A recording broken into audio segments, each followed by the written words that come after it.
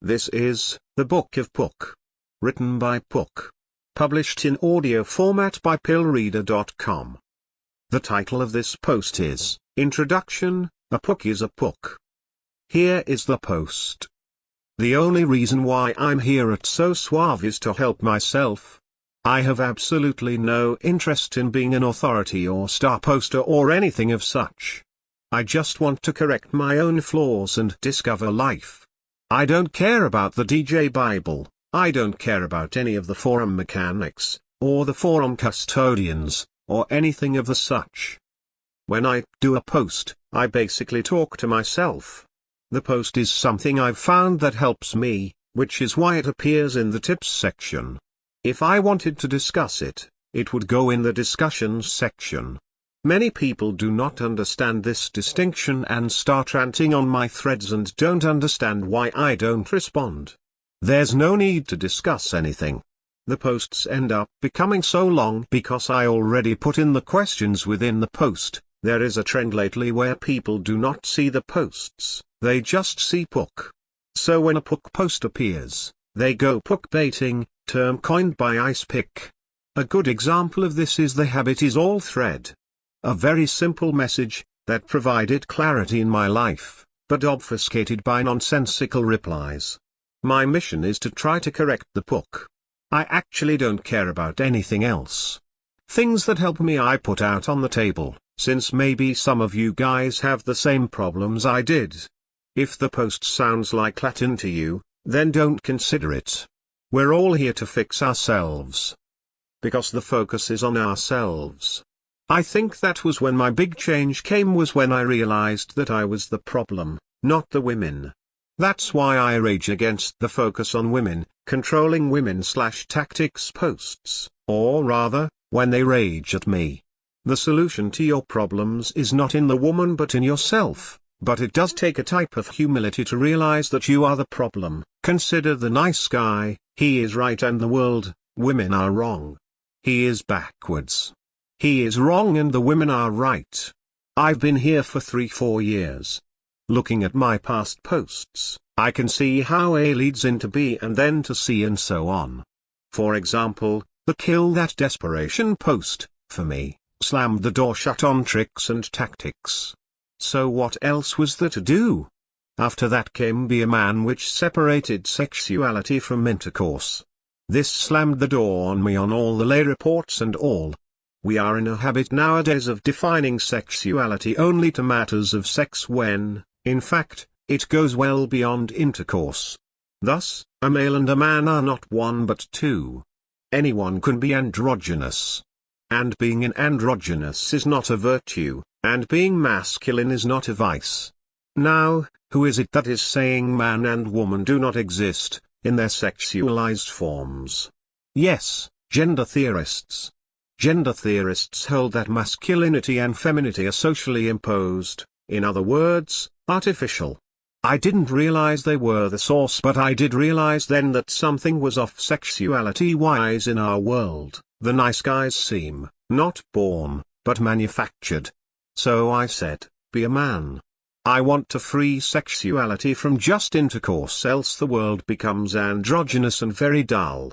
In towards manhood. This thought got dealt with more.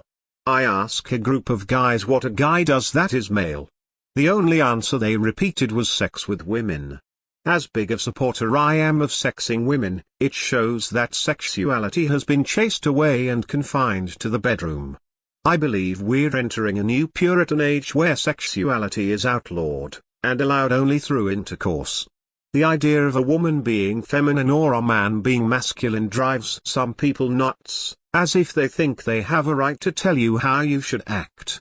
Life is much more enjoyable as a masculine figure than a nerdy androgynous. Now, here is a good observation. If sexuality is banned from all arenas except for intercourse, where it cannot be banned, what is the result? The result is that society becomes more androgynous. And the result of that is that sexual intercourse becomes more and more hyped and monumentalized. So your grandmother was right, intercourse is more paraded more than ever. If you outlaw one part of human sexuality, we just focus on the other part. Sexuality must go somewhere. Also, the Pleasantville analogy of the human race not discovering sex until the 60s is wrong. The 50s and 40s probably had more sex than today. After all, where did the baby boom come from? We are all worms crawling between heaven and earth. The Towards Manhood post went on detailing the heaven link of man. The Secret of the Jerk post details the earth link of man. Personally, I think the Towards Manhood post is a far better post than Secret of the Jerk, because nowadays, everyone focuses on the earth link, never on the heaven link, but everyone seems very bent on the earth link. We are all centaurs and we ride the beast through this world. Both elements, of the beast and the mind/soul, ought to be understood. What good does it do to cut off the heaven element and make no differences between us and apes, wolves, dogs, or Norwegian rats? Secret of the Jerk 2 focuses on the earth link of sexuality being morality, whereas Brave New World focuses on the heaven link of sexuality being morality. Both are to be dealt with. Posts like Feminism on Trial and such as my attack on what these neo-Puritans, these feminists, are doing with sexuality. I gave up trying to figure out how to get women and understanding women because I kept coming back to defining men. Just as you cannot define day without defining night, so too you cannot define women without defining men. Thus, my focus became placed on sexuality, meaning both sexes and the laws that influence them. I want to mine the secrets of nature to see how that can better myself. I have no desire to be seen as an oracle, and I despise people who see me as one. One thing I still cannot understand is why people talk of Pook as a person.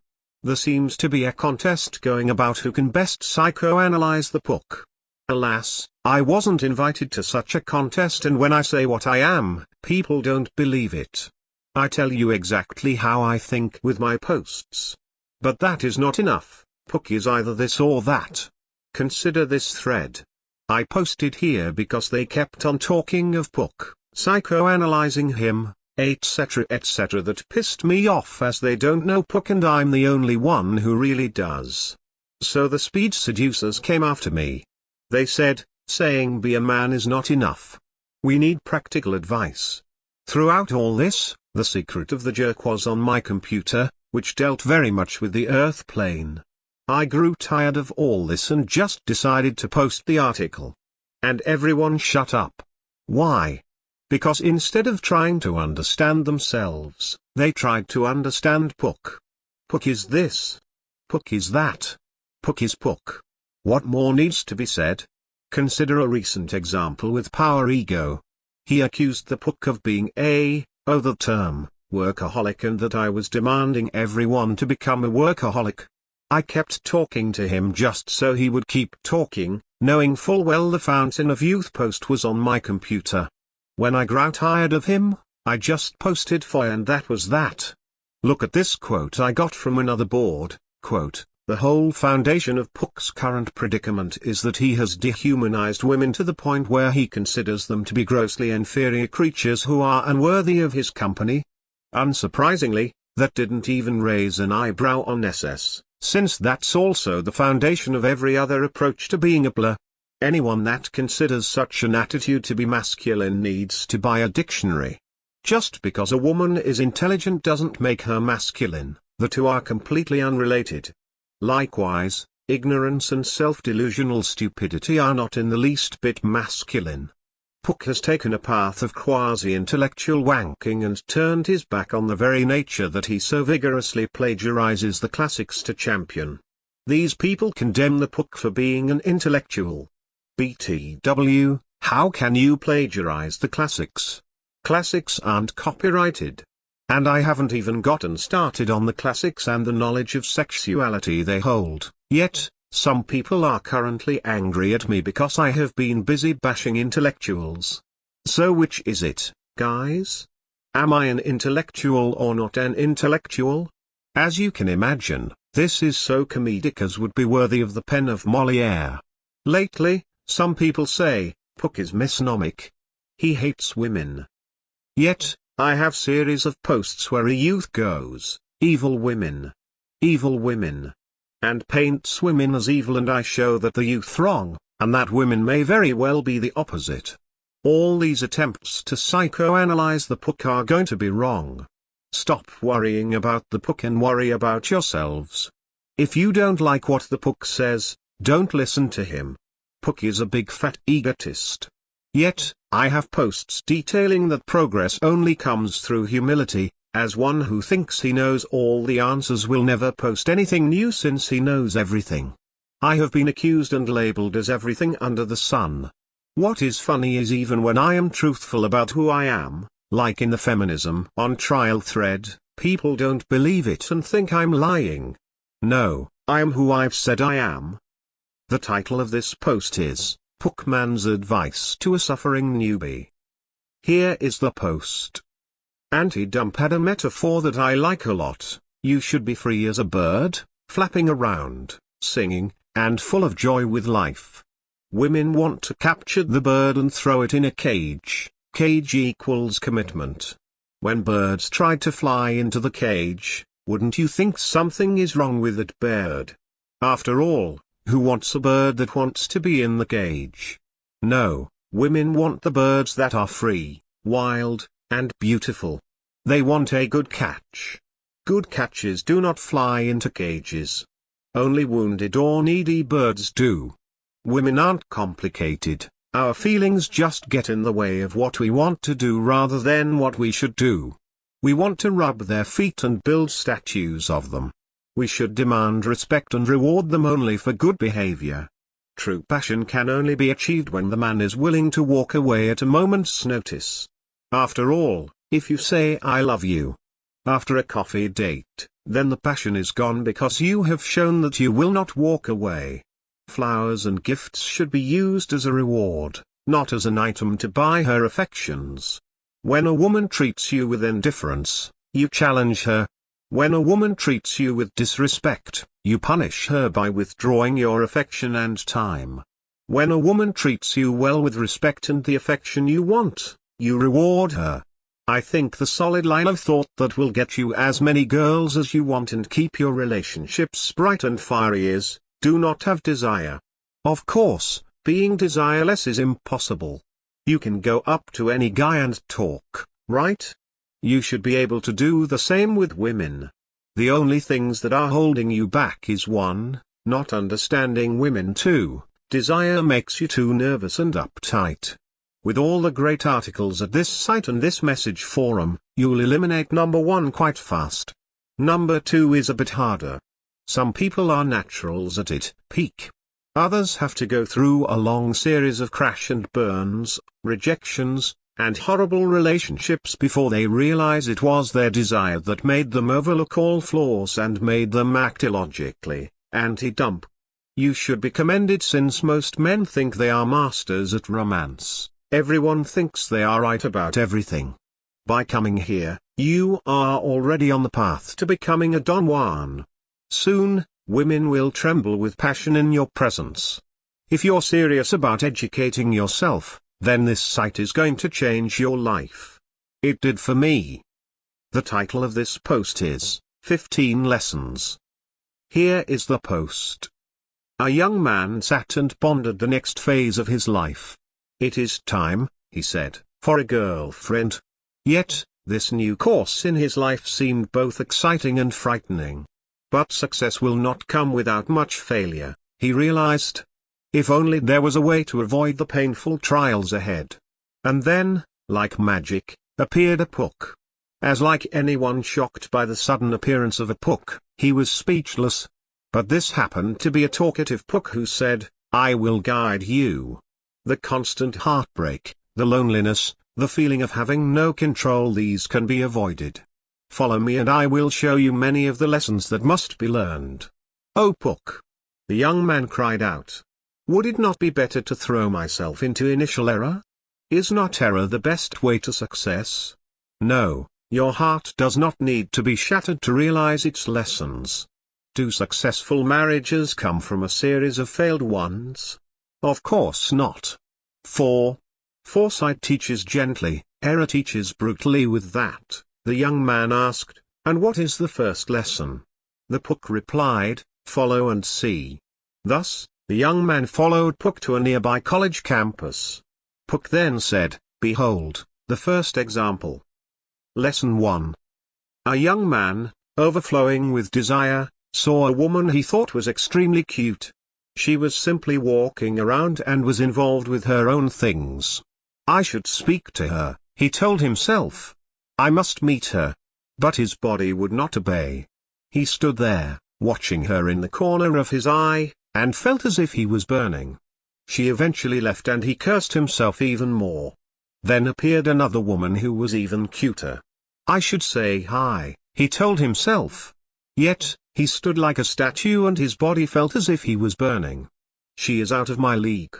She would never go for someone like me." He never approached and the woman left. Yet, another woman appeared more beautiful than the first two. Somehow, he got himself to approach. "Hi." He sputtered nervously. She was pleasant. He eventually asked for the number, to which she said no. Even though he failed, he felt much better that he tried. "Alas," he said, now realizing the error of his ways. "Rejection is better than regret, remember," said Pook. "Change is gradual. Before, you saw no opportunities. Now, you see them all about you, yet you are too hesitant to take them. You're slowly becoming more aware." What are you saying? When you find yourself hesitant, always yield to action. If you see her, do not wait, hawk, or wait for a perfect moment. Action, action, action. Pook, I cannot. You see. I am insecure. I don't have that confidence. You are confusing cause and effect. The cause of your hesitant nature is not because of your insecurity. You have not gotten what you've wanted, what you've desired. That is the cause of your hesitant nature. What? You are caught in the vicious cycle. You are hesitant because you are not used for things going your way.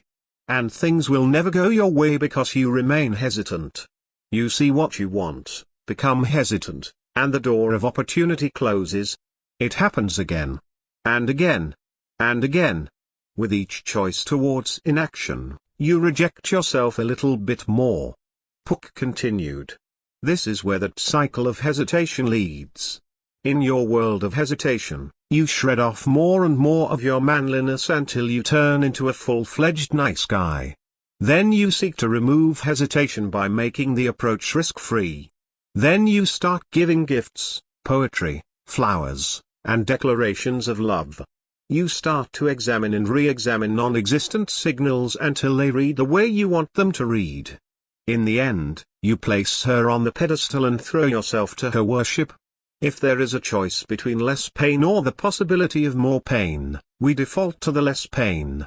In adolescence, going for a girl and failing made you think everyone else would laugh at you. Whether or not it was true, you thought it was true. This was how you were kept within the cycle. But Pook, how do I get out? By realizing that the choice of inaction is more painful than action. Childhood is over. You are the man. You must approach. Always default to action now. From those of us who wasted years in that hesitation mode know that rejection is always better than regret. Always. Lesson 2. The woman enters the house followed by a guy. The guy is all smiles, thinking that great acts of intimacy are about to occur. But, alas, the woman launches into a rant about men. My ex-boyfriend was such a jerk, she began. Why is it that men treat me so roughly? The guy then transformed into Mr. Sensitive. There, he purrs. They do not know how great you are. You are beautiful, lovely, enchanting, dazzling in every way, and they are idiots when they cannot see it. You are so nice. What a friend you are. She squeals. Let me tell you more of my problems with men. And so the guy, who was excited because great acts of intimacy would occur, leaves severely disappointed with a hollow feeling echoing throughout him. I thought that through friendship, love would eventually spring. How wrong I was. A friend she sees, a friend you be. When he entered the house, the guy noticed a sign above the door. At the time, he was too excited to even consider reading it. Now that he was leaving, he read it. So true. He cried. For the sign above the door read, "Friendship abandon all hope ye who enter." But why, Pook? Why is friendship hopeless? I fall in love with my female friends. Do they not do the same? Pook then called up a woman. She appeared in a blaze of fire, probably from the place which all women are from. "O woman, pray tell. Why do you not go after your male friends?" The woman looked amazed that anyone could ask her that. "Because they are just friends." "But do they not fall in love with you?" "Yes. My male friends constantly fall in love with me. And, speak truly madam, what do you and your male friends do?" "Oh. Well, we hang out. We talk a lot." "Talk? About what?" "Everything. Anything. And they fall in love with you?" "Yes." "Ah," said the Pook. "Now we have the answer. Away with you." And the woman vanished in a fireball. What answer? Why, it is a difference between the sexes. "Young man, what do you do with your friends?" He looked thoughtful. "We play basketball. We ride around town. We play video games. But do you and your guy friends ever sit around and talk about your feelings and things going on in your life?" The young man looked angry. "Hell no. There is your answer. Men do not get together and just talk. We do things. When we are with our women friends, we talk much more. Since we reserve our talking, sharing emotions and experiences, to our romantic interest, we get confused with our female friends. We begin to get interested in them because of this. But what about women, Pook?" Pook pointed to the telephone lines above them. Lightning surged and glowed along the lines. "The phone lines. They are on fire." "Indeed. When women get together, what do they do?" The young man looked at the fiery lines. "They talk." "About what?" He looked thoughtful as sparks rained on him. "Everything. Women usually aren't used to getting together and doing pure action. So when they do so with their guy friends, they get a bit confused as well." "I see. So avoid the friendship route. When you see a woman you are interested in, go for her romantically. For a friend she sees, a friend you shall always be." Lesson 3. A guy called a woman and asked her out. The guy was nervous, was scared, he was shy. "So we're set for tomorrow night?" Yeah, she replied. Then, tomorrow night came. The guy agonized over the date the entire day. How should he act? What shall he wear? Did he have enough money? Would he be fun enough? But the poor guy realized he was wasting his time worrying, for there was no date. He got stood up. Obviously, there had to be a reason. Perhaps something awful happened. Perhaps her car didn't start. Perhaps some incredible thing occurred in her life at that time that kept apart the two star-crossed lovers. So he tried again. "Did we miscommunicate? Oh, yeah. You still want to go out? Sure. Let's go out on this and this day." Okay. That day comes. The guy gets stood up yet again. But he rationalized it away. She did say she had things going on in her life. She did say that she wanted to go out with him. She did say that she wouldn't mind spending time with him. Obviously, something had to have come up. After all, she said she wanted to go. So the guy calls again and sets up another date. Likewise, he got stood up again. Ugh. He screams to himself. It is my fault. For I should judge by actions, not by words. Pook then took the young man to a wall with a majestic painting on it. The painting showed a young man, much like the young man in person, standing before a feminine monster, a sphinx. "What is that monster?" cried the young man. "Why," said the Pook, "it is all women, Mother Nature herself. This nasty sphinx devours all hearts and lives of those who cannot answer her riddle. That man, in the picture, he figured out the riddle to a woman. Thus, he became known as Don Juan. And the answer to the riddle? is that there is no riddle. Woman is a sphinx with no secret. It is only our minds that we assign her secrets, mysteries, pedestals, and goddess-like status. Pook noticed that the young man was confused, so he elaborated. Look at the above example. Look at how the lad got stood up over and over, and yet, over and over he rationalized the standing up. How often is it that a lad rationalizes signals to his liking? How often is it that a lad offers gifts and treasures as sacrifices to her goddess likeness, for in his mind she is a goddess? How often is it that a lad's overactive imagination converts her disrespect, her shallowness, her flaws, into love? So we paint the image we want to see? Exactly. Judge by her actions and not by her words. Judge by what she does than by what your mind wants to see. Our vanity will convert the image of every disinterested girl into secretly loving us, for women tell us what we want to hear. This is why we must judge by her actions and not by her words. Lesson 4. A man found himself in the company of lovely ladies. Alas, also in company were several men of high esteem. They were more handsome. They had more money. They had more charm. They were better in every way. But this man knew he had the goods too, if not in such a polished way. I will be patient and let the cards fall where they may. Notice that this was not inaction or an abrupt slowness. He did not let the lovely lady's attention get the best of him, nor the success or failures of his competition. The lovely ladies would cry, "Come here you!" and the other guys would rush to them. When they did it to the man, though, he just laughed, replied, and went on his way. The other guys, more handsome, more beautiful, lost the girls because they could not hold back their desire for a girlfriend. The patient man ended up with the girls. I now understand, he smiled with both girls on his arms. Patience is the refined sense of confidence. But Pook, cried the young man. How can patience be confidence? Isn't confidence courage? Isn't confidence action? How is patience courageous or action? Oh foolish boy. And Pook slapped him. Now let us summon up a Don Juan and observe his mannerisms. In a fountain of light descended a Don Juan. Hear me, O Don Juan. There are women around and other men are hitting on them. What is your reaction? The Don Juan just shrugged his shoulders and laughed. What? Cried the young man. These other guys are going to take his women.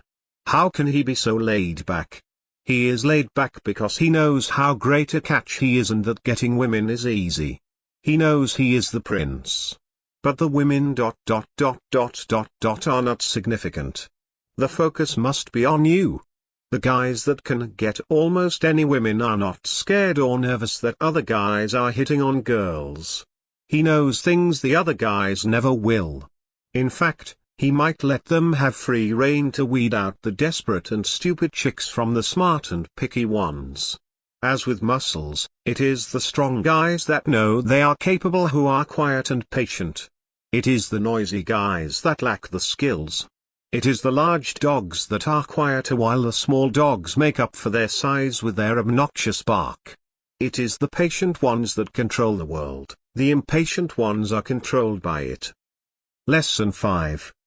A woman was crushing on him badly and the guy was bewildered and stunned, for this was unfamiliar ground for him. He was now wise enough to have patience. But she would get close to him. Her eyes would shine like stars. She would make jokes about kisses and kissing. He felt the urge to kiss her but denied it. Eventually, the iron grew cold. The woman became disinterested.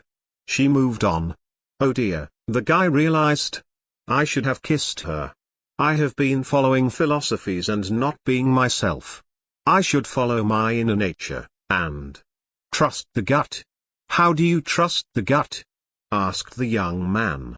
Pook led him to the breakfast table. Before it sat a kid. Now, how does the kid know to eat? Why, the food is right in front of him. His nose smells it. His eyes see it. He drools. And so is the same with women. What does the kid do next? He takes a taste. But how does he know when to do it? His senses all tell him to do so. He knows when to eat because the food has been all prepared, has been cooked, and is presented before him. But what mechanism tells him that? The young man smiled. His gut. And so is it the same with women. They have been prepared through decades of aging and growth for this purpose. They dream it. They want it. Oh heavens, do they want it? They have been warmed through your fun, through your attention, through their desire, through your desire. They are presented through themselves.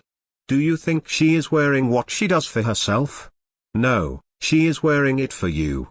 Women are not ornaments to be admired. They are there to be consumed. You know it. They know it.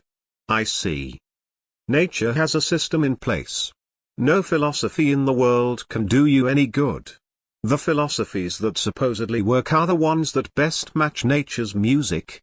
You either can flow with the system and get what you want, or you can buck it in pain. So listen to that gut. Lesson 6. The guy was on a prowl for a girlfriend. He approached many girls and did everything he could to win them. He failed miserably. With one girl, he brought flowers. With another girl, he brought her gifts. Yet, with another girl he brought her candy. In conversations, he would be agreeable to everything she said. In matters of planning, he would reschedule anything and everything on her whim. The women would become his sun with his entire life merely orbiting them. But the poor guy kept crashing and burning. It is because they don't know how good you are, older women and friends said. Yet, the guy noticed a pattern in his crash and burns. The only constant is I. What if it is something I keep doing? He stayed the same. Unsurprisingly, he crashed and burned more. Eventually, something in him snapped. No more. He said.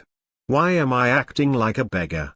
I am smart, handsome, have a future, and women ought to work to get me. So, thus stopped the flowers, gifts, and candy, the agreeableness, rescheduling, and revolving around her whims. No more pedestals. He declared, for you are the great catch. Yes, says the Pook. You are the prize to be won. The young man jumped up and down with joy. Goody. That means I get to be passive, to continue to indulge in my vaporous habits, and not do a thing to alter myself. I like to hear that because it means I am perfect as I am and ought not change for anyone. Pook slapped him. Foolish youth. If you are not changed by life, then you are not living life. Only those who are not altered by life are those totally unaware of it. But the young man was stubborn. He said with a moral tone, will not change for anyone. What about for yourself? I like myself the way I am. All right. Enough. The young man was startled. He had never seen Pook angry. I am what I am. He persisted. So Pook summoned two young men. Each stood in a corner. Pook then said, before us are two youths who are on the threshold of life. Both have the same origins. Yet, the destinations are different. Let us look at the first one. What was witnessed was that young man growing up. If he got a bump on his head, he would cry to his mother. He would pull on her apron strings. He felt safety and comfort in his mother. With his father, he felt an uncertain fear within him. His father was the one who set the punishments, the deadlines, the lessons that had to be learned. He preferred the company of his mother who seemed free from those hard edges. Now the second young man's childhood came into view. His life was exactly the same. Is there a point to this? Protested the impatient young man. Watch, said the Pook. The first young man never broke free from the enticing womb-like feeling around his mother. He sought to replicate it over and over. Off he tumbled into reality like tumbleweed blown every which way by the winds of the age. He didn't know what he wanted to do in life, so he did what everyone around him did. He was captive to his friends, never seeking to break apart to tend to his own matters or such. The playtime was too important to him, a part of that sense of ease and joy he had around his mother. He eventually found a girl, chose the first one that actually liked him, or tolerated him, he couldn't know, and married. Alas! The marriage lasted only a few years until divorce came. "Why did she leave me?" whined the pathetic male. "I cherished her. I bought her flowers every day. I sang her sonnets. I always told her I loved her. She complained, he disgusted me." The man goes through life, broken and rebroken, trying fruitlessly to rebuild that sandcastle of childhood fun while waves of reality kept on crashing down on him. He dies forgotten and irrelevant. "Oh!" cried the young man. "That is awful." "What is so awful?" Pook replied. He was, after all, just being himself. Now for the second young man. This young man quickly realized that childhood was over. Rather than looking towards forever replicating that sense of summer vacation of escapefulness and feminine bliss, he launched himself at reality. "I will not live my life as a nothing," he declared. His friends and friendly were astonished at his constant self-improvement, his constant blossoming of talent and will. He, in turn, was astonished at them. It is like, he would say, that they are stuck in a type of stasis. I have changed, they acknowledge that. But they are exactly the same. He got to pick what woman he wanted. He got to pick what career he wanted. He got to pick his destiny. He answered life's challenges and refused to retreat from them. Whereas the first young man was defined by the age within he lived, the second young man defined the age himself. When he died, countless people mourned. For they thought he was a genius. Others thought he was talented beyond description. Yet, others thought he was touched by heaven itself. After all, how else could these poor fools realize such success? It couldn't have been made, they said. He had to be born with it. No, it was because he was a man who chose to ground up the world, culture, and alter his vision rather than to be grounded up into the worldly culture's axing wheel of routine and fashion. "The difference is simple," said the Pook. "The first young man is facing towards infancy. The second young man is facing away from infancy.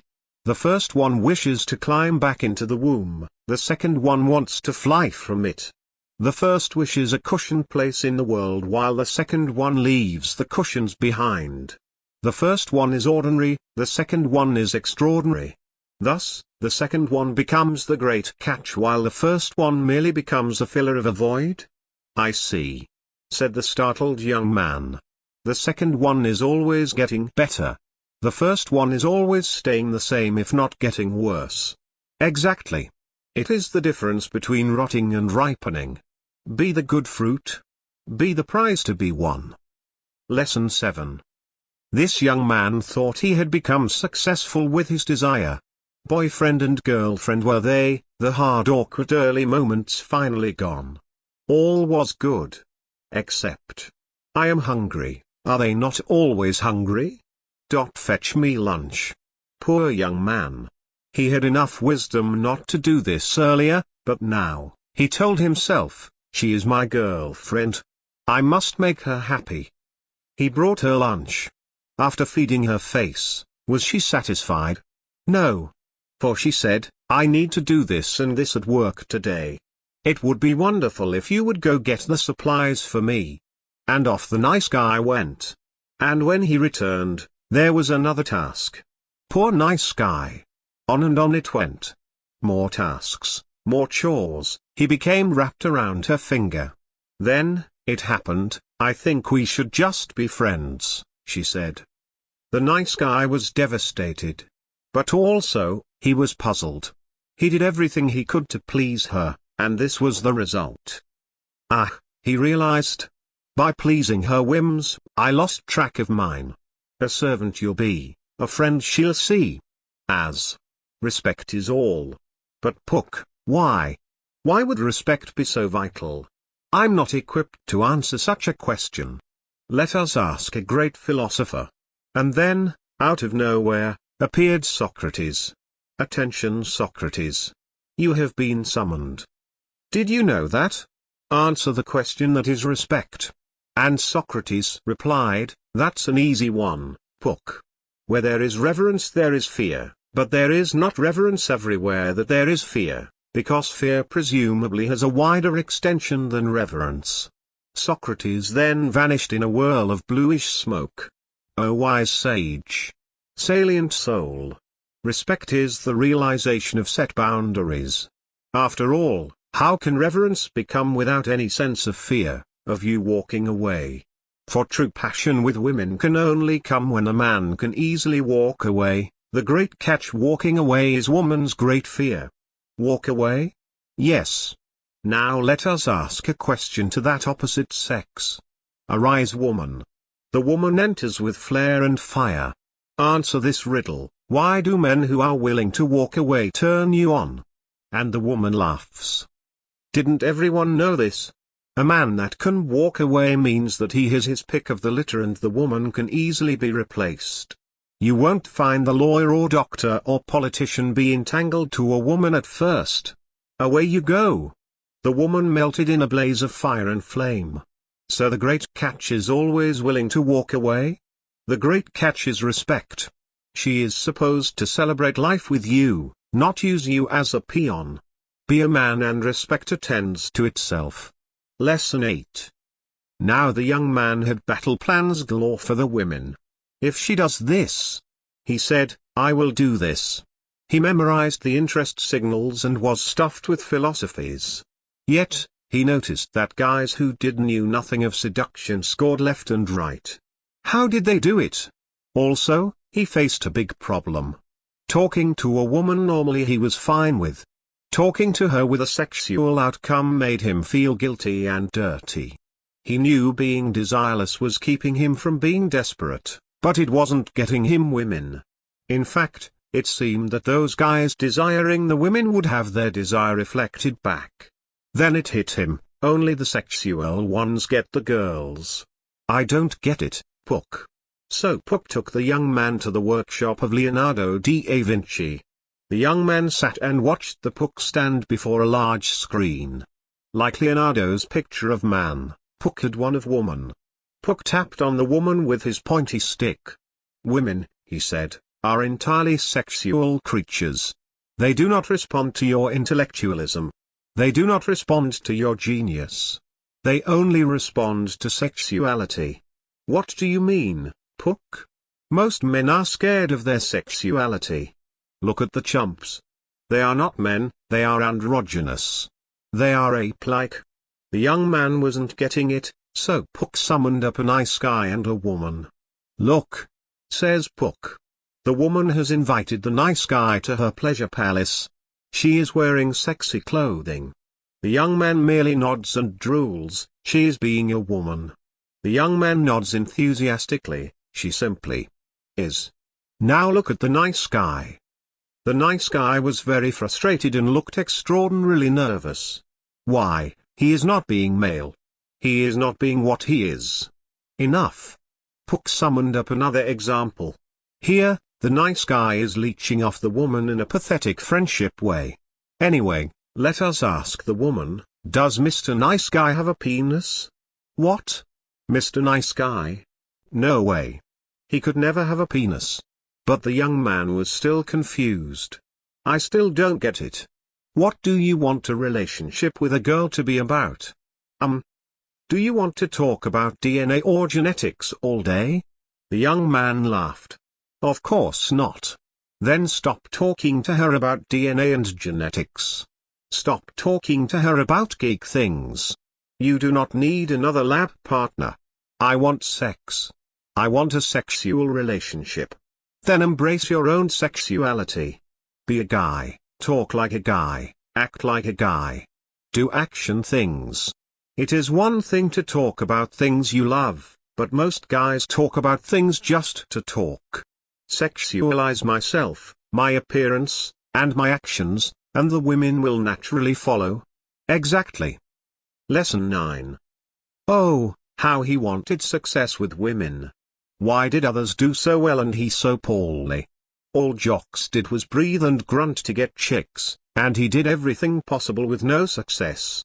Alas, the pangs of despised love. She was beautiful, wonderful, but only wanted him as a friend. In fact, every girl he held desirous thoughts about thought of him as only a friend or less. It was time for change. Information was the key, he knew. He devoured books, articles, anything at all about the nature of women and creating romantic success. Then he met a Spanish guy named Manuel.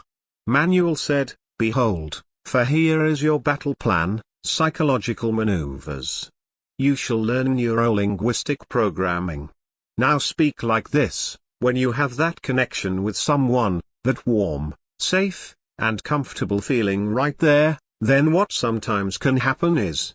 With Manuel, women became a sum of psychological instruments to be played to his tune. Guides. You shall learn and memorize the booklets of societal situations with women. Now he knew to do this when she did that, to do that when she did this, on and so on. Following Manuel's guides, he met a consistent success. Ceaseless information. You shall never have too much information, commanded Manuel. Thus, countless articles, countless posts streamed underneath the young man's eyes. At the end of the day he was still in front of the computer. "I love you, Manuel." The young man cried. Any problems, any situations, Manuel would always have an answer. He would consult with Manuel day and night, memorize Manuel's teachings, and worship Manuel. But, oh, something was not going right. He had burned the mantra in his mind, "Thou shalt never stay on the phone longer than 20 minutes, only to break it." With a startling success. Also ingrained was the mantra, "Thou shalt never compromise," and lo and behold. When he broke this rule, he usually crashed and burned. But this time he achieved high-flying success. Soon, the rules that had so framed his courtly actions disintegrated. He realized. These guides and rules were a clutch for my lack of confidence. They do, however, work but are overall limited. Then he smiled. The rules and guides are the training wheels, the helper out of the nest. No more shall he be completely dictated by that Spanish guy named Manuel. He could now fly and soar on his own. So, be not contained by formula. If the rules and guides were successful, why would he abandon them? Because he realized he was successful not by the rules and guides, but by the approaching and fun mindset the rules and guides demanded. The young man, as ever, was confused. So Pook, with his seemingly endless magic abilities, summoned up 2 men. "One of these," said Pook, "is an actor." And the 3 watched the actor become Hercules, Henry V, Hamlet, and every hero with a capital H. But in person, this actor transformed into a wimp. What happened to the hero? Wondered the young man. Then they saw the other man in action. "He is heroic," marveled the young man. "Indeed," said the Pook. "One is naturally confident, the other is scripted. But what is wrong with the scripted? Nothing. But it is critical to realize the purpose of scripts and guides." "Which is what?" Pook then took the young man to a place that overlooked 2 crowds of men. One group kept rushing back and forth to the man on the center pedestal, the Spanish guy named Manuel. The other group consulted Manuel only here and there, but traveled off in blazing new and fresh paths. "What is the point?" "It is simple," Pook declared. "The point of Manuel is not to grant you success. If you do, you will forever be under his dictatorship. The entire reason why Manuel exists is to not grant you success but illustrate the means of success. Meaning that a few people became successful and formed Manuel out from the clay of their knowledge. Manuel is their automaton, their robot, to consistently answer newbies' questions. The end goal in seduction, in success, is to make it natural. When it becomes natural, you have no need for Manuel and can handle anything women throw at you." Ugh. The young man pulled his hair. "I used to think women were nice and charming, that only bad boys were the problem. This knowledge is shattering every ideal I held about women." Pook nodded. "These are but a few of the harsh truths. Women would rather share a successful man than be attached to a faithful loser. Many women do not marry for love. Most divorces end up with the guy cherishing the woman but the woman detesting the man. Even for long-term marriage, the Don Juan is the way to go. The innocent, nice girl is often the horniest and likely not innocent. Many women consider your looks, your career, what you can offer them, before your integrity and character. Women are more sexual than men can even dream. Women are not attracted to genius, only strength and imagination. Woman's sole mission is union, either for pleasure or the fruits of children. She cares nothing for your philosophy and all except to either use it to catch interest in a guy or to enthrone herself. Women, in sex, desire to be treated as an object and relish it. Women place value in societal links, how they are thought of. You become her ego. Lesson 10. Why did some guys succeed with women without even trying while other guys fail with women no matter how hard they try? Why did these guys, seemingly arrogant, get women? Why did these jerks succeed where he, the nice young guy, failed? Because you're a wimp, answered the jerks. But the nice guy responded in a bashful tone, but I am myself. I will never change for anybody. But this nice guy wasn't receiving any dates, either. Ha ha, you are such a wimp, said the jerks. The hot girls would laugh behind his back. What a desperate chump. Desperate. Why was he acting as if the women were better than he? Why should he win her, let her win him? Why buy her gifts? Let her buy him gifts. This new attitude got him all the dates he needed. But why did he not adopt that mindset before? He remembered the past voices in his head. What did they say? Let us hear them. You do not have muscles. What makes you think you can get hot women? You are not that smart. Why do you think you can get the pick of the group? You do not have a high-paying job. Why do you think you deserve a hottie? And the loudest, most annoying voice, you are not as cute or handsome as the other guys. Therefore, you do not deserve a hot chick. Alas! He knew he was not Prince Charming, so he did not act like one. But now he realized that Prince Charming is not the producer of the confidant thought, to the contrary, the confidant thought is the producer of the Prince Charming. In order to be successful in the world, you must be successful in your mind. That is the secret, he said during his revelation. For, as you think, you shall become. And so long as you think, so long you remain free. But Pook, what are you, a self-improvement seminar? Where is the woman in this? Women come and go, but you are forever. The focus must be on you. What do you want in a girl? What do you want to do for a date? What type of relationship are you looking for? It is a machine to the one. You push the button and out she comes. But Pook, what if she does not like your date ideas? What if she is different from what you are looking for? Then she is not for you. The thing girls hate is when you cannot have a date idea, which happens to guys because they want to please her without thinking of themselves. You have a series of hobbies and tastes. If she likes your date ideas, then that is good. If she doesn't, then go get another girl. There are billions out there. But that is rejection. Pook slapped the young man. Only if you place the focus on the woman. If you do that, then you actually believe it is women who are making the choice, not you. There is no rejection, you are merely finding out if she has good taste. After all, she is looking for a guy that fits her interests and tastes. If she doesn't like you for whatever reason, let her. And thank her for doing so. Thank her? Which would you prefer? A woman who collapses her own interests for the sakes of yours merely to have a boyfriend, or a woman who likes you because of you? Because of our tastes, our compatibility, runs parallel. Indeed. Now think back to your nice guy days, those suffering days of endless agreement and non-confrontation. What service did you do to help find compatibility? Alas, no. The young man's face turned white as he realized the utter disgust he was in his old ways. I am so ashamed. You're not the only one, said the Pook. "Look into the valley. Look at how man has fallen." And the young man looked into the valley. There he saw hordes of nice guys throwing themselves toward an idol, the golden woman statue. Flowers, chocolate, bad poetry, and declarations of love were all tossed at the statue. Thunder then exploded.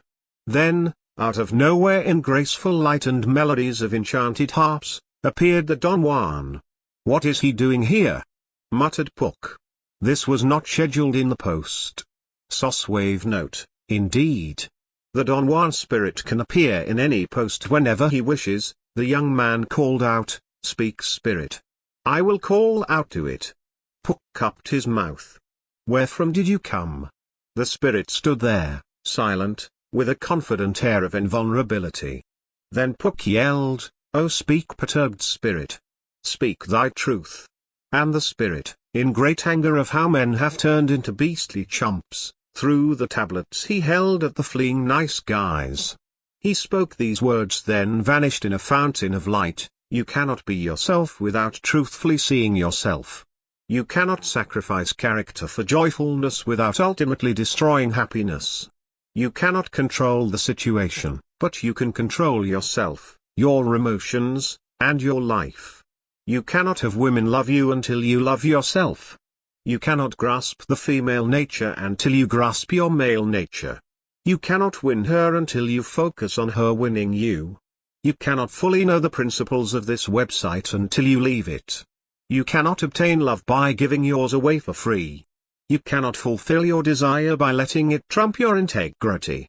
You cannot be yourself by denying your dreams and what it takes to achieve them. Lesson 11. Comfortable with himself and his successful habits, he relaxed and reacquainted himself with his friends. He noticed they had lady problems. Why are women female? One opined. Everything would be much simpler if they weren't female and would logically make sense. Indeed. They are not just female but so annoyingly female. And on they complained. Years later, the young man found his old friends married or in serious relationships. In every single one, the girl chose him. Each and every one of them was chronically unhappy. However, they wouldn't admit it to themselves. They said, "What? You are still single? Oh, poor guy. You will one day progress and get a chick like us." "Indeed," said another. "I just got a new girlfriend and you are still single. Ha." And a third said, "We all are married or have girlfriends but you, poor chap, are still single. You need to start listening to our advice." And together they said, "Give the woman flowers, chocolate, poetry, declarations of love, your full attention, your promises, your exclusiveness, your time, your dreams, your life, and adopt her desires, her plans, her manipulations, and her designs on your future." The young man laughed. "Shrug off my manhood for a girl. No thanks. 4. Getting a girl is not the success." Pook. Whatever do you mean by this? Most guys still think like women. They think that by sleeping with lots of women, by having a girlfriend, or by having a wife means they are successful with women. You mean that beggars can't be choosers. You mean for guys to pick the girl rather than the other way around. You're closer, and that is true. But women date for all sorts of reasons. They marry for all sorts of reasons. They sleep with you for all sorts of reasons. To the addition of the above, you want to find a woman that is interested in you. I don't understand. So Pook summoned forth a guy and his girlfriend. The guy, smug, says, "I got a girlfriend now. Doby-doby-do." Pook summoned a single guy into the room. The coupled guy smugly said, "Oh, poor thing. You will get a girl like me one day." The single guy bowed his head and looked sad. Alas! He had no chick. Boo-hoo. "Now," said the Pook, "let us fast forward several years." Years later, the guy and his girlfriend got married. Why did they marry? It seemed like the next thing to do. Alas, the divorce swiftly came in a few years. The error is guys defining their success on having a woman or women. They should rather be concerned with having a woman that does actually like them. Why do you say this, Pook? It sounds like a bit more work. Yes, but if you do this then you won't be like the following: she said she loved me and we got married. Why does she want a divorce now? All my friends thought she was a keeper. So why is she cheating on me with her ex? She won't return my repeated calls? What is going on? I do her date ideas and she thought I was boring. What does that mean? Pook shook his head. When you aim at something long-term, you need to make sure the woman like you. Just because she dates you, sleeps with you, and yes, even marries you does not mean she likes you. So what should I do? You define what the dates are at first. She will work with you if she likes you. You can soften up later, like in a couple of months. If she starts breaking dates, giving you the runaround, or seems inflexible, then that should be warning signs that she doesn't like you. I see. But what if you're so awful at jing that no woman likes you? Then you'll have more free time with your buddies. Success cannot be getting a girl, because that means failure is being alone. No. Failure is being in an unhappy marriage or a relationship where she has no true interest in you. So the focus must be on you, including her interest. Right. Drop the getting a girl is success mantra and you will never be dumped. Lesson 12. The young man showered himself with the ladies daily. Oh, how sweet this life seemed. But how sour its effects were. He felt hollow. As if he wasn't true to something. And then, a voice swelled up inside him. Voice, pestilence. You cannot keep me caged forever. What are you, cruel voice? Your words like daggers in my heart. Voice, then you are not valiant, for you fear the pointed tip like a soft worm. I am you, your inner self, your own imagination, and, if you like, soul. By caging me, your successes with women will spike with increasing frustration. What? You are the one that is spreading this emptiness through my body like a virus? Voice, you craven dismal dreaming miscreant. You know you are now getting what you desired, women. So why are you so unhappy? Oh voice, most cruel and foul. You are the rudeliest welcome to this world. My answer is, because I haven't found the right one. Voice, no, you wimpled beef-witted wagtail. You have divided your emotions from yourself, your imagination from reality, and your true personality from the universe. But I had to change because I wasn't getting the women. Voice, and you failed because by keeping me caged, you limit yourself. I act only in accordance to what women want. Voice, but women want you to live in your own world, to stop bending over to be spanked, and not in the good way, a willy-billy translating into a tampon that every woman uses for her needs, emotional, physical, social, etc. You are the equivalent of the woman doing whatever to please the men. Yes, the girl that is the smokehouse where every man does place his meat. You are the magical tampon where every woman does place in her. Oh, you are a crusty botch of nature. All the things women want. Confidence. Humor. Spontaneous. Fun. These are all qualities of a man living out his imagination. Embrace your dreams. Stop trying to be perfect in woman's eyes, for you're wrong. The truest commandment with sexuality, do not bore women. And unite dream and day. Goodly youth, you have gotten a letter. The youth was excited. A letter? For me? He hurried to rip it open. Who is it from? Read. And the youth did. He looked at Pook. The address says the letter came from Womanivers. Indeed. Like a heaven over us, the ladies in Womanivers watch us over. Yes, they always notice you. They look at your life and reward the men of the world with the feminine element. But not all men get the same type. Oh, no. Some get virgin material while the fools get common ore. What else can you tell me of this feminine element? It is highly relaxing, very ornamental in sports cars, explodes and freezes for no reason, and reacts well to gold. platinum, or any of the precious metals. It also turns green when placed near superior specimens. What are you saying, Pook? That how we are the rock in their world, that they are the rock, an element of ballast for us in this universe? Oh, silly youth. These thoughts are too feathery and fluff at nothingness in your dimension. Don't think of it, only read the letter. Do the women write to us men, often? Rarely. Usually, women speak in womanese so we men don't hear anything anyway. But, being a dutiful Pook, an emissary myself, I have translated the letter to masculine terms. Thank heavens. Now I see why it's in 19th century style. Just read the letter. The youth held up the letter and read. Quote, Dear sir, do not be ungrateful to the women. They surprised you, perhaps shocked you, but they also prepared unexpected triumphs for you as author. Among these successes will be the control and direction you place on your own life and destiny. But, alas, this will not be the fate for most. Indeed, for many of you, you remove one kingly focus only to place another error in its place. Instead of abolishing the throne, you just throw new systems and techniques on it. This is the cycle of chumpdom. Yet, there is good reason to say that the ways of nature are as infallible as they are inscrutable.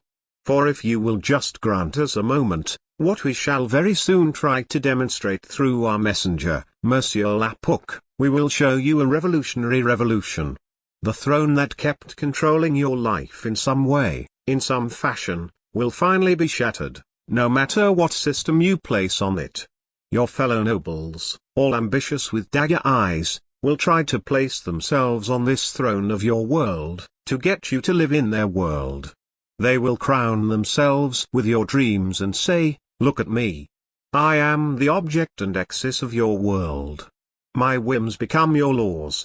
I will dictate what you enjoy today, including your tastes in food, women, and cars. I alone will frame the world you live. Oh, you pitiful youth. There you go, bowing down, letting people control you.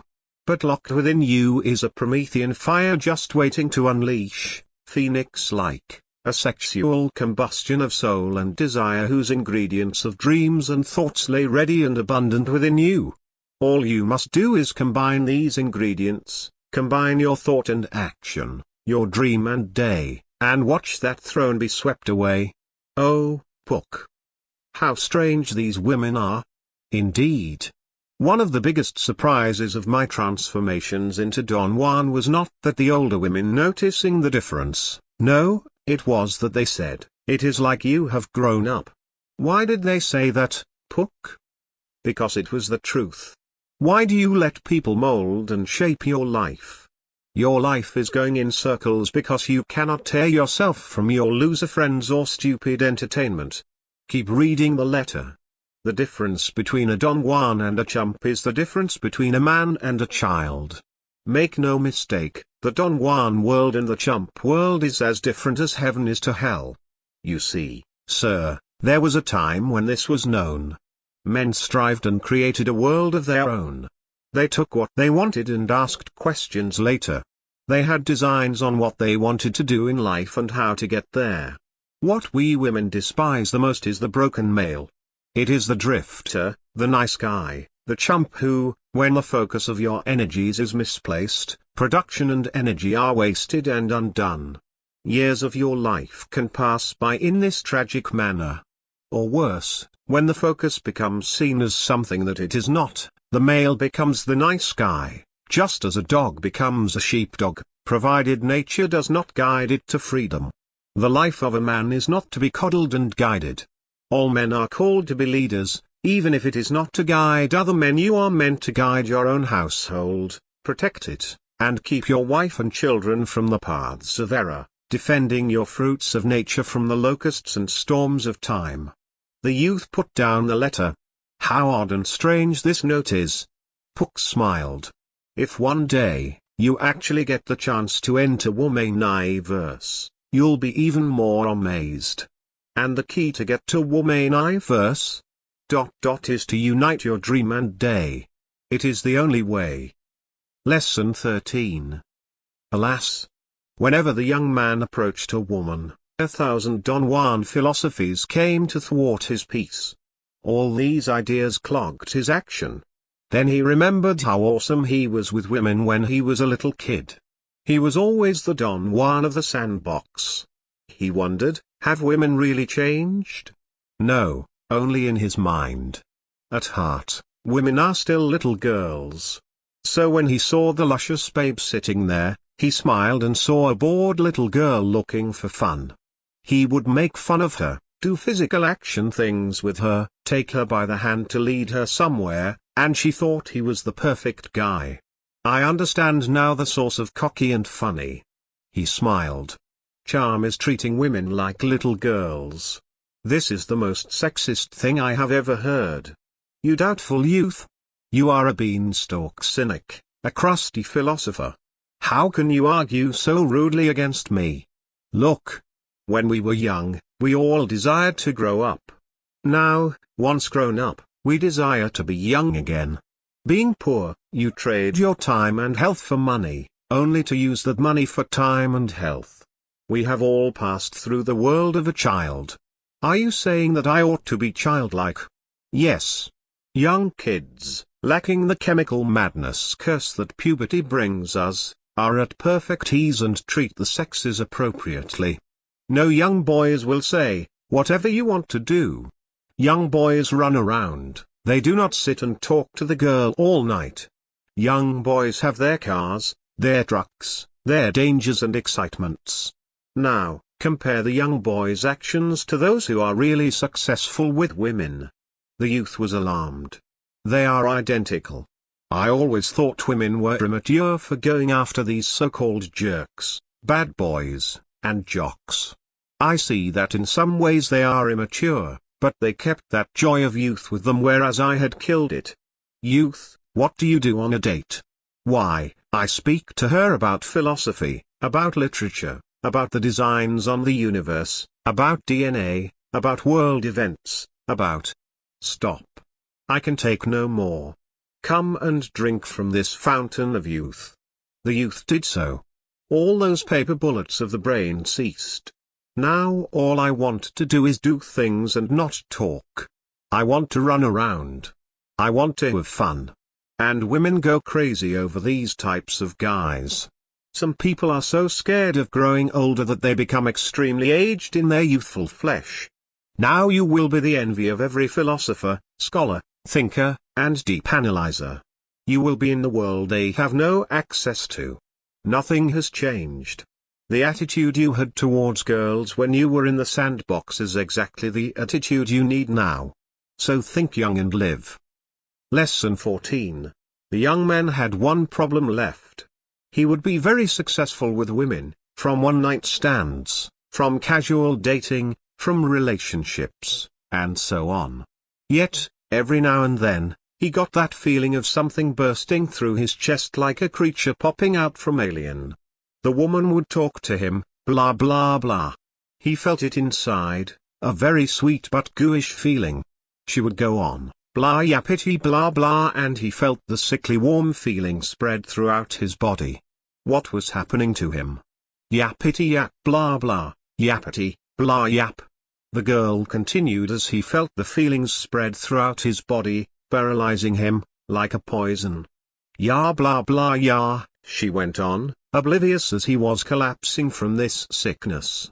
The next day, he had this overwhelming urge to send her flowers, chocolate, and bad poetry. It was too much, and he gave in, and saying, "You are my life. I love nothing else so well as you. I will do anything for you." Then she said, "I think we should just be friends." Oh, that AFC disease rose up again in him. How does one smash it forever? He smiled, and realized, always have a backup chick. But Pook. Perhaps this guy was falling in love. No. It was a false love. Come and see.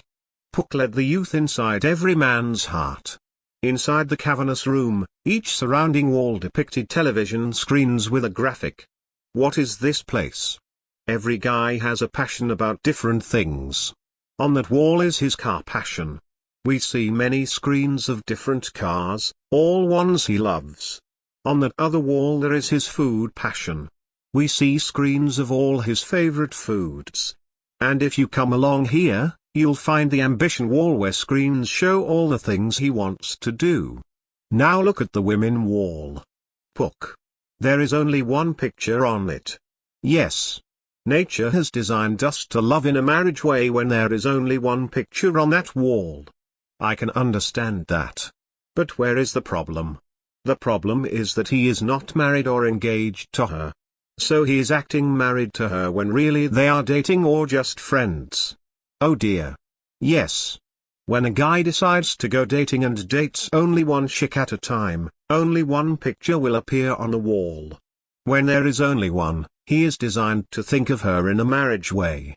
So he starts becoming AFC with this girl he just talked to. So say if a guy is socially unskilled and has only one friend that is a girl, only that girl's picture will appear on the wall? And because of that, he will fall in love with his friend? Exactly. If there is only one fuck buddy, he will eventually want to date the girl, want to become exclusive with her, and turn into a total AFC. But if he has a backup chick ... then another girl is on the wall as well. He can't act married if there is more than one girl up there. Thus, he stops becoming a latent AFC. But what if he has his interest in other things? Shouldn't he date only one girl then? No. Either go for many or go for none. If you go for one, you will become an AFC. Most guys are too lazy or too scared to go for multiple girls.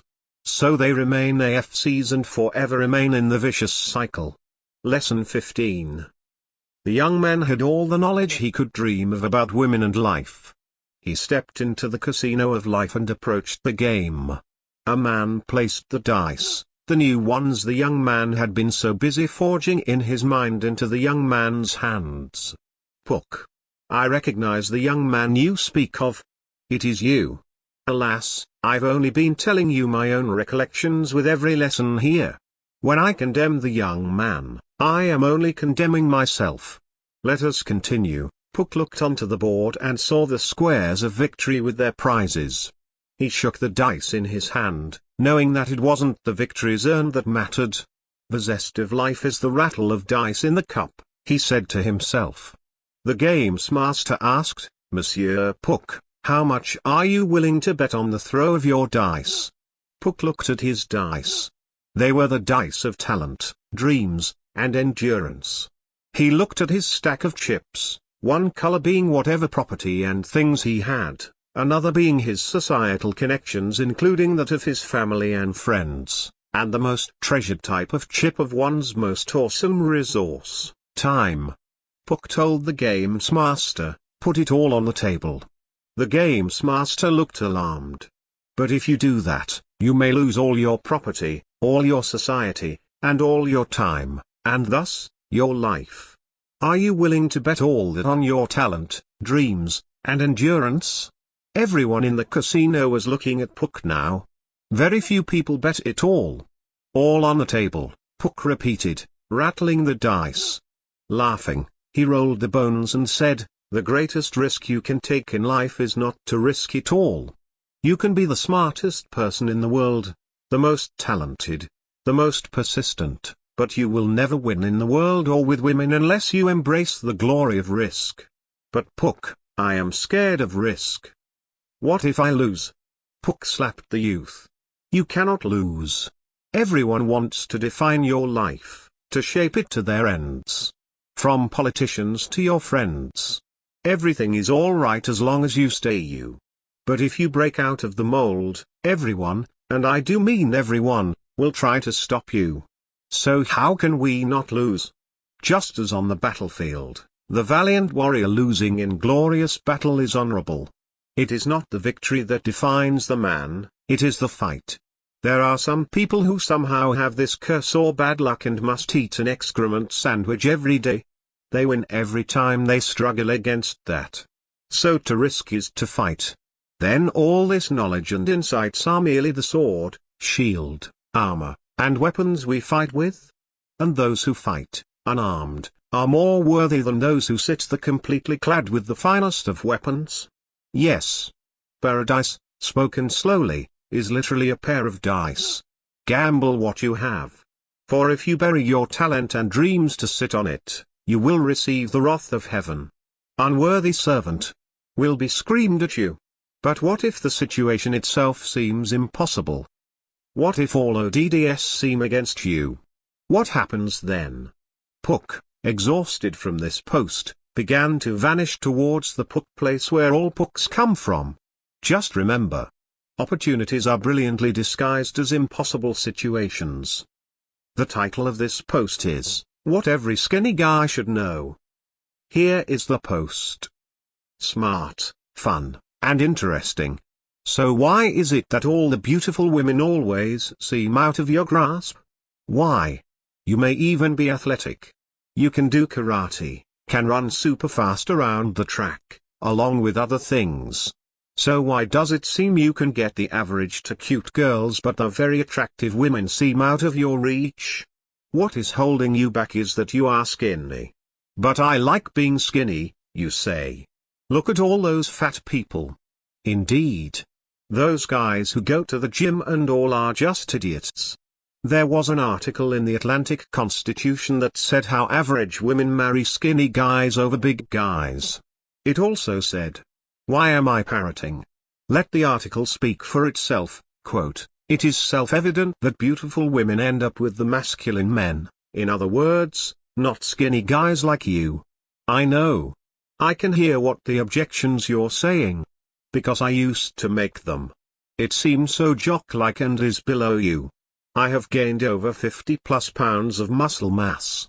There is a saying that when skinny guys get big, when they look in the mirror, they still see the skinny guy. This is true, as my skinny mind hasn't yet caught up with my body. Let me tell you of the change of reactions I got from the women. For your reading pleasure, fat girl equals means a big girl that requires an elephant gun. Ugly girl equals in the same category as fat girl. These girls may not be fat, but it hurts to look at them. Average girl equals they don't hurt your eyes, but they aren't amazing enough to attract your eyes. Average girls are the plain Janes. Cute girls equals often, they are innocent average girls whose innocence makes them cute. They are a bit picky about who they end up with as they are inexperienced. Very attractive equals great curves, long luscious hair, nice everything. These women know they are very attractive and sometimes narcissistically wear outfits to reflect it.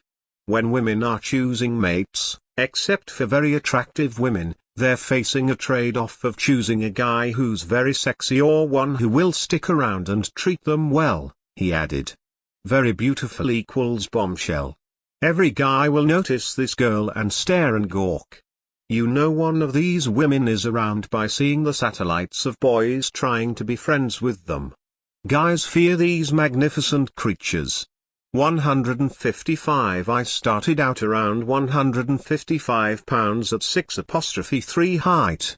This meant that I was very skinny. I was also considered a nice-looking guy. Women loved me being tall. At this point, I had to deal with a lot of fat chicks hitting on me. These girls were big and I wanted nothing to do with them. Ugly girls also would come to me. This was I not doing anything. This was what my body was attracting all alone. If I wanted to get a cuter girl, I had to work for it. I have problems talking to women, not because I am scared or boring, but because I sense the women think I am below them. And the truth is that they do. I date average women. Already, things have changed. The fat, ugly women still go for me but they don't think I'm as easy. They want to enter a nightus with me. The unworthy girls category would now all be staring at me. To the beautiful women, I'm just a typical guy. Cute girls now enjoy talking to me. I still date average women and now some cute women. 175 You are looking very good, my older female manager told me. The fat, ugly women no longer hit on me, thank goodness, and people, out of the blue, are asking why I don't have a girlfriend. Average girls are beginning to stare. I date only cute women with some very attractive ones mix in. 185 average girls are now hitting on me. Very attractive women are checking me out. At this stage, every woman is happy to talk to me. They all secretly wonder if I'm gay.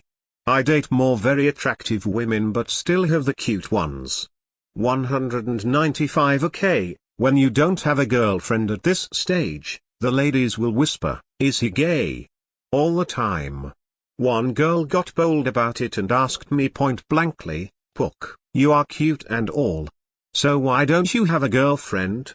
I was stunned by her bluntness, rare among women. Average women consider me out of their league. Cute ones try to become my friend. I date only very attractive women. Beautiful women are still a bit of an anomaly.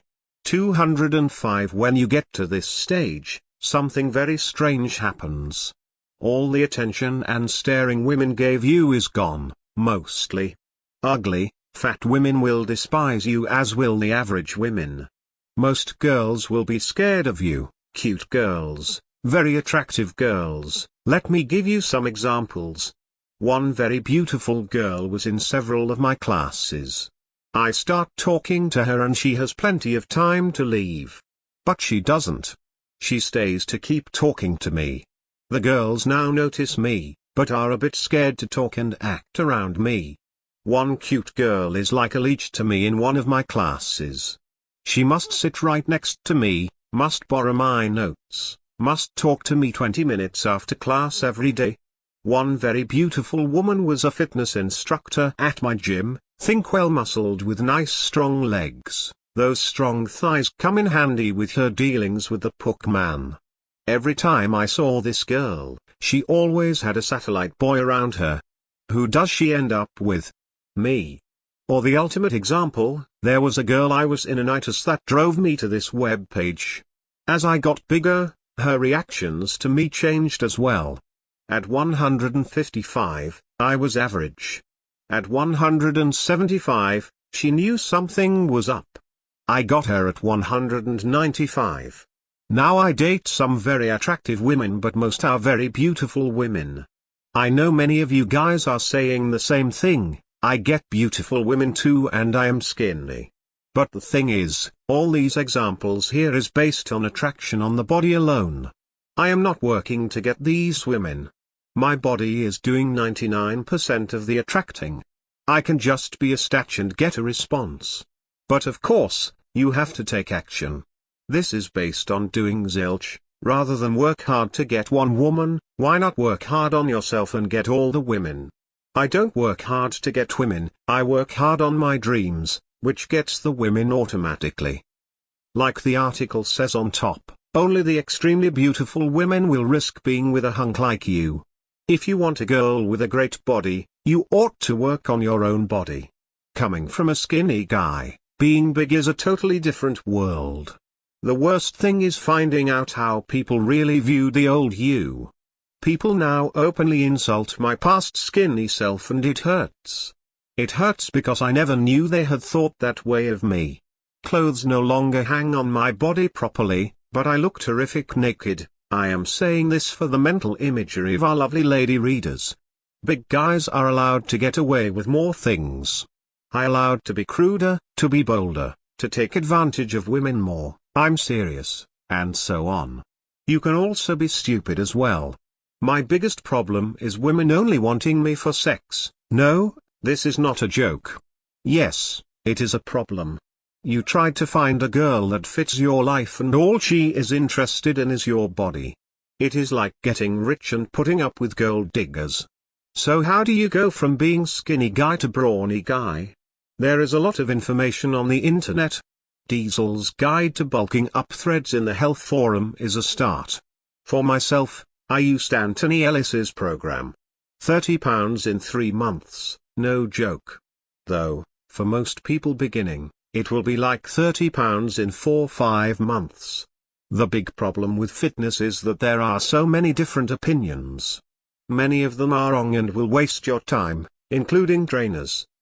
What I loved about Ellis's program was that it cut all the hype and came up with very in-depth information. It works. However, the risk with bodybuilding is that it can turn into a highly narcissist womb. I often think the mirrors in the gyms are not so much to perfect the form, but to perfect the ego. The risk is that you will try to become perfect, and we all know that perfect is boring. Now for a note to the skinny guys who are successful with women.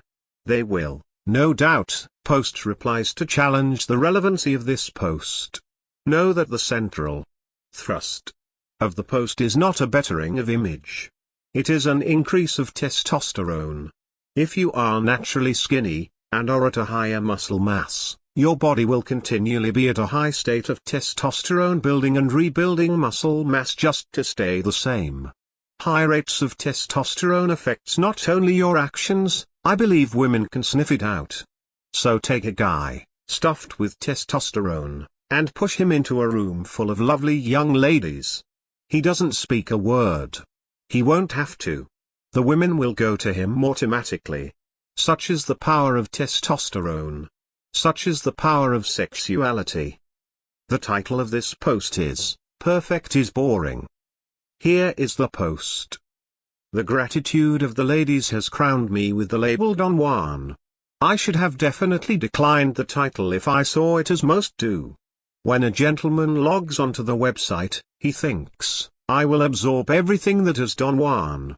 Quote, Don Juan. What is he? What ought he to do? All we know is the word catches all our imaginations, all our dreams, as we envision him, clad in black, mocking the girls from all points in sight. Oh, the Don Juan. He does everything perfect. With the ladies. If only we could absorb all techniques, all fashions, all behaviors, and engage with no fear, all the ladies will be ours. This viewpoint is so prevalent and dominant, I now understand why some people are glued to this forum. Perhaps there is a way to scrape us off our reading materials once and for all. The Perfect Player. My roommate and I were watching one of those dating shows, I forget which. Two guys were competing for the ladies. One was a super player who was saying all the right things and getting physical with them. The other guy was a super horny dude that was loud, making crude comments, and literally humping the chicks. My roommate was in awe of the player. That guy rules. He is playing both of them. He is kissing both of them. The other guy, in the pool, was humping the water jets and jumping around. The ladies said about him, it is like a date with a 2-year-old. The player dude was feeling quite secure when the ladies would say, thank goodness I am with you. That guy is completely nuts. When it came time for the choosing, however, my roommate and I differed on whom the chicks would choose. The player dude, obviously. He was perfect. But I knew better. What? No, the girls are going to go for the super horny guy. My roommate thought I was nuts. When the girls chose though, the player dude, Mr. Alpha Male, ended up all alone while the girls chose the horny dude. I don't believe it. My roommate cracked. Perfect is boring, but to be human is beautiful. The player lost to the horny dude because even though the player dude did the right things to the ladies, he was still boring. The horny dude had more personality than the player in every encounter. But Pook. I do not get it. A creative director from Hollywood told me this, look at the real stars that everyone loves. Are these people the perfect model types that Grace magazine covers? No. They all have huge eccentrics of their own. In other words, Schwarzenegger is no Shakespearean actor. I think the only other character that hasn't talked as much in movies would be Lassie. Take the successful lawyer who goes to the gym all the time. Boring. What is human about him? One thing I didn't realize, if you strive towards perfection, chicks are going to expect you to be perfect. We must fall in order to rise. The little goody who strives to be perfect in all his manners with everyone is going to be surpassed by the guy who lets his eccentricities rise in his dealings. Perfection is boring. To be human is beautiful. Modeling. You think modeling is about perfection? Yes, Pook. I believe it is. Sure, there are standards. but anyone can play the role of a mannequin. Even in modeling, there is heavy emphasis on penetrating the lens, to be human so to say, to slip your personality throughout. Music. What? You think music, that divine grace that is the perfect union of art and math, is to be perfect? When you learn an instrument, there is much emphasis on tone, scales, notes, and rhythms. When you play in a symphony or band, you obviously let the director place you in your role. You could practice for decades and be perfect at playing songs yet be totally boring. What makes the truly sensational players are the ones who put fun into the instrument, and fun ends up coming out of the instrument. If you take a player who is going at it with a sense of play, of thrill, of joy itself, a missed tone or a note offbeat is not even heard. Compare that guy to the perfect player and the player with thrill will always win. To you guys still scared about dating and all, consider this: put fun into the woman and fun comes out. Put happiness into the woman and happiness comes out. What do you try to do instead? Do you try to be so perfect that she will go crazy over you? Where a nice guy uses flowers, you use flowery acts. Unfortunately, you'll find that vaginas are not laced with gold. Writing. Look at the finest writers in history. Shakespeare is bawdy. Milton goes into full egotistical mode. Even some of Dickens's works seem incomprehensible. If you consider the so-called perfect works to those, they don't compare. Take your professors who write these so-called brilliant academic books that no one reads.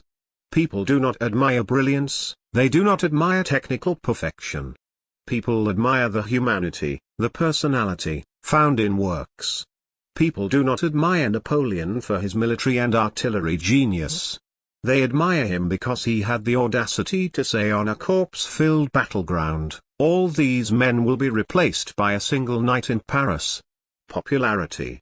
Take any politician. What do they try to do? Why, they try to be perfect in your eyes. They speak to you as if you are a 4-year-old, using focus-grouped sayings and canned generalizations. The result is that every politician gets viewed as the same, are all boring. Which politicians are remembered? It is the one not with failings but with a humanity of their own. Now look from women's eyes. All these men try to be perfect to the ladies so they all come off as boring. A humanized guy, no matter what is failing, is always more desirable than a perfect nice guy, super intellectual, or dried up player. Why does perfection fail with the ladies?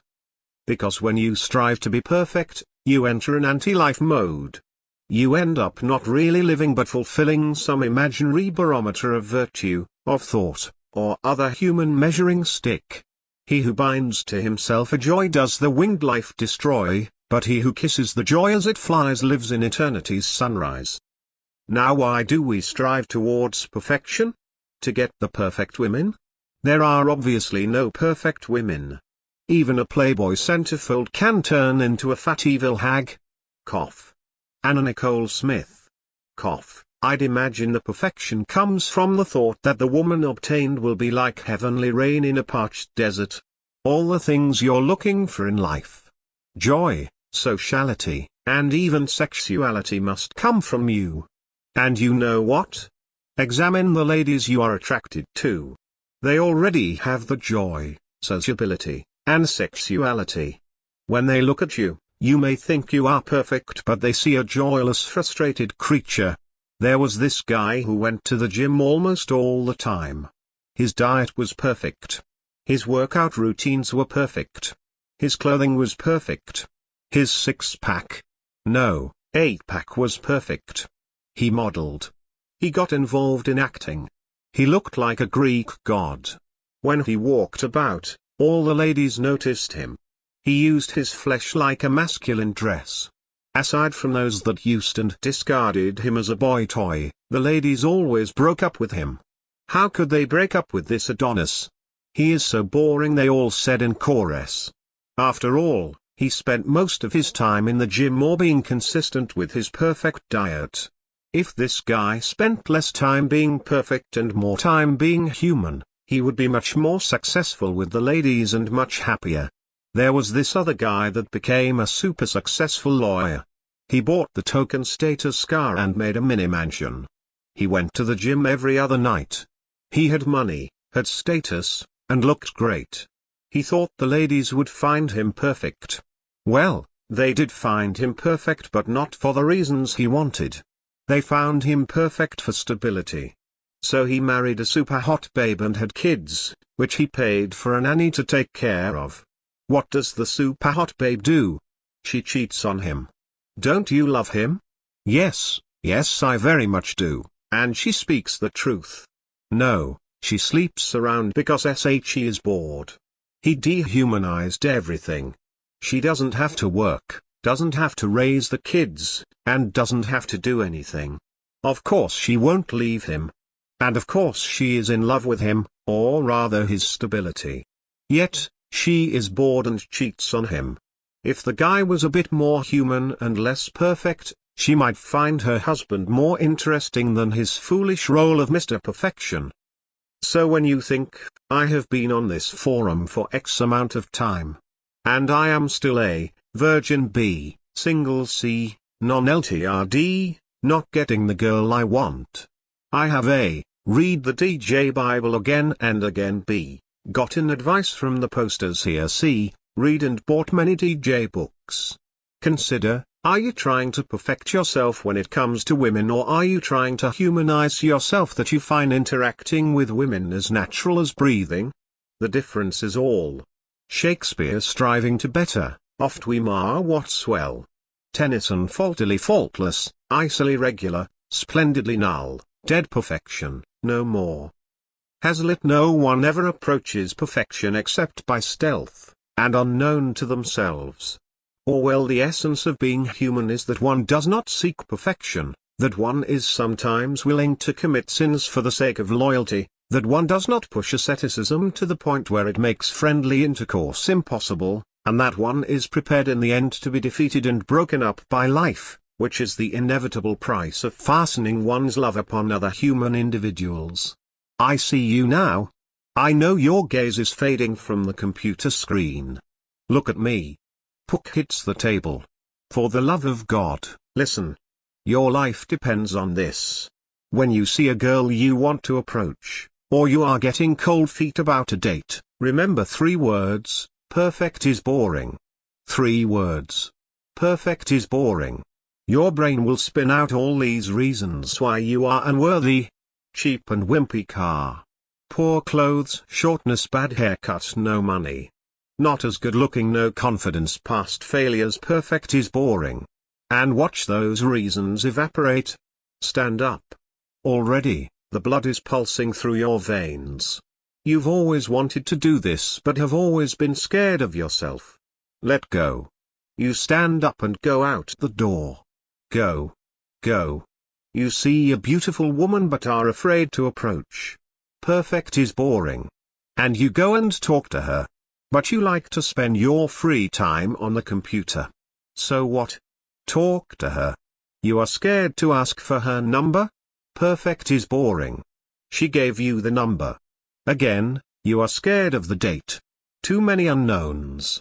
But perfect is boring. Look. She is smiling at you. She wants to kiss you. But you have never kissed a girl before. Would you mess it up? Would you slobber over her? What of it? Perfect is boring. Smooch. She loves it. Now look at what position she is in. You know what to do. For the love of yourself, for the love of life, you are letting go and are actually becoming human. Pity those who want the perfect life. Break me, tear me apart, let me be beaten and altered by life, let my life be touched and touch in return, for I will be human. For there is no reason on earth to be scared of yourself. Perfect is boring. Let it be written in the sky, painted on buildings, read with your eyes, transcribed on your soul. All those people who are alone are perfect. But those with the girl realize that being perfect is boring. The title of this post is, The Secret of the Jerk. Here is the post. Note, this post ended up being longer than I expected, much longer. You should have divided it in many posts. Why write a galaxy of posts when one article will do? No, your eyes are not mistaken. The guy with the beautiful woman is a jerk and or ugly guy. What is he doing with her? Can she not see? Has she not eyes? Alas! The poor male looks around, knows not who to turn to, and eventually sums up that the universe is a cruel and mysterious personage who deals out no answers, offers no solutions, and gives out no explanations, especially for the enigma of all enigmas, the beautiful woman. Obviously, something is amiss. How do these ugly to average-looking guys get such babes? How do these cruel, stupid, barbaric males get these feminine jewels? Are they following a special trick? Are they super confident? What is their secret? Or are they even aware of their secret? But what if nothing is amiss? What if this is all correct to the will of nature? Where leaves the Don Juan? Oh, there she is. The beautiful woman. The ornament of the world. The dream in flesh. She stands aloof on the platform and says, "Gentlemen, how are you to win me?" And around the platform, 1,000 mouths cry, confidence, humor, patterns, kino, chocolate, poetry. By ignoring you. By totally focusing on you. Puffed muscles. Flowers. Spiky hair. Endless gifts. Mirroring. Leather jackets. Eliciting values. Sparkly clothes. Bouncy personality. Romance. Dinner. Lobster. Compliments. Guitar songs. And she laughs only to say, "These are very well and good, gentlemen. But are you not aware that imitation is suicide? You forget that confidence is experience, that puffed muscles are not to be a masculine dress, that any guy can buy me lobster, and that countless many can sing the guitar songs. Are you so unaware of what I need? But a lone voice speaks from the floor, "You, madam, are to win me. For I am the prize to be won." And with that, she giggles in glee. For every one of you, there are 1,000 guys willing to offer me the above. It is cute that you are different. But why am I with the ugly guy at the end? Why do I prefer the jerk? And with this the lone voice had no answer. Then comes the great exclamation, "Because he is a man." Yes but no, she snobbily laughs. Because he is disrespectful. He is that but no. Because he is an animal. Not at all. Because he has superego. True, but no. Because he wears his cap backwards. Ha. Because he is rough and mean. Nope. And then a golden arrow shaft of voice pierced the confusion, penetrated deep within the truth, spread those warm gooey moans of ecstasy throughout, and made her come with such surprising clarity that she screams in delight. For the voice said, "Extreme masculinity. Oh Pook." She smiled in radiance. "How right you are." And all the guys' mouths turn into a big O as the beautiful woman ran off the platform into the arms of Pook. Having satisfied none of her demands, what she ends up with, the ugly, average guy, becomes seemingly contradictory. Extreme masculinity? What answer can that be? Oh women! Can you give us no explanations other than the ones that send us off the cliff? Can you not explain yourselves to our perplexed male minds? Alas, it is like speaking to a block. She gives expressions but not answers. She gives demands but not secrets. How smart men may be until they enter a bar. How knowledgeable they seem until they're before a woman. The mystery of mysteries. There are 3 mysteries to the world: the rise and fall of civilizations, fruitcake, and why beautiful women go for jerks. Leaving fruitcake and the rise and fall of civilizations for other posts, let us concern ourselves with why beautiful women go for jerks. What is nature's secret? And, likewise, a sea of mouths with authoritative tongues chant out the usual answers: confidence, dominance, unpredictability, hard to get, selfishness, rudeness, and so on. These experts or wise sages merely look at the jerk as a fixed element and classify personality traits or even physical traits. Fools adopt the personality, physical traits. But imitation is suicide.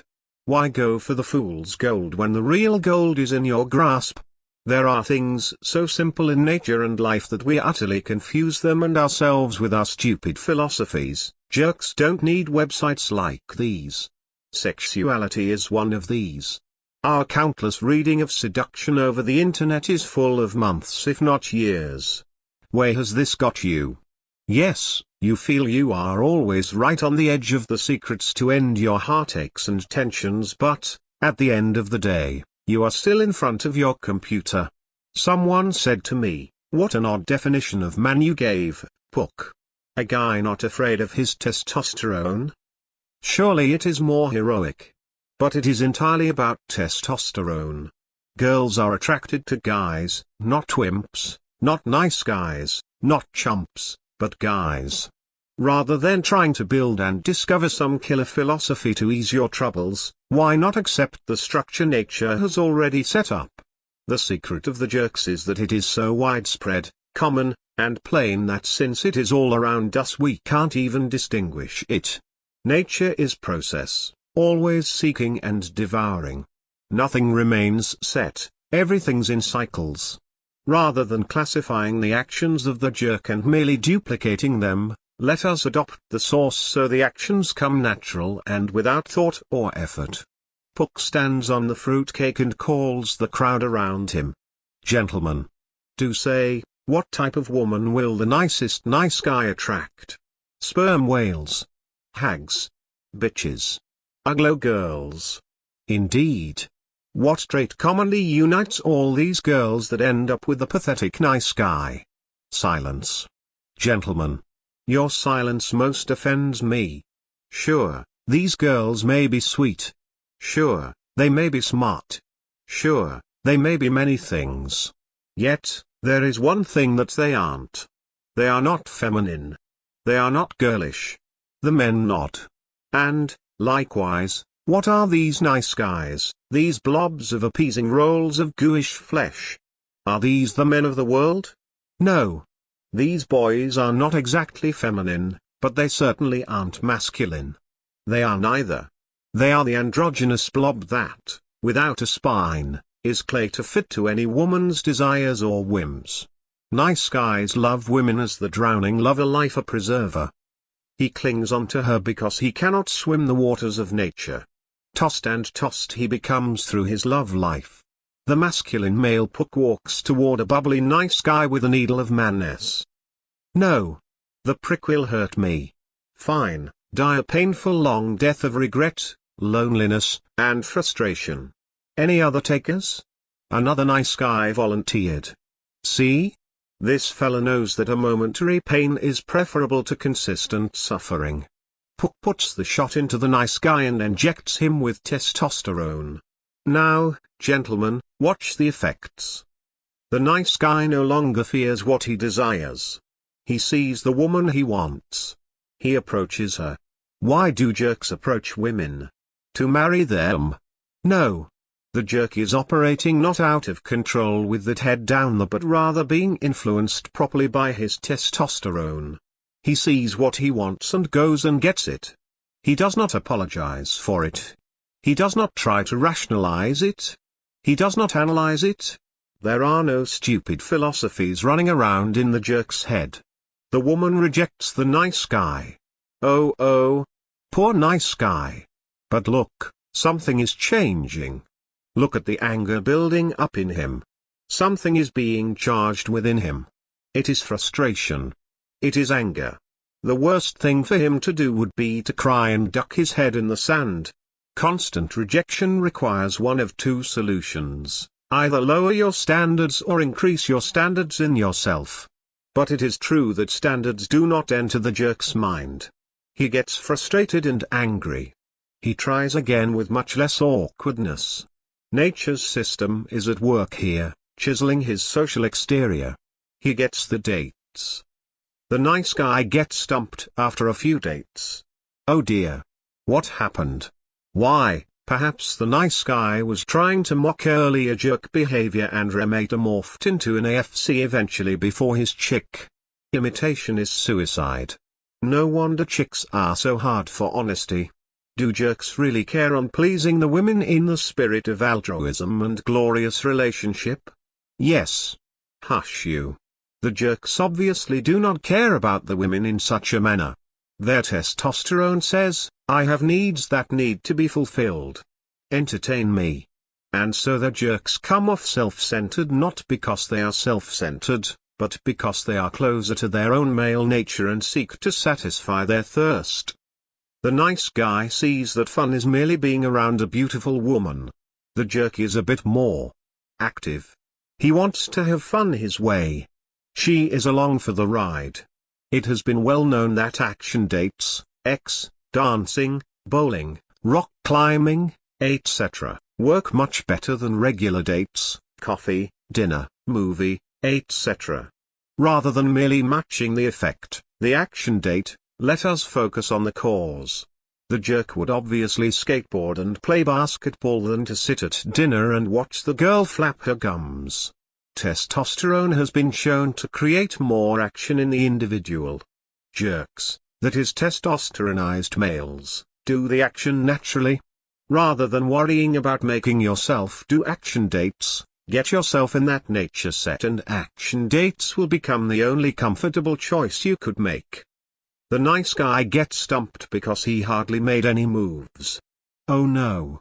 We know how the girl gets mistreated and we'll talk to her girly friend, the nice guy, about it. We see the abuse and we think, oh heavens. Am I to be abusive to get the girl? What is this abuse? Is she really hurt? Or is she merely mad that she has failed in her mission, to sterilize and link to the masculinized dude? But the guy stands her up all the time, etc. etc. It is not because he stands her up. It is because she knows he does not love her. Her feminine powers are not ensnaring him. It is a feminine failure. The girl sleeps with the jerk and he leaves her. We, as guys, think the abuse is the jerk sleeping with the girl merely to use her, and motherly harpies try to feminize us into not doing this. Rather, the abuse is that the girl realizes she could not keep the guy. She was not woman enough. Nature's path leads to women as men, two masters governors, mind and nature. Not mind and body. Nature refers to the processes and cycles that our bodies are only but a part, both fight one another. Mind, the finest philosophies will get us the women. Nature, you bore me. Unleash me. But what will get the women? Mind, calculation. Seduction. Nature, instinct. Masculinity. And why should you get any women? Mind, because everyone else is, and I am not. Nature, because I am male and she is female. Now let us throw some obstacles at the two. Let us say they are unceasingly unsuccessful in obtaining the beautiful women. What are your reactions? Mind, this is obviously a failure within my calculation, my framing of the events. I will solve this with more seduction research, essay writing on message boards, for I treat sexual dynamics like an academic degree. Nature, the failure is in not being male enough. Increased masculinity is the solution. But you who enraged the poets and tortured the philosophers, please elaborate. Nature, when the embryo is at 3 months, it is unisex. It is both sexes at once. Alas, from then it divides into a gender, of which we cannot choose, of which enforces a code of conduct and duties of behavior we cannot control or understand. And we call ourselves free, mind, yes, yes. One half turns male, the other female. It is in my books. Nature, then I shall burn your library. For nature always has more secrets than you can decipher. Gender is not all or none. There is a mix. Mind, but this is in my books. In Sex and Character, Winnegar says that from birth, males and females are divided. Some males are 70% male, 30% female. Others are 80% male, 20% female. It is vice versa for women. We know of effeminate men. We know of tomboys. Attraction is not a choice. A male that is 60% male and 40% female will attract a female that is 60% female and 40% male. A female that is 90% female and 10% male will attract a male that is 90% male and 10% female. It is a fact that some men are more feminine than others. This attraction scale is destiny. We mate with what fills the void the best. This is the mix that Winnegar speaks of, is marked in the very first chapter of his book and made everything else possible. Nature, I wonder if you would talk then till doomsday? Your followers, your philosophers, lawyers, academics, prattle and rattle on just like you. You are completely unaware of the seasons of life that color and sparkle the world. But I hesitate. Mind, like the flow and ebb of the moon. Nature, quiet you. Winnegar and others of his ilk made good attempts at trying to discover my secrets. They tried to pop themselves out of my earthly cycle and peer upon my work with the eyes of a god. Melancholy is my vengeance. Nietzsche and Kierkegaard, I drove those two mad. For Winnegar I made his life so unpleasant that he had to shoot himself. Mind, is this your only vengeance? Nature, no. It is reserved for anyone who frustrates my cycle. A man who persistently stays single becomes a public temptation. I chisel away at him to make him more appropriate and correct the purpose of getting the women and carrying on my work. Mind, but he will not do this. And your melancholy will not work due to the female attention he receives. Nature, I make and unmake the Adonis. The beautiful boy, refusing to use my gift for my purpose, enjoys being slaughtered by the elephant's tusk, the early untimely death. I will not be defied. Mind, yet, Winnegar explained you. Nature, fool. Your mix is all wrong. It is true that it is not simply male and female, but there is androgynous, where the male levels are so low in the male that he is barely a male. Or that the female levels are so low in the female that she is barely a female. Mind, you divided us before birth.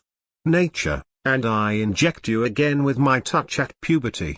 The boy must become a man and the girl a woman. But, alas, many attempt to buck my ways to follow you. Nerds, geeks, we know the labels. The longer a man tries to ignore the fact of my mission and cycle, the more pain and loneliness I will add into him until he has no choice to act. Mind, you are vicious. Nature, it gets the job done. But Winnegar is wrong.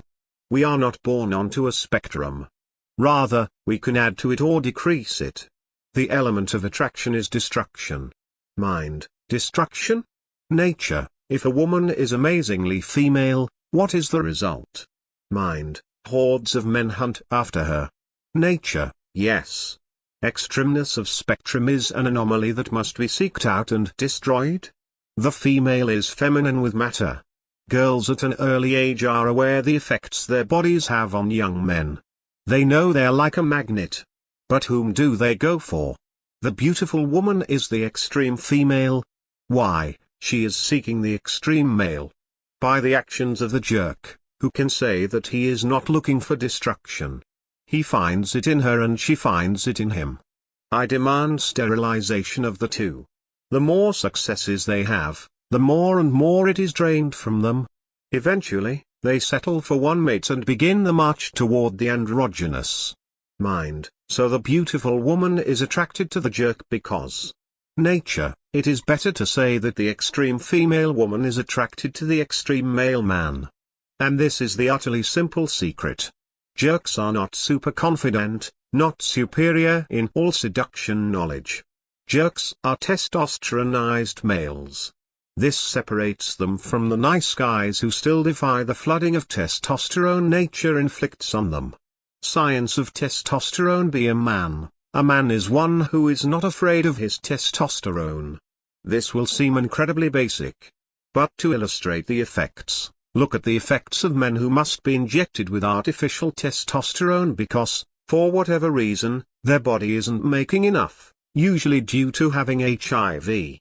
One HIV-positive guy shares his differences with the before and after shots. His weight increases from 165 pounds to 185 pounds. The collar size goes from 15 to 17.5, the chest from 40 to 44. His appetite expands beyond measure. Before he was constantly napping. Now he has enough energy for daily workouts and strict work schedules. Before, depression was a regular feature. Now, it is a distant memory. With the testosterone shots, he feels better to recover from life's curveballs, more persistent, more alive. There are more effects. With the testosterone, he feels more energy. The attention span shortens. He finds it harder to concentrate on writing and feels he must exercise. The wit becomes quicker, the mind faster, and the judgment more impulsive. It is literally a rush. Without the testosterone, he finds himself more reserved. The energy still is there but is geared towards interaction rather than action, toward pride rather than lust.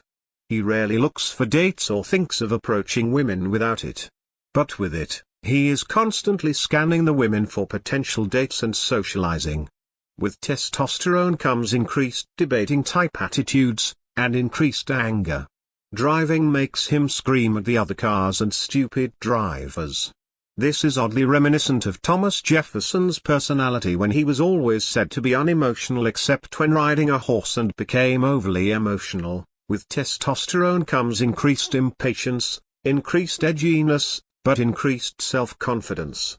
Now do these traits of the under-testosteronized male and over-testosteronized male match the nice guy and jerk? They do most accurately. For the rest, we require a scientist. A scientist appears.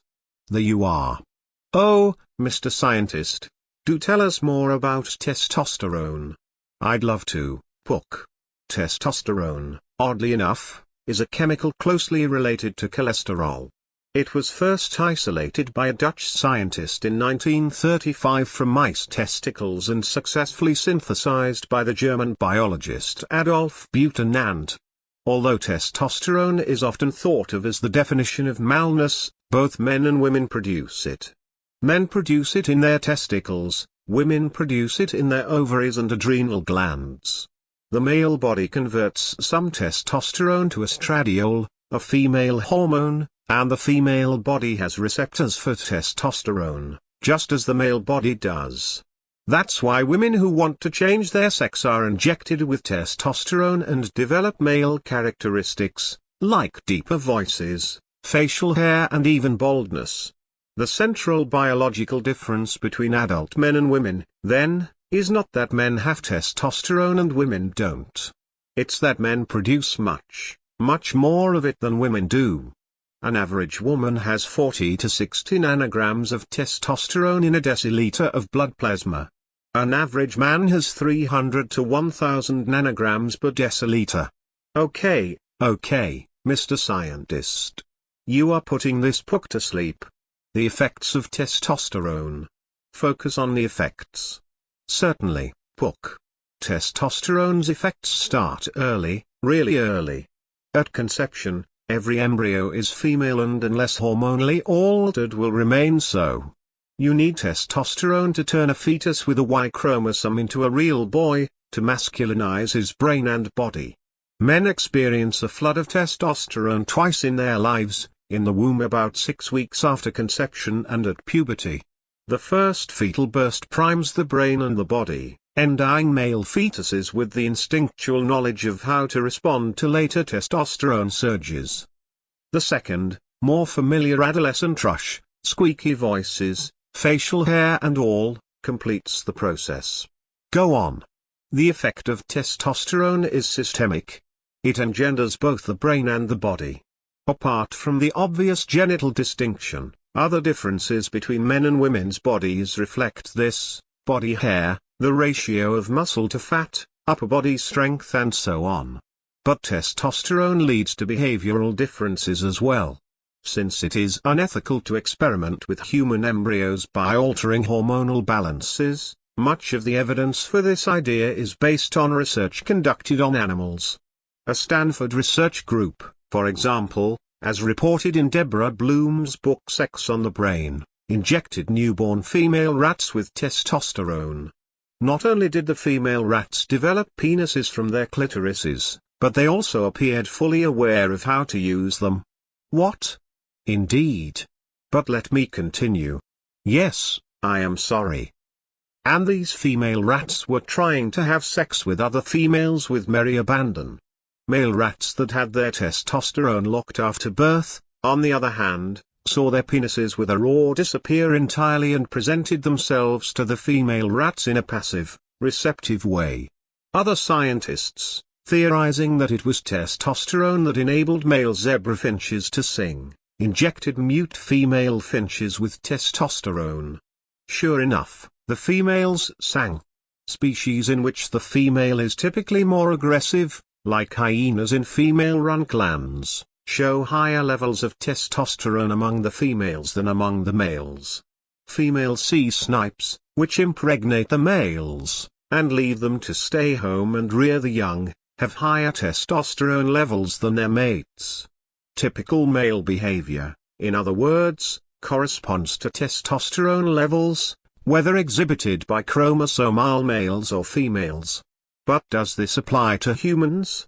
The evidence certainly suggests that it does, though much of the proof is inferred from accidents.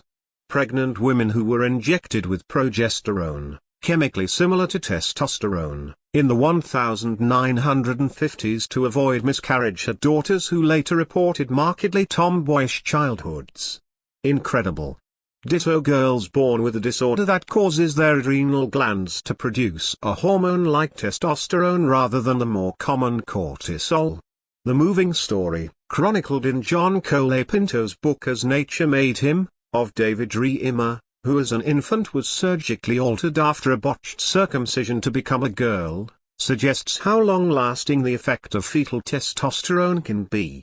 Despite a ruthless attempt to socialize David as a girl, and to give him the correct hormonal treatment to develop as one, his behavioral and psychological makeup was still ineradicably male. Eventually, with the help of more testosterone, he became a full man again. Female-to-male transsexuals report a similar transformation when injected with testosterone. 1. Susan, Drew Sideman, described her experience in The Village Voice last November. My sex drive went through the roof, Sideman recalled. I felt like I had to have sex once a day or I would die. I was into porn as a girl, but now I'm really into porn. For Sideman, becoming a man was not merely physical. Thanks to testosterone, it was also psychological. So what makes a man? I don't know what exactly makes a man. But one thing I can tell you for sure, it is not his penis. O wise sage. Wonderful scientist. But do not confuse testosterone with Popeye's spinach. Nature says, testosterone levels will rise when the situation warrants it. Survival is the priority. So in cases of danger, of war, the testosterone levels increase. When in a strip club or viewing a porno website, testosterone levels also rise. Men with higher testosterone achieve psychological dominance, have high self-esteem, and move through the world with natural confidence. But Pook, I have more to add. Tarry. Then I will step aside and let you speak. Testosterone is clearly correlated in both men and women with psychological dominance, confident physicality and high self-esteem. In most combative, competitive environments, especially physical ones, the person with the most testosterone wins. Put any two men in a room together and the one with more testosterone will tend to dominate the interaction. Gentlemen, this is your secret ingredient to that alpha maleness you keep longing for. Working women have higher levels of testosterone than women who stay at home, and the daughters of working women have higher levels of testosterone than the daughters of housewives. A 1996 study found that in lesbian couples in which one partner assumes the male, or butch, role and another assumes the female, or femme, role, the butch woman has higher levels of testosterone than the femme woman. So in lesbian couples, One acts male and the other acts female. In naval medical tests, midshipmen have been shown to have higher average levels of testosterone than plebs. Actors tend to have more testosterone than ministers, according to a 1990 study.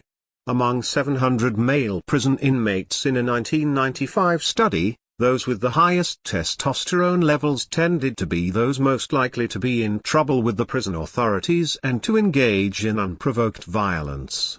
This is true among women as well as among men, according to a 1997 study of 87 female inmates in a maximum security prison. Oh. The key to dominance. Careful Pook. Although high testosterone levels often correlate with dominance in interpersonal relationships, it does not guarantee more social power. Testosterone levels are higher among blue-collar workers, for example, than among white-collar workers, according to a study of more than 4,000 former military personnel conducted in 1992.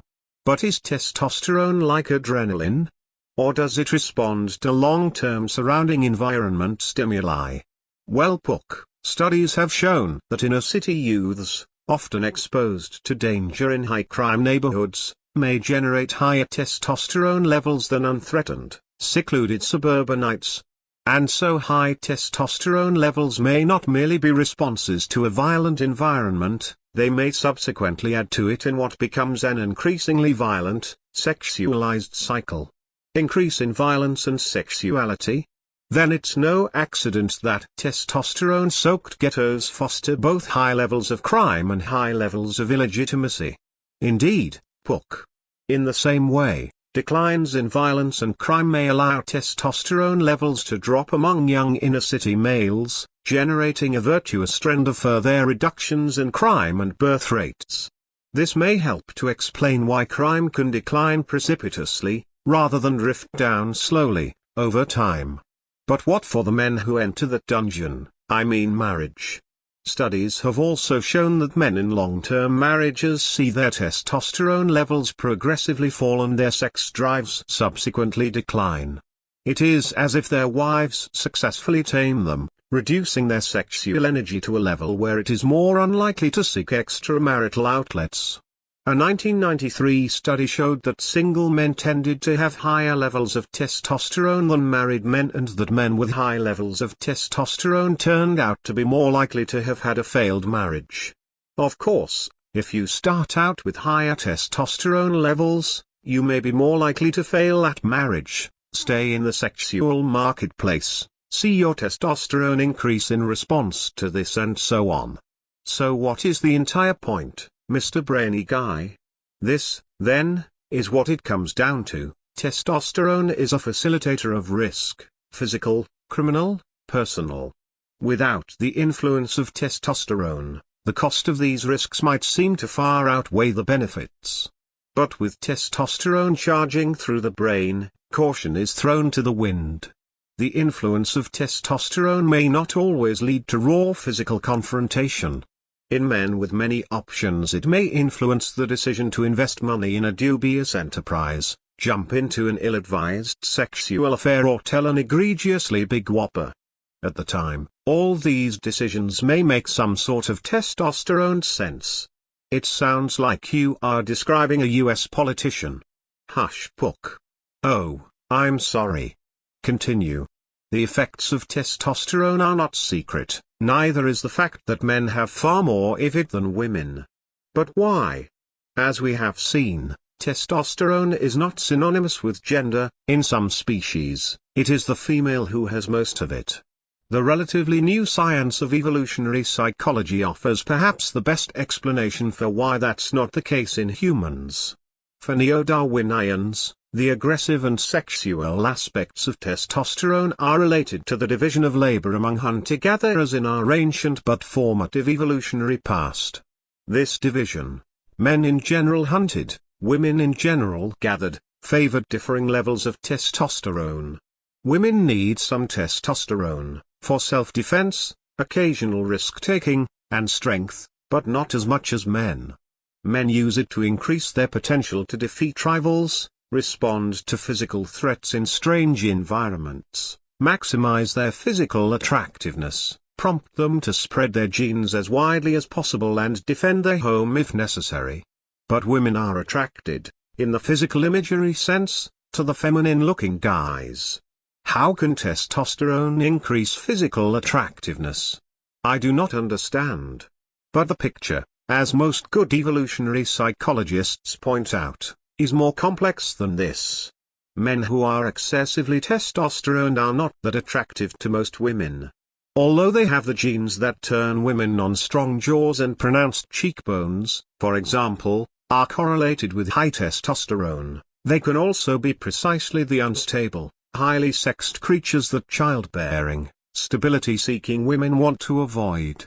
There are two ways, evolutionary psychologists hazard, that women have successfully squared this particular circle. One is to marry the sweet class nerd and have an affair with the college quarterback. That way you get the good genes, the good sex and the stable home. This has always been the problem. Nice guy or jerk? There is a third path. A third way? And what is it? The third way is to find a man with variable testosterone levels, who can be both stable and nurturing when you want him to be and yet become a muscle-bound, bristly gladiator when the need arises. This is sadly more easily said than done. Ah! The secret is to control the sexuality or else it will control you. The jerk is entirely controlled by it. The nice guy recoils from the abuses he sees in the jerk and becomes merely static on the woman's radar. To be a jerk in control of his sexuality is to cease being jerk-like. For nature has set up this game of life we all play. Learn the system and work within it. No nice guy in animal world now. We require a farmer. A farmer appears. What are the effects of testosterone on animals? The farmer looks at Pook as if he was crazy. Yes, the effects. Well, one thing with animals is that the female is usually the one more in heat, always searching for sex, than the male. Take female pigs. They go completely berserk. Go on.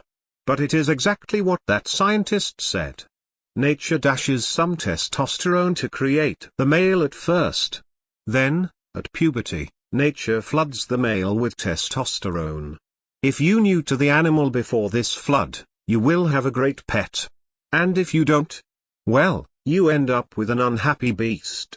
Male pigs must be neutered or the testosterone will flood the body, making its meat worthless. This is why we don't eat bull.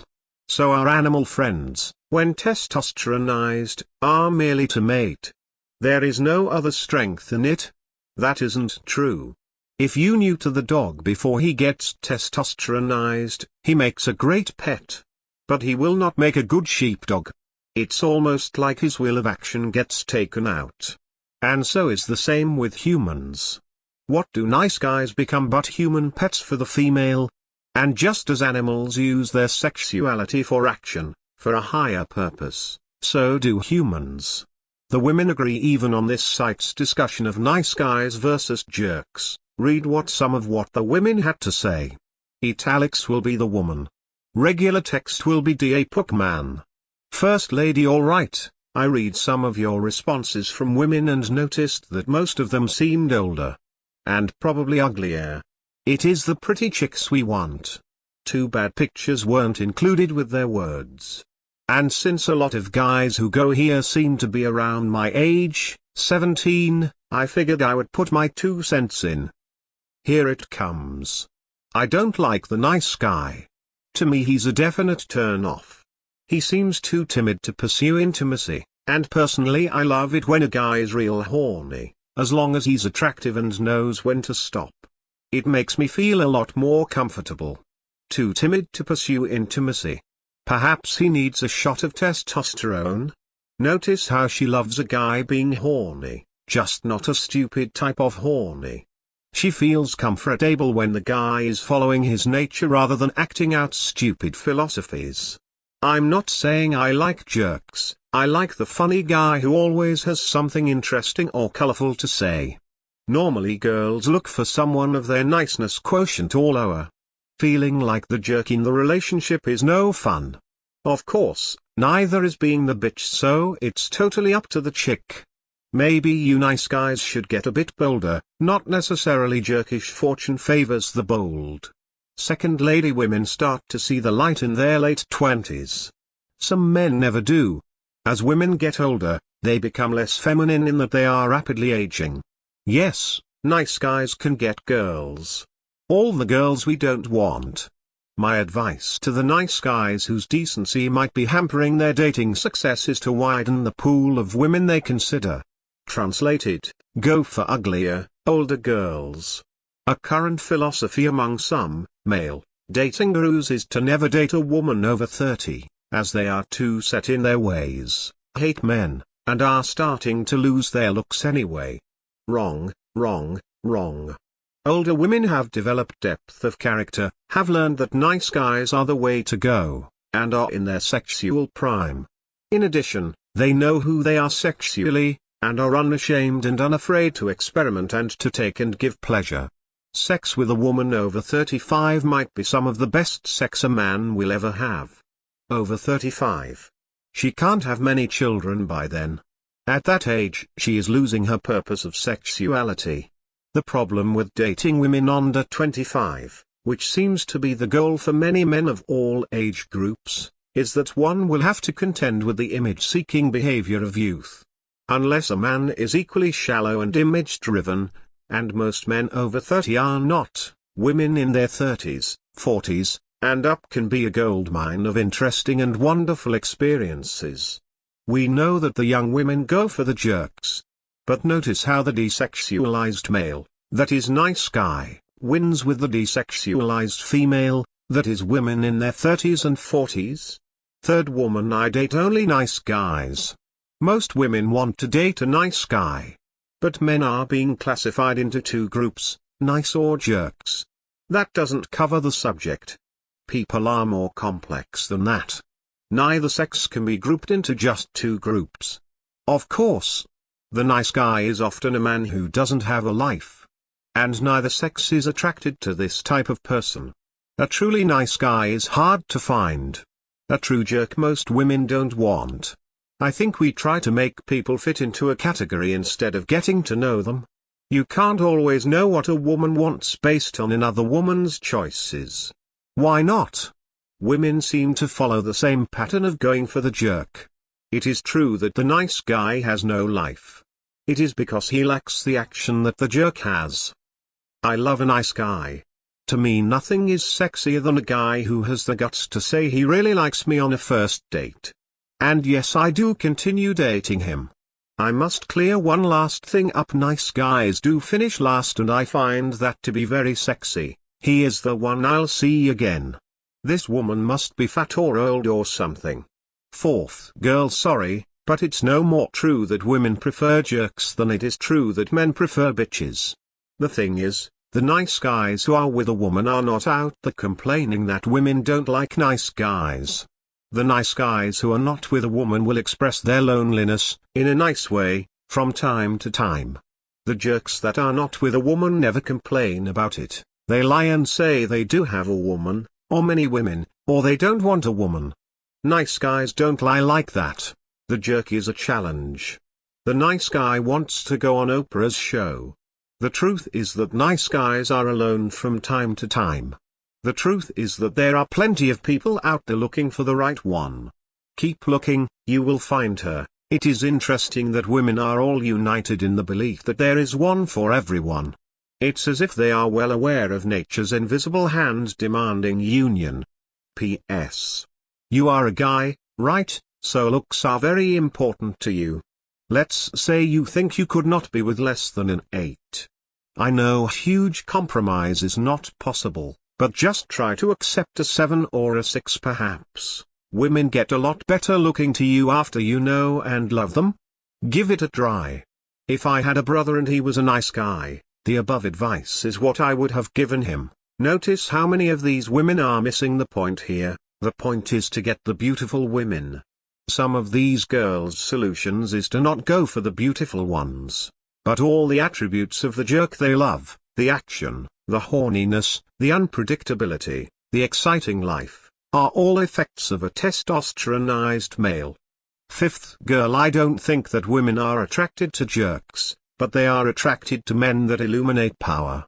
Those types of men, powerful, strong and masculine, are sometimes jerks, which accounts for the confusion. Finally, a woman links the jerk to masculinity, but it is the effects of testosterone she sees. The nice guy sometimes is not strong or powerful, and that's what turns women off. So in essence, it's not the fact that they are nice, it's that they may be lacking other attractive qualities that outweigh the niceness, which the nice guys do not have or are afraid of, and sterilize themselves with nice philosophies. Ultimately, I love nice guys that illuminate strength and masculinity. There is no better combination. It becomes quite simple: nice guy, male who is scared of his testosterone and seeks to sterilize himself with his niceness. Jerk, a male who merely acts male. He is controlled by his testosterone. This is why he gets into trouble. Great guy, a guy who can control his sexuality and acts male without getting into trouble. Sixth girl, I got the email about the nice guys versus jerks. I'm totally for nice guys in a relationship, but when it comes to lusting or dreaming about a guy, it's usually the jerks. See, most jerks have the nice bodies and have that something that's sexy about them. Can you not see the pattern emerging? Are we not seeing the jerk and nice guy for what they truly are? Seventh girl, I recognized some time ago exactly what I was doing. I was looking for a specific character, for lack of a better word. It's epitomized by Judd Nelson in The Breakfast Club, or by Elvis Presley in King Creole for your readers who aren't up on the 80s John Hughes phenomenon. Essentially, they're bad boys with heart. I've dated guys who are nice, just nice, and I get bored after about 3 dates. Bad boys are much more interesting, of course, although it's not a wish of women that these guys are really bad. Misunderstood would be a better word. Check out the local oldies station for Leader of the Pack and you'll get the idea. A guy who's a troublemaker enough to be dangerous and daring and fun and keep life interesting, but who is a real sweetheart underneath. Hell, even when I was in 8th grade, I was much more infatuated with Jason Bateman's character on Silver Spoons, the best friend, next-door neighbor who was always causing trouble to get attention from parents he thought didn't care, than Ricky Schroeder's. Ricky was so sweet he was saccharine. The problem that I've run into, as I'm sure many women have, is that most of these bad boys don't seem to have the good hearts we seek. What you see is what you get. This is because they are controlled by it. The only way to get both, and be the desire of every woman, is to understand it and control it. By the time you realize it, you may have been dating this jerk for a while. When you ditch him, it's on with the search for the same damned thing. This is where guys will get the idea that jerks get all the women. They see us in the process of the search. What they need to understand is that we're not looking for some nasty idiot. Behind it all is the wish to find that guy who can be trouble to everyone else but nice to us. Just like Judd. 8th girl, nice guys versus jerks isn't the real issue here, it is all about confidence. The major difference between nice guys and jerks is this: if a nice guy has the guts to approach a woman who has caught his attention, he is so worried about saying the perfect nice thing that he will totally flub it. The nice one ends up stumbling away from the object of his desires with his tail caught between his legs. For those who don't already realize, this is not the impression you want to make. A jerk, on the other hand, appears to have been blessed with ability to approach anyone and say just what's on his mind, completely disregarding any of the repercussions. He just does it. I have no clue how he does it. But damn, the man who has the confidence to accomplish that has caught my eye for the night whether he wants it or not. What does this say? She is saying, stop trying to say the perfect thing. This was why I left seduction behind and gone the natural route. It is more fun, less headaches, and gets better effects. 9th girl, don't think women don't like nice guys. There is an initial appeal to a jerk, but it doesn't last long. As long as you don't act desperate and have a little something going for you, believe me, a nice guy can finish first, and with the girl of his dreams. Translated, treat yourself as the prize to be won. This does solve a lot of errors, but it is not enough. Mastering the secret of the jerk optimizes your sexual appeal. 10th girl. This is from the book, which I am sure many of you have read, called The Fountainhead by Ayn Rand. Miss Rand's objectivism was always a bit thorny going down philosophically. And I know how women are the sexual ones, which is strange with the person of Miss Rand. Yet, Miss Rand's noble hero is entirely in the sexual realm. Her heroes are her ideal men. Objectivism is, in Miss Rand's words, a noble vision of man which characters like John Galt as symbols. But objectivism is more of a style of masculinity than it is a philosophy. Her heroes usually blast philosophical niceness away. In The Fountainhead, the hero, Rourke, is not attractive and said to be even ugly. His rival, Keating, is the pretty boy. But notice the effect that Rourke has on Dominic, the extraordinarily beautiful woman. At the quarry, he does not seduce her. He literally rapes her, as virgin girls are often said to express as fantasy. At a later party, the people notice Dominic, usually surrounded by desperate guys, show signs of attraction. And, my dear, asked Kiki Holcomb, what did you think of that new one? You know, I saw you talking to him, that Howard Rourke. I think, said Dominique firmly, that he is the most revolting person I've ever met. Oh, now, really? Do you care for that sort of unbridled arrogance? I don't know what one could say for him, unless it's that he's terribly good-looking, if that matters. Good-looking? Are you being funny, Dominique? The beautiful woman is attracted to this ugly guy. But why? Why, my dear, said Kiki, he's not good-looking at all, but extremely masculine. Extreme masculinity. This is what the beautiful woman wants. Now for the males. First male, one thing to add on the nice guys v jerks thing. Jerks win because in their selfish insensitivity they never hide their raw sexuality. Nice guys in their sensitivity hide their sexuality because they think it will oppress women. This guy is on the right track. Women are powerfully attracted to guys who are open with their sexuality, thus the jerks win. Exactly.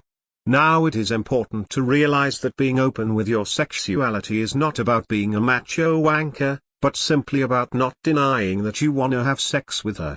She knows it anyway, and if you don't let the world know it, you're headed right for the friendship zone, which is great if you wanna chat all night only to see her waltz out the door and straight into bed with some arsehole who just walked in, but useless if you wanna be the one helping her mess up her sheets.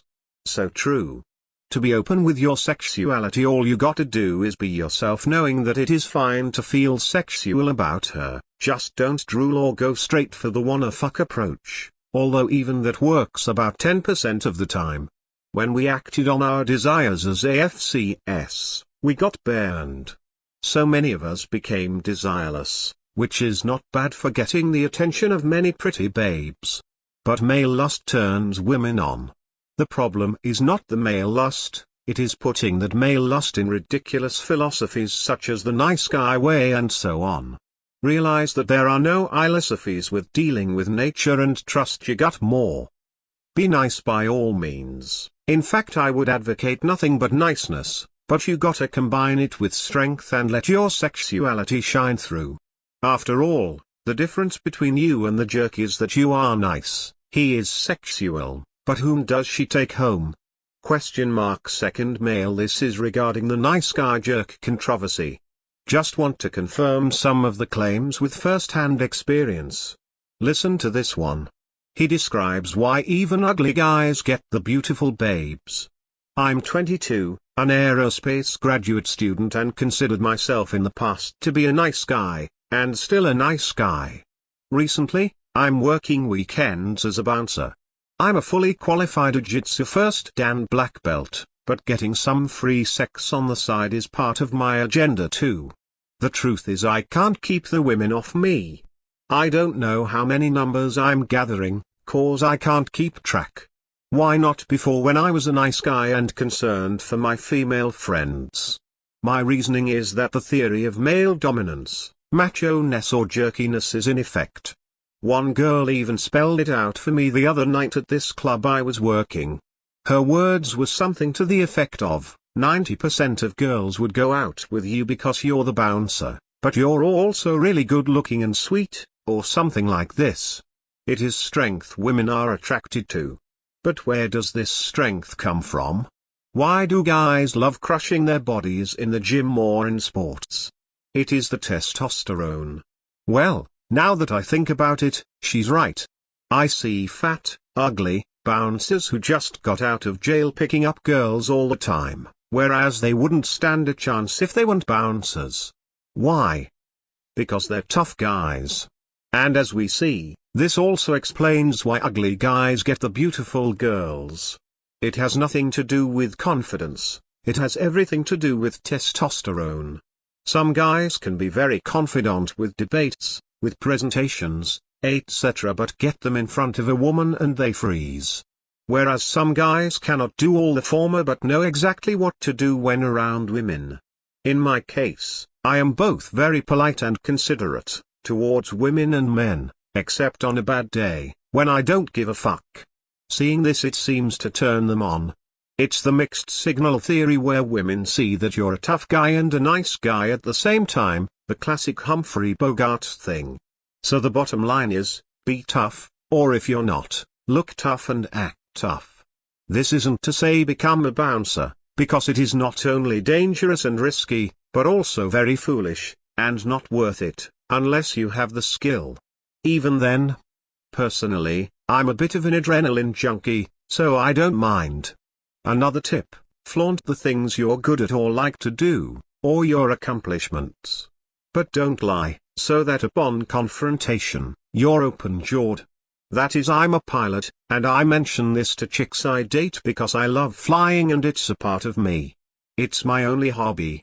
And it's something not all do, and so is an attention getter. Hope this helps. We all have a lot to learn, so don't worry, you'll get there if you try.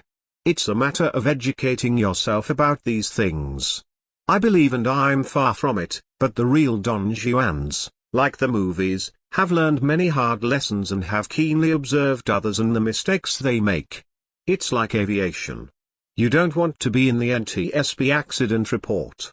You want to read it and learn from others' mistakes. Good luck. Third mail. Well, here is my 2 cents worth, and it's going to piss off most of the chicks and a lot of wimpy men. Wimpy men.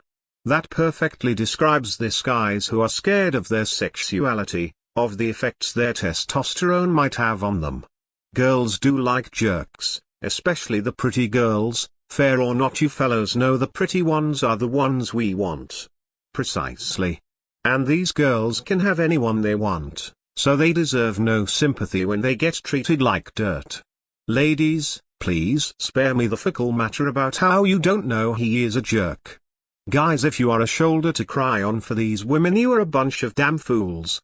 Yes. What I really get tired of hearing is that when women get older they become more attracted to nice guys. This is true only if she has gained 100 pounds, has finally divorced the jerk, and here's a couple of his kids she needs some sucker to help support. Exactly. Even then she will secretly always want him back.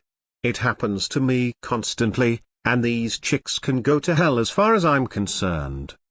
It is not that nice guys finish last.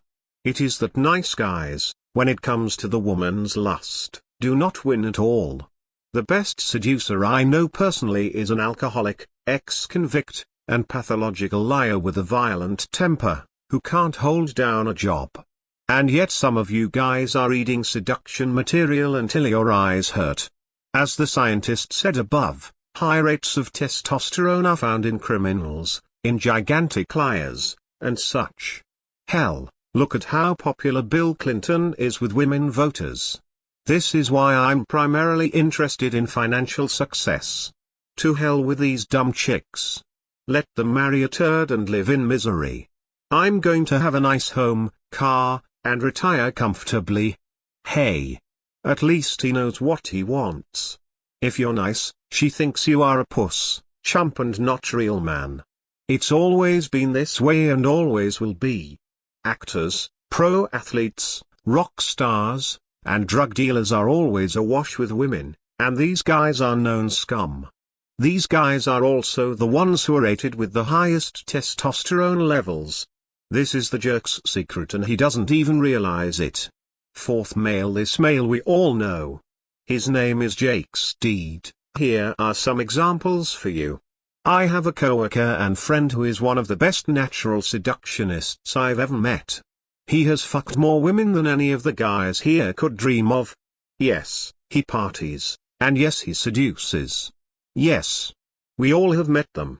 He just so happens to be the most brilliant, accomplished person of his position in the company. So how about your theory that seduction swallows you up? Don't be ridiculous. Life is about balance. And yes, Jake illustrates my point here. The answer is because he does not seduce. He is natural man. Highly testosteronized males, especially if they can control it, rise far in the business world. The difference between Apollonian and Dionysian at its root level is that Apollonian controls nature while Dionysian is controlled by it.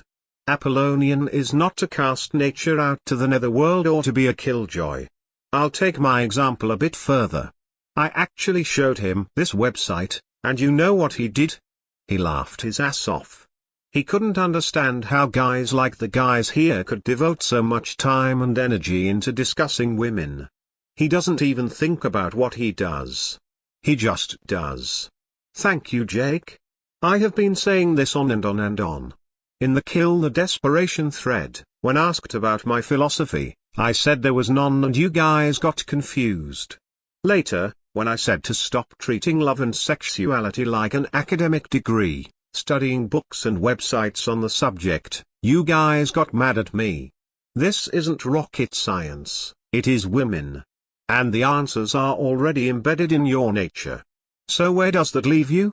This guy is building an amazing career and fucking tons and tons of hot-ass women while you and I are here discussing the fucking path of Apollo versus the path of Dionysus and some guy named Pook who has risen to godlike status on some little-known message board.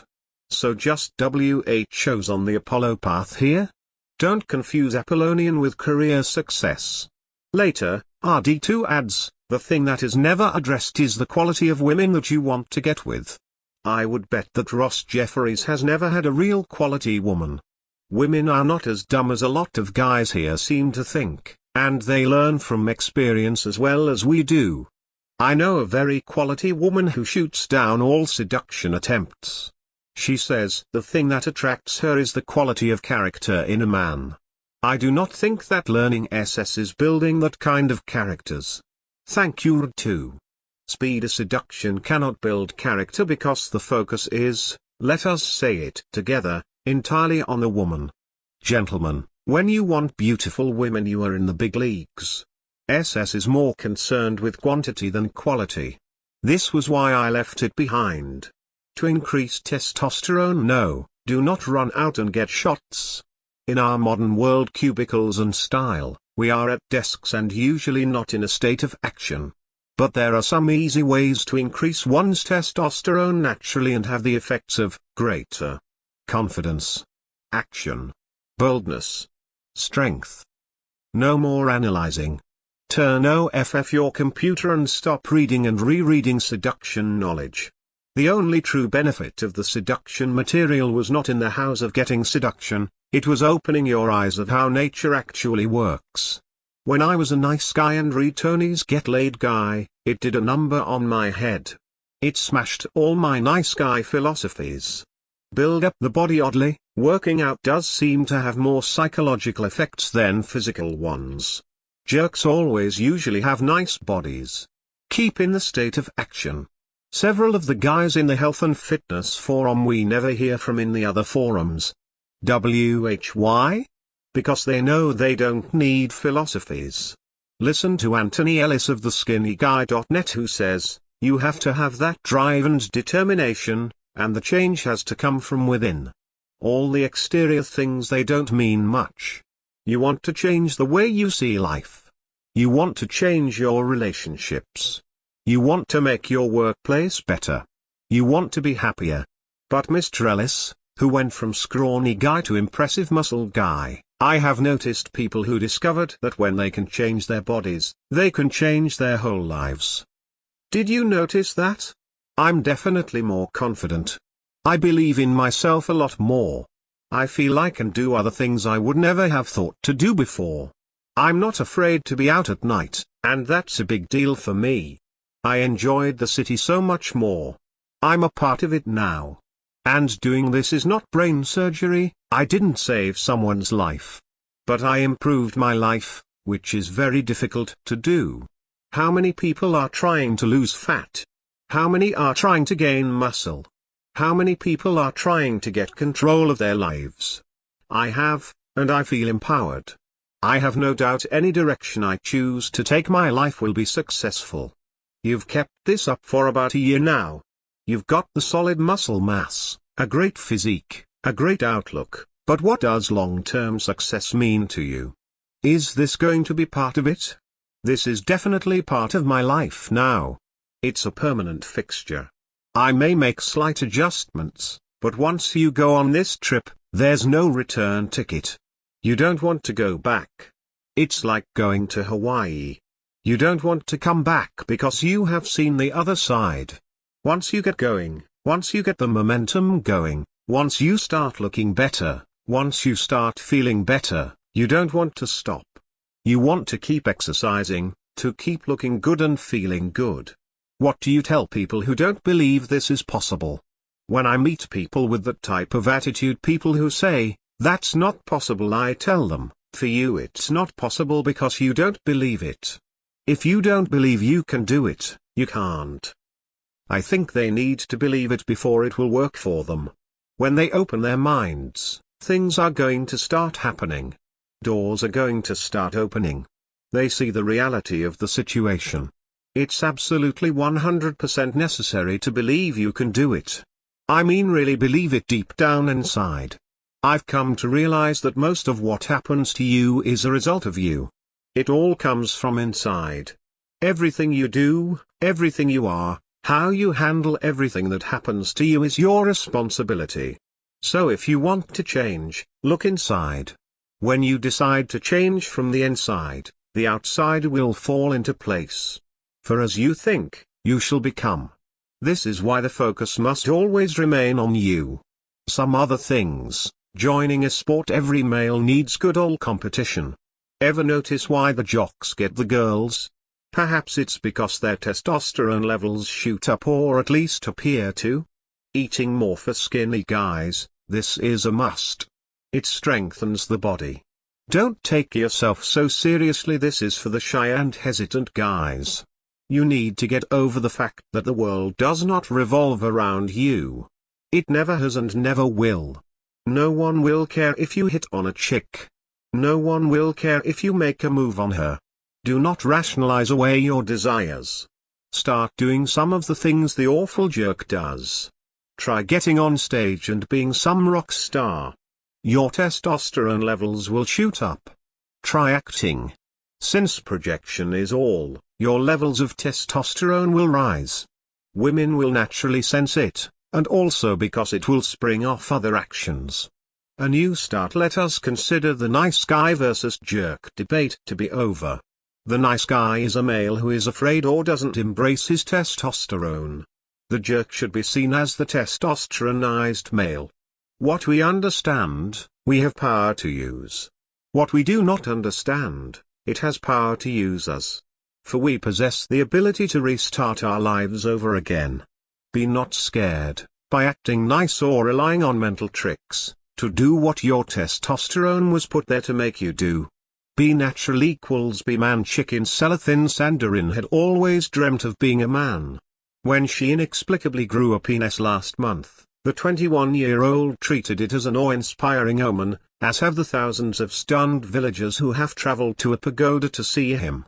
On the morning of the full moon day of June 21st, I noticed my thing, sex organ, was not the same as before. Thin Sana, who now goes by the male name Than Sane, said on Wednesday. And my breasts disappeared, Than Sane added. So I called out and showed it all to my mum and dad. It was very strange. Experts have examined him, and he awaits test results from a women's hospital. Sapu FP. The Secret of the Jerk post detailed this occurring in lab rats. There are legends and mythologies of this occurring throughout various cultures. Though I am curious if the opposite is true. Can guys have their penis drop off and a vagina appear, with breasts appearing? Apparently not. Testosterone stains. Once you've been immersed in testosterone, first in the womb, then in puberty, you cannot go back. But that doesn't mean you can become very feminine and weak.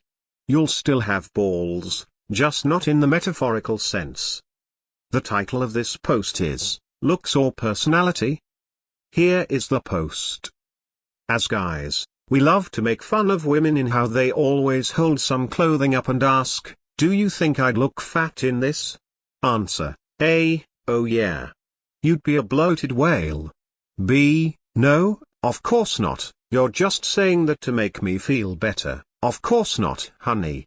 Liar. You think I'm fat? C, proceed to bang your head against the wall. Women spend all day putting on their faces, as if they were born without one. They waste countless hours shopping for the perfect dress, reading countless magazines for fashion tips, etc. We make fun of them, mock them for it. But women are obsessed about beauty because of us.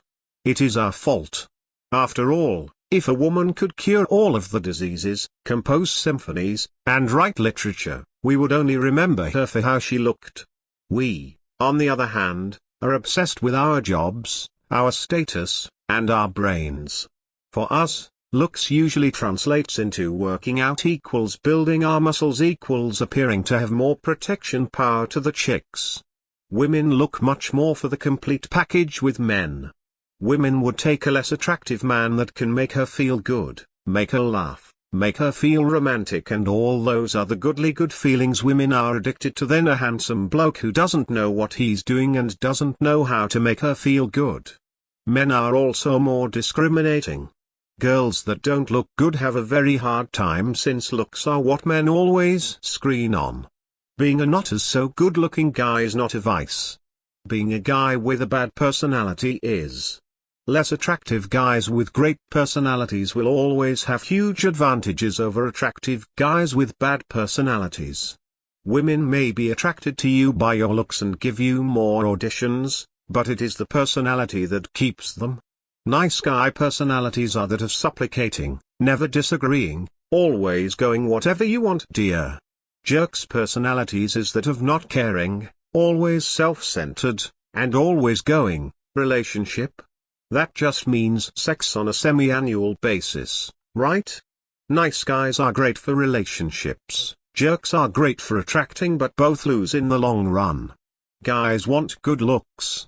But women want charming, funny, successful, and intelligent guys that will sweep them off their feet. The title of this post is, Fountain of Youth. Here is the post. Rejoice. And be glad. All those frustrations, all those hesitations, the nervousness, the burning, the butterflies of unease, the confusions, and the errors that manifest itself when your mind says do this and your body and personality do not follow, all of these can be washed away. Forever. Yes, you thought yourself ignorant about women, so inexperienced, so confused, and you just seemed to be following an evil circle. Maybe you were like me, a super mega dork who slept through life until now. And, perhaps like I did, you read and reread all material on women and life you could get your hands on. But what if I told you that you were always a Don Juan at one point in time? And I do not mean in a specific situation or hour, I mean at one point in your life you knew everything about women and handled them with perfect ease. So perfect that it was 100% natural, and if anyone told you to view a website or books for information you would laugh yourself silly. Wouldn't that change everything? Wouldn't you say to yourself, well, If I was the perfect Don Juan, then I would try to remember how I thought and what I did when I was the Don Juan, rather than mine endless posts and books. After all, if I was a Don Juan, then I require only recollection, not revelation. Go find a picture of yourself when you were a young kid, say at age 6. Look at him. He is smiling gleefully without a care in the world. He doesn't know he is going to turn into the sad adult that you are now. Hormonally, the only difference between you and your youthful shadow is that you are flooded in testosterone and in a state of chemical madness. Your youthful shadow knows better of the joys of life. It is no wonder parents find their offspring such a wonder as they reframe the dull life of bills, appointments, and responsibilities with the fire of youth. Yes, you say that you are an adult now. You have responsibilities such as bills and chores and work to do. You have no time for such nonsense. Or do you? I bet when you were a kid, you were a natural Don Juan. I bet you got all the girls in the sandbox. As a child, you knew how to treat women better than even though you are now an adult.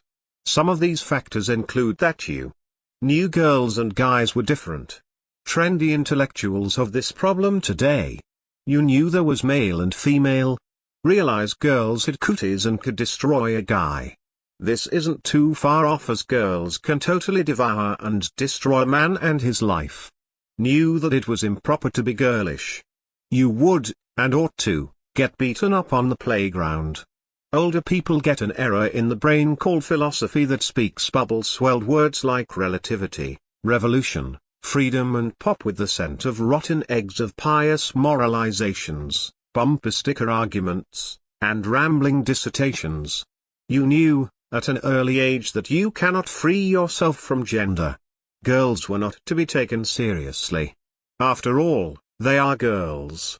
It is the nice guy that takes the woman seriously in every and all things and cannot say no to her. Girls were to be guided, teased, because, after all, they were girls and, as such, tended to mess things up.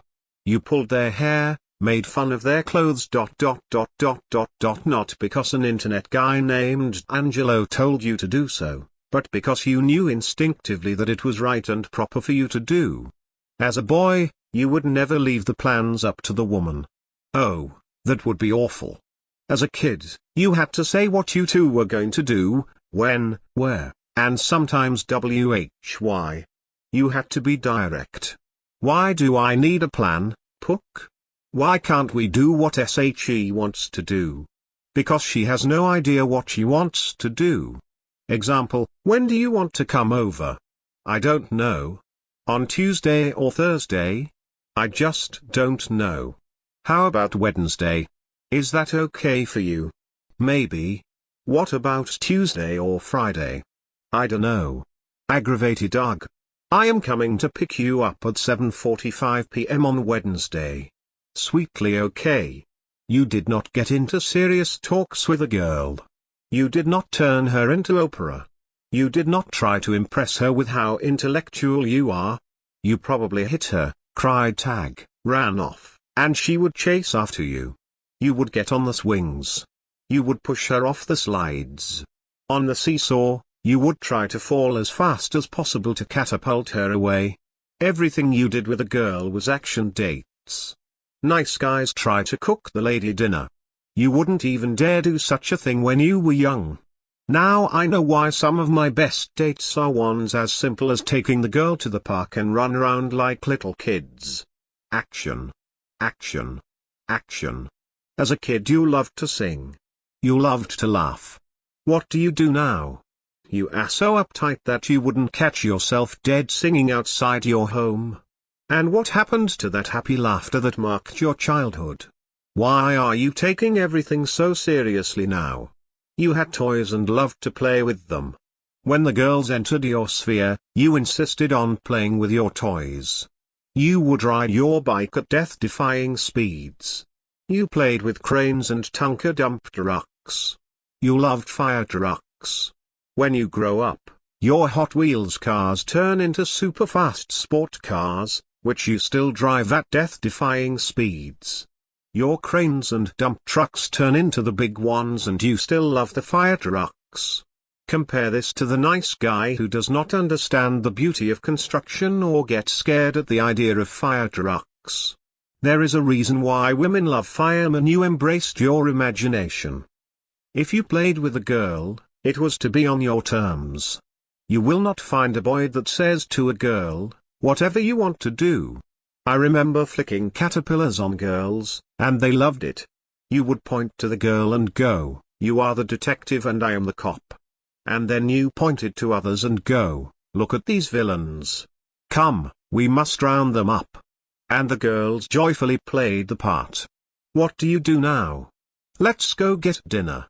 Boring. You had one eternal enemy in childhood, boredom. Like a void, it encroached on you in school, ensnared you with a stupid trip with the parents, and enveloped you as you stepped on the school bus. You embraced every chance for play. If there is one thing a man must never do to a woman, it is this: do not bore her. Make her happy, make her angry, make her laugh, anything but bore her. That enemy, boredom, is back and women are looking for you to strike it down. Embrace your youth and live again for the first time. Even at your young age, you were aware of fashion. Your mother was perplexed at why you couldn't wear that shirt or put on those shoes. You knew the importance clothes and appearance had.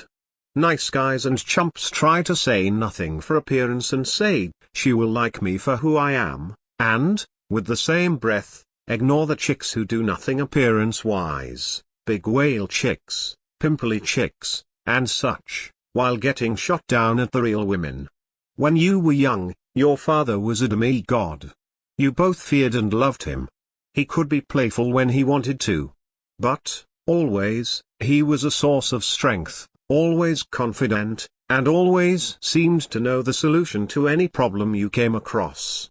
This feeling of awe you thought of your father is the perfect definition of a man. When you strive to be that same towering figure, which seemed to have solutions to all problems, confidence for all troubles, know-how for all messes, stability for all storms, women will react to you in the same way. It is said, women want to marry their fathers. But this phrase has been taken completely out of context. Women want to marry that guy, that man they knew when they were a little girl. You can only understand and become that man through the eyes of the young boy. Now some women will protest this advocacy of looking at women as little girls. This works especially well with the younger chicks, which is what most guys here want. This also solves a legal mystery. Why were women from 1800s and down treated, by law, as children? We know the answer now. And I would say to women to treat men the same way. Women are most charming when they view us as boys. He, whom the gods love, grows young, said the ancient Greeks. Look at that picture of the young you. Now look in the mirror. The blazing light in the youth's eyes, the curiosity, and the wonders he saw at nature and life, the joy he loved at any occasion. Are they still part of you? Look into the mirror. Is the same light in your eyes? If not, then you know what you need to do. You have come to the solution of your Don Juan troubles. Legends spoke of a fountain of youth that turns the old young. Conquistadors prowled continents hunting for this magical facet of nature. This legend of the fountain of youth was like a psychological splinter in the minds of so many men, driving them across the world through dangers and storms to obtain such a treasure. But it was not in the world, it was in us. Who knew women are the key that seems to unlock all of nature's mysteries? Doesn't this clear the stormy air of confusion? Especially with younger immature women, when you are with a woman and 1,000 Don Juan philosophies and tactics come to thwart your peace, remember the kid that you were. And how he looked on life. Yes, she might be a 20-something vixen. But underneath those milk sacks and fat deposits that drive your chemicals mad, is a little girl. Rather than being nervous about some date, view the date as if you were 7 years old. Everything becomes simple and fun, as it should be. One thing is for certain, women go nuts over a guy who keeps his boyhood charm as women want an escape. They do not want to hear your views on the world. They want to have the happiness and fun of their childhood back, as everyone does. They will fight for the rare men who truly live like this. This also explains the mystery why uneducated men often seem to do better with women than many men with PhDs who are so smart they intellectualized life out of existence.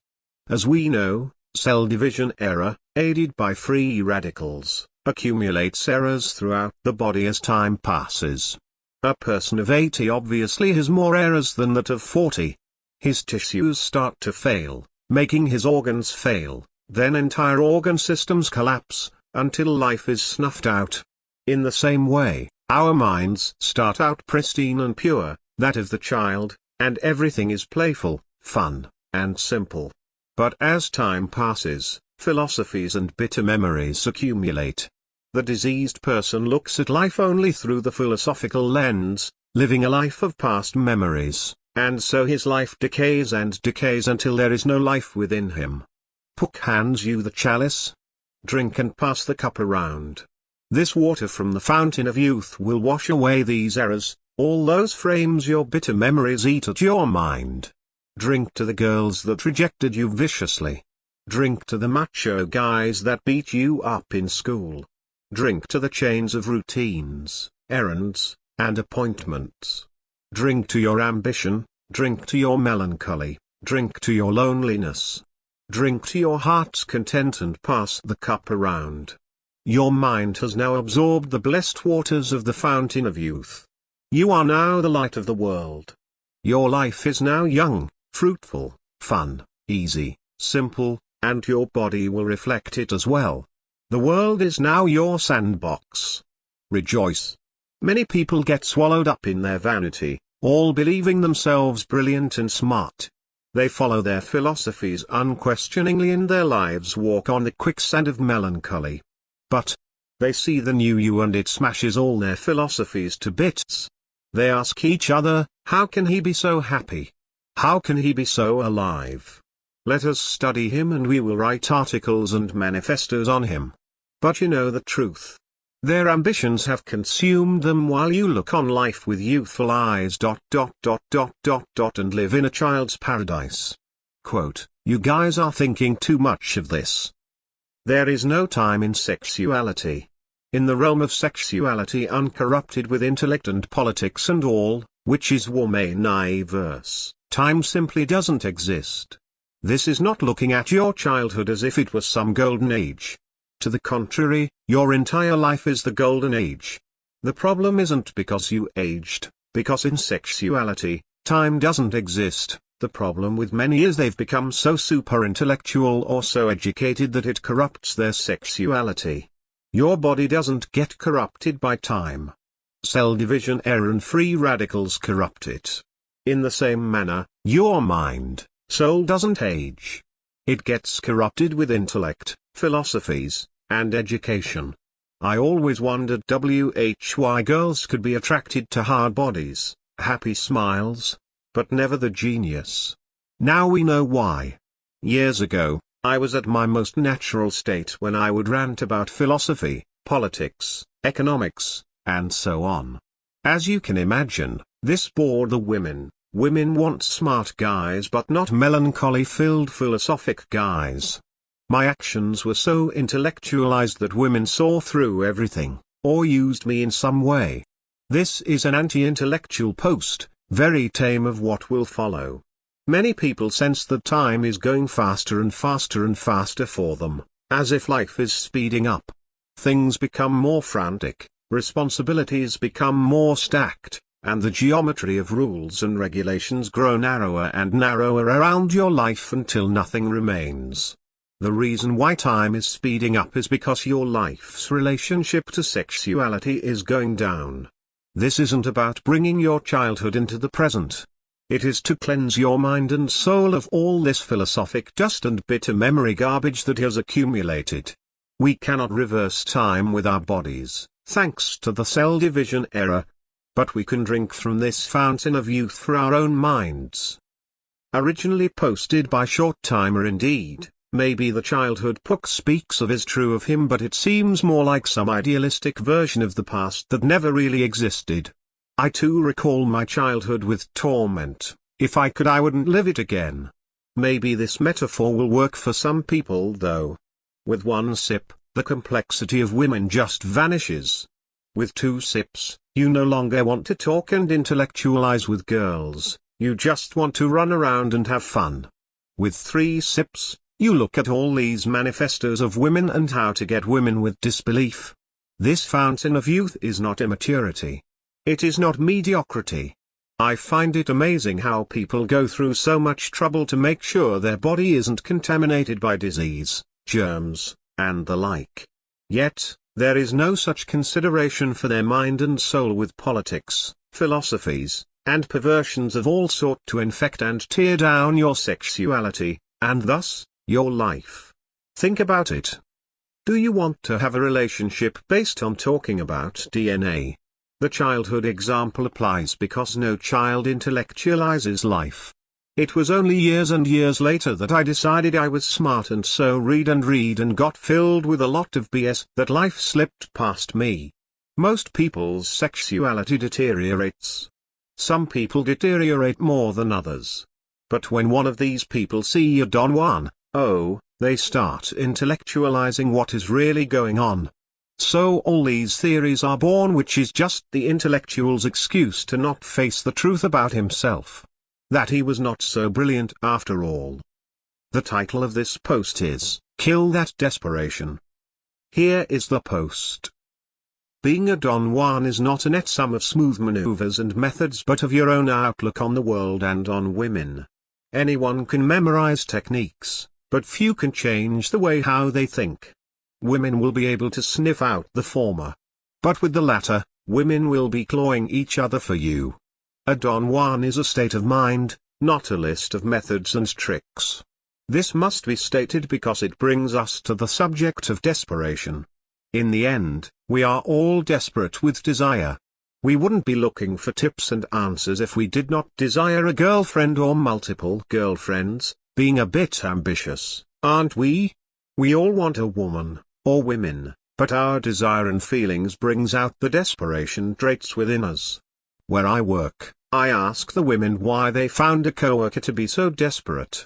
Here are some of their answers: always giving the women attention, calling all the time, and calling immediately once getting the number, immediately returning a call, etc., taking every opportunity to talk to them, and telling everything about yourself, always available.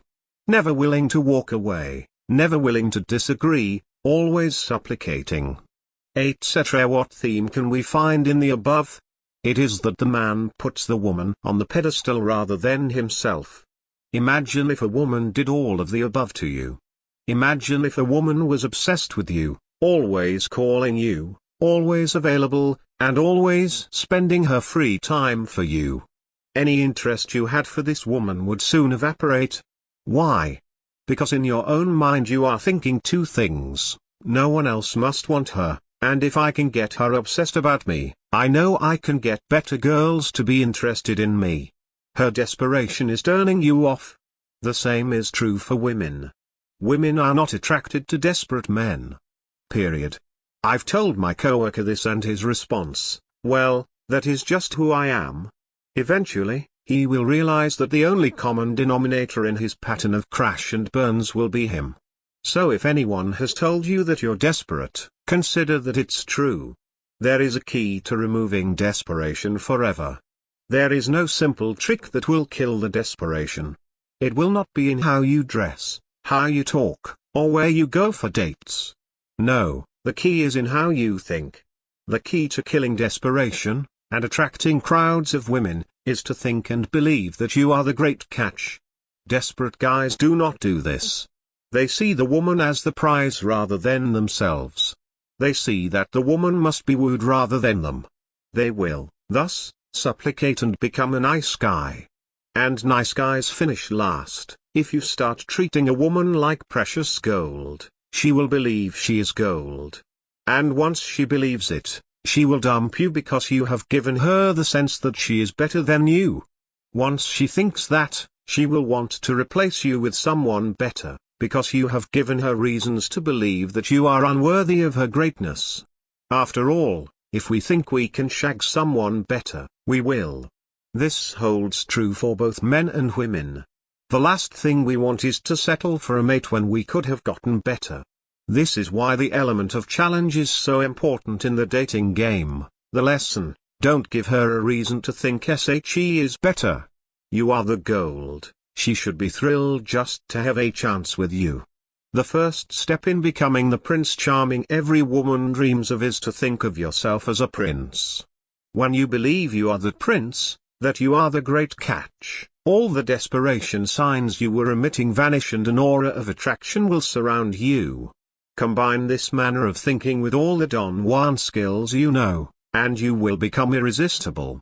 Let us look at the desperation signs again, always giving the women attention. Now that you're the prince, you don't have time to give women attention. A prince is kind, enthusiastic, smiling, yet you have things to do. A prince's time is precious. A woman must win your attention, you shall not give it to them. Calling all the time, and calling immediately once getting the number, immediately returning a call, etc. The great catch simply cannot call all the time because he has tons of other numbers. The great catch is not competing for a particular girl. The girls, rather, are competing for him. Taking every opportunity to talk to them, and telling everything about yourself. Why would Prince Charming tell everything about himself to a woman? No, the woman must justify herself to him because you are the goods. The prince would reveal things about himself only as a reward. The woman loves the mystery in this and sees knowing the prince as peeling layers of an onion, knowing him gradually. Always available. The great catch is busy with many women. She must fight for your time, not the other way around. Never willing to walk away, never willing to disagree, always supplicating. Prince Charming wouldn't accept any disrespect from any woman. If a woman gave him such disrespect, he walks away. The prince knows all these women want to be with him so he can eject at any time. Now, I know what you're thinking, Pook. I can't act like a Prince Charming or the Great Catch. I don't have tons of women after me. This is reversing cause and effect. Assume you are the Great Catch, think that you are, and as you think you shall become. It becomes a self-fulfilling prophecy. Treat your hobbies as if they have more value than the women do, or treat your hobbies as if they were other women. When you think you are the Great Catch, you will act like it and the women will know that you are. Women love certain traits in guys. By thinking you are the Great Catch allows you to emit these traits naturally and without any effort. Good looks you cannot change your genes. But you can change the way you treat those genes. Does Prince Charming wear raggedy t-shirts? Does the Great Catch walk with his head down? No. You will wear nice clothes and walk with pride because you are proud of yourself. After all, you are one of the best. So treat yourself accordingly. Anyone can wear a suit. But few can wear a suit proudly. Few can wear a suit that seems to fit them naturally and creates an aura of importance. Good carriage and excellent threads are the consequence by how you think of yourself. Women know this and thus you are judged by it. Humor girls love humor. Prince Charming and the Great Catch are funny because they know that they, themselves, are fun. They don't worry, my goodness, she is really cute. How can I attract her? They assume she will be attracted and they have fun in the meantime. Don't be shy. Let your personality shine. When you think you are the Great Catch, this should come more naturally because you have nothing to fear. Dominance, you are the man. You must be in charge. Desperate guys will try to be nice in every which way to win the girl, and fail, of course. But Prince Charming and the Great Catch will sweep women off their feet. When you think you are the goods, you realize that it is ridiculous to treat a relationship and flirting as walking on eggshells. You set the rules, not the other way around. After all, you are the prize to be sought. Look at the soap operas and romance novels for grounds of this. Women like to be in the presence of a man, not a boy, not a chump, and certainly not a nice guy. Dominance is also being sure of yourself. Do not speak in a soft tone. Speak strongly and behave strongly. After all, do you think Prince Charming worries about making mistakes? No, so neither should you. I know. I can hear you saying, but I must worry about mistakes or else I'll have another learning experience on my hands. This is a good thing. Let us say that, in a normal conversation, you came across a word you did not know how to pronounce. Most people will utter the word softly for fear of criticism. This is stupid. Say the word loud. Let me repeat, say the word loud. If you are wrong, you will be corrected. Clearing up mistakes is always a good thing and should never be feared. The same applies with dating. Do not date with hesitation and shyness, date with all conviction. Remember, the biggest risk you can take in life is not to take any risks at all. Ambition. When you think yourself as the great catch, you know women are not the priority of your life. After all, the great catch knows he can get any woman whenever he wants. When you feel good about life, you cease to fear success and demand life show all that it has. Aim for the moon. If you miss, at least you'll be among the stars. So in the end, too often men think they need a girlfriend to have their life complete. The consequence is that these men will emit signs of desperation. Success is achieved first through the mind, then through the world, never the other way around. Hi shakes, how can you be assertive and aggressive without appearing desperate? Be selective and picky, not on the prowl or hungry. Who knows? That next girl may be the one you marry. Might as well have high standards, always be willing to walk away. Never accept low interest responses, ads posts cover this well. Shy guys and non-aggressive guys get nowhere with woman. Was extremely shy and very non-aggressive. You can use it to your advantage. For non-aggressiveness, for some reason, I tend to attract flocks of chicks. They hit on me, touch me, try to get me to ask them out, and I don't. Hey. Other guys my age I talk to, a few have had the same thing. We found out the reason why, as was summed up by what one girl told me: you're not like most guys. You're different, intelligent, and sexier than a Greek god. Okay, maybe she didn't say that. But she did say that I was different and not like most guys. Why? Because I wasn't hitting on every chick. I wasn't out hustling the girls. Guys who want a girlfriend hit on girls all the time. Here are some facts. Fact A: guys who hit on girls appear desperate and needy. Fact B: girls want guys who don't need girls. I like ads metaphor. Be as free as a bird. Girls want to seize that bird and toss it in a cage. That cage is called commitment, therefore, guys shouldn't hit on girls. Guys hit on girls because they are needy. Change your thinking and you cease to be needy, and you'll naturally stop hitting on girls. I think it is best to treat a chick, no matter how hot and steamy she is, no matter how cute and perfect, as a guy. The only exception is don't talk technical stuff with them like you would with a guy. Computers, cars, how to lay chicks, etc. They will love this. With the girls I like, I talk about them and they become more and more attracted to me because guys do not do this. That is how I used my non-aggressiveness to my advantage. It can be excellent for creating attraction, in some situations. Problem is that you have to turn it off eventually and go for her. And you know that she will say, yes. Oh, this is the luckiest day of my life. Because you think are Prince Charming. It becomes a self-fulfilling prophecy, using shyness as an advantage. Shy people think too much. Shy people react to situations when they should be acting, initiating. But when you're on a date or any time talking to a woman you like, you can use your shyness as an advantage. Shy people do not go around talking about themselves or try to sell themselves because they hate talking in general. Girls hate this anyway. See? Much goodness already. When she asks you about yourself, give her a general answer and turn the conversation back on her. Shy people's advantage is they let women flap their gums. The Art of Conversation is a great article at saucewave.com. She flaps her gums, you take something she said that you agree with, paraphrase it in your own words, and feed it back to her. She will levitate before your very own eyes. See? Shyness and non-aggression can be great virtues rather than the vices they seem to be. I get my women from the workplace. It makes work seem like recreation. However, in a workplace setting you have to be careful as a reputation sticks. Go out with every girl and you are labeled a player, which women hate. Hit on every girl there, you will instantly be stamped Mr. Desperate and all the girls will laugh at you.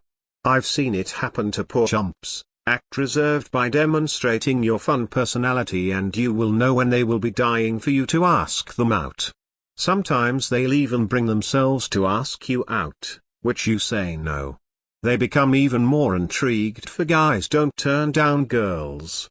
Clubs and parties are not the place, I think, for shy non-aggressive people. I get better results when I can talk to people without shouting all the time.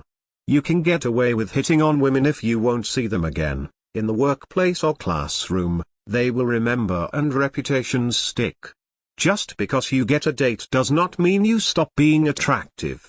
You must make your attractiveness consistent by continually thinking yourself as the great catch or as Prince Charming. For if you don't, then you start to put her on a pedestal and have that fatal romance disease known as desperation. Right now, I'm in a situation where I'm on the verge of dating 2 women. Even though I've read the articles on this site a billion times and read this forum daily, I can feel myself wanting to fall in infatuation. It is all in our minds of how we look at the women. See, good Pook, I wonder what fun I can have with her. I wonder what new things I'll learn about women from her. I wonder what happens if I try this strategy on her. Bad Pook, Woza. She is hot. I hope I look and act all right. I really hope I don't do anything stupid or dumb tonight. Notice the difference? When Pook is bad, he places the success of the night on if he doesn't screw up, which he will because he is worried to death about it. When Pook is good, he places the success factor on the experimentation and fun, which as a result the Pook will come across as fun and different. Be the good Pook. The title of this post is, Embrace Your Sexuality. Here is the post. To the nice guys, AFCs, chumps, and assorted miscellaneous confused males, sirs, let us have a little talk on the spirit of sexuality. This might trouble you, to be sure, it might anger others, which is most certain, but the stubborn fact remains that you cannot be successful with women never until you embrace your sexuality. Yet until now, you were not interested in sexuality. Rather, you wanted to hear more philosophies, more tricks and tactics to be placed in your quiver of dating. It is as if you were to say, yes, these guys that are getting girls are all very well and good. But what philosophies should we deploy to get the women? We purchase bits and pieces of philosophies on this site like we are in a dating Walmart. We, however, enjoy being the dorks we are and wish only for more philosophies to add to our arsenal. How blind you guys are. Now, I wish to ask you a question. Go ahead, Pook. Do you see that female over there? No, not the thin one. No, not the one with the long hair and curvaceous body. I am talking about the large one in front of the ho-hos. Yes, her hair is an absolute mess. She has no sense of style. She keeps many pets and spends extraordinary amounts of money on them. Personality? She is bitter. She enjoys philosophy just as you do. Why, she is going to become a feminist. Is she a woman? Pook. Of course not. She is female, that can be proven. But do not call such a thing a woman. If she is not a woman, what is she? Hag? Bitch? Walrus? Witch? Titanic? Ah! She is an androgynous. Androgynous females do not look like girls or act like them. 3 professors of mine, who I have talked to about their past and their regrets, told me they were clueless with women even though they knew everything about the Elizabethan period, the history of the Supreme Court, and the philosophical ruminations in the 19th century. Despite that, they married the woman I described above despite how brilliant they were. Other guys block their sexuality by being nice. Sexuality is disrespectful and makes me look like a pig. In the end, these nice guys end up being thought up as an ass by women and treated as one. If you want to avoid this type of fate, read on. Embrace your sexuality. This guy has no problems talking to women except those he desires. The desire sabotages him and wrecks him completely. Listen. We can hear him. I feel so guilty. This is like I don't respect them. This is painful. I feel like I am using them. I feel dirty doing this. Oh, poor guy. His problem is not the women but himself. Why is he feeling guilty? Why does he think he is being sinister? Look, we are going to see him 10 years from now. Behold. The guy is 10 years older but still has no girl. He has a decent job, a decent life, but it seems meaningless without a girl. He becomes bitter. He is angry at life. If only he could fix whatever problem 10 years earlier. How much joy and bliss would be in his life. This guy's life has been like the hard desert with painful arrows constantly peppering him from the blazing sun. He wanders aimless, seeing an oasis in that beautiful woman who only sees him as a friend. The beautiful women, the ones he wants, are like mirages. He thought they would finally end his painful wandering and lead him into that promised land of bliss. Oh, if he could only find one. All the pains would end. The key is not in finding this oasis, this woman, to end all your pains. The key is to realizing that the problem is not the women, not the situation, but himself and only himself. Now he stands in the desert but lo and behold, a heavenly rain has cascaded from the sky. The dryness of loneliness, the ever-constant thirst for affection, is quenched with the blissful rain. What was the one thing that caused the rain that quenched his thirst and cooled the heat? It was to embrace his sexuality. If you cannot embrace your sexuality, you can never be a Don Juan, and you can never be happy in life. Are you a guy? Take a look in the mirror. Chances are, if you are at this website wondering the hows and whys, then you are not a guy. But I forget myself. Let me introduce my prop. Thus enters Nerd Boy. Why, hello, Nerd Boy. Look at you. Pocket protector and all. You have glasses and look like a drone. Your clothes don't match. Heck, your clothes don't even have any personality. You are so mental that you cannot grasp the ways of the flesh. Just as you thought the fat chick was not a woman, women will not think this nerd boy is a guy. Why? He isn't fully human. It's obvious he hasn't had any contact with womaniverse, which is sexuality itself. He will make excuses. I am very handsome, which is true. A handsome drone is he. I am a genius. I have a great job. Oh, poor nerd boy. Women do not possess the faculties to see beauty as men do. Women do not care for your intellect, that is masculine chatter. The guy that woman is with may be ugly, may even be stupid, but he is absolutely sexual. Nerd boy is blind to sexuality and, therefore, blind to life. Sexuality problem number 1. Looks. Are you ugly? Are you beautiful? It doesn't matter. Women do not see beauty. They see only sexuality. So how does a sexual male look? To put it bluntly, it is the badass.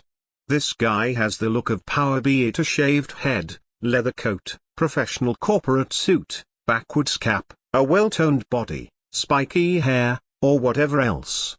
This person looks like a guy. He is not androgynous. He knows what his sexuality is and embraces it. How is a guy supposed to look? To be male is to drive against nature, to pierce her. He is not a pretty boy, though. This might get some girls too. It is almost a rough look. A guy has a look of some masculinity about him. How to look like Brad Pitt? No, I didn't mistype that. One girl I knew saw Brad Pitt on TV and orgasmed. He looks so good, sigh. But Brad Pitt's effect has nothing to do about looks.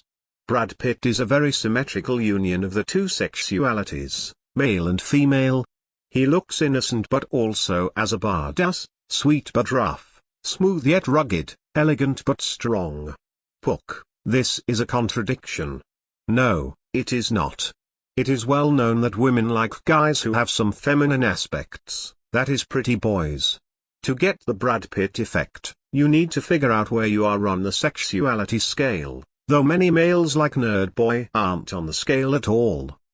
If you're a feminine male, you are probably thin, innocent, modest, shy, pretty boyish, curls for hair, large eyes, and have an almost aristocratic style about you. The masculine male is muscular, large, loud, motorcycle, has a goatee or shadow, and has a sporty or outdoorsman style to him. Now that you know where you are at, simply add in elements of the other. Some guys, when they go on to manhood, carry a piece of adolescence with them. These are the guys that end up with the Brad Pitt effect, though you can make it your own. Compare this to Nerd Boy. He looks at them and thinks how much smarter he is. But is he smarter? No. They may not know their calculus, but they know their sexuality. When women flock to these guys, the Nerd Boy only stands there in awe. Sexuality problem number 2, personality. Come here and talk to the lovely lady, Nerd Boy. Hi. Creepy. I will do anything for you, lovely lady. I'm sure you will, Nerd Boy. But when a guy has embraced his sexuality, he treats the women like they are children. But Pook. That is not politically correct. Foolio. This is sexuality that is above and beyond your petty philosophies and politics. Now where were we? Oh yes, he does not take women seriously. And why should he? He is a man after all. He has a sense of self. He is monad. He doesn't need anyone to define himself. But embracing one's sexuality means enjoying it. You do not look at the woman as work or as a riddle to be solved. No, you go in and have fun. You do not dwell on boring subjects like Nerd Boy here does. So what we end up with is a type of cocky and funny guy. D'Angelo covers this subject quite a bit. But you will never be cocky and funny by intentionally trying to be cocky and funny. You are not a chick putting up a facade. No, be a guy and so act like a guy. Here, gentlemen, is a ballerina. She has just told you of all the things she does, how she dances, and everything like that. What is your response, Nerd Boy? Wow, that is really interesting. Tell me more about the fabrics and spiffy colors of the pageant, the dance moves, etc. Guy, you must have really strong legs. It is as simple as that. Some guys cannot control themselves and start being blatantly sexual to the poor women. This, of course, is unattractive to the ladies. This is not being rude or blatant. It is to realize that sexuality is not contained in the bed and is part of every interaction you have with the woman. Look. She is touching you, this is good. Touch is sexual in itself. Kino is sign of interest. If you kino a girl too soon, it can backfire on you. You no longer remain a mystery to her, the game is up, she knows you want her. But if she thinks you are not interested in her and you want to say you are, you kino her. Kino is a form of womanese for, I am interested in you. When you kino the chick understands perfectly what you are saying. Kino is communication. Using it to create interest, which may not be there, rather than as communication will backfire. However, failure to receive or initiate kino makes one sexually a mannequin. Know why? Because mannequins do not initiate kino. Bad. Hi, I'm Flirty Boy. Touch, you look so cute in that outfit. My goodness. You must get compliments all the time. And Flirty Boy continues to flirt, right, Hi, I'm Mr. Right. Some small talk. What's your number? A guy does not flirt with chicks, unless he is working, thus captive, and has nothing else better to occupy his mind. A guy asks out the chick to show he's interested. Sexuality problem number 3, dating. What to do? What to do? Poor nerd boy. He cannot invite the chick over to view his computer together. So he thinks, what do males do to court the lady? Dinner, of course. Nerd boy and his chick eat their meal. But nerd boy, I am sorry to interrupt, how are you different from any other male? Look. There goes your woman, never to talk to you again. She said you were boring. Alas. But I gave her dinner. She ought to like me. But any guy can give her dinner. Can you give her dinner, trash heap guy? Yes, Pook. I can buy her dinner. And what says you, Mr. Nice Guy? I can buy her dinner, also. And Mr. Saucewave? What about you? I also can buy her dinner. There is no difference. Any male can buy her dinner. Heck, any female could buy her dinner. So what do you suggest, Pook? Action dates. Do not sit there, talking. She can do that with her girlfriends. Guys, on the other hand, are all about action. Real men are not making dinner. They are swimming rivers and climbing mountains. Find something action-wise and get her involved. But Pook, I enjoy sitting in front of my computer all day and don't like action dates. Learn to like them. Look, are you even living?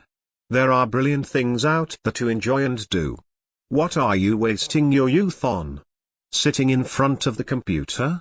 Sexuality problem number 4, love shyness. Grab your white coats, gentlemen, and follow me. Pook and the others go down the hall and turn to the left. Now we are at the testing room. Behind the window is where we will experiment. They will not see us, gentlemen, for they will see only a mirror. Here, we can peek in on the outside world. But Dr. Pook, what is the experiment going to be? Patience, indeed. Let us begin. A man was in the room and all was well. Then, all of a sudden, a gorgeous woman enters the room. The man snuck glances. Soon, the woman got tired of this game and she came over to speak to him. Focus, gentlemen. Watch how he responds. You again. Doch. Stop. Remove the woman. Quarantine the male. We cannot risk the possibility that his error is contagious. Yes, Dr. Pook. Right away, Dr. Pook. Anything you say, Dr. Pook. It is so nice when they do what you ask. Now, display the data on our subject. The screen flashed up the male's brain map. Good heavens. I was afraid of this. His entire frontal lobe is severely damaged. Gentlemen, to show you the extent of the damage this male labels as shyness, let us look at it through the woman's perspective. Not woman-iverse. Yes. Okay, she walks into the room. She knows the guy is checking her out. Guys, the girls are cleverer than you think. They will spot you if you check them out. If you like a chick, she will eventually know it, so the chick decides to talk to the guy. And the guy didn't seem capable of conversation. Why, he just mumbled and bumbled about something. What did he say? It doesn't matter. Look at how he said it. He wasn't speaking, he was farting from his mouth. Now, what was the woman thinking? A gentleman peered at the data and looked up, stunned. She thought he was brain damaged. Exactly. And you know what, he was. He is right here and he is wrong. He knew something was wrong but he can't figure it out. The problem is Descartes. Yes, old Descartes thought that he could divide the mind and body with his philosophies. Descartes thought that human beings were composed of physical bodies and immaterial minds.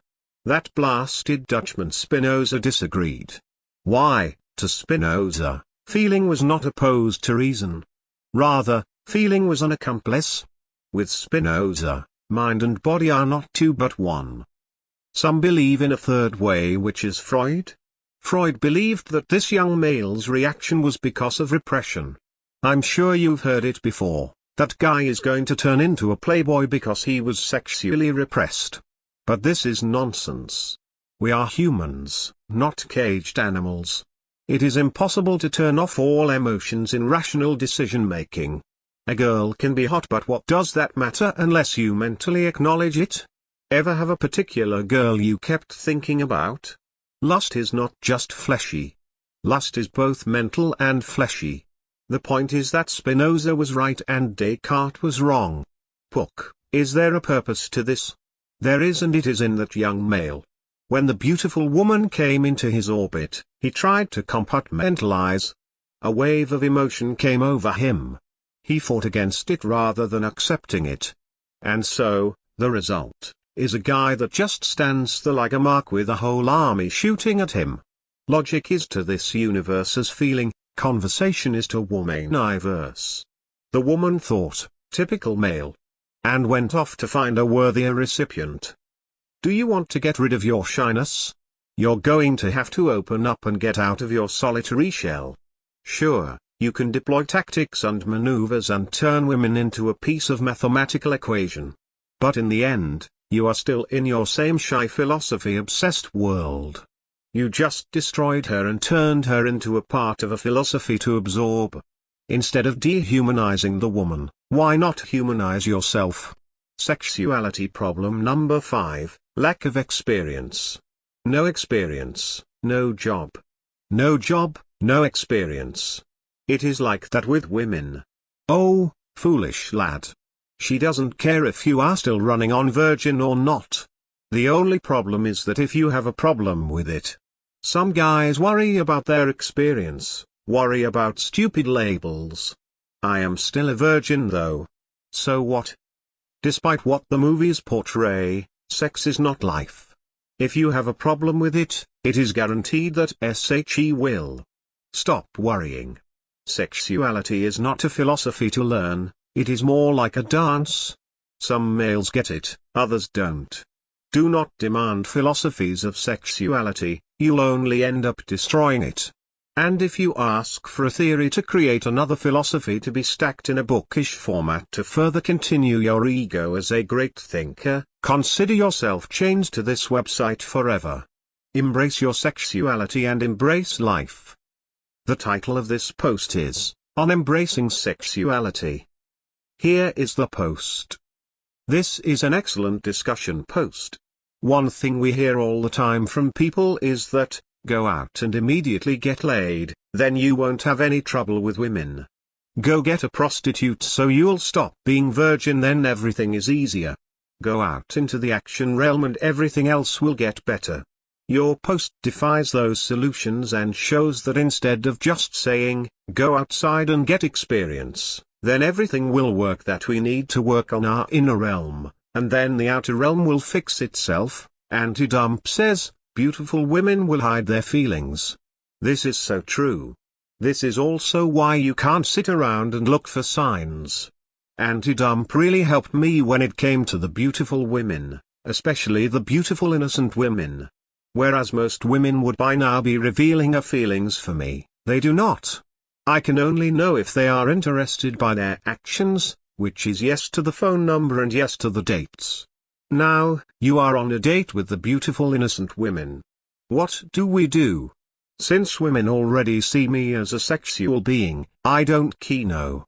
But just as there is a plane of sexuality with touching, fondling, kissing, etc., this is seen, there is also another plane of sexuality, which is unseen. This unseen plane means things like voice tone, eye contact, and a literal connection. Desire is what will get you the beautiful innocent girl. However, this desire needs to be transmitted along this unseen plane. Let me give you an example.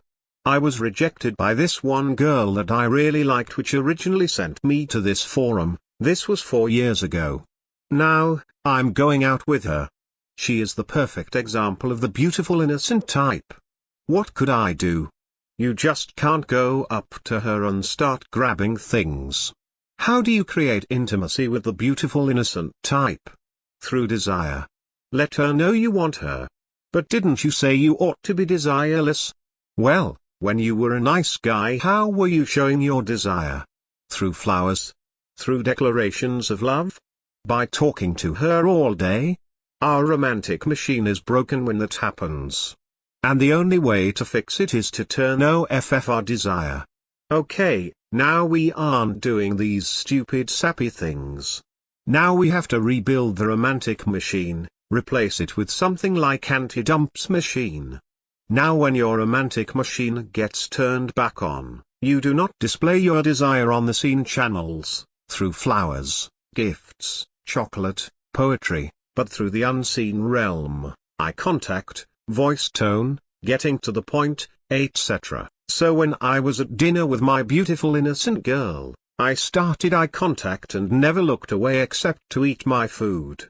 People think eye contact is simply staring into someone else's eyes. It isn't. Eye contact is displaying your desire into her eyes. I let it all out. All my desire I've had for her, all the frustrations she's caused me. I am on this website because of her. All the work that she put me through, I said not a word of it, but she knew every bit, because she saw it in my eyes. She melted and melted and melted. She returned the eye contact. The next step is to see if the conversation is flowing. Is she laughing? Is she lust drunk? She should be giggling like a little girl, with her eyes caught into yours. Do the D'Angelo test of brushing her hair with your fingers. If she's susceptible to this, kiss her. If she likes that, keep kissing her, then slowly move around her face, canoeing the back of her head, her arms, wherever, and keep the desire up. Do not let it go. In order for the girl to melt, there needs to be a fire. The fire in your eyes. The fire in your lips. The fire in your touch. This is how a woman wants to feel. It is in this moment, she feels truly female, for she has been desired and is now being acted on. There is a reason why women have a fantasy of being in a crowded room and a guy locking eye contact with them. Is it eye contact? No, it is his desire at her. She loves being desired. Oh heavens, it makes her feel like a woman. Beautiful innocent women's role in nature is to be desired and not desiring. So next time you are with that girl, let it all out in your eyes and watch what happens. She may start off all wooden, but in the end, I guarantee, she'll be cookie dough. The title of this post is, Eliminate Desire or Not? Here is the post. I replied to this a long time ago and it used to be in the archive. I guess, now, that since it isn't, the question comes up again. Quote, some people ask, why does Pook hammer the same points again and again? Just read the above. There is no contradiction. Keep in mind also that the time between those two posts was years. I'm a bit wiser now, but the same principle applies. Look at it like this, years ago, when I first came to this forum, I was a nice guy. How am I going to get the women? One thing I said back then was canoeing. I said it because IT worked. I said, canoeing turns you into a sexual being to her. If you do not kino her, she will see you sexually as a mannequin. Why? Because mannequins do not initiate kino. Years later. I do not kino a chick, certainly not on dates at first. Contradiction. Pook is contradicted. What you're forgetting is that after years, I am no longer that old nice guy. The nice guy comes across to the woman as boring and sexually a zero. Nice guys also seem safe. So when I started kinoing and stuff, I got an instant reaction from her. Why, all of a sudden I am a sexual being. One difference from those old nice guy days is that I've gained 30+ pounds of muscle mass, dress better, talk better, more confident, etc. I am already a sexual being. If I start canoeing a girl now, I will be seen as coming on too strong and too desperate. This is why I now agree with anti-dump in that archived thread. I'm not for or against kino. I also wouldn't recommend nice guys to act like how I am now. So now I disregard talking about Kino or how you say things and just talk about sexuality. I'm already a sexual being now, there is no need for me to Kino a girl. She will know I'm a sexual being already. I do not need to touch her.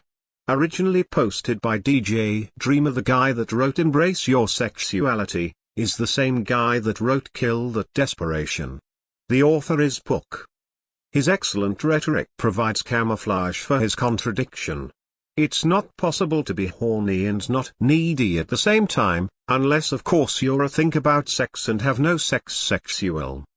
But the nice guy needs to embrace his sexuality. He is a sexual dud. You need to look, act, and think like a guy. If I put up a sexuality scale, some guys would be at low sexuality, nice guys, while some guys would be at the higher end. I honestly can't say the specifics of how one should act or say to a girl because everyone is different points on this scale. For the nice guy, canoeing goes a long way. But for me now, it is overkill. The desireless is to be not needy. You want her but do not need her. It is a big difference. Desperate guys need a girl to complete themselves to make themselves feel happy. I say these guys got it backward. They ought to complete themselves and make themselves happy, then go for the chicks. Live. Laugh. Love. Notice the order. Get your life together, make yourself happy, then go for the chicks. Some people complain that it is work. Well, what is the point of having a girlfriend or a fleet of women if you have no direction in life and chronically melancholy? Defeats the purpose. Women are to enhance your life. Fools think the women will define their life. I think 90% of all the problems on this board are because they mix up the order. The title of this post is, On Shyness. Here is the post.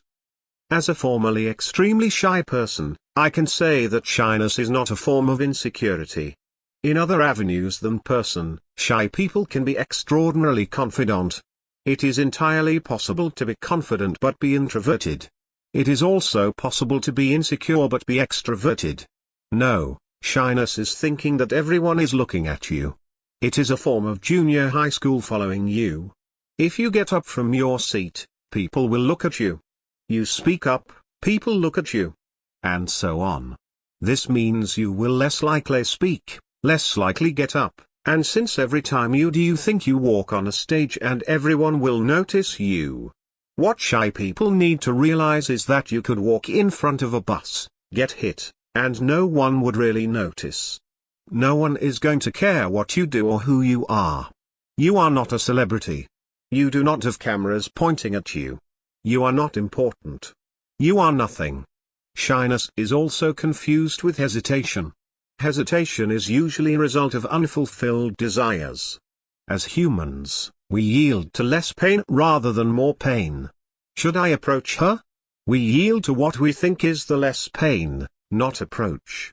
Hesitation is solved when we realize that inaction is more painful and that rejection is better than regret. Your number 2 of a job was one of the things that helped me. More interestingly, I worked with only women. Aside from getting used to women, I got to figure out what was going on in their minds. Every day was a religious experience. Good post, but I don't think number 4 will help the shy people. Usually shy people are pretty smart, since they are reading and such rather than socializing, and many will think the clubbing and dancing scene is stupid, which is fine, we all have different tastes. As long as you go out and do something you like rather than where you think the girls are, you will do fine. I'd take a museum, opera, or art gallery over any club, but that's just me, and tons of chicks are the two. Not everyone is into the clubbing scene.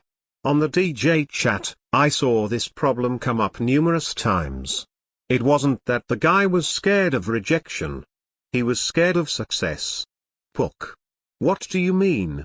Why be scared of success?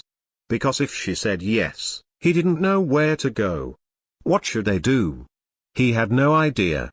This is why, before you can start to date women, you must be able to date yourself. That's right, date yourself. Try going out to these places by yourself or with your friends first. This will make you more comfortable. You already know the place, are comfortable with it, and know what to expect.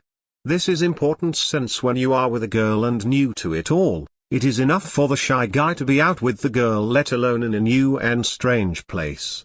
This will make your job a lot easier. Makes you prepared.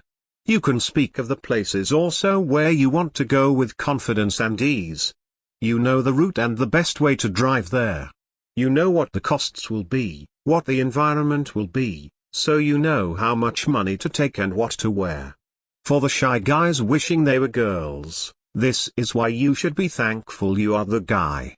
You get to know beforehand where you want to go, so you have all the time in the world to be prepared. Makes you have fun. With you being comfortable and prepared, already your time will be more enjoyable. Since you have all those shy guy worries put away, like what to wear, the cost, what the environment is, and so on, you get to focus on her and have fun with her. Good luck, guys. Don't let anything steal your joy. The title of this post is, On the Nature of Sexuality. Here is the post. Diesel. I used to think the same about women at one point, but I cannot walk away from a riddle. And what better riddle is the but woman? It ended up blossoming into studying sexuality itself, and how it transcends the sex act itself. You will find it in art, business, politics, and society in general. Oddly, I could never define woman. Nothing was there. Was Winnegar correct? The more time progressed, the more it became clear to me that I was trying to define a mirror. In my mind, it seemed I posted an article on femininity, but it ends up being on masculinity instead. The more I looked into the core of woman, the more I saw the spirit of man. Women seem more like a touchstone, who streaks men and see if they are gold or not. How many men had their lives transformed by not obtaining the love of a woman they wanted? And they were transformed not in the sexual way, but into something more. Almost every biography I've seen of world-changing men always contains the fact that they fell in love with a woman and did not get her. Washington, Adams, Dante, he turns Petrus into heaven in his immortal epic, Beethoven, practically all poets, practically all famous generals, etc. It is as if these guys saw their own wimpish, worthless reflections in the women they sought, and changed their ways. I believe it was Kierkegaard who says, "It is true that behind every great man there is a woman. But it is always the woman he did not marry." A theme of Shakespeare is that when his characters condemn, they condemn themselves. If you look for this in real life, it becomes quite fun. It is amazing how many people condemn themselves. A poster on this board who rages relentlessly against AFCs. Probably still is an AFC at heart. The antisocial hermit who says, "Those people clowning around do not understand life," condemns himself. If you combine these two, you will get reflections of people. The nice guy who sees the woman as angelic and pure, he himself is innocent and angelic. The guy that sees women as Machiavelli creatures is often himself a Machiavelli creature. The guy that sees women as bitches is himself acting like one. The guy who sees woman as a play toy is, himself, merely a play toy. And the guy who sees women as only things to screw is, himself, merely a thing whose purpose is to screw. It's fascinating, to me, to see this everywhere. One thing that seems more clear, men and woman are not two but one. Perhaps there is more truth than we realize in the ancient phrase of the two as one flesh, rather than the modern view of two atomized individuals in a legal contract. In the end, the joke is probably on us. We're trying rationalize what should be natural. This site, including its sister ones, seem more and more ridiculous to me. Guys who think they are men because they get women, which are insanely easy to get anyway, are like Don Quixotes who think they are knights because they caught windmills. Women are emotional not because they are stupid but because they play nature's role. Imagine if we men gave birth. Why, in delivery we would bite our lip, think that we ought to be a man, and not scream, which is a shame since screaming assists in the birth. A man knows that it is right for him to shoulder and conquer pain, not unleash it on others. If man was pregnant, he would kill the child through his own being. The woman screams, talks, blabbers, unleashes her feelings, which is necessary for her to carry the child to and through delivery. It is also noticeable that children gather around the mother, they seem to relate to her better. But when the children turn to adults, they gather around the man, as he shows the example to live by. Chicks get OFF on power. Why do you think they go for the jocks and the dudes with the defined pecs and six-packs, and not some flabby, terrible poetry spouting loser like you? Power, baby. This is absolutely not true. Even when I was scrawny, I still scored chicks with my poetry. But it wasn't my poetry, it was my imagination that reeled them in. Musicians also get laid. Women go for rich guys and strong guys because of self-survival. Wouldn't you marry a woman with millions? Women are more attracted to imagination than to power. They are only attracted to power in a survival way. They may marry the politician but will sleep with the artist down the road. There was this guy who was really maxed out physically, so much so that he almost got on Baywatch. The girls nicknamed him Heaven. And so enters Pook. This guy saw me with the girls and rushed over to try to peel them away. It was like I was taking away his source of his ego. Talk about pathetic. Women sincerely want the best life they can get and choose the man who best supplies that. The power guys either of physical strength or income or even influence are placed in the self-survival slot. Women look around the room and wonder what income these guys are going to make. But women also want to do more than survive. They want to laugh and make the fatal mistake of romance by trying to make it last forever. The musician, the artist, their good poet, all have a command of imagination and add to her life in that way. Women think they deserve the best life possible and will seek it. Through you. But I can't really feel guilty for wanting to bone a lot of girls. I don't think my views on women reflect badly on me at all. I'm just honest with myself and with the caliber of woman that is out there. If I were to meet a woman that inspired me on all levels, then yeah, I'd probably change my tune. However, I can't say that I am holding my breath for that day, and in the meantime, I sure as hell will not continue to live like a monk, while pursuing some quixotic quest for the perfect woman. I take what is presented to me in the course of my life. Hey Diesel. I'm not saying you, or anyone, should feel guilty about how you view women. Men and women agree on one thing, they both distrust women. I have a bit of a romantic notion that one day I will meet a girl that will knock my socks off. But so far that hasn't happened yet. I think after a while, nature says, this will not do. Therefore, I will place internal pressure in you to desire the LTR, to marry, to have kids. In time, the savage bull doth bear the yoke. 2. However, your point on the imagination. You say that chicks don't get off on the power. Here I will continue to disagree. No, they do get off on power. But they get off on other things than that too. How can that jobless starving artist be with that hottie? He is dreamy. When I was going to be a lawyer, chicks loved that. They see lawyers as a type of power, when in truth, there are millions of lawyers crawling around who still end up poor. Being a lawyer won't make you wealthy. They don't see that, they see only the image. If they get the impression that I am goal-less college-wise, career-wise, that my only sense is to pursue my passion, artistic or otherwise, they get off on that too. It is almost like they imagine in their head, this guy will be adventurous and they want to be a part of that life.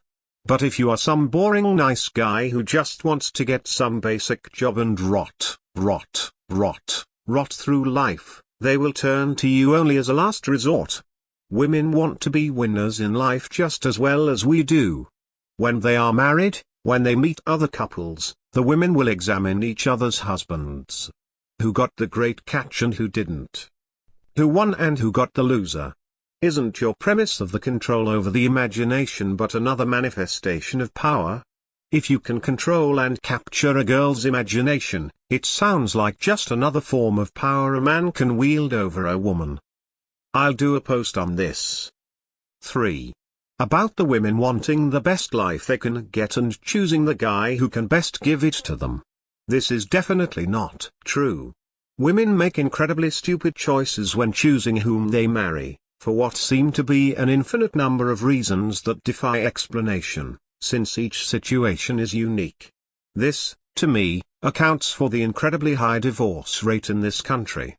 Hey, who said women judged men rationally? In her mind, that loser is not a loser. He is a spontaneous, exciting person who adds to her dull life. Women will have anything: happiness, sadness, horror, fear, joy, laughter, but they will not tolerate one thing: boredom. They may even see the loser for what he is. They then think, I will turn this guy around. He will become successful because of me. This stupid female vanity lets women marry the loser despite everyone's advice to the contrary. If what you say is true, then how come people divorce so much? Excessive expectations. Everyone believes they are super special. Women in the 1826 year bracket have these huge expectations that no man can fulfill. They get married at, say, 22. After a couple of years, they get bored and/or realize that marriage is not some magical process of transcendence. She sees other women her age out having fun, but she is stuck with responsibilities. Oh, if she could only shrug off their husband and be single again. Unhealthy romance, the pursuit of the lover. Healthy romance, the presence of the lover. It is almost a cult to many of these women, and some men. These excessive expectations contain neither the friendship nor civility that makes marriage successful. It fulfills the way a drug fulfills, requiring new infusions to sustain the high. We've raised their romanticism so much that it's taken to be a personal and cultural panacea, a solve for everything. But not one thing solves everything. So they suffer the permanent disappointment of these excessive expectations. 20 years of affection, caring, friendship, the small favors husbands and wives do for each other, is seen as boring to these cultists. But in my opinion, it is far more and greater than their stupid expectations. An obituary ought to be written. It'll be its tombstone when we bury this out-of-control romanticism for good. The title of this post is, Romanticism, an Obituary. Here is the post. Romanticism is an article of faith. We know what it's stuffed with: love at first sight, the carriage of frolicking courtships, prancing couples, dialogue consisting of fantastical banquets, violins and flutes, of ballroom weddings, chandeliers, strangled poetry that converts her every part into some bizarre infinitude, and of happy homes flowing with enchanting music with 2.3 kids, 2.6 cars, 1.1 garage, and 1.4 dogs. All in all, the fountain that bubbles this vaporous romanticism is the phrase, star-crossed. Romanticism is not something considered to be controlled. Rather, it's seen as something to submit to. This star-crossed love is elevated to the esteemed level known as destiny.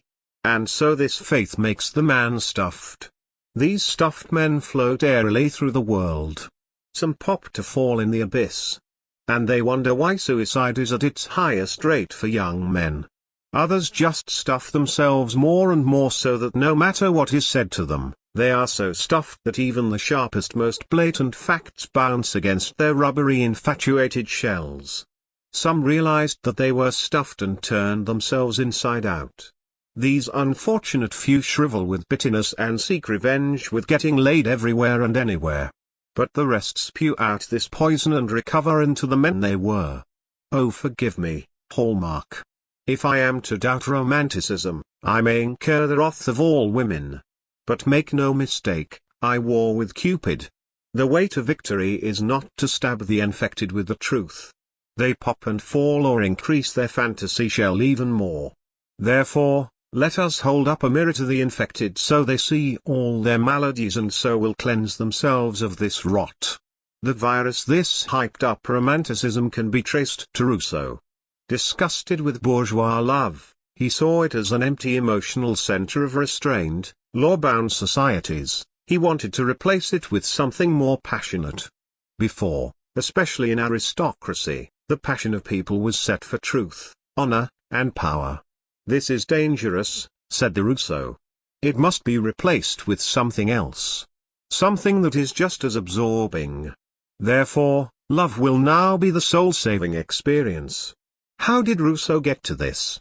His childhood, as he describes, to fall on my knees before a masterful mistress, to obey her commands, to have to beg for her forgiveness, have been to me the most delicate of pleasures. Thus, in love he is entirely passive, woman must make the first move. Paglia says, Rousseau ends the sexual scheme of the great chain of being, where male was sovereign over female. Rousseau feminizes the European male persona and gives the ideal man a woman-like sensitivity. Ever since Rousseau, the culture has become increasingly romanticized. Music revolves around love. The highest-grossing movies are romantic epics like Gone with the Wind and Titanic, where the ship's sinking provides merely a backdrop for the priority of the movie, the romance. Hyped romanticism has ravaged religions, priests becoming servants of love rather than pursuers and warriors of wisdom and truth, and then they wonder why the pews are filled with women. Politicians speak of how much love they have and strive to make themselves lovable. Romanticism has gone berserk. The infection many women march on through their life, stuffed with dreams of hyped-up romanticism. They are filled to the brim with excessive expectations. The high rate of divorce is not due to some moral collapse. It is due to this bizarre and absurd religion of romance. In many ways, romance is the female religion. Anniversary dates are their religious festivals. The bed becomes their altar, and sex becomes the holy sacrament. For fun, I told the women, romance. True love. None of it exists. And the women, not surprisingly, protested bitterly. But one thing that puzzled me was this one woman who told the Pook, I'm never going to get married. Seems so boring. I thought she would agree with this idea of romance not existing, which I do think does exist, but is misapplied to the point of absurdity. Yet, she was one of the biggest protesters of it. I figured almost all young women wanted to get married, at least sometime. This one didn't yet was the biggest believer in romance. A contradiction? Perhaps. In any age past, her life would be scorned at. It is this hyperromanticism at work. Without this romance, there would be no license for her lifelong romance outside of marriage.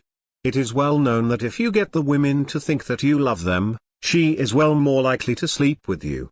All the gifts and dates the AFC gives to get his sex are not some form of neo-prostitution, it is merely the exercise of this hyped-up romanticism. This explains why women, who have no desire for marriage, will be the biggest believers in romance. Their religion of romance grants license and prettifies their sometimes dangerous and reckless behavior. The inflammation love. Love. Love. It is nature's drug, a high, that so many become addicted to and must always be feeling love at some part of their lives. A nice guy appears to protest this post. Ignore him, gentlemen. Women following this romanticized path means that the chase becomes the focus rather than the company of the lover. No wonder challenge works so well. No wonder once a woman gets what she wants, she goes looking for something else. The more a man is a challenge, the more a woman becomes romanticized. This is especially true for beautiful women. The curse of beauty, and even that of Don Juans, is that you fear that you are settling when you could have gotten better. When a guy is a challenge to the beautiful woman, and let's face it, these beautiful women have flocks of guys trying to be romantic towards them in the AFC sense, it sparks the woman's romanticism. She must have her challenge and eat it too. The nice guy yells out, Pook, there is a matter we must discuss. Go to your platonic girlfriends to talk about your love, Nice guy. Now where were we? We know of the romanticism that nice guys embrace, for the definition of an AFC is a man who loves like a woman. But Don Juans suffer from the romanticism as well. This website has made me so picky. The problem is not pickiness but idealism. Just like beautiful women, Don Juans feel that they are settling if they get a chick. Remember your nice guy days when you only wanted a good decent woman to love you? Now you want a Helen of Troy. How far we've come. The nice guy hops up on the Arcadian stage. No more, Monsieur Pook. We must talk. Very well, Mr. Nice Guy. What is this business that you must interrupt my post for? I think you know it, Pook. You insulted my girl in the park last night. You are mistaken, sir. I made love to your girl in the park last night. She asked me to meet her there. I have her notes somewhere. But if someone is saying something to the contrary, by God, it is a slander. You damned Pook. You would drag down a woman's reputation to hide your cowardice. But I am calling you out. You're calling me out? Then take lessons from your girl, as she too called me out. You libertine. The nice guy takes out a white glove and slaps Pook. I demand satisfaction. You demand satisfaction but your girl also demanded satisfaction. I cannot spend my time satisfying the demands of your circle. You blackguard. I assure you, Mr. Nice Guy, that your girl is the epitome of her sex. In fact, her chief renown is for a readiness that keeps her in a state of tropical humidity as would grow orchids in her drawers in January. Your assault against me is not for my faults but for your own. You have no morals. That is not true. You are the immoral one, thinking yourself a sexual Pharisee. We are called to be human, not statues. The cancer and so floats the nice guy with his hot air romanticism. When he sees the women going for the guise of testosterone, jerks, and running to the hills to avoid his nonsense, he pops. But what of the Don Juans racing to obtain their ideal woman? After a decade or two, this is the result. http://www.soswave.com/vbulletin/show. Glide equals mature. Noticing their lost youth, what are these guys to do? And what about the guys who do get their idealism? Many of these guys marry absolutely gorgeous women. But gorgeous women are a standard lay. The idealism doesn't last and the divorce follows. With love being defined as the pursuit of the lover, rather than the company of the lover, no wonder divorces are widespread. Rousseau is best known for his civilization of consent. Thus, marriage to people now is not some sacred bond but a legal article of consent, something to be torn asunder whenever wished. And anyone aware of marriages that last know that romanticism has nothing to do with it. Marriage requires work. Go to an older married couple and spew out your romanticism and the one love to them and watch them laugh. Romeo and Juliet women flock to Romeo and Juliet to watch the star-crossed lovers defy society. Yet, romanticism is exactly what the play condemns. Romeo was in love with Rosalind. But when Juliet appears, any thoughts of Rosalind are long gone. Romeo is Don Juanish at first. He kinos her. He kisses her. And he leaves her. So where is the tragedy? Because their love was denied. Chant the women. I am sorry, ladies. The truth is that Romeo is a whiny boy. Romeo and Juliet would have turned into a sweet Much Ado About Nothing if Romeo had the spine of Claudio. It is Romeo's lack of being a man that causes the tragedy in the play. Pook. You exaggerate Shakespeare to fit your meaning. But look at what Shakespeare says, alas poor Romeo. He is already dead, stabbed with a white wench's black eye, shot through the ear with a love song, the very pin of his heart cleft with the blind bow boy's butt shaft, and is he a man to encounter Tybalt already dead? And they question whether he can approach his enemy Tybalt. Even the nurse condemns Romeo, blubbering and weeping, weeping and blubbering. Stand up, stand, and you be a man, for Juliet's sake, for her sake, rise and stand, Romeo is so distraught that he wants to kill himself. Witness the friar's reaction to his attempt at suicide. Hold thy desperate hand, art thou a man? Thy form cries out thou art, thy tears are womanish, thy wild acts denote the unreasonable fury of a beast, unseemly woman in a seeming man. The tragedy in Romeo and Juliet is not love denied. It is Romeo refusing to be a man. He kills himself at his first chance and so kills Juliet. The Cure. Have you ever seen a very traditional Jewish wedding? The man and woman have never talked to each other. They do not even know if they like each other. Yet, they marry and stay married for life. Pook. That is because they can't divorce. True, but by conventional romanticism, shouldn't the marriage eventually blow up? Yet, they are happy. The point is that romanticism has no value in creating a lasting marriage. George Bernard Shaw says that marriage is like tying two people in a ship together. It doesn't matter who you are tied up to, you will make the person a lifelong partner. Comradeship makes marriages last, not romanticism. War veterans despise the war they are stuck in. But if asked to leave the battlefield, they will not because of their comrades. The hellish environment created bonds between these men that last throughout their lifetime. Lasting marriages also contains this comradeship. The couple goes through this hurricane of life, and by overcoming the difficulties thrown at them, it makes their bond cemented even more. So love is not weddings and flowers. Real love is deep financial problems or a sick child. But don't take my word for it, Bruckner. The essence of romantic love is that wonderful beginning, after which sadness and impossibility may become the rule. Crowley. Love stories are only fit for the solace of people in the insanity of puberty. No healthy adult human being can really care whether so-and-so does or does not succeed in satisfying his physiological uneasiness by the aid of some particular person or not. Jones. Romance, like the rabbit at the dog track, is the elusive, fake, and never-at-end reward which, for the benefit and amusement of our masters, keeps us running and thinking in safe circles. Romanticism, farewell. Andeanism, adieu. Give me the love songs of ages past.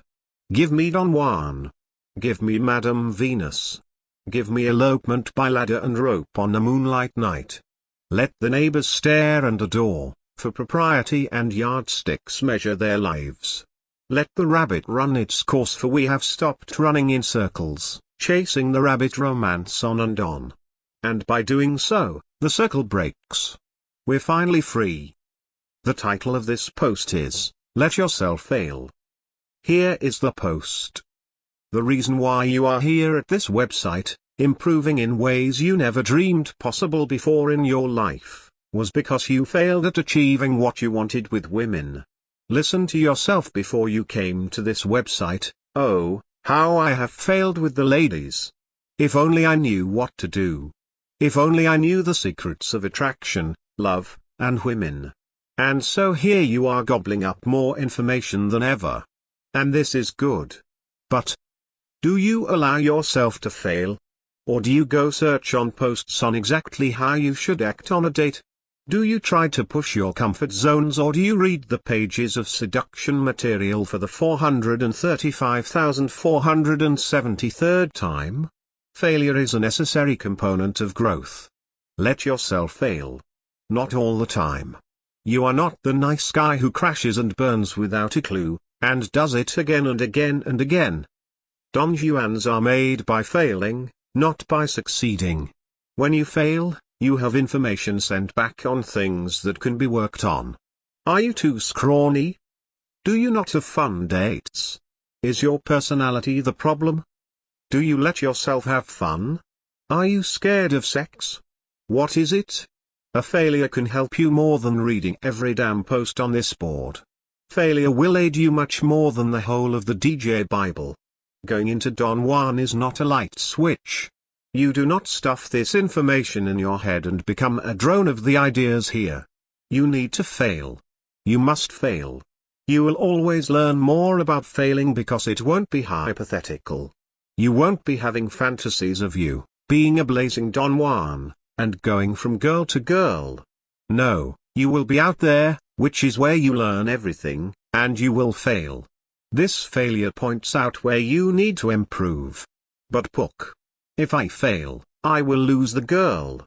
For every love that dies, a new one is born. It is a law of nature. Keep the focus on you. So what if you lose the girl? Another girl will quickly take her place. If you wait on the first girl, you will be worse off when you meet that second girl. Fail now.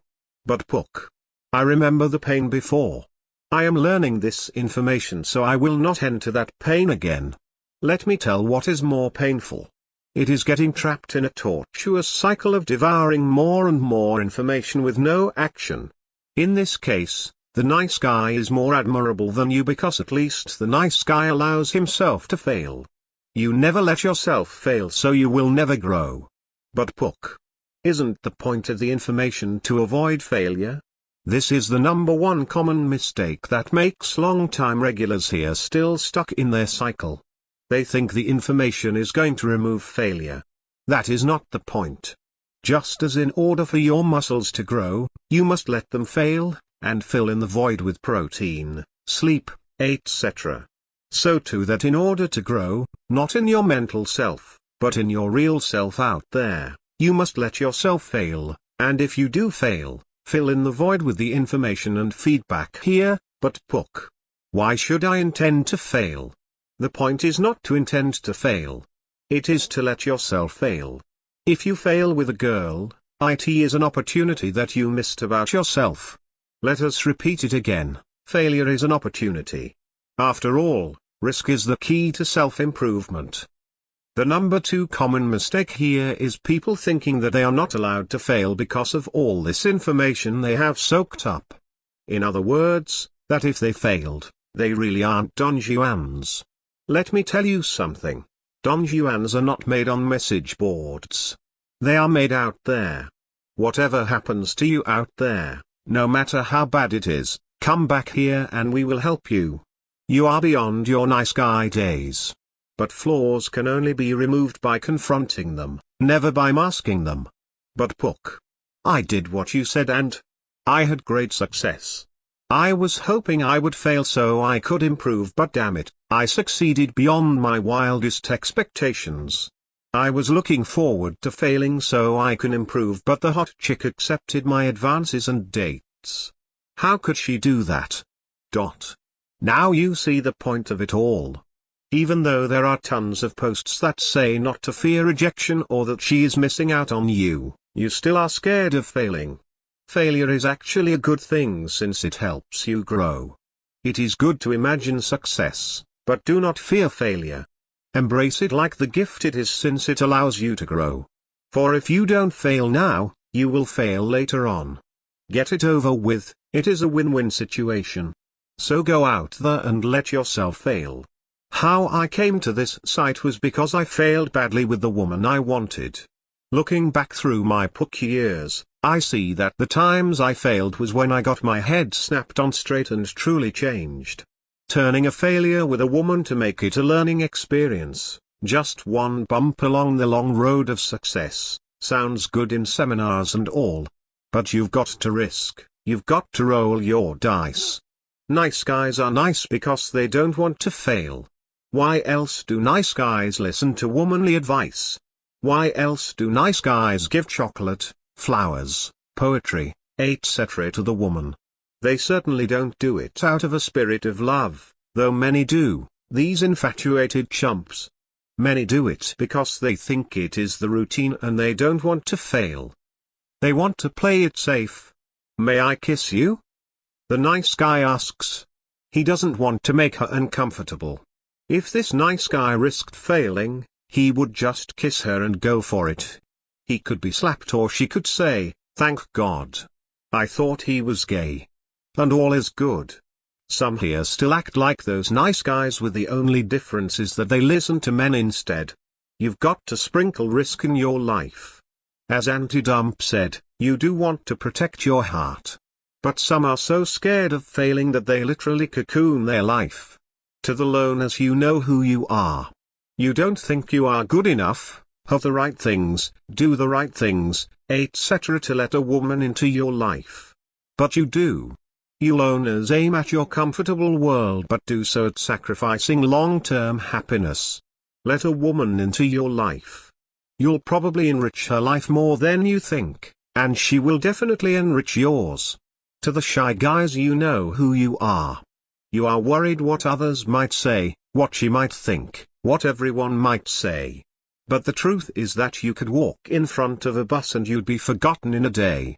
No one is going to care that you lusted after a chick. Even chicks forget. Go for it. Yield to your desire for once. To the addicted to sauce-wave crowd, you know who you are. You read more and more and more and more and more information. Yet, there you sit in front of your computer. The information you see. It is a novelty, something new for you to think about.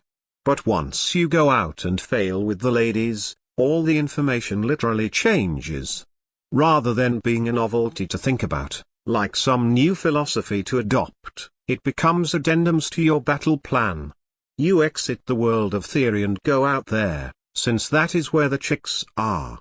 Only feminists reside in the world of theory and you don't want those anyway. Everyone came to this site with problems. This site corrected many of them. Alas, the site also created a few new problems. One of them is that guys are scared to fail, especially with all this information around. They think that with this information that they won't fail. It is fun to fail and is the zeal of life. Let yourself fail. Also, failure is the only way to trigger metamorphosis. Quote, only by failing can you succeed. Don Juaning is like a dance. You can learn all the steps. But unless you go out and trip yourself, or step on her, a couple of times, you will never ever dance. Some guys are so scared of failing, that they memorize how they should act and so on, whereas me have one thought going through their head, You can keep on trying to do something. And although you may not make it the first few times, you have failed only when you hit the dirt and refuse to get back up and try again. Some men see women and cry, why? But I approach women and say, why not? The title of this post is, Aim High. Here is the post. I know not how others see it, but as for me, I see Don Juaning as making dreams come true. Dreams. The spice of life, the universal spring of success. But I must be wrong, for Brian Redford says, stick to your own league. http://www.saucewave.com/home/redfield/brian22.htm. Stick to your own league. What does that mean? Does that mean there exists an aristocracy of genetics, and that we happened to be on the bottom, the status of clowns and peasants to these princesses and princes? Forgive me, madam. But you, dear, are out of my league. Is this what we should say to the girls we find gorgeous and beautiful? But why stop there? Why not ask, oh, please, may I have permission to speak to you, princess? Or thank you, dear, for letting me be in your graceful presence. Pook, you exaggerate. Do I? Don't misunderstand. I think Redford has some wise things to say, but that column of desiring beautiful women is the worst advice I've seen. Never cede your dreams, for you risk losing your soul. Redford says that there does in fact exist leagues, a type of genetic, or social, aristocracy.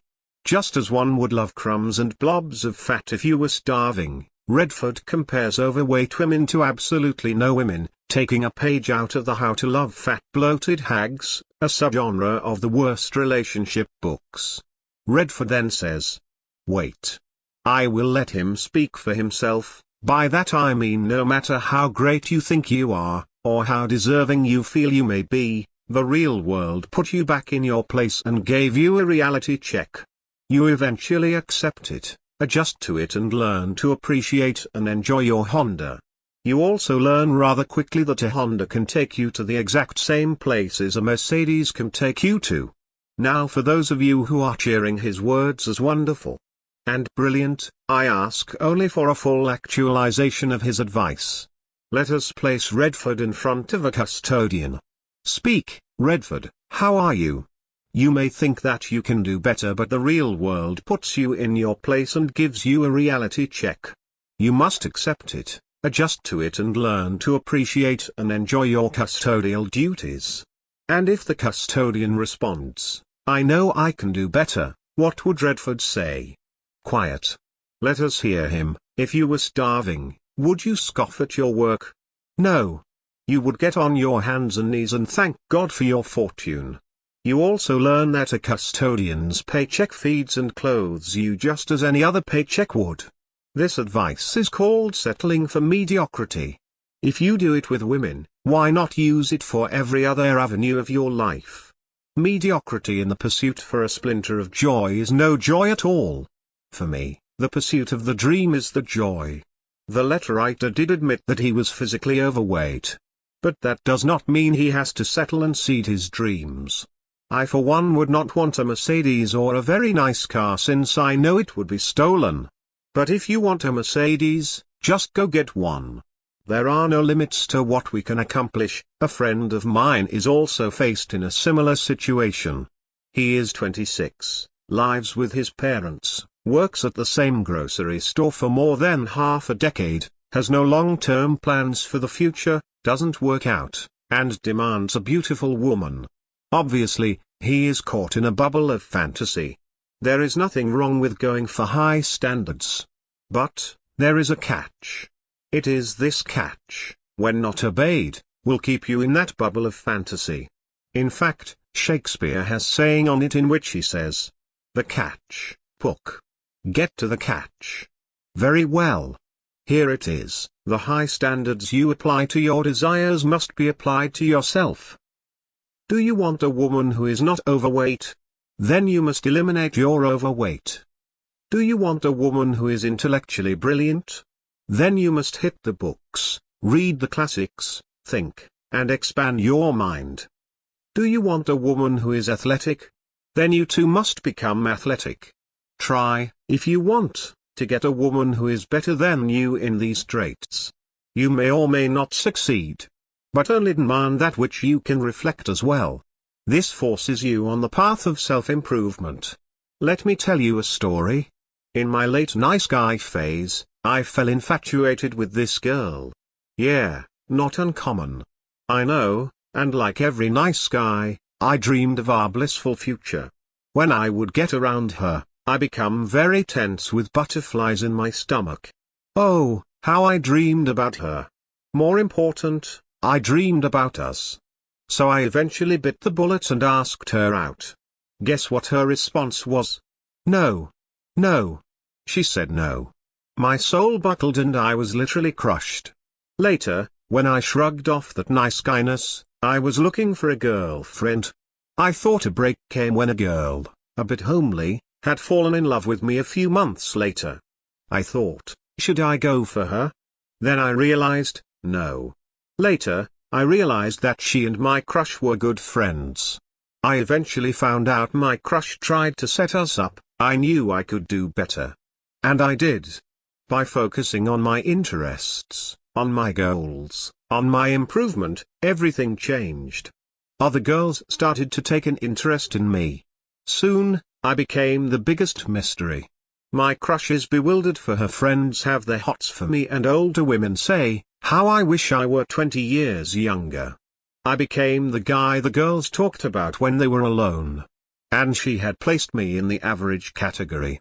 Ha. Of course, I lost all attraction for her. I felt embarrassed about my past self. How could I get so whipped by a chick I hardly talked to? Now it doesn't matter, for I have the mindset that I'm going to win the world. Perhaps you can relate to the story? But the point is that I disagree with Redford in this. The fault is not in the standards, it is ourselves. The failure is not in our high standards, it is failing to apply those standards in ourselves. There is an aristocracy. But it is not an aristocracy of genetics, it is an aristocracy of will and passion. Name any name in history, any grand person in present, and see if it was their drive that got them where they are. There is no lottery of life. The leagues you see are the ones you create in your own mind. Anyone can get a beauty. Hell, even Voltaire had the audacity to say, "Give me 10 minutes of talk and I shall bed the Queen of France." Aim high. And as each standard increases, so does yourself. In this manner, you benefit from your fantasy, for now it is tethered to reality, yanking you forward in your proper destiny. Aim high. And behold, for everything shall become new. The women you were lusting for earlier will seem lowly, for you have been on the course of self-improvement while they have not. You worked out, they remained scrawny. You read, they wasted their time. You saved your money and pulled yourself up, they are locked in debt. Aim high. For Redford says, your life depends on it, and he is more correct than ever, but not in how he means it. Here is your choice, settle for mediocrity or aim high. The former is simple, can occur right now, and only requires the selling of your dreams. The latter demands rigor, the higher you aim the more rigorous, but your dreams can come true. Aim high. For Strindberg says, I dream, therefore I exist. For to dream is to become. The title of this post is, On Kino. Here is the post. I've noticed that the concept of kino is almost as widely misunderstood as nuggets. So many newbies rush out there with nuggets as wild knights to destroy the hot chick's castle like egos. Likewise, so many newbies get creepy with the kino. You're right, it is misunderstood. These are subtle tools, not sledgehammers. With anything, keep your attitude light and fun. If heaviness weighs down your spirit, don't go experimenting. So I wrote this to provide some added insight into what is really going on with kino. Hopefully it will be of help to those who are interested. I am interested. Speak on, Mr. Deep Blue. The common view of kino is that you're giving the woman pleasure and that this arouses her and makes her attached to you. If this is the common view of kino, then there is a problem. That is certainly true, no. Saying that kino is to give the woman pleasure? Why is the focus on the woman? No, the focus must be on yourself. Yes, she should find pleasure in the kino. But you should find pleasure in the kino too. You touch her because you want to, not because she wants it. Why? Because she wants to be touched and flirted with by every decent cute guy. We are not play toys for their endless appetite of sexuality. And we're lucky we live in a time when doing kino with a woman is considered acceptable as soon as you start getting to know her. In older times, guys like Casanova had to be extraordinarily seductive with their words just so they could get to the point where they could begin to use kino. Nah, the seduction of women hasn't really changed. The same rules apply.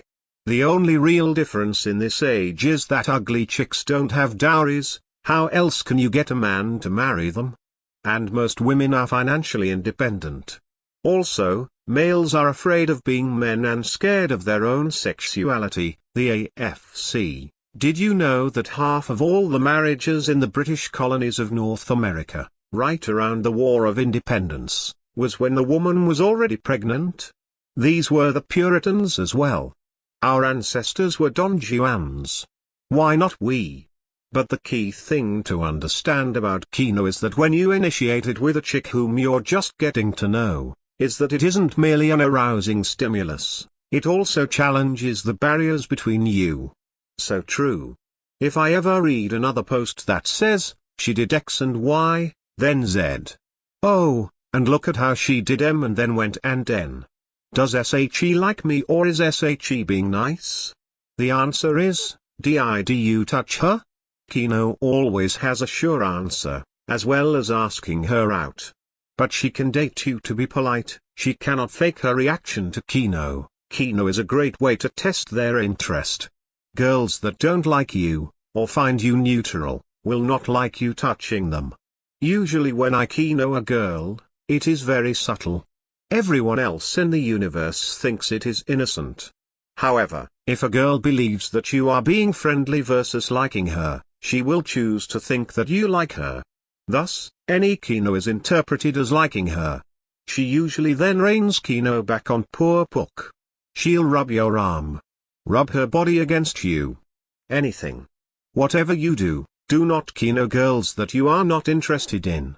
I have done this and these girls obsessed about me to the end. One planned out our marriage and all. Kino is that powerful. In fact.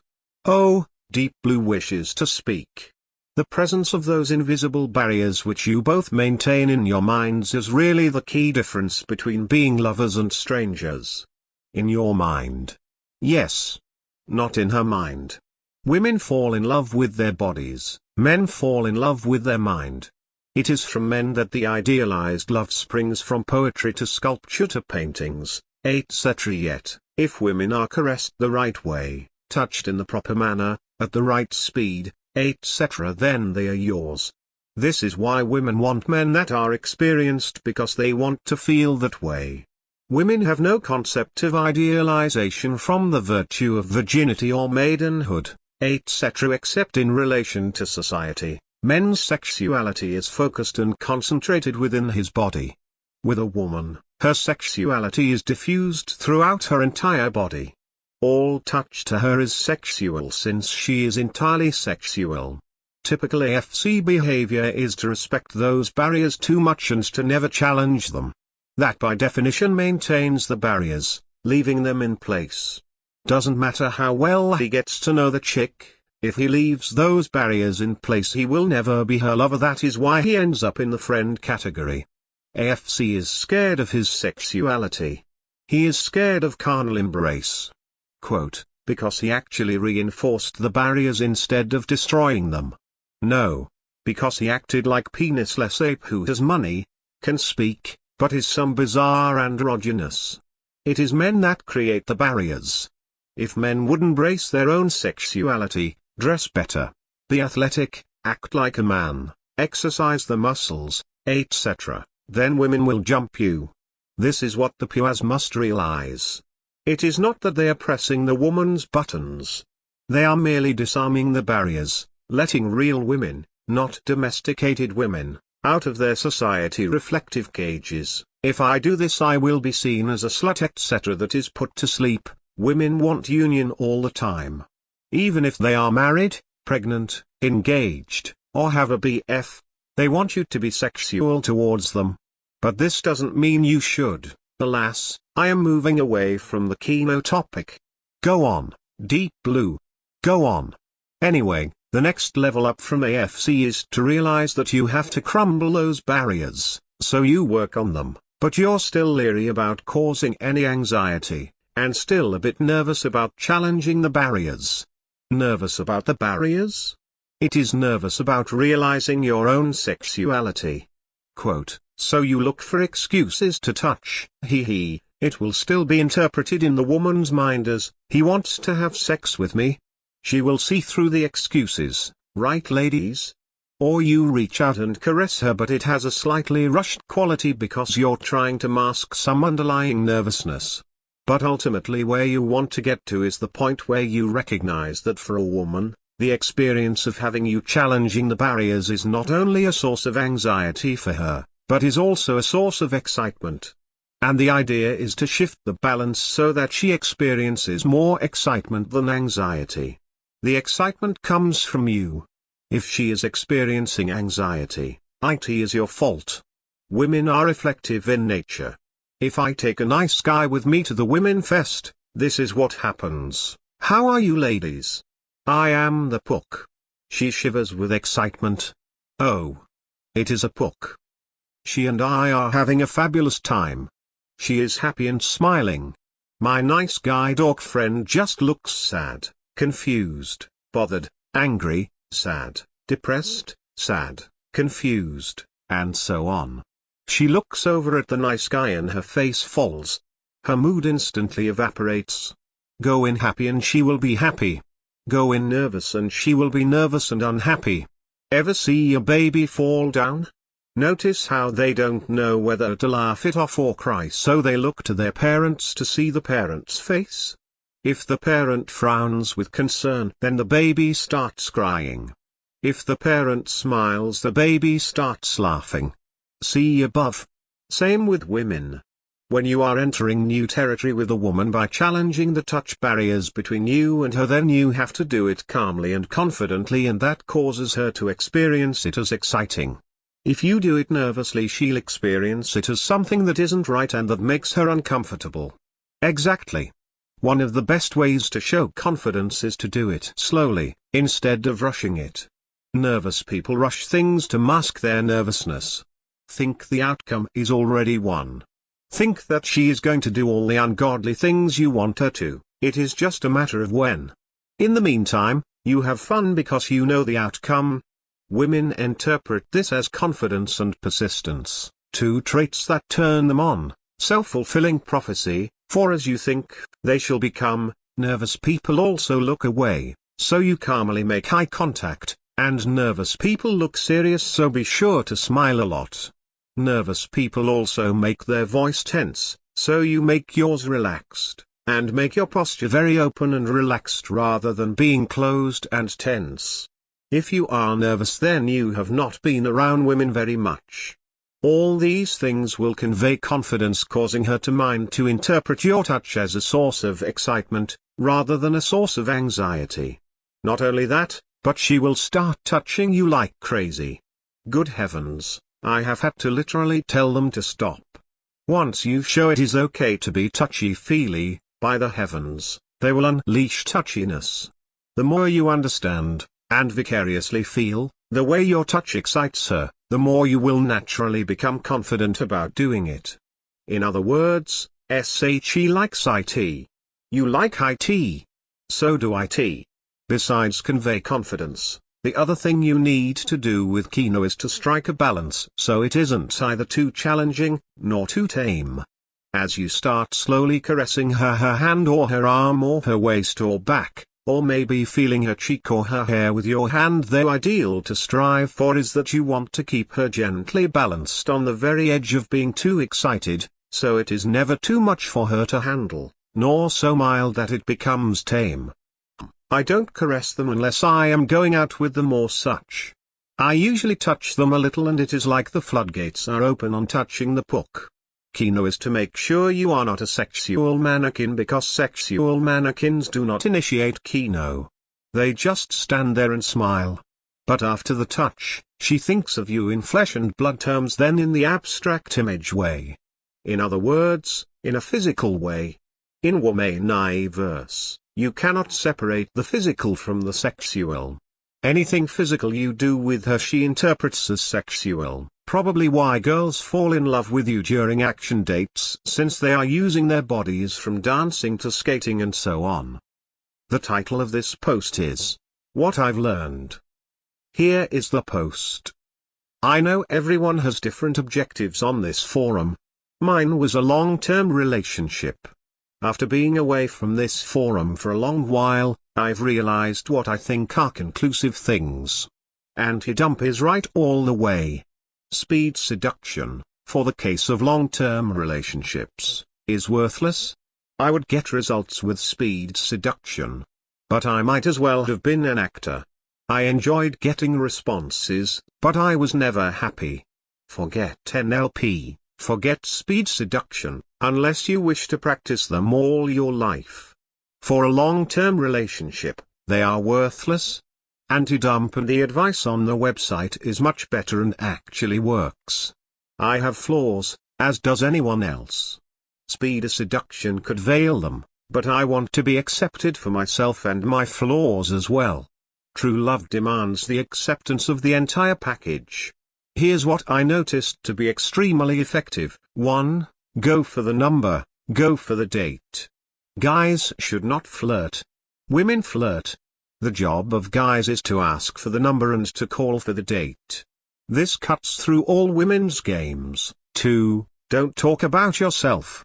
Focus the conversation on her or on her interests. Only mention things about you if they are the same. Yes, I think the same about parrots being evil too. So many women have said that I'm a mystery. Is this good? Yes, this is because when I do comment on myself, it is very vague and general. I keep my mouth shut. Also, you come across as a good listener. A good listener is the most sexiest trait a guy can have. 3. Demand respect. She may not give you her company, she may not give you her affection, but she should always, and I mean always, give you her respect. Women will not stay with guys they don't respect, and you wouldn't want to be with a woman that didn't respect you anyway. 4. Don't be afraid to disagree. This runs contrary to speed seduction. No, do not seek disagreements. If possible, try to bypass them. But never be afraid to disagree. Women want guys who have a mind of their own. 5. Women are never the priority. Your life is more important. Women take a backseat to your passions and hobbies. Failure to do this makes you desperate. Most importantly, be yourself. Speed seduction will not give you happiness. You want to be accepted for who you are, not because you memorized patterns and lines from an internet website. Being yourself does not mean being a shy sniveling nice guy, it also includes self-improvement. You cannot act yourself into happiness. Away with the NLP. Away with the speed seduction. Being yourself may give you more failures in dating, but it is the only path to true happiness. Pook as you think, you shall become. Men will be nice when nice guys get laid. This message has been updated by Monsieur Pookiness on the 25th of July 2002. Why the update? There are always updates because you never stop learning. Of self-improvement by putting the focus on you, rather than the women, you do gain a control on your life. Most people sleepwalk through life. Others figure out what women want and, like clay, remold themselves to that. But by focusing on yourself, you keep yourself from ever being desperate and, even if things do not work out with a particular woman or women, you are still better for it since you haven't stopped upgrading yourself. At every workplace since the Kill That Desperation post, I always enter being one way and leave another. For example, one job I enter being kinda cute to the girls there. I leave being pretty damn cute and enter the next job at the same level. Eventually, I become hot and leave to the next. And I was a computer geek. If I could turn myself from a nerd to a stud, then anything is possible. In all your dealings with women, you are the only constant. Changing in how you think leads to a more correct action. A sound mind creates sound attraction. I won't lie, self-improvement will get you no girls. But it does make it much easier to obtain girls. If you don't have the balls to risk, then nothing you can do will get girls. Nothing. One thing that hasn't been stressed enough here is social improvement. This is beyond how to talk to a chick. This is being outgoing, which is hard to do when you are reading DJ posts. It's a classic catch-22. Yes, you can read and be Mr. Smart. Yes, you can pump weights and be tough. But if you aren't outgoing, you will still be single. Many guys here will fit this description. They are good looking and know it. They are fit. They know they want a cutie. But, alas, there is a problem. It is not that they are shy, they have overgrown that. It is not that they are ugly, they are adnises. No, it is that they are imprisoned in their own homes. Ask her out. To what? What should they do? They feel uncomfortable since it is not what they usually do. The only way to do something with confidence and with ease is to do it often. The Don Juan is not a mental trick, NLP, or script but a habit. Aristotle says, we are the sum of our habits. You cannot read what is on this site and expect results. Habit is central. And habits change from how you think. To those guys plagued with an icy fear on what to do when dating and all, they should date themselves. Literally try taking yourself out. What would you do?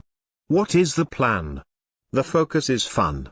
If usual dates don't come to your liking, then choose what you want to do. But Pook. She may not like what I want. But you are the focus. As Auntie Dump always said, she must like your date ideas. If she says no, then oh well. If she does, then you two like doing the same things together. Dating is a machine to cycle through all the chicks and get you the one that fits. It is not a bending over backward to please the girl and woo her. Of seduction it can be wise not to seduce too fast, to not get her between your sheets asap. Patience is always a good thing and lets things grow between you two. Confident guys are confident because they know that it will come. If it is not now, then it will come. If it will come, then it is not now. Yet, it will come. I think patience has been the biggest element to my success than anything else. Of risk, why are you here at this site? For most guys, it is because they fell in love with a woman who tore his heart to pieces. Now they devour Don Juan material so it can never happen again. They never emotionally risk again, they just utilize scripts and philosophies. Emotional risk is not stupid AFC stuff like calling all the time. It is not getting sappy. It is putting your ego on the line. Why should you do this? Because there is a greater risk than if you don't. Why have a woman if all you don't invest some of your emotion in it? It ruins the fun and the love. But Pook, you said be desireless. Desireless means controlling yourself rather than having her control you. And this is at the beginning. After a while with a girl, you should want to put some emotional attachment in. But what if I get hurt? Then you still win. Would you be here at this forum, learning how to be a Don Juan, if you got the woman you wanted? You should thank the girl you didn't get because now you are a Don Juan. Imagine if you were an AFC for your entire life. Yek, if something similar occurs, the same radical improvement will follow. Do not use jism as an armor for the risk of emotional attachment. Jing is a tool to a goal. The goal is not jism itself. Dating is a win-win. Do not look at women as a win or lose game. The goal is to find a woman you love and one who loves you back, without either settling. The goal is not to make every chick like you. The goal is to make yourself happy. Think of it as a weeding out process where the one is at the end. Every breath we take brings us one closer to our last. What are you waiting for? For yourself to become perfect? You never will be. The key is to weed them out to find if she is perfect for you. Do not try to get into a woman's head. I've done so and I've wasted countless time in the process. Women are meant to be loved, not understood. If you understand them, you can never love them. So choose to love them. It's a happier life than that of a dried-up philosopher. There is nothing to lose. Success is a certainty now. Turn off the computer, go out, and live. The title of this post is, Approaching Women. Here is the post. I love approaching women. Here's a way to look at it, we are all in constant self-improvement. Our past selves are always less evolved than our present form. Let us see the difference between Pook version 1.2 and Pook version 2.9. Pook version 1.2. In this version of Pook, we find that he is shedding off that nice guy straitjacket. He knows he ought to approach. Unfortunately, he sees it as a chore. So enters a beautiful chick. Poor Pook feels himself freezing up. He bites the bullet and goes talk to her. Hi. Hello. So, what you up to? Just grocery shopping. Ran out of food, got to get some more, you know. Pause. You? Oh. The same. Well, sire. No, you are quite correct, this was pathetic. At the time, my mind did not think this. Rather, I was thinking, you have accomplished your mission. You have approached the chick. Well done. With that type of thinking, no wonder I wasn't having any fun. Pook version 2.9. Now let us see how a more recent version of Pook. Enters a beautiful woman in the bread section of the store. I approach. So, you like bread too? She laughs. Yes. Here, try this one. I toss some bread at her. Potato bread? No, I don't think so. Laughing, she puts it back. Now I say, have you seen X product? Don't just stand there. Come on. I take her hand and we go across the store. Now, this Pook is crazy. She gives him her number. What is the difference between 2.9's mind and 1.2's mind? The difference is, 1. The earlier Pook saw the approach as the woman to be the prize to be won. The later Pook saw himself as the prize. The early Pook saw the approach as a mission, the later Pook saw the approach as an opportunity for fun. 2. The earlier Pook tries to make things fun for the woman and fails. The later Pook doesn't care and focuses on his feelings, in other words, he has fun himself. The early Pook thinks, oh my. I hope I am doing things correctly.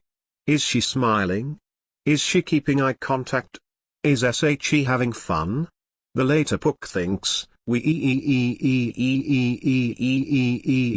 have fun. To hell with formulas and rules. As long as I have fun, what does it matter if she rejects me or not? I think, well, she doesn't know how to have fun. Focus on having fun then, on avoiding the pain of rejection or loneliness. The carrot is more attractive to her than the stick. Quit taking this so seriously. These are girls. Girls. What are they going to do to you? Beat you up? You like having fun, right? Then do it. Be playful. Be crazy. Do what makes you have fun, and see if she'll go along for the ride. No more nervousness. No more shyness. Those originate in you worrying how you will be perceived. Rather, everything is in how you perceive yourself. This makes the difference. Looks are more important to younger women. High school and college girls are more looks-oriented. Girls don't care too much about your personality at this age. And what age are you speaking of, bashful? You'll be surprised how far a steady confidence will take you. But I know this will not convince you. You think you've lost the lottery of life. I have some questions. How can you be happy in a relationship if you're not happy being single? If you want to be judged for your personality and not looks, do you, likewise, judge girls for their personalities and not their looks?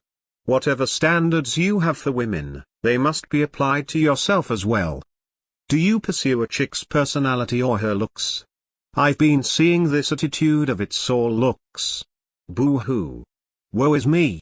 If I had that same attitude, I'd be sitting in front of my computer every night, getting drunk, as my heart shrivels in the acid of bitterness. Bashful, I have no sympathy for you. Women are judged on looks much more harshly. When a fat chick whines, guys are just after looks. You know what I say to them? What are you going to do about it? Usually these chicks either work out, make themselves thinner and more attractive, or they turn into a militant feminist with a bitter excuse of a heart. By letting their responses guide your actions, you are being shaped by your environment, in other words being feminine. This isn't attractive in any situation or age. You are your destiny. What you do today shapes tomorrow. Think, dream, and never lose the name of action. 3 months from now, I want to come on this forum, and I want to see a post by Bashful saying, guys, this chick I am with is awesome. Geez, I feel like the greatest guy in the world. You may think that's unrealistic. But on the Don Juan forum, it happens all the time. Now it's time for it to happen to you. But it will never come without action and proper mindset. We're behind you. Later on, referring back to this post. I now disagree with what I wrote there about the girls initializing dates, romance. I have never, in my life, seen a girl initiate a date for romantic interests. Girls will flirt to tell you they are interested, guys confirm your interest by asking for their number. Just from observation, guys seem to fall in love much faster than girls do. The best defense I see from falling into infatuation so soon, so fast is to have interest in other women. This will prevent the she's the only one for me disease. Men want sex. Women want relationships. If they make it hard for us, then why should we not make it hard for them as well? The title of this post is, As You Think, You Shall Become. Here is the post. Exactly. It is not putting forth a spell on them or controlling them. It is a matter of controlling yourself. Your destiny depends on what you think. As you think, you shall become. And so long as you think, so long you remain free. I hate classifications, but this one is needed to carry forth the point. Nice guy. This guy is still acting like a chick, like a henid.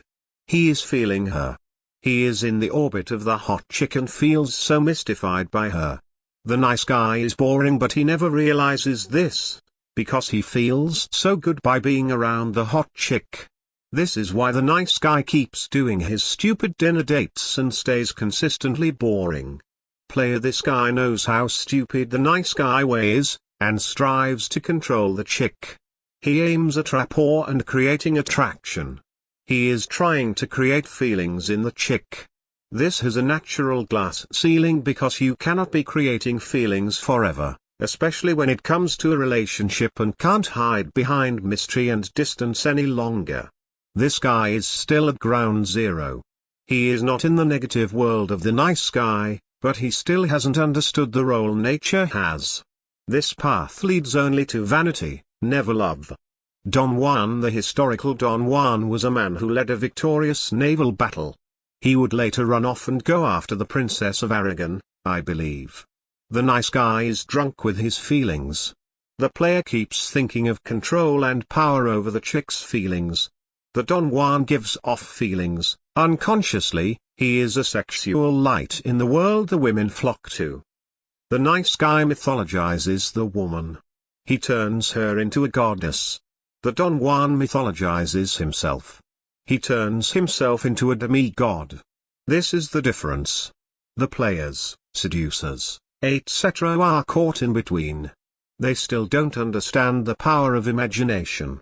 In fact, they blame imagination for them being a nice guy. Now, they swear they are going to live only in reality. People always ridiculed me because I placed so much emphasis on what is going on in your mind. But that is where the battle is. Start thinking sexual, even if you aren't changing your behavior or doing any tactics, and women will respond differently. Why? No one, not Ross Jefferies, not ASF, not Angelo, Arletta commented on this and he was mystified. No one understands it. It is a sixth sense. No philosophy understands this either. Not Winiger, not the Greek philosophers, no one. The only people who seem to understand it are the poets, and with this seed of thought in your mind added with the soil of action, a cascade of reactions will occur. You will slowly change physically, mentally, emotionally, and, dare I say it, spiritually. You are in a new world, a true brave new world where imagination is used properly, not as some entertainment.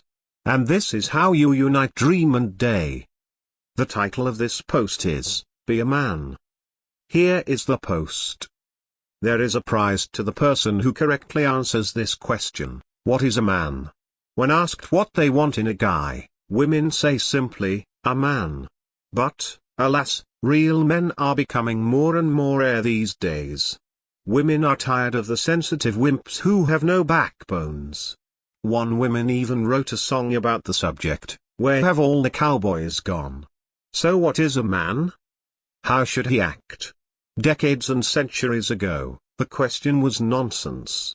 But today in our feminized culture, this may be more in America than in other countries, most of us have been raised to believe that there is something inherently wrong with being a man and acting the way that a man should act. No wonder males don't know how to act around women. No wonder websites like these exist. Indeed, I embarked on this mystery to find out the answer to this question. Several women were bunched up in a group, gossiping and yapping about cute boys, fashion, relationships. That is nothing. This behavior extends to all women of all cultures, and also different animal species. Cows group together and moo and gnaw on grass and take notice of bulls brave enough to approach the group. I approach. How are you, ladies? I am the Pook. A woman squeals. Oh. It's a Pook. The others squeal in unison. Once the ladies calm themselves after being in the presence of a Pook, I ask them, ladies, do tell me, what do you define as a man? With devilish tongues, the women answer, a man is someone sensitive to me. A man is the guy who will take care of my needs. A man is the one that is in tune with my feelings. A man is one who doesn't have an ego. A man is the guy who will sit and watch chick flicks all day with me. A man is the guy who will go shopping with me. A man is the guy who will share all his feelings with me. Such are the common answers. The males listen and actualize what the women say. They are constantly declared sweet and wonderful and nice, oh so nice. Mothers and older women are proud of them and tell them, if I were younger, I would go for you. Poor nice guy. The women his own age avoid him like the plague and jump for the jerks. The nice guy becomes an emotional tampon to be used and discarded. The nice guy, being so nice and sweet, listens to the woman vomit her feelings about men and bleed her problems of her boyfriend on him. He listens with bated hope when he hears, oh, why can't guys be like you? You listen and understand. Then she turns around and gets abused by another jerk. The vicious cycle repeats again and again. Why are women acting in this way? They are simply acting as women do, as in their nature. The problem is not with them, it is with guys. We are afraid to embrace our nature, that of being a man. Being in a culture that sees manhood as predatory and oppressive and uncouth, we cover it up within ourselves. By doing so, we hide our sexuality. Sexuality. Do I mean rock-hard abs and rippling muscles? That is not what women find sexy, it's a contributing factor, not the core. A type of personality is what women are looking for. Someone they can depend on, has backbone, someone who will be successful, has ambition, and someone who is decisive, has charge. Nice guys have no backbone because they think women are frail things that will break in confrontation. Nice guys reveal no ambition because they fear being seen as arrogant to women. Nice guys are afraid to be decisive for fear of being seen as oppressive. Two poles of thought men drift into, the nice guy and the jerk. Both blame the other. You ruin the women with your lack of commitment and unappreciative nature, says the nice guy. You spoil the women with your endless listening ear and stupid caring attitude, replies the jerk. The two endlessly war. Those on the sidelines have their own conclusions. One side says, the jerk is the way to go. Ceaseless sex. Evolution demands it. The other side says, the nice guy is the way to go. Glorious relationship. Society demands it. But the two still argue. You cause the women to think they are in control, says the jerk. Ah, but you cause the women to think all men are scum, replies the nice guy. Is there not an end to the nice guy versus jerk debate? Are these the only choices? The cycle the nice guy emerges. He is tenderized and wants to shout in every woman's ear, I will not abuse you. I am sweet and good. Based on that alone you should date me. When the nice guy talks to the girl on a date, poof, the date turns into opera. Oh, my life has been so downhill from here, the nice guy whines. My little girly car was slashed, I failed my classes, but because of you this day has been so much better. Then the nice guy goes, let me tell you my life story. My birth was long, hard, and painful for my mother. Our culture has become so feminized that the nice guy thinks it is proper to vomit his feelings and emotions all over the place. It's gross. Women, rightfully, run for the hills when they hear your declarations of love. The metamorphosis comes. The nice guy eventually realizes what all the ladies want, becomes bitter, and changes himself into a jerk.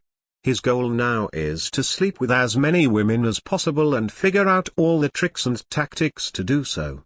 He focuses on calculation rather than natural joy.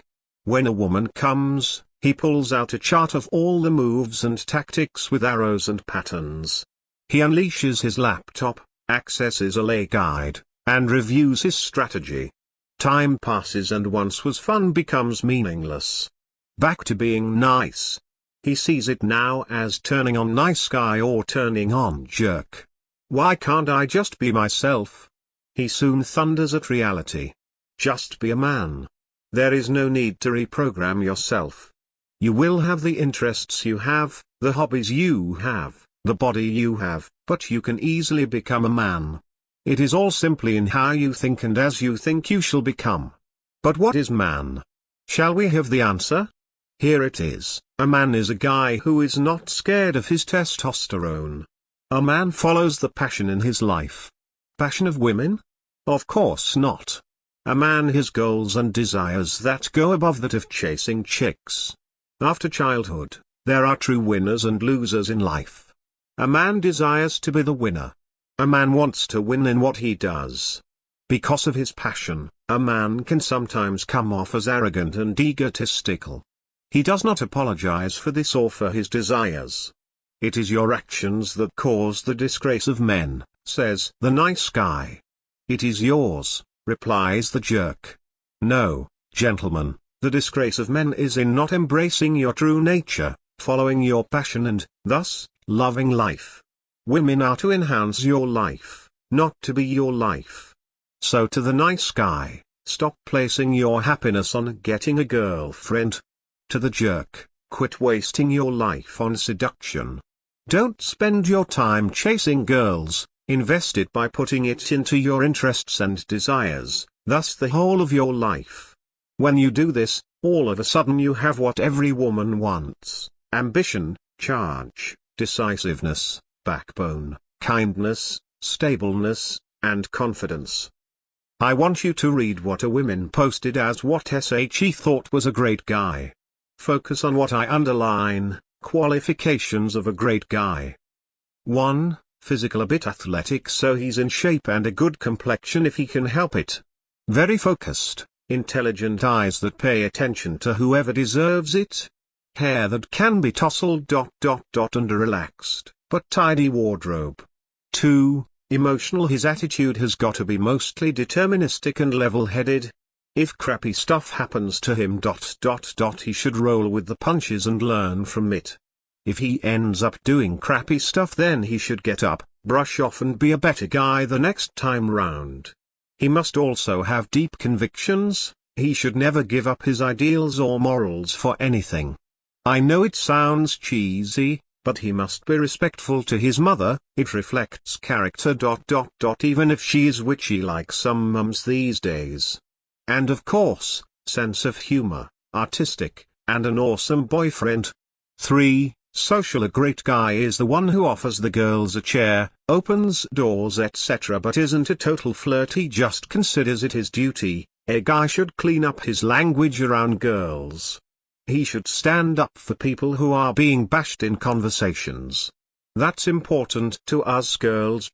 See, backstabbing is common among us, and we really notice when somebody isn't a gossip. And my personal thing is that he should be the guy who could be the center of attention ... but he prefers to hang out with the few guys in the back who are his genuine friends. Few ... I hope this helped a bit. Physique, as long as it's within the usual bounds, is pretty much unimportant. If you want to get a really great girl ... start working on your character and self-control. Not see it's you, but see, those two things are really uncommon these days, because a great girl is one who's been working on that already, and she'll recognize it in you. A man has character and deep convictions. He has passion in life about something.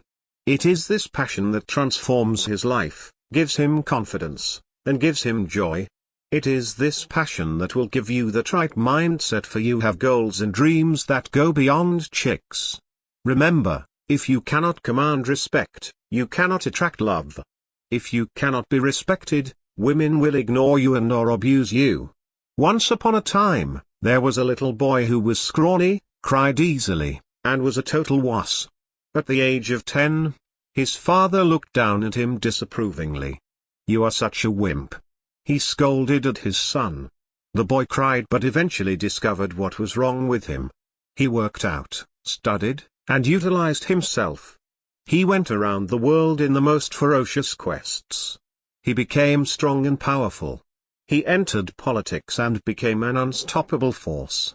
He would be shot when giving a speech, but he would pull himself back up to continue the speech. He was President Teddy Roosevelt, one of the more significant characters in America. If that little wimpy boy could become such a character, anyone can be a man. What do guys today do? We try to hide our strength and express our femininity. Take an example of guys. Early on in a relationship, they will show how great they are by cooking for the woman. As Auntie Dump said, real men are not available. They are climbing mountains. They are swimming across rivers. What are you doing? Making spaghetti? A man does not go through life walking on eggshells. Nice guys think, does she like me? How do I get her to like me? Good guys think, should I like her? Should I go for her? The good guy doesn't think about the girl's interest until they're dating. The good guy looks at all the girls and takes what he wants. Focuses on his dreams. No, this does not include the chick. You must have passion for something in life, something you even want to do for the rest of your life. Your romantic life is an echo of your regular life. Does not apologize for his testosterone, for his desires. Oh, I am so sorry, ladies.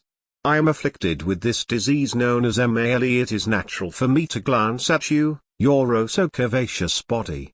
I am so sorry. Please, please forgive me. Would a woman apologize for her feminine acts? So why should you apologize for your masculinity? Tries to always win in what he does. After childhood, there are real winners and losers in life. Men build towers, women build webs.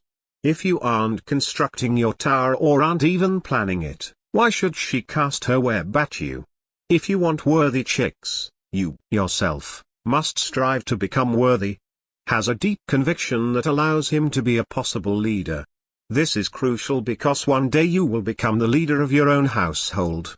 Yes, we talk of 50-50, of everything being equal, but nature's laws surpass that of humans.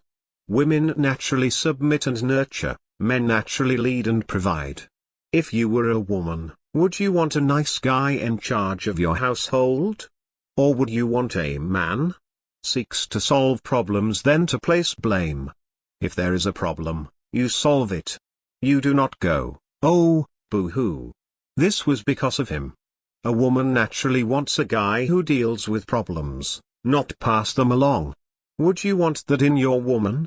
Of course not. Sees failure as only a temporary setback to the inevitable. Statistically, you're more likely to be rejected than to be accepted.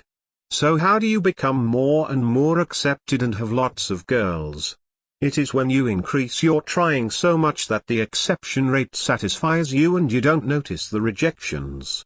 Napoleon Hill's book Interviewing Extremely Successful People, these men of destiny did not let failure destroy them. Indeed, Napoleon concludes that destiny puts out these trials and failures to test the men if they are proper and fit for their role in shaping history. Knows where he is going in life. True seduction isn't calculation or painful discipline, it is the same as with everything that makes a success, a passion for life. Never loses his passion, for that would be the death of his soul. Nice guys hate bachelorhood. They hate it so much. Some even wish for the old days of arranged marriages so they wouldn't have to put up with all the games. Jerks love bachelorhood so much they can't see anything else in life. While women love guys that can get women, jerks offer nothing worthwhile long-term wise. Alas, the women always try to change the jerk but never the nice guy. Why? Because a man is strength and a jerk displays strength on some level. Nice guys never do. Never feels he has to prove himself to anyone. Flowers, candy, poetry all can be good additions to a relationship, but so many nice guys use them to buy the relationship as if they must prove themselves. They flood with the poor woman with gifts to show they mean it. So away with the flowers, those dead plants as tokens of affection. Away with the chocolate, the candy, and sweets, those sugary pursuits to purchase love. Away with the poetry, those rotten verses of declarations of love. Away with the quest to prove yourself and let her prove herself to you, for you are the Don Juan. Be a man. And with it, you will advance in your career, your social life, and even your dealings with women. Men are very rare these days, so if you become one, you will be in high demand. Your career will become better as people look at you as a leader. Life will redevelop before your eyes, for you will obtain the most single quality that men, not trophy husbands, not nice guys, not tactical players, but men have a monopoly on: respect. You are the man. For if you don't stand for something, you shall fall for everything. The title of this post is Casual Dating. Here is the post. Why, look at this. We have received a letter from the ladies. Dear Soswave youth, before we, shall we say, get down to business, we have some things to say. Casual dating is okay. Asking a girl for her number is okay. Random hookups are not ideal. Sitting in your room and pretending to be content with your love life, or lack thereof, is not cool. This letter is meant to revive casual dating with you young males, a practice that used to be followed by most, yet one that is strangely absent today. Casual dating does not mean commitment. It will not limit your freedom.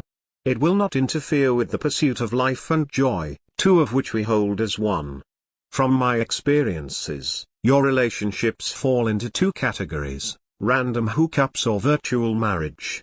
Either two people stay together for a few hours and pretend like nothing happened between them the next day, or they become attached at the hip from their first date and become oblivious to the rest of the world. The problem with these two extremes is that most of us want something in the middle. But boys, you can do something about that.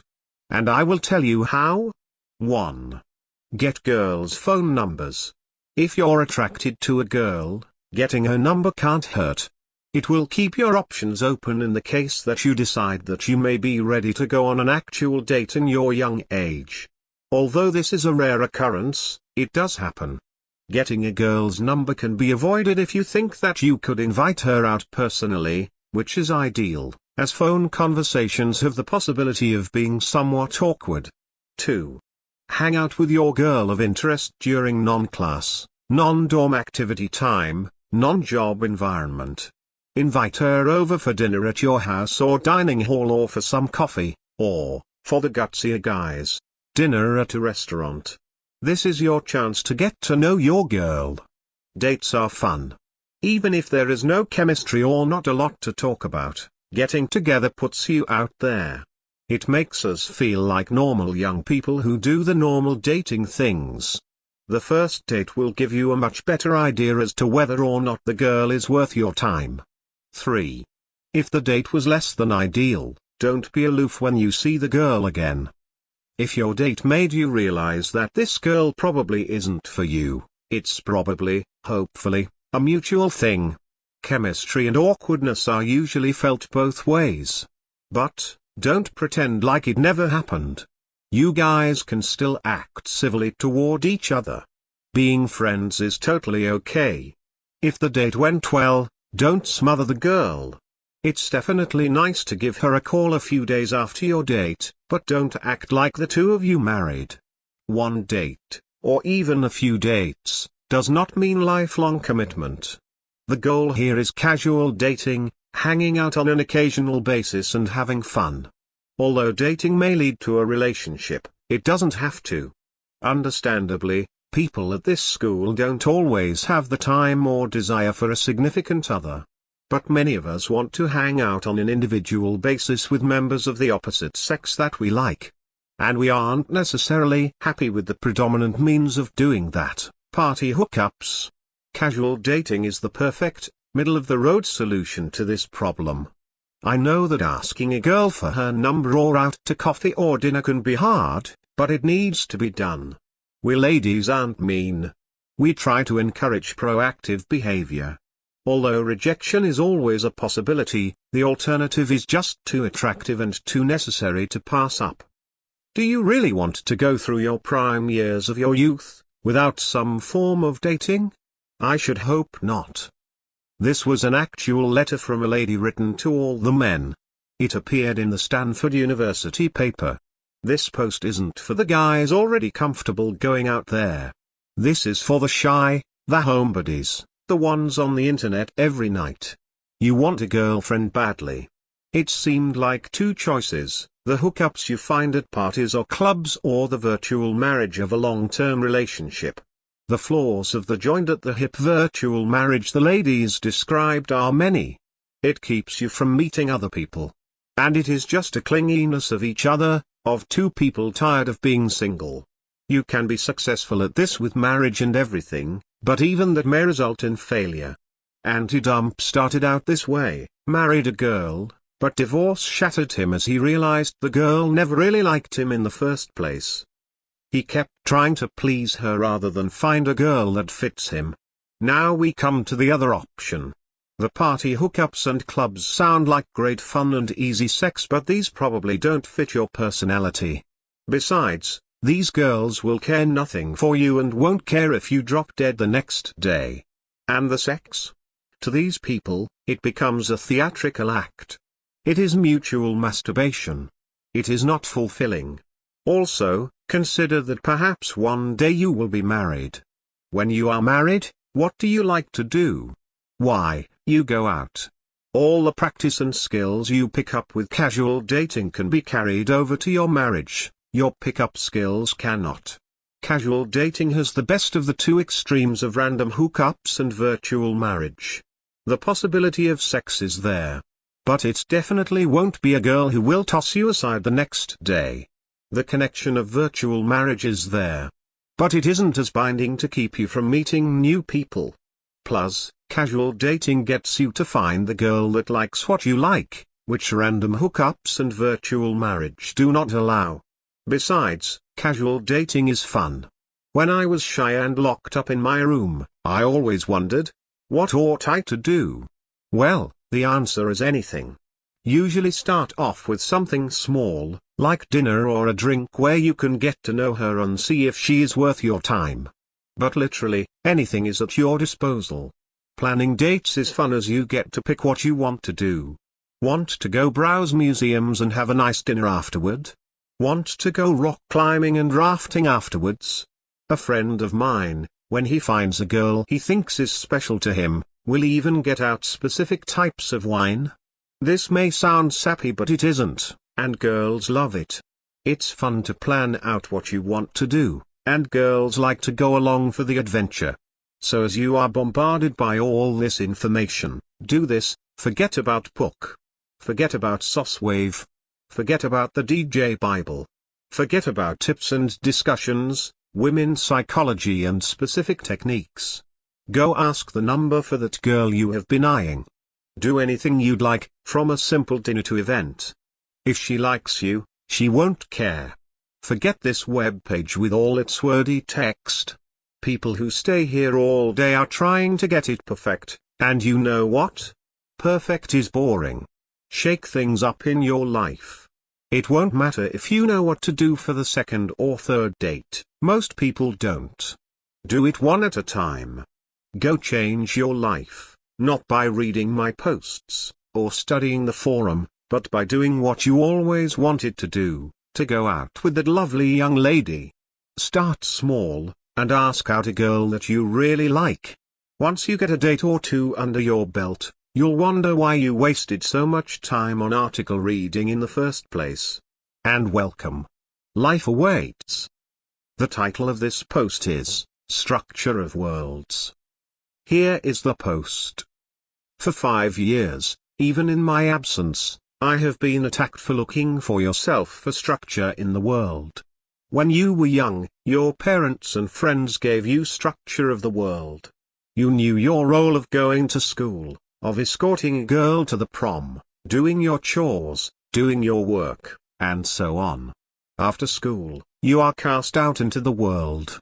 What structure should you have? Obviously, 98% of the males and probably 99.5% of the females look for an external voice for structure. Females follow their mother.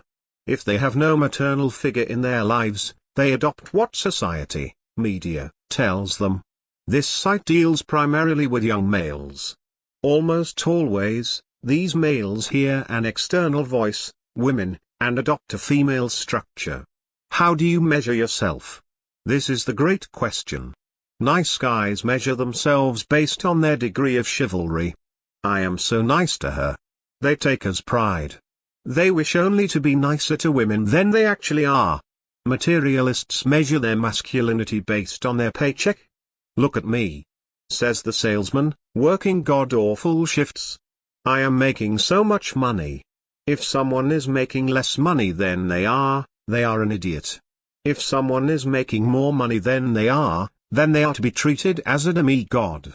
Citizen dildos, my name, for the seducer/player types measure their masculinity based on how many girls they can sleep with. They demand proof and reports of conquests from everyone. Shining stars are the type of people who want to be socially superior to others. These type of people start off in life as tattletellers. But they nevertheless end up going into journalism, law, running for political office, not because they want to but because they measure themselves based on how other people see them. These people have some fame but nothing lasting. Many irrelevant rock stars, actors, and artists fit in this condition. They become, at best, a Ben Jonson, but never a Shakespeare. Their success is short-lived.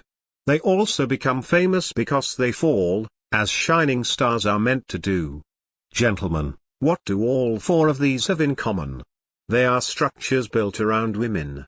In a woman's life, she will go through all four of these types, as all four types serve her purposes. The nice guy is easily exploited, by her and rest of society. Materialists give her the gifts and things she thinks she needs. Shining stars give her the illusion of success. Why get a doctorate when you can just marry a professor? And citizen dildos are the mutual masturbation as she goes through these guys. All these guys profess they are happy, that they are the only ones living the true life and all others are living a life of shame. They are happy but not joyful. Their happiness is that of an addiction, the addiction is to feminine praise. When it is not there, these males become depressed. The four structures are simply means of getting feminine praise, in some form or another.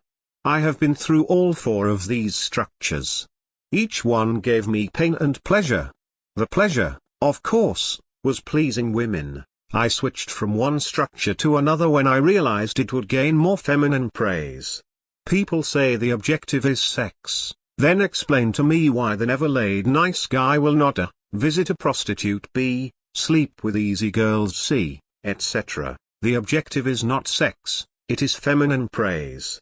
Those addicted to it will be so endorphinized to see their lives slouch towards mediocrity. I trace the beginnings of female-centered life structures with Rousseau, who laid the eventual eggs that hatched matrilineage and matriarchy. Today, it is blind to us because most of us have never been told anything different. My posts and ideas came not just from everyday observations but from the long line of history, religion, and literature that binds us all. It comes from famous biographies, from chats with very successful people you don't know, and some you do, and from looking at the failures in others. What is failure? All four personalities differ on it. But I would define failure as betraying your soul, as living someone else's dream, and having no direction in life. What is success? It is love. Not love for chivalrous relationship, nice guy, not love for pussy, citizen dildo, not love for money, materialist, and not love for glory, shining star. It is the genuine love for life. Find what you love and direct your passions to it. You will know you have found the right mate not because you two love the same hobbies, but because you both love the direction you and she are going in life. If you want to live your life working for money, or being nice to women, or working for pussy, or being praised by society, then don't be afraid to go ahead. All life is an experiment. I could be wrong. But I am not wrong about myself. I hope you do not choose a path that is wrong for you and your soul. When it is wrong, you will know. Imagine how Jesus would feel if he was cast to play the role of Napoleon. The result is the divided soul, which is a classical subject in many works, most chiefly Hamlet, a good-natured artistic youth cast in the role of savage revenge by the father. How many families want their offspring to play a role they are not suited for? What if we make our own structure, completely independent of feminine praise? What if we follow our dreams instead of women's dreams? What if the truly smart were not those who read lots of books but those who could read their own heart and soul? 5 years I have been off and on this forum, 5 years, the same dull dreary mugwump sayings have been cast at me. I could copy and paste what was talked about me 5 years ago as it will match the same as today. What are my themes that cause the same old sayings, and when misplaced, its praises? You are the focus of your world, not the women. Instead of pissing away your youth trying to please women, why not invest that time in yourself? Such a radical concept. How dare I speak blasphemy to our female goddesses the youth sacrifice their lives to? Sex does not make you unique. Another radical concept. Because sex is what women have recognized to give often as feminine praise.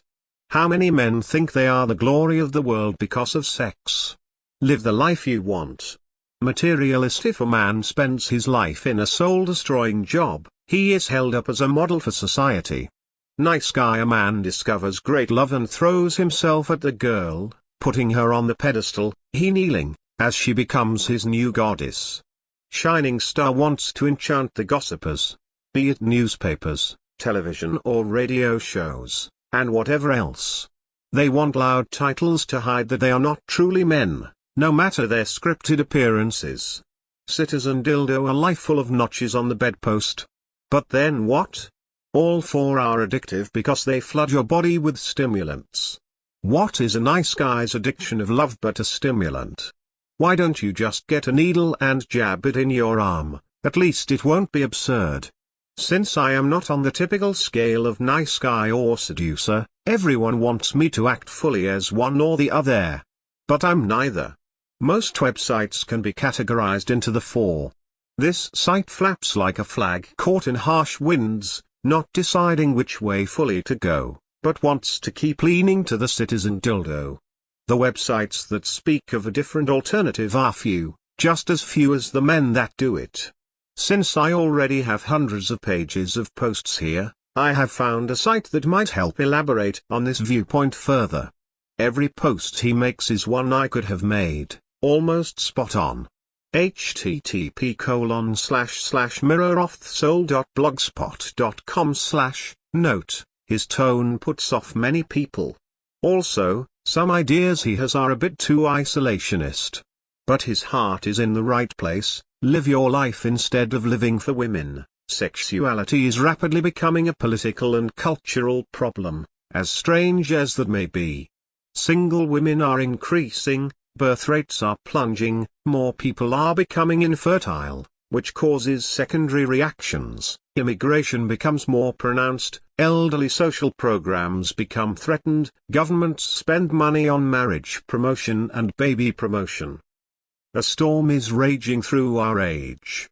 Too many guys are concerned about not getting wet, simply getting laid, finding a decent girl to marry, etc., and not getting out of the way of this howling juggernaut that is already destroying nations, cultures, and family lines, of the bigger issues, such as matriarchy, plunging birth rates, etc.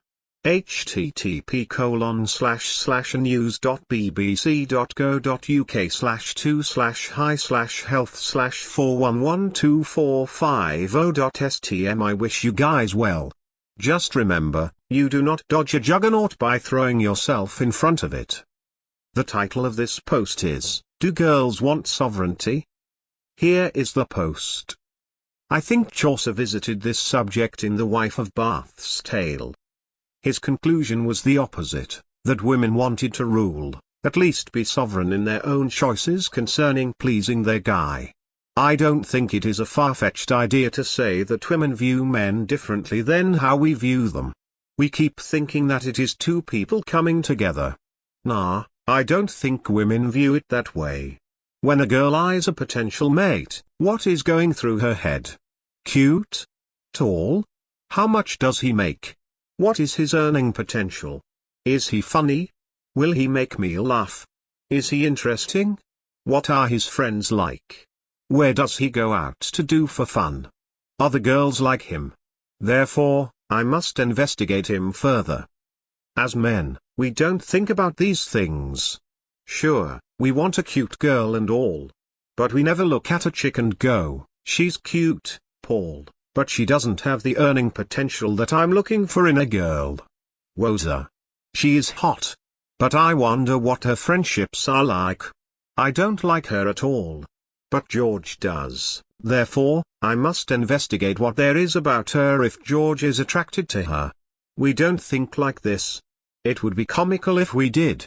If a guy is super hilarious, super comedian, the women go, I love you. If a guy has millions of dollars, even if she knows nothing else about him, she will go, I will marry you. What is going on here? Are women's primal survival skills operating? Ask her, what do you want? She shrugs. She hasn't a clue of what she wants. Apparently she wants whatever guy the other girls want. Women do not see guys. They see worlds. They see themselves exiting this realm of nature and entering the guy's world. Having an aura of humor, or having lots of money, or being cute and all, these are all different worlds to the girl. She isn't interested in you, not in the way we think of it. She is very interested in your world. In other words, if a guy has no friends, doesn't go out and have fun, is a drifter and has no path to get money, she is not going to be interested no matter his other elements. Mike, hello. My name is Mike. I play video games hours on end. Chick, that's nice but we need to talk about our relationship. George, I am crazy and do whatever I want. I paint my car screwed up colors, paint my house screwed up colors, and wear weird clothes. Chick, OMG. I love you. Let me marry you now. It is the world the girl is after. How do successful men act with women? They bring the lady into their world. When they date, at the beginning especially, it is his date ideas, he gets to be as creative or dull as he wants. And she will judge you based on the world you are creating for her. Remember, she is going to be defined by you. There is a reason why she takes your name. We can argue which worlds are more appealing to others with the women, a crazy spontaneous world or a more stable less risk world or such. But one thing that is very true is that women, above anything else, desire the guy to be himself, to show his world properly. Women despise nice guys and chumps, who do not create any world of their own but try to please the women, the most. She may not know what she wants. But she does know that you ought to know what you want. She will fall in love with the guy, become enmeshed in his world, and his goals often become hers. It is not so much sovereignty she wants but a guy's world. But Pook. Let us say we compare a super rich wimpy guy to the cocky asshole. The asshole will get the girl. Thus, you make no sense. But the asshole guys have confidence. What is confidence but the link between your world and yourself, between your dream and day? Guys with no confidence can create no worlds. She will see the wimpy rich guy and think how she can use him, not love him. Like a child, women want to be seized and shown the glories of life. She is expecting you to take her hand and whisk her away to adventures, excitement, and fun. A world of color compared to her boring bland arena of nature she resides in now. And this is how you become Prince Charming. The title of this post is, Cocky and Funny. Here is the post. When you're in a line or doing something boring, like work, why not spice it up with that attitude? Works wonders. A recent example, a girl was in a happy mood, for whatever reason. I gave her a bookish grin and said, "You're happy because I'm here." Big smile on her face and she shook her head. Then I said, "You're happy because you're here at, company name." She laughed but shook her head. Then I stopped people passing by and said, "Mom. See her? She is happy because she is at, company name. And the lady would be, "Oh really? Why, that's blah blah," and I'd get another person and say the same thing. I'd get their reaction. Then I started getting people to guess why she was happy. The reaction? She was laughing so hard she was almost on the ground. I don't think it has anything to do with being cocky and funny, but the ability to make any situation fun. For all girls want the fun guys. The title of this post is, "Feeling Down About Your Love Life?" Read this. Here is the post. Okay. So you don't have a girlfriend. You're not getting any sex. On your current course, you're about to become a monk. You feel down and saddened. Why? But Pook, I got no girl. That is not the problem. The problem is that you place your happiness on a girl. You can't be happy in a relationship unless you're happy being single. Get away, indulge yourself in your hobbies and work. Whatever you do, do not sit there and regurgitate your emotions. Take action. But the more common is, "But Pook, I am doing my hobbies and work. I have a natural need for intimacy. I am tired of being single." And I am sure it is especially burning that you walk around and see these happy couples, hand in hand, with huge smiles on their faces, almost as if they are mocking you. But fear not. You are way ahead of the other males. How do most guys act? Either they are nice guys or jerks. Very rarely are the true good guys. Nice guys look at these guys in their relationships or in their marriages. You know who wears the pants in the relationship. These poor guys never understood the game and are just relieved to have settled down. They are AFCs for life. Most nice guys spend their 20s in misery until women in their 30s are ready to settle down. It is so sad to see these AFCs in such manner. Some got a bit wise and looked at dating books. Unfortunately, most books make nice guys more feminine because they are written on what women say but not what they do. These poor chaps have no backbone. I watched my, then, roommate get a call from a girl saying that she was hungry and because she was studying, he was to go to Subway to get her a sandwich. Alas, he did this. This patheticness is not the exception, it is the common. See that cutie pie in those oh-so-tight pants? Most guys would chicken out in approaching her. In fact, many would go, "Run. Don't let us know that we are looking at her." Pathetic. Pathetic. Pathetic. Or the guy who calls the girl of his affections night after night, hour after hour. Pathetic. When I was young, I remember a guy driving all the way to my house, I live out in the boonies, to return to my sister a glove. She was pleasant but didn't let him get in the front door. She said to me, "Whatever you do, do not act like that. Do not call a girl all the time. Do not act that way." Or a coworker, completely infatuated, follows the girl around like a puppy. The proximity is obvious. When he wasn't around, all the girls would get together and laugh and joke at him, all declaring how pathetic he was. Aren't you glad you're not that guy now? When my sister and her boyfriend were going out, my sister was breaking up and getting back together with him again and again and again.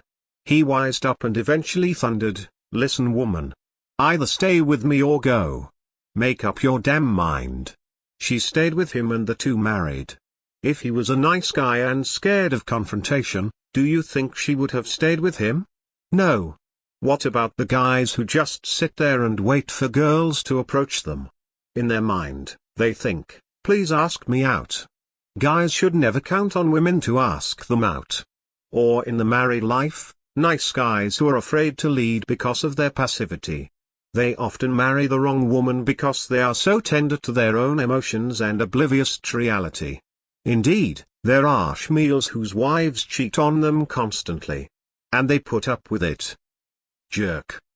These and the nice guy are but one of the same. While a nice guy introverts himself, the jerk extroverts himself. While the nice guy is constantly passive, the jerk is constantly aggressive. While the nice guy hides his sexuality and can't get chicks to be attracted to him, but are good long-term relationship material, as girls confirm by saying to nice guy, "You're not the type of guy I'd date, you're the type I'd marry." The jerk erupts his sexuality everywhere, gets chicks attracted to him, but can never keep them. The jerk has no confidence, which is why he is a jerk in the first place. True criticisms sting him and collapse his spirit. Notice how the jerk may get chicks long enough for sex, he fails completely in life. He ends up being a janitor or something similar. The girls he bedded with? All of them insecure little girls. It is pathetic and very sad. Some guys have gotten confident enough to take action, talk to girls, etc., but very few have true backbone. Even fewer than that have the Don Juan skills expressed in the articles and on this forum. Most guys are pathetic. Most are chumps. Women simply get tired of looking and will settle for who they are with. It is so sad. But you, on the other hand, you are not a chump and are definitely not pathetic. You are a good catch. Fear not having no intimacy right now, for with your mindset and skills will ensure you luxurious intimacy for the course of your life. Can the passive, nice, guy speak of true passion within his relationship? Can the jerk, coward, speak of true success and true maturity within relationships? Of course not. You are enlightened and know something 99% of the other guys do not, how to handle women. For if you don't, women will handle you. 1 out of 4 marriages is when the woman never loved the guy anyway but just settled down. Out of the love marriages, most of the women fall out of love. More women than men commit adultery. Women break up 80% of relationships. Why is this? Mostly, because of patheticness. When you get down, think of all the guys that suffer from this. Then realize that you are truly free, for you possess the knowledge that makes you a man. There's no shame in failure, only shame in not trying. Even when you don't try, the fierce guilt that tears you up is a sign that you are changing for the better and killing that nice guy within you. The title of this post is, Feminism Put on Trial. Here is the post. All rise. So Suave.com enters the courtroom with extravagant robes. Like an old man, he walks slowly to the judge's chair and sits. Everyone else sits after him. Soswave.com puts on his glasses and says softly, "What is the matter?" The officer quickly walked over to Soswave.com and handed him the papers. Squinting through his glasses, he examined the papers. Who represents the defense? A feminist stands. Note, she is fat and ugly with a poisonous personality as most feminists are. You represent all women? I do. Soswave.com reads from the sheet. You are accused of being Machiavellian rather than wise, calculating rather than smart, mimicking rather than confident, full of gestures rather than full of actions, a highwayman who changes personalities and clothes to steal man's egos, a mind shaper who possesses no identity, no virtues, no morals, no truths, and is ultimately a barbaric petty childlike species who transform all these vices into virtues under the hypnotic state called love. He looked up. How do you plead? Innocent. Now let us hear the argument. The representative of the men may begin. Pook jumped from his seat. Thank you, Your Honor. Many men are afflicted with the disease known as Niceguius patheticus. Now, the symptoms of such disease are awful. The afflicted male will sacrifice dead plants as tokens of affection, write bad poetry, will speak in a language of banquets, and act like a fool in every and all ways. Objection. Yeah, you would object. The feminist snorted, the matter is about women, not about men. No, Soswave.com answered. Women affect men's behavior. Let us hear the argument. Pook smiled. I call my first witness, the man with alligator skin when it comes to women, Anti-Dump. Anti-Dump walks in and stands in the front. The officer rushes by and holds up a rather thick book. Place your hand on the DJ Bible. He did so. Do you swear, above all, to be a man, to speak the truth of everything woman, to live with no apology, to know what you want and how to get it, and live to the fullest so through Don Juan? I do. Pook paced back and forth. Now, anti-dump, what would you suggest now to guys? That men should stop trying to figure out if women or any woman likes them.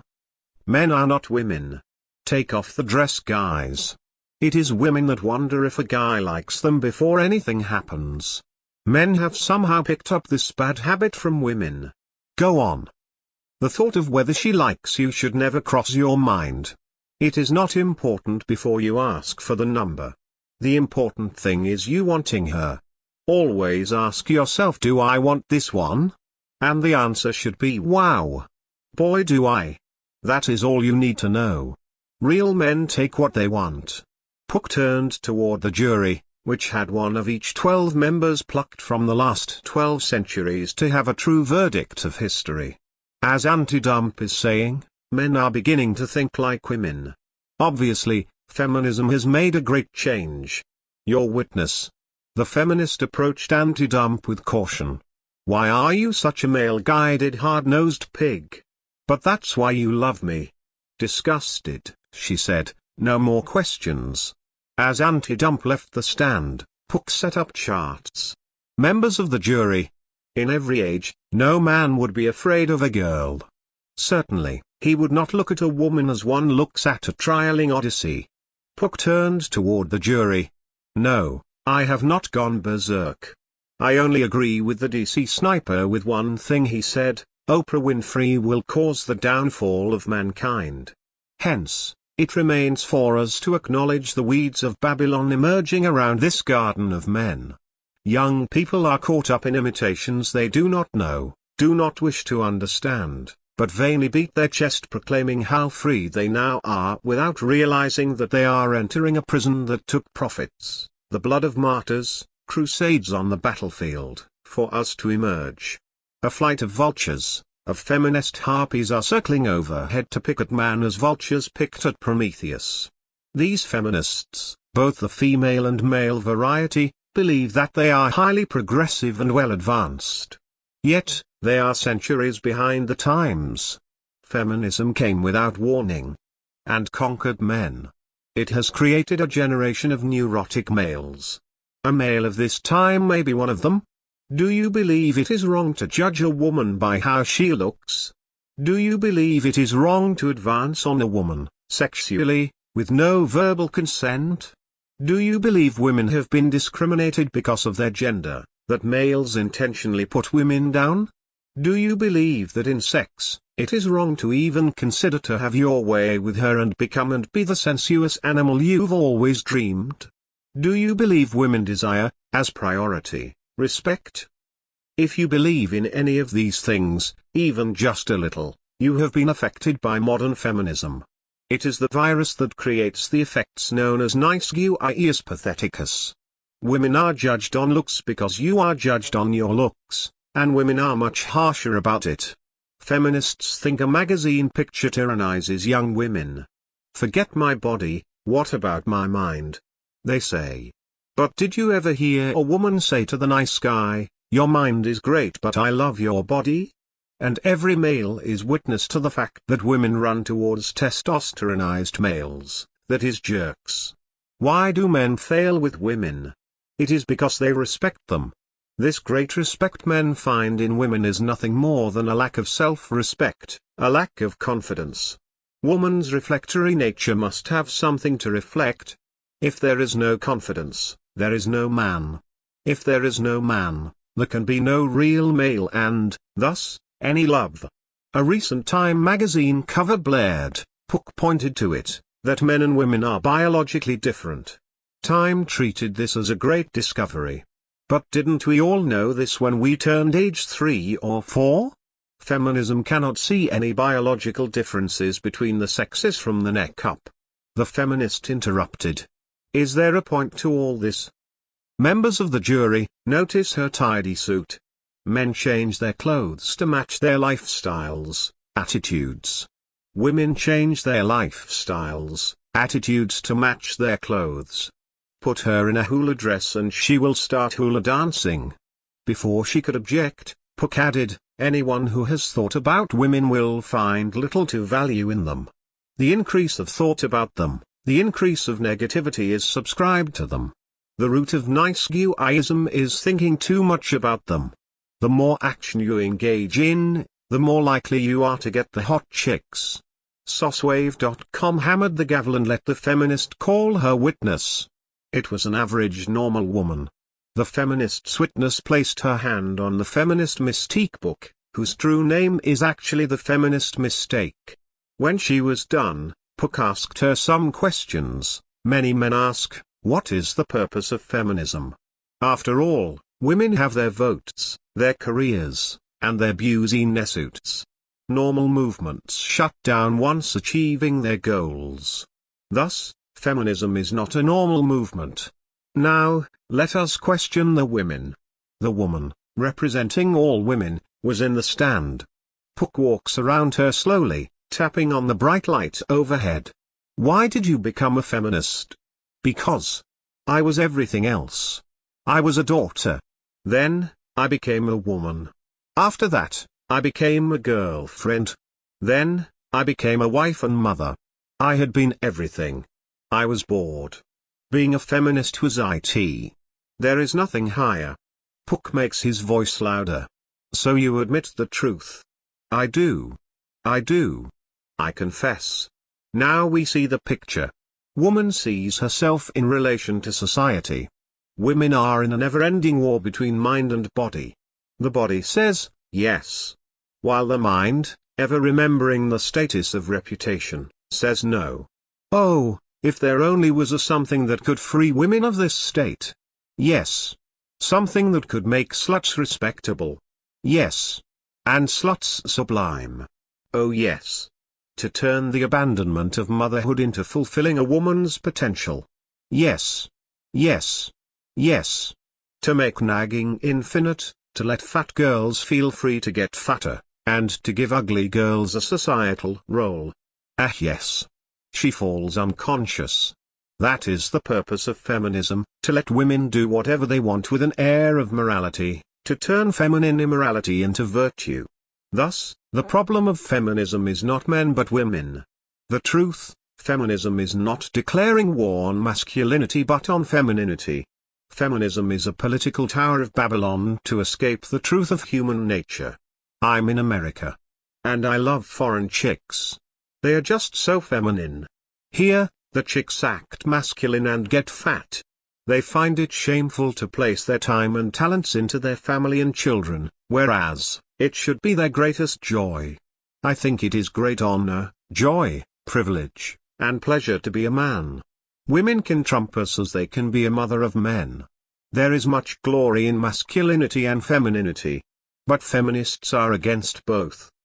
They attack masculinity and femininity as the former being the cause of oppressing, and the latter as the effect of the oppressed. Feminists desire a dull grey androgynous world without the sparkling lightning and glow that sexuality brings. The result is androgyny everywhere, with both genders putting their priority on sex, here, there, anywhere, all positions, with all certain arrangements of threesomes, foursomes, orgies, etc. The reason why is because sex, something no law or political philosophy can touch, is the only thing that makes women feel like women and men feel like men. Everything else that revolved around it, the old-style dating, courtship, of suitors, of gentlemen, of class, of charm, has been politicized out of existence. Pook called forth a band of men. Oh gentlemen! What is left for men to do that is male? Gadgets. Sex with women. Bodybuilding. Sex with women. Hunting. Sex with women. Video games. Sex with women. Beer. Sex with women. Maxim. What answers are these? Where there was once the concept of man as warrior, man as philosopher, man as many things, manhood has been savagely attacked and brought down by the earthly beast who glitters with political maxims and whose crown is academic scholarship that is supposed to prove its glitter. In other words, the concept that masculinity and barbarism are one of the same is their new ruling scepter. As long as people believe in this idea, they will sit on that throne. This ties into the belief that women have always been poor victims of masculinity, enslaved by the evil of manhood. I am pro-sex. Not in the way of libertines acting out bestial episodes, but in the manner of sexuality. Some people here have said, Pook, why do you bring in things like literature and historic men into this site? What do these have to do with anything? They have everything to do with this site, for the majority of us are learning to embrace our sexuality, of both men and women. You can see sexuality as the key to the genius of Michelangelo's David and the dazzling energy and insight of Shakespeare. You can see the matter of sexuality bring up the great men onto the historical stage. You can find sexuality as being the core to great art and a key to genius. But with sexuality removed, no wonder the great writings, art, and personalities of our time are non-existent. Now, they are said to exist because of the politics behind them. But there is nothing great or time-defying in politics, so they will not last. I am not exaggerating. Look at college campuses. They are full of girls. Boys are failing more and more in school. Less and less men are marrying because they are on strike against the current climate. In sexuality, Atlas is shrugging.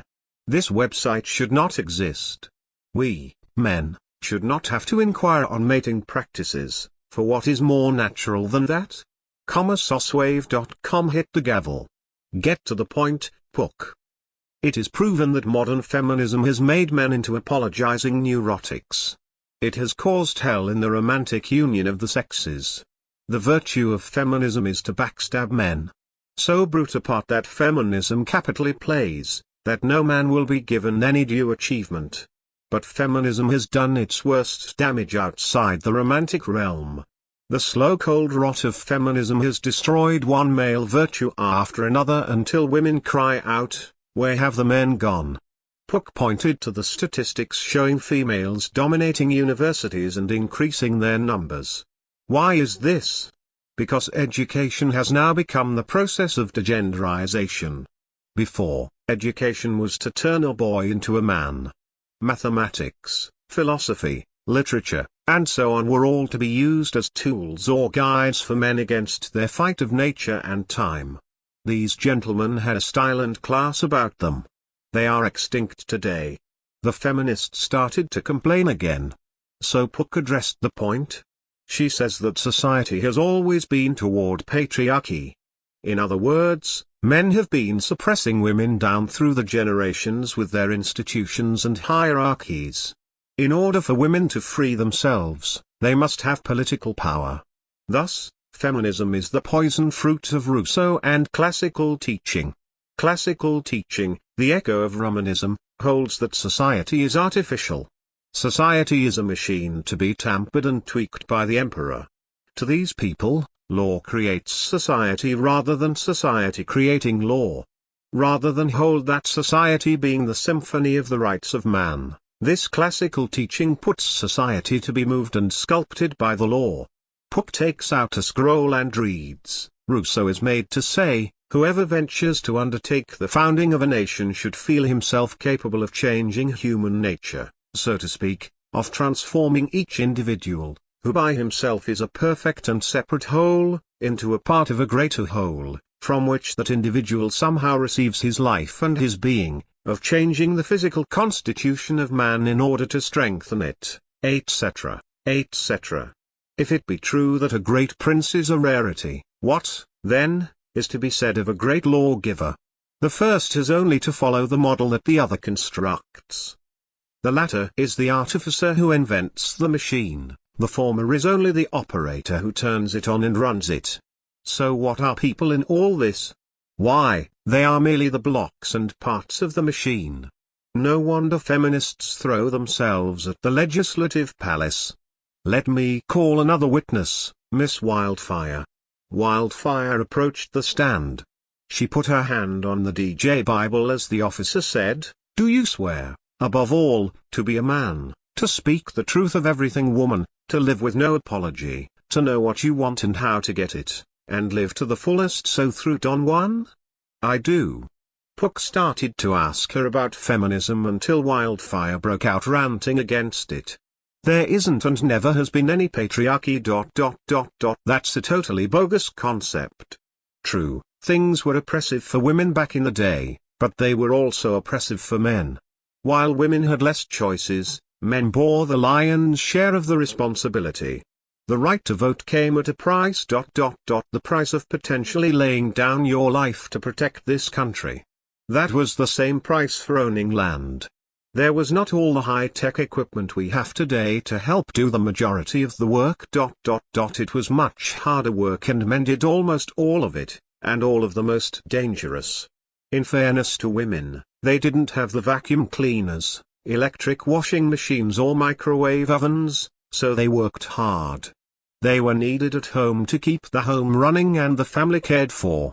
It was a full-time job. These gender roles were required for survival. It was never some evil plot to hold women down. It was a necessity. Your witness. The feminist roared, explain the wage gap then. It's a farce. Feminists claim that women are only paid 74 cents for every dollar a man makes. This angers a lot of women. The figures themselves are correct, but they are not presented truthfully. The numbers represent men and women as a whole, not comparing a man and a woman in the same company with the same seniority, same experience and education. Men as a whole will always make more than women as a whole because there are stay-at-home moms, wives who only work part-time, and women who take time off to have babies. Men also work more overtime and more of the dangerous and higher-paying jobs. It is against the law to pay a woman less than a man for the same job and qualifications. So anyone who believes this feminist lie is not very bright. And the glass ceiling? Yes, that proverbial glass ceiling. Feminists whine that there aren't enough women in corporate management. Hello. Women have only been in the workforce with more women working than not for the last 20 years or so. Most corporate managers have put that much time in with the company before getting one of those jobs unless he's a family member of the owner. It's about paying dues and earning those positions, and women will get there as soon as they pay those same dues and invest that same time. The feminist, defeated, said, "No more questions," and Wildfire returned to her world. Now came the time for closing arguments. The jury of the 12 centuries listened attentively. The feminist ranted and raved. When she was done, Pook gave a calm and logical presentation, outlining what was already discussed. Feminism is essentially about desexualization. This is where nice guys, AFCs, come from. This is why feminists are so bitter. But since sexuality is no longer embraced, male-female harmonics becomes disrupted. Androgynous people sport in sex since that is the only way to make them feel male, female. Because of this desexualization, art, leadership, and education suffer. Pook brought out another woman, one he met in flesh and blood. She was in her 40s. She said, "I don't believe in feminism. Women are the dominant sex. Men are so naive about relationships and sexuality. Men may be physically dominant, but women are emotionally dominant. Who controls the finances in most homes? It is the woman. Look in the banks and you will find them filled with women. I could be a woman in any age. But I would never wish to be a man in this age, where manhood has been condemned." Members of the jury, consider the choice you are making, of man or woman, this the choice of humanity. Shall civilization be a mankind who seeks to go forever forward and gain independence of spirit from the gross natural calamities that compose the flesh? Or shall civilization sigh into a womankind that retreats back to infancy to a warm milk-flowing sleep? For the all, this raised empires and rots them within. For the one, this attracts respect or dishonor to make the life a series of avalanching regrets. For who would walk the path of a man and bear the thorns, traps, and trolls that nature's filled? Of science, of philosophy, of art. For these are the stones of civilization. But how pure and blissful is the sleep that femininity dreams in. The dance and music of love's eternity. The wine, the song, the crest of love itself. The choice not taken is always the choice yearned for. But are there not two sexes? Has not nature divided humanity into two distinct parts? Then let us choose both. Let women be women and let men be men. Let one hold up the scepter of reaction and the rest embrace the man, that infinite name of action. The jury exited and made their decision. When they returned, Renaissance, Dark Ages, Middle Ages, Industrial Age, Pioneer Age, and so on took their seats. It was the 20th century that announced the verdict, guilty. Soswave.com announced the punishment. Those who take feminism seriously will be condemned to bitterness, ugliness, and joylessness. Any males who listen will be condemned to loneliness, stuffed with nice guius patheticus. There is a war against men, gentlemen. And feminism is leading the charge. Guilt-filled men sound like this. One of the reasons I started to care about radical feminism as much as I did was because it seemed to resolve for me a certain dilemma about myself in relation to other men. I had always felt irremediably different, even when no one else noticed. I knew I wasn't really one of them. When I first began to come in contact with the ideas of radical feminism, those ideas seemed to put to rest that certain trouble. Radical feminism helped me imagine a gender-just future, a notion of a possibility that men need not be brutish and loutish, that women need not be cutesy and coy. It was a vision that energized me. It helped me view the whole male supremacist structure of gender as a social construction, not as a final judgment on our natures, and not as a final judgment on mine. Radical feminism helped me honor in myself the differences that I felt between myself and other men. Radical feminism helped me know my connections to the lives of women, with whom I had not imagined I would ever find a model for who I could be. And it's also true, and not easy to admit, that radical feminism helped provide me with a form in which to express my anger at other men, an anger that in men can run very deep, as many of us know.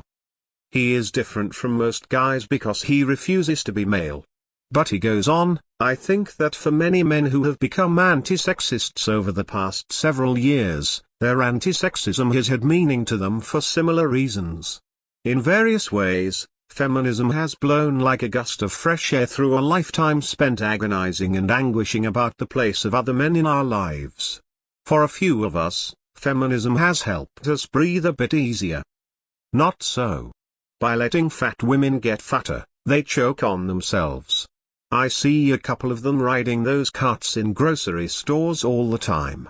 But it would be a mistake to suggest that a man's anti-sexism puts to rest his ambivalence toward other men. I think that an anti-sexist consciousness actually makes the conflict more acute. Such a man perceives even more clearly the behaviors and attitudes in other men that he rejects, and he understands more about what those behaviors and attitudes mean, and in a sense they are the behaviors and attitudes in himself that he wants to be rid of, and somehow other men can remind him of the parts of himself that have not changed very much at all, and whereas he briefly felt good about being different from other men, a part of him no longer feels quite different enough.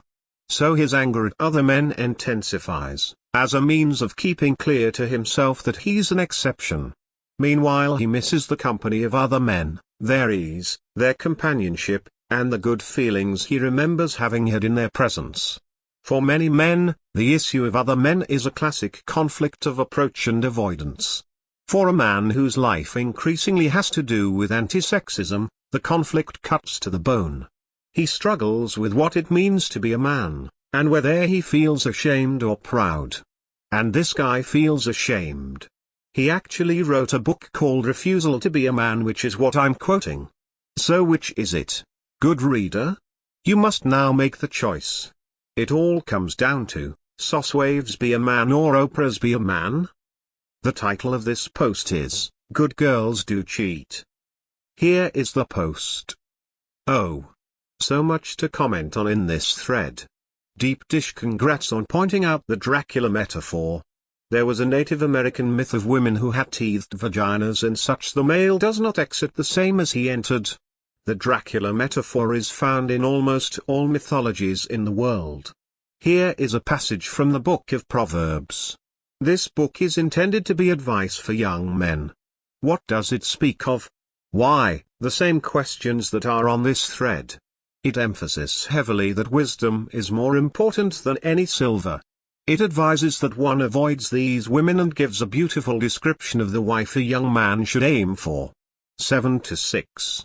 For I looked out of the window of my house through the lattice, 7-7. And I see little ones, I behold a foolish young man, 7-8.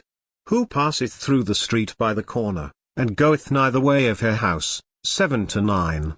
In the dark when it grows late, in the darkness and obscurity of the night. 7-10. And behold, a woman meeteth him in harlot's attire, prepared to deceive souls, talkative and wandering, 7-11.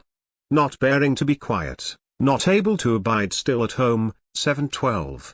Now abroad, now in the streets, now lying in wait near the corners. Already we see the ancient description of women being bored and very deceiving. 7-13. And catching the young man, she kisseth him, and with an impudent face, flattereth, saying, 7-14. I vowed victims for prosperity, this day I have paid my vows. 7-15. Therefore I am come out to meet thee, desirous to see thee, and I have found thee. 7-16. I have woven my bed with cords, I have covered it with painted tapestry, brought from Egypt. 7-17. I have perfumed my bed with myrrh, aloes, and cinnamon. 7-18. Come, let us be inebriated with the breasts, and let us enjoy the desired embraces, till the day appear. 7-19. For my husband is not at home, he is gone a very long journey. The husband is gone. The woman is married. She is not single and literally devouring the young foolish male. 7-20. He took with him a bag of money, he will return home the day of the full moon. 7-21. She entangled him with many words, and drew him away with the flattery of her lips. 7-22. Immediately he followeth her as an ox led to the slaughter and as a lamb playing the wanton, and not knowing that he is drawn like a fool to bonds. 7-23. Till the arrow pierce his liver, as if a bird should make haste to the snare, and knoweth not that his life is in danger. His life is in danger. Why is this ancient tome of wisdom saying such a thing? It is speaking of spiritual life, of his soul. Yes but no. Just look around for validation. I see a fleet of young men, obviously gone the path that above foolish male did, and have their lives sucked from them. They lose their ambition. They just sit about, drowning in sensuality. They have become merely boy toys. There is no man in them. 7-24. Now, therefore, my son, hear me, and attend to the words of my mouth. 7-25. Let not thy mind be drawn away in her ways, neither be thou deceived with her paths. 7-26. For she hath cast down many wounded, and the strongest have been slain by her. 7-27. Her house is the way to hell, reaching even to the inner chambers of death. This is quite a condemning piece on these type of women. But the advice is sound. If the foolish young man could speak, he would say, look at me. Look at me. I have sexed a married woman. Wow, that means I am really special.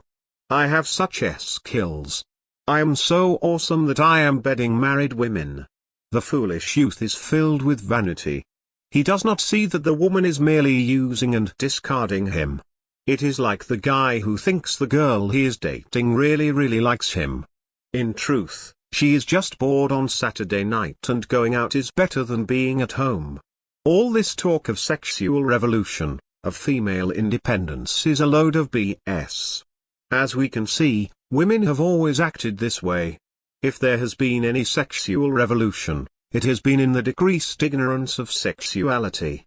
There are less and less men and ladies as time goes by. Rather than looking at things in a bad girl or good girl frame, it might be more helpful to look at it in a giving or non-giving frame. For example, the non-giving girl only sees you as a prop, as a boy toy, as an ATM card. This type of girl is all about her, of what she can get for herself. As a mother, she sees her children as merely agents to give her motherly feelings. She doesn't truly give her life for them or for the husband. The giving girl tends to be the sweet one. She sees children not as a bangle to give her more status to this world or motherly feelings, but as someone to sacrifice and invest her life within. She even has that attitude towards you. She is the ideal wife and mother.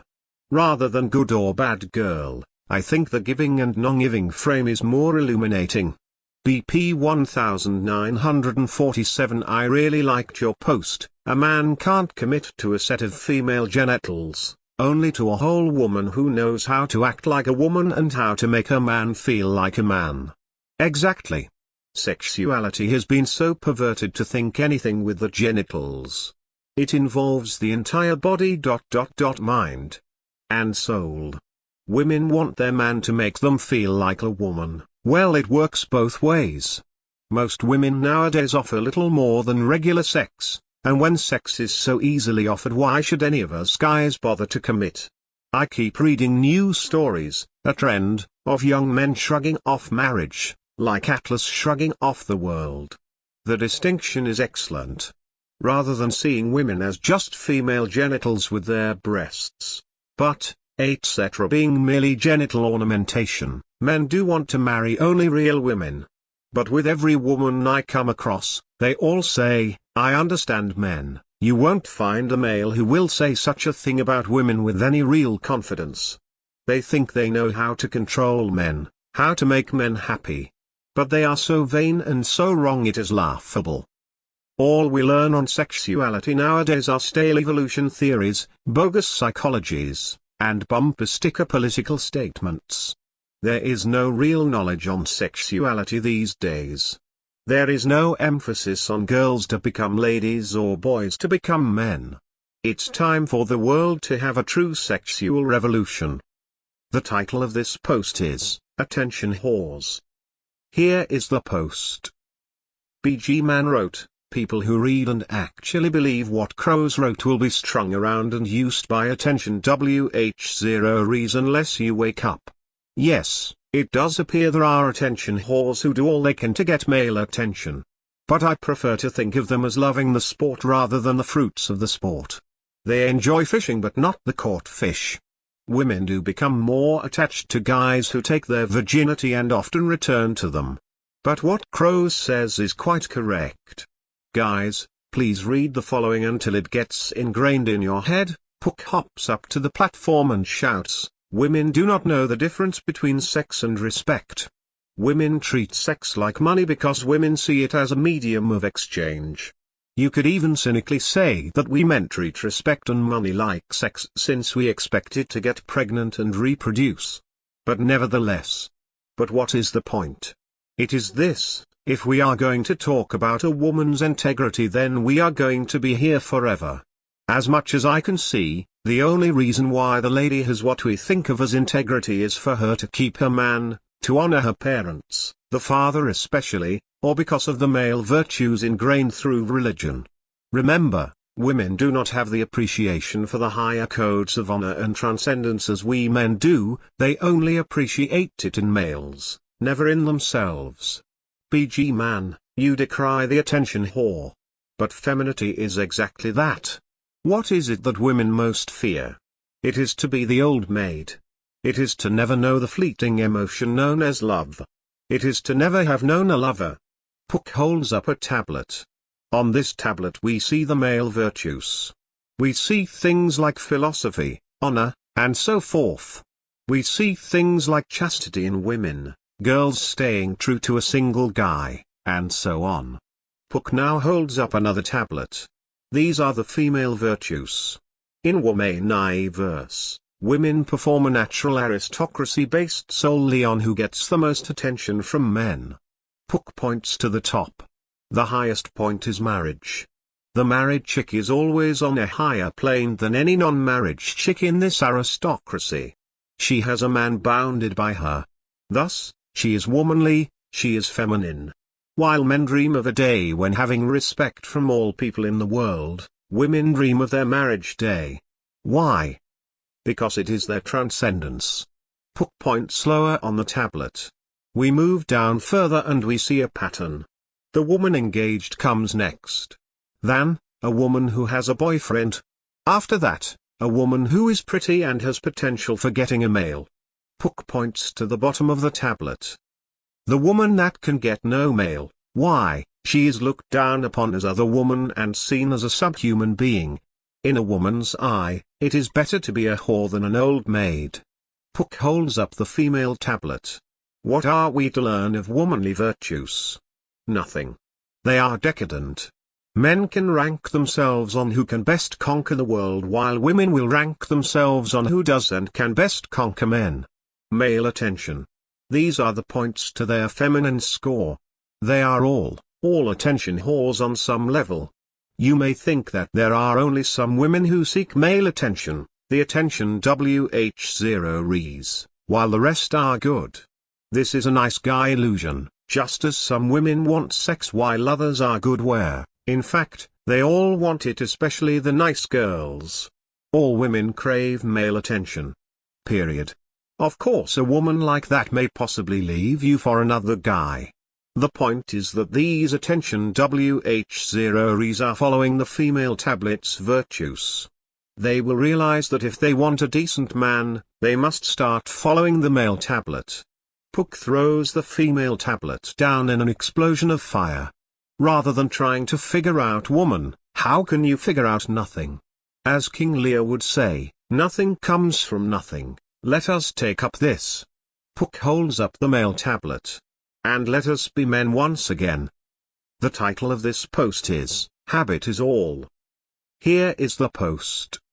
The reason for my success is habit. A Don Juan is a sum of correct habits.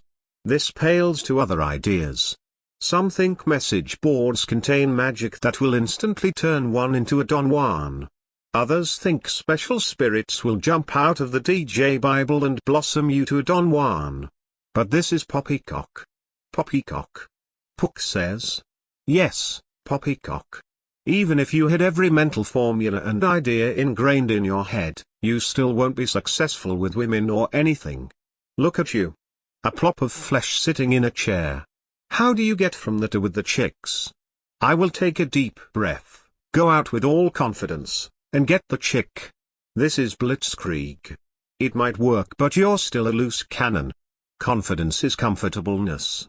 Don't try to force yourself to something that seems entirely alien to you. You'll never be comfortable with it. Alter your habits and so you alter your life. Make it a habit to talk to girls. Make it a habit to be social. Make it a habit to look for dates. Make it a habit to date. Make it a habit to Don Juan. But Pook. These will require an initial icebreaker. Yes. But that should not be where you place the challenge at. Focus on being consistent. Sure, you can create a huge mental drama about approaching that hot chick. But you should focus on being consistent in approaching hot chicks in general. This one chick is nothing in your string of routine. Think of it like that. Women are not ice water. He who hesitates, masturbates. We hear. Or we might hear, imagine yourself old and dreaming of what you could have done. Go out today or die. Some people even do affirmations to get them to approach. But approaching is not a disconnected thing in itself. Talking to women should not be like plunging into ice water. You whirl a slogan in your head and you go blitzkrieg on her. Rather, women should be seen as warm water, something you ease into pleasantly. There's no need to cannonball into them. It's similar to working out. Habit is the key to success in working out. Without it nothing else matters. A guy doing the best workouts in perfect form and intensity only a few times is inferior to the guy who does crappy workouts and is consistent with them. You are not the smoothest guy with the ladies. You know what? Neither am I.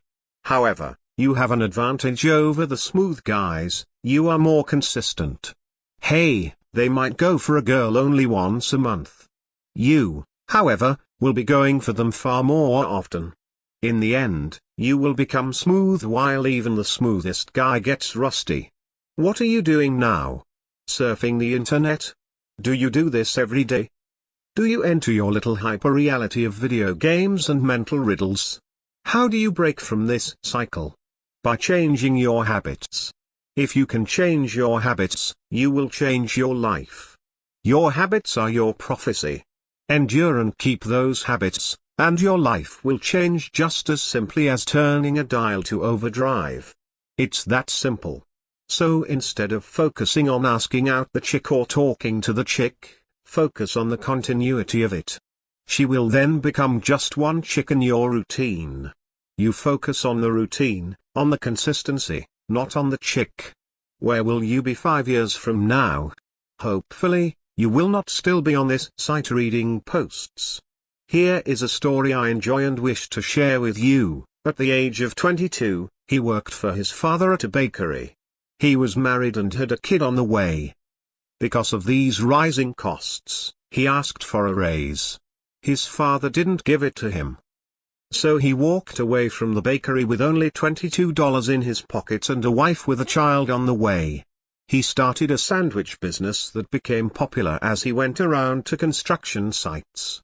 Eventually, he entered the construction company and became one of the largest constructing companies in California. He would eventually buy a football team and watch them win the Super Bowl. Who is this guy? Alex Spanos. How did he get the from here? He says, habit. He detailed what he wanted to do with his life in 5 years. He slowly worked toward those goals and he met them every time. In fact, he would meet them before reaching the 5-year mark. Compare this with other guys. Many have dreams, few have goals. By putting a time limit on what you want to do, you often set yourself to achieve it. Then in 5 years I want all the chicks to be wanting me. It doesn't have to be 5 years. It could be 2 months. And you can't place your success on other people. You can say that you want to gain, lose weight, get your life together, get the job you've been wanting, become more social, whatever. You cannot say, I'm going to have a girlfriend in X amount of time. That depends on someone else. Rather, say, I'm going to get in the routine of talking to chicks, asking them out, and being more social. The goal then becomes a prophecy. Focus on the habit. Aristotle says, we are the sum of our habits, and this is true. I've talked to a lot of guys on being successful with women. One thing that separates them from other guys is that they focused on the habit, not on the girl or the procedure. They told themselves, I will ask out 20 girls this week. In almost every case, they do not get to 20 because they end up getting a girlfriend after the first few. It is that simple. Behind every Don Juan is a series of correct habits, which are detailed throughout this site. Consistency with everything is crucial. For habit is the child of mindset, and this is how as you think you shall become. The title of this post is, If Life Seems Hard and Unhappy, Read This. Here is the post. Behold the lurker. After having been here for a while, the lurker may well exclaim, I was wrong to hope this website would make my love life easier. What a portrait of mankind. Here I was, only looking for easier ways to get laid. Now I am re-examining my entire life. I now think of things I never thought about and consider things I've never considered. The goalposts keep moving further and further. This website has made life harder, not easier. But the question is not whether your love life is harder or easier, but whether it is true. Did he just say true? Yes, he did. But nevertheless, let us get to the heart of the matter. You say, this website has made things harder. I now see things that I was blind to. Much work must be done. However, this does not pain you. Rather, this is the source of your melancholy. I see others who consider nothing, do not consult their dreams, and so end up in a life of bliss. Oh, pernicious website. Are Don Juans now villains, only to whisper evils into your head? Why does it seem things have become harder and more painful? You have two paths in love and life. 1. Live your dreams. 2. Live other people's dreams. So far, every article, every technique, every tip, is poured to flow through the filter of satisfying women and getting women to like you. I can sum up most, if not all, of these how to get women advice with 3 words: dump your dreams. Take your typical guy. Which does he fear more? Is it being dumped by the girl he likes, or is it dumping his dreams? You protest, it is not so cut and dry. A relationship involves some compromise. And while that is true, young men are doing everything they can to avoid that. They aren't being true. No, you cannot expect to get your way with everything in life. And no, you don't expect a girl to drop her dreams solely for yours. The entire idea is not to like the same hobbies and think each other is hot. No, it is to be going the same way in life. You can have your dreams and the girl too. But only by embracing your dreams first and the girl second. If you embrace the girl first, you may be allowed to live out certain dreams or not, depending on her choice. This is why I say it is not a question of whether your love life has become hard or easy, but rather if it has become true or false. False love and false life is living someone else's dreams. This may make some happy, especially for those who do not, or will not, dream. Others become more melancholy and the rest will lie to themselves. But Pook, how do guys get caught up in this? Because they place the dream on the girl, so she becomes his dream girl. This is how he convinces himself he is getting both the dream and the girl, 2 paths in love and life. Live your dreams or live other people's dreams. One path is hard.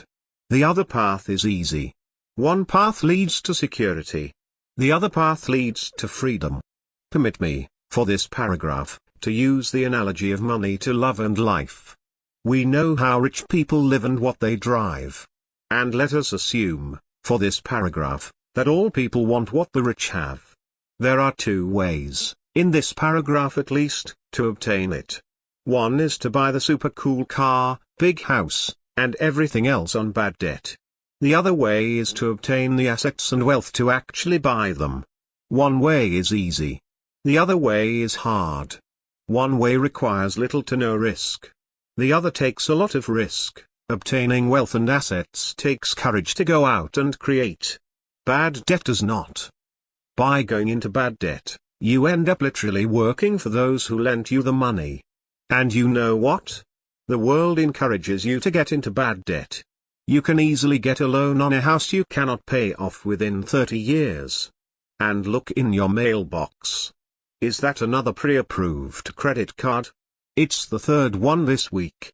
There are lots of people who look rich but they are in major debt. I ask you, are they free? They will be working for the bank and car companies to repay the debt with most of the days from their life. In the same way, young men do the same for women. They look rich because they have the women and can enjoy them, but what was the price they had to pay for it? Whose dreams are they following? And because of that choice, who is he working for? Both the seducer and nice guy work for the women's dreams as they seem to have none of their own. It is the price for security.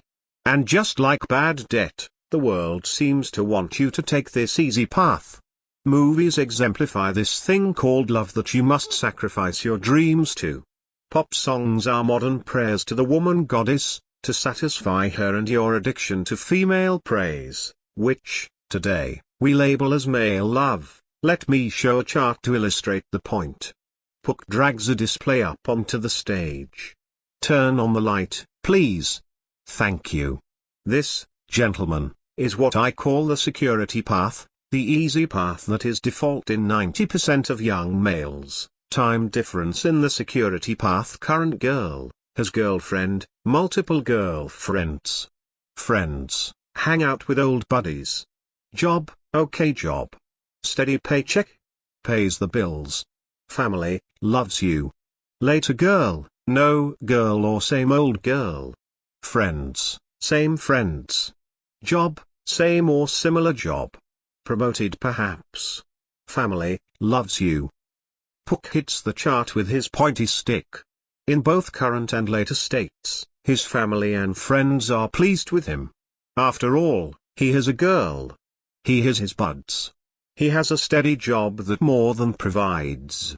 And his family loves him. After all, he repeated exactly what his dad did. So what more could he want? Now scroll your eyes over to the later side. He will one day wake up and realize he is now average in life. He has not grown at all during the time difference. He is what he was with just an age-rotting body. Where is the dream? Alright guys, bring out the next chart. Time difference in the freedom path. Current girl, no girl. Friends, left many behind. Job, transitional. Sometimes jobless. Family, thinks he will become loser. Later girl, has girl, or girls, who likes his life and him. Life gets richer because she is with him because of the dreams he embraced, not to be a mere workhorse. Friends, new friends. Often smarter, cooler, better people. Job, got the job or made the business, investments he always wanted. Family, often despises him for his success. Pook tapped with his pointy stick. Here, he seems like a loser currently. Yet, he wins in the end. It is painful and hard to not go for the nearest girl but rather for the girl who likes what you like. Note, why is so much attention on obtaining the girl but neglecting ourselves? The answer should be obvious. Look at his friends. He had to leave them behind. It is painful for sure. But he made new friends that helped develop him into a better character. Oh, and there is the job. He was transitional. He was trying out different jobs. He was starting businesses. He was making mistakes. The security path is scared of making mistakes. In fact, the security path praises itself because it is mistake-free. But in the end, the freedom path gets to work in his job of choice. What I find particularly noteworthy is how there is the frustration that starts early in the freedom path, it vanishes over time. However, in the security path, the initial pain is not there but accumulates over time. The poor soul either suffers or lies to himself, that is, I have done the honorable path. But you did not honor your dream and so committed treason against your gift. This, I said to myself, is what the initial young man, who found this website to be creating more pain and frustration in his life, apparently did not understand. Perhaps we should remember the analogy of a medicine shot. The shot is initially painful, as was the shock of many of the things you've learned here. Taking action and embracing your dreams, rather than securities, is initially hard but it gets easier in the same way the shot is painful but soothes over time. Those who did not take the shot ran into disease later in life. For those that did, each day gets more wonderful and brighter, rather than more melancholy and darker. Here is another parable. A young man was mad that his current days of life were frustrating and hard. Rotten nature. He raged and shook his fist at the sky. How unfair you are. But nature replied, foolish youth. This pain and frustration is merely my discipline. As you know, you cannot take joy in this pain. But know that those who humble themselves to the ways of life will find the discipline cease as you learn my ways and the fruits of life shall become available. Until you learn your lessons, I will continue to deliver discipline. And perhaps the scared young men in particular, whose hearts are dazzled by the securities that women supposedly bring them, will consider life from this side of the question. Perhaps they will say to themselves, the origin of my dream girl was to place my dream onto her. Thank heavens I was saved from such shackles. Now I know to embrace my dream, and to those girls who love that choice, they cease to be the girl of my dreams but the girl in my dreams. So what help is there for the average guy? Don't be average. And how do you do this? By doing what average guys don't do. Which is embracing the dreams first, the girls second. One strange phenomenon I've noticed among those of the security path is that, yes, they construct a dream girl and marry her. Talk to the gentleman and ask about his wife. He will paint the most wondrous praise and glory of his wife, with such animation and passion, even, especially in this case, if she is a fat hag. Your wife ought to be praised, but such infinitude and animation belongs to your dreams, not to a particular female. Do not make the Dante mistake and turn your Beatrice into a gigantic heavenly body. The difference is so clear and precise. Those on the security path submit life to love. Those on the freedom path submit love to life. The security path reaches only for love. But those on the freedom path reach for life first and end up with both life and love. One projects the dreams onto the girl. The other invites the girl into his dreams. The title of this post is, Why Let's Just Be Friends. Here is the post. Let us interview the subjects. The AFC, aka Mr. Nice Guy, comes walking in, crying and bubbling. Pook shines the light in his eyes and walks around him in a circle. Now, Mr. Nice Guy, why are you so sad? Because. Sob, the girl I want only sees me as a friend. What? How do you know? Because I ask her out consistently and she says, let's just be friends. Poor Nice Guy. His heart is shattered and scattered across the floor. He wants to feel sorry for himself, wants others to feel sorry for himself, and hates how life has become. But let us interrupt the Nice Guy's picking up his pieces of heart. Do say, Nice Guy, what you were trying to do. Well, Sob, I thought I could get close to this girl by being friends. I wanted to get close to her. Then, perhaps, something would happen. This is very common. A hot woman has tons of guys trying to be friends with her. But is it friendship? Bring in the next subject. Thus enters the hot woman herself. She sits down, Pook shines the light in her eyes, and walks around her with hands clasped behind his back. Now woman. Why did you not go out with this guy? I just don't see him in that way. We're just friends. But is it friends? Oh woman. Do tell, what does he remind you of really? She thinks, I think of him like a brother. Like a brother. In other words, the concept of sexuality referring to the Nice Guy, she shudders in horror. Horror. She thought of him like a brother because he acted like a brother. Going out of your way to do things for her, in a non-sexual relationship context, is what her brother would do. A woman must see you in a sexual way in order for any hope for romance to blossom, wildfire users being worthy to date. Since women will never admit that they are wholly sexual beings, they just express it in that way. The Nice Guy is going after the girl in some bizarre friendship way. But let us complete the task. Bring in the Don Juan. Don Juan enters and sits down, confidently. Don Juan, how can you be friends with girls and be successful whereas the Nice Guy cannot? Pook, it's all about fun. I have friends that are girls just because. I talk to them, hang out with them, and have fun with them. The bitter truth is that the Nice Guy is not the fun guy. A woman won't date you unless she sees you in that way. In other words, she feels good around you. Translating to fun, indeed. Especially at the beginning, the best dates are action dates. Doing stuff rather than just talking or going to a movie or eating is more fun. The more fun she has, the more attractive you become. When you have friends that are girls, in other words not romantically going after them, you are purely with them because of the fun. You enjoy spending time with them. Alas, the more fun women have the more attracted they become. So eventually they turn their romantic target in your direction. When the Nice Guy is friends, is he fun? Hardly. He tries to connect to her in every possible way. He tries to get to know her, yet she is bored to hell, thus, she uses him as emotional tampon. A girl will not consider dating a guy who bores her. If there were any rule with women, I would say never bore them. Make them laugh. Make them have fun. Heck, make them cry. make them embarrassed. But never, never bore them. Also, there is the element of comfort. You'd be more likely to hang out with someone you know, right? The same is with women. A girl that feels comfortable with you will always be much more likely to be interested.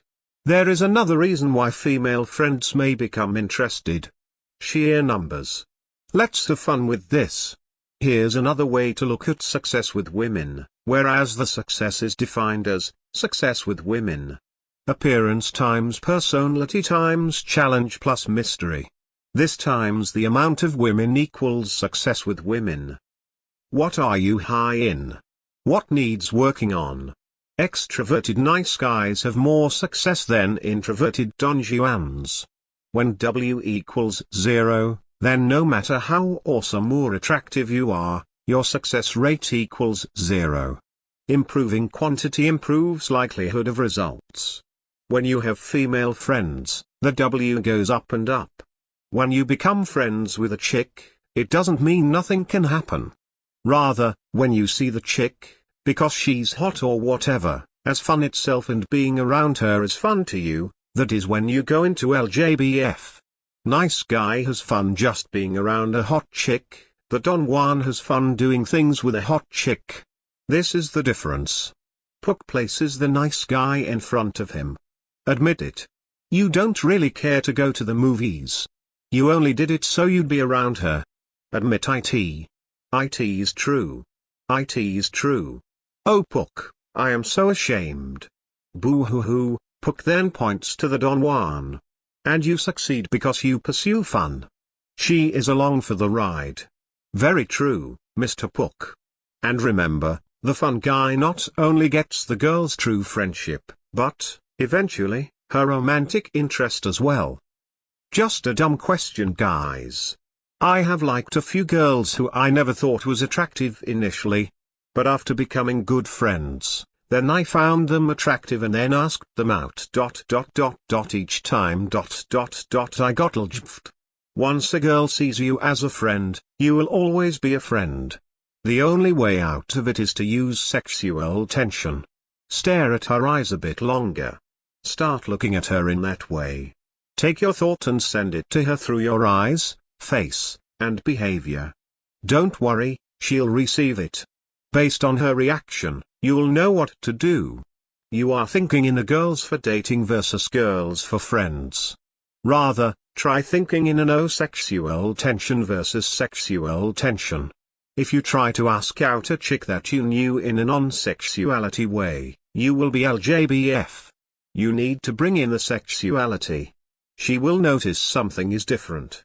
She will think something is growing between the two of you. And she'll like it, if not, she won't send any sexuality back. The title of this post is, On Mystery. Here is the post. The girls and everyone I know keep saying I'm a mystery. I don't try to be. I don't intend to be. I even try to explain myself to them. Yet, the mystery, to them, remains. So mystery must be more than what you reveal. Apparently, people try to define everyone else they meet. We try to place people in nicely cut slots to mark where they go. Girls do this all the time. They want to figure you out to decide what role you will have in their fantasy, if you should be relationship material for them or their friends, and so on. That is lover, friend, or loser. If you keep defying the mold they have for you, you will be christened a mystery. Most people are static. A year from now, they will probably look the same, act the same, and be the same. But if you are in a state of flux, easily done through a self-improvement, or self-discovery if you will, every slot they try to stick you in will fail. People see Pook. Look. He is athletic. He enjoys talking about sports. Therefore, he is a jock. Pook then talks philosophy. Look at that. He must read books. Therefore, he is a nerd jock. Pook then listens to the women. Oh, he is so sweet. He is such a nice guy. Pook then cycles through the women. How is this? Pook is a nice guy player. Pook then pisses off a woman. What ho? Pook is jerk-like. Pook then makes a speech. Look at him go. Pook is an orator. He must get his own radio show. Pook then writes an essay for a paper. Wow. Pook must be a writer. Look at him go. And this goes on forever. In the end, they conclude Pook is a nice guy / player / jerk who's a writer, orator and a nerd, jock. No wonder they are confused. The longer they know me, the more of mystery I am to them, because they've seen more change. They can only love Pook, never define him. Anti-Dump advised shy guys to use their quietness as an advantage to not give themselves away. Terminator 911 used the phrase, the less she knows, and the more she wants to know. These two were responding to how many guys turn their dates into Oprah and tell their pathetic life stories. Women like men who are like mountains, solid with many layers, because all women are gold hunters, either for the gold of your potential or the gold you actually have. They like to dig through these layers. They get information, but they know that there is more there. It frustrates her that she can't define you. She loves you because of this. You don't withhold information, you make her work to get it out. You are not to dictate your autobiography to her. But you're constantly changing. So once she has dug up a layer, the mountain has pushed up 3 layers higher. She, and you, are never bored, and both of you are closer to the stars. Compare this with the guy who is in stasis mode. She will go through his layers and his mountain just sits there. Soon, she thinks that the other mountains are taller, larger, more interesting to climb. She will say, I am bored, dump you, and go for the next mountain because it's there. People do not see mysteries in people they have not talked to, met. Why? Because there are lots of people they have not talked to. There is nothing mysterious in that. No, those people are delegated in her mind as part of the environment or scenario she is in. You only become real once you start interacting with her in some real way. The more values and time she gets from you, the more she will try to put you in a slot. If you are upwardly changing, she will be curious. He is such a mystery. You want to be a mystery in this way rather than hiding your life, but no turning the girl into Oprah. That's just gross. In this way, the more a person knows you, the more the person will see you as a mystery. This means your girl won't get bored. Her interest level will remain high. And it will be through her doing. The word mystery won't even go through your mind. She will think and ponder and create drama out of nothing, as women are quite good at doing. And the more she thinks about you, the more she will like you. See? Don't try to force her mind into liking you. She wants to like you. By her finding reasons to like you as she tries to figure you out, she has convinced herself that you are worthy. The title of this post is, Patience, What Truly Makes a Don Juan. Here is the post. I have observed guys that had it all, looks, confidence, experience, and even interest from the women. I was envious of these guys, for they seemed to know what they were doing and knew how to do it well. I was in awe of how they could be so smooth with the ladies. Their abilities amazed me. Where I worked at, there were a couple of women who all the guys wanted. These women had initial interest in the guys mentioned above, and as you can imagine, those guys had quite a bit of interest in them. So the guys moved in for the kill.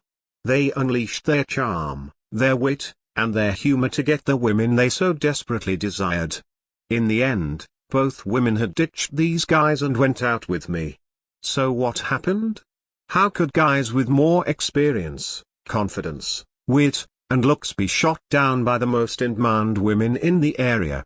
And how could someone like me, who lacks in these certain areas, succeed when such smooth ladies men fail? It all has to do with patience. These guys failed because they came on entirely too strong, too fast. After a couple of dates, they wanted to marry the person. Though they were smooth, they could not hold back their desire for a girlfriend. The women sensed this and recoiled from them instantly. Women, on initial dates, just simply want to have fun and have a good time. Men can throw too much affection too soon, too fast, and scare the woman off. Women find this as desperation. It is the ultimate turn-off to them. Patience is not inaction nor chickening out. Not asking out a woman you're interested in is not being patient but being stupid. Patience is controlling your eagerness. Have fun with the woman. Don't take your outings so seriously. A woman must feel comfortable and secure with you before intimacy can begin. The key to her feeling comfortable and secure is by having fun with you. Patience is also outstanding at attracting women too. Those Mr. Smooth men I knew would be there at a second one of the women called their names. If she said, "Hi, Mr. Smooth Dude's name," they would stop what they were doing and talk. I, on the other hand, simply greeted them back and kept walking. The Mr. Smooth men came across as eager and desperate by always willing to stop whatever they were doing to chit-chat, while I gave the impression of importance and hard to obtain by controlling my eagerness.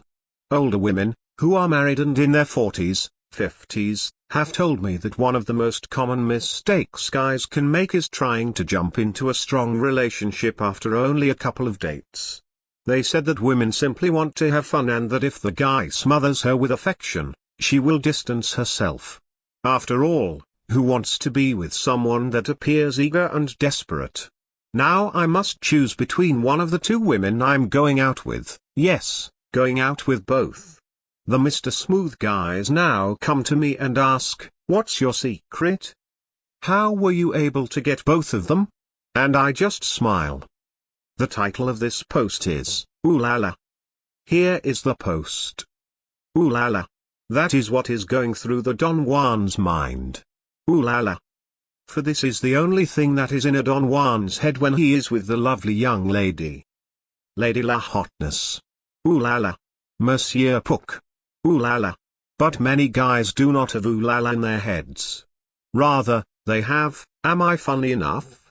Am I interesting enough to her? Am I doing this correctly with no mistakes? Oh heavens, help me. There is no woman in front of such a male. No, the woman becomes something else, a harbinger of lost dreams, security for their emotions, or a magical device that will make them become cool. I cannot believe guys have such problems approaching women. What are they scared of? The thought of sex turned me to stone. No wonder you stand there, gazing at your Medusa in such manner. Keep things in their proper spheres. When you go to talk to a woman, focus on the talking. When you go to date the woman, focus on the date. When you go to sleep with the woman, well, ooh la la. When you are talking of her and thinking of sex, or having sex and focus on talking to her, you are not going to do either very well. When you kiss her, just think of kissing her. When you are approaching, think of talking to her. But you protest. Women and happiness, you say, my emotions are undone. And you turn to a woman.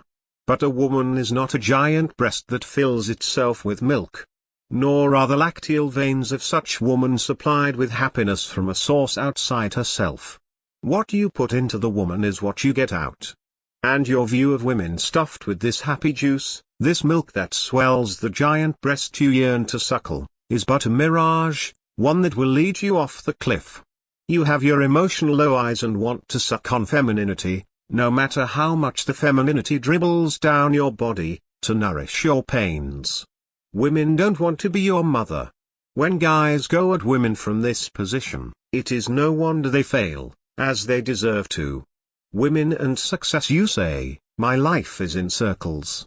And you turn to a woman. But a woman is not, in herself, a torch of glory that shines her light abroad. No matter how much sex you have, no matter how many girls you go through, you still have to pay your rent, go to work, and labor to live. More girls will not transform your sorry life.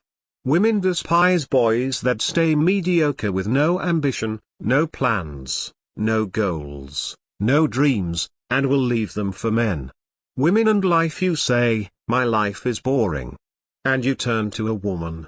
But a woman is not an entertainment center, as evident by lack of a mute or even a good volume control. They do not turn on and off at the flip of a switch, Nor is their programming run by a logical schedule. Healthy women will react to you, what a bore you are. And off they go to the nearest man who has his stuff together. The secret to interesting people is that they find interest in almost everything. What do? Sit and surf the internet? No, remember the order of life, laugh, and love. 99% of problems come from people mixing up the order, going for laugh before live, or love before laugh. Instead of focusing on girls to get a life and love will attend to itself. Ooh la la to get the women. First, you must talk to them. Madam, how do you do? Very well. How are you? Women would prefer talking to anyone than be alone. So she will be receptive to you talking to her. But how do you display your interest in her? With a sonnet? With a pick-up line? No, keep talking to her but channel your interest through your eyes. First channel, eye contact. That is mighty weather we are having. Yes, it is mighty weather indeed. Most women will notice your eye contact. Remember, women love the eyes for a reason. The reason we know why is because that is where they first detect male desire. They will think, this is different. This guy is keeping eye contact. Most males are too scared. So she will keep the eye contact and keep talking to you, as you have already touched something within her. Eye contact is very important. You do not stop it. You do not look gazingly into her eyes and then stop later on. You keep it up, displaying your desire for her, and you keep staring into her eyes even during intercourse. Girls love it when guys stare at their eyes during sex for a reason. Why? Because female satisfaction is influenced by male desire. Sleep with her without looking at her eyes, she will feel used. If you've watched lesbians make love, you will find them constantly staring into each other's eyes. Now, she will really notice if you start asking about her. Second channel, asking about her blah blah blah. Blah blah blah. Forget that, my dear, and tell me about you. I used to think that by asking about her you are attracting her by showing you are unselfish in the conversation. This is totally untrue. You are being entirely selfish because you want to get to know her. You are evaluating her. Why do you do this? Because you want her. By not asking about her, you will lose because you will not be thinking, I want her, but rather, I want her to want me. To be male is to want, to be female is to be wanted. Yes, girls go herd like after a guy, but that is female competition, not true male attraction. When you really want a girl, you will want to know everything about them, what their hobbies are, what are their plans for the future, what is their shoe sizes, whether they can digest asparagus properly, these things you want to know. Often, the girl will toss the question back. You reply simply and casually as possible. Well, where are you working at now? I worked my way out of working. And then you go to the next question. Don't worry, she will ask it again if she wants to know. I like to give yes answers to their questions. One girl went, are you going to college? Yes. Next year, when she saw me she knew to ask, where are you going to college? When women like a guy, they remember everything about him. You are not there to prove yourself to her. She is there to prove herself to you. If she likes you, she will start rambling out this information about her. What she likes, what she plans to do, her ambitions, so on and so on. Third channel, touch. If you feel it in your gut, do it. If you do not have ooh la la in your head, you will do something completely off. So touch her when you think you should, kiss here when you think you should, and so on. Pook noticed the girl looked very cute and so took her in his arms. Ooh la la. She squeals. Pook noticed she sat there, babbling endlessly, so to shut her up he kissed her. Ooh la la. She laughs, pulling away. Ooh la la. That is my philosophy. Let it be written in the sky, written in the stars, so your mind will wash away those old toxic analyzations. Ooh la la. And this is our mission and destiny.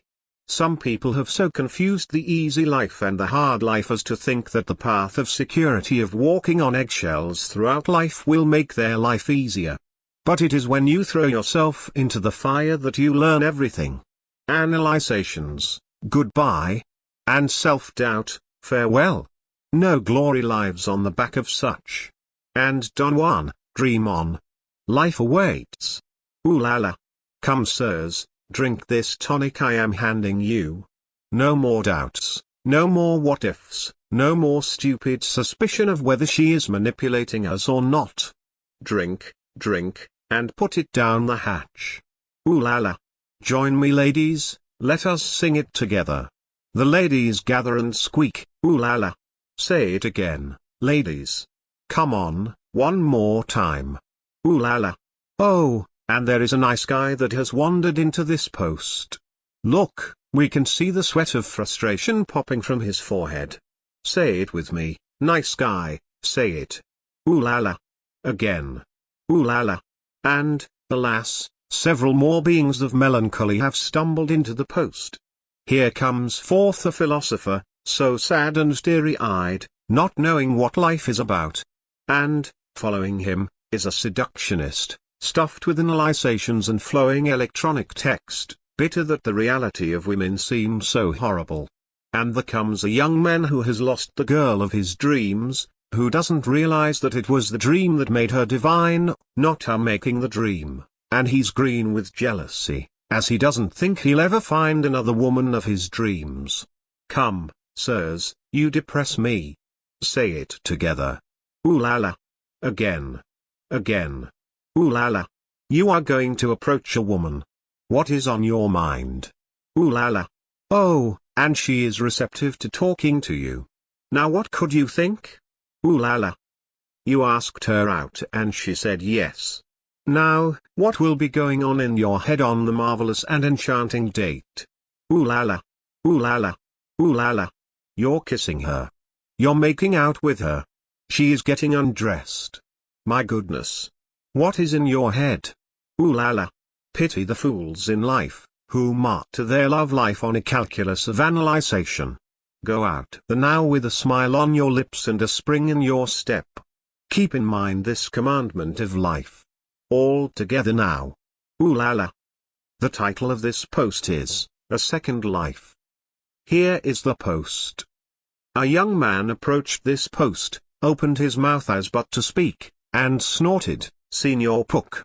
Or how is it that you like to be called, Monsieur Pook? Well then, bonjour.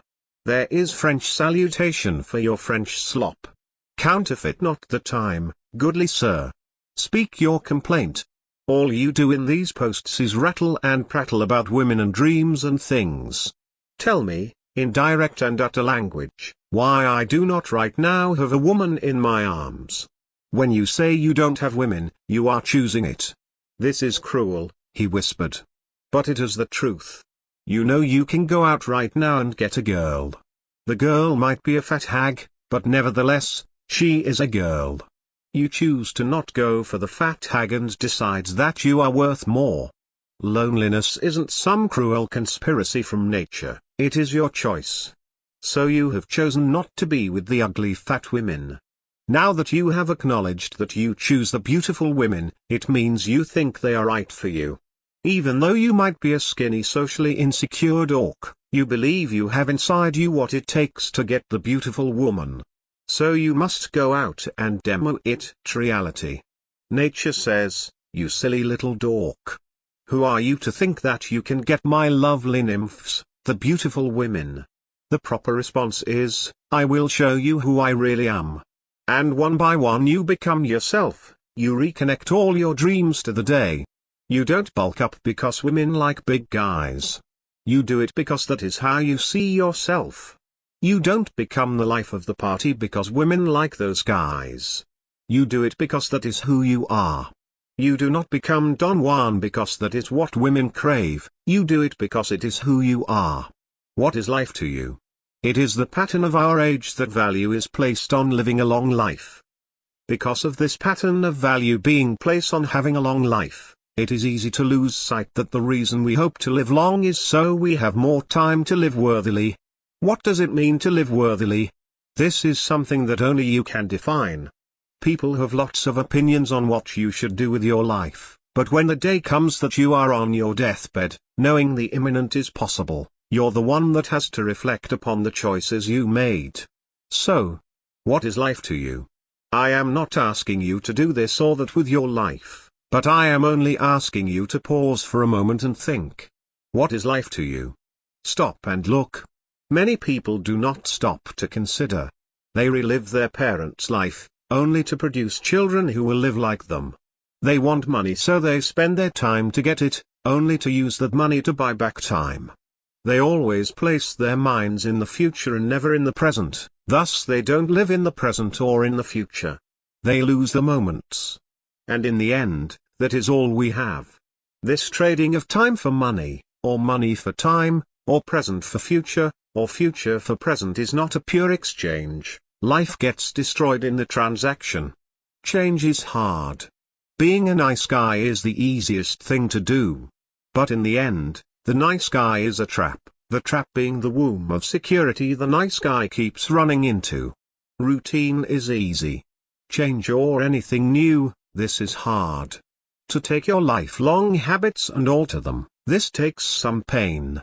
It will be the pain of shrugging off the old life, the life your parents gave you, the life your school gave you, the life your friends shared with you, the life that everyone expects you to live. Except yourself. You only have one life and only have a certain amount of time.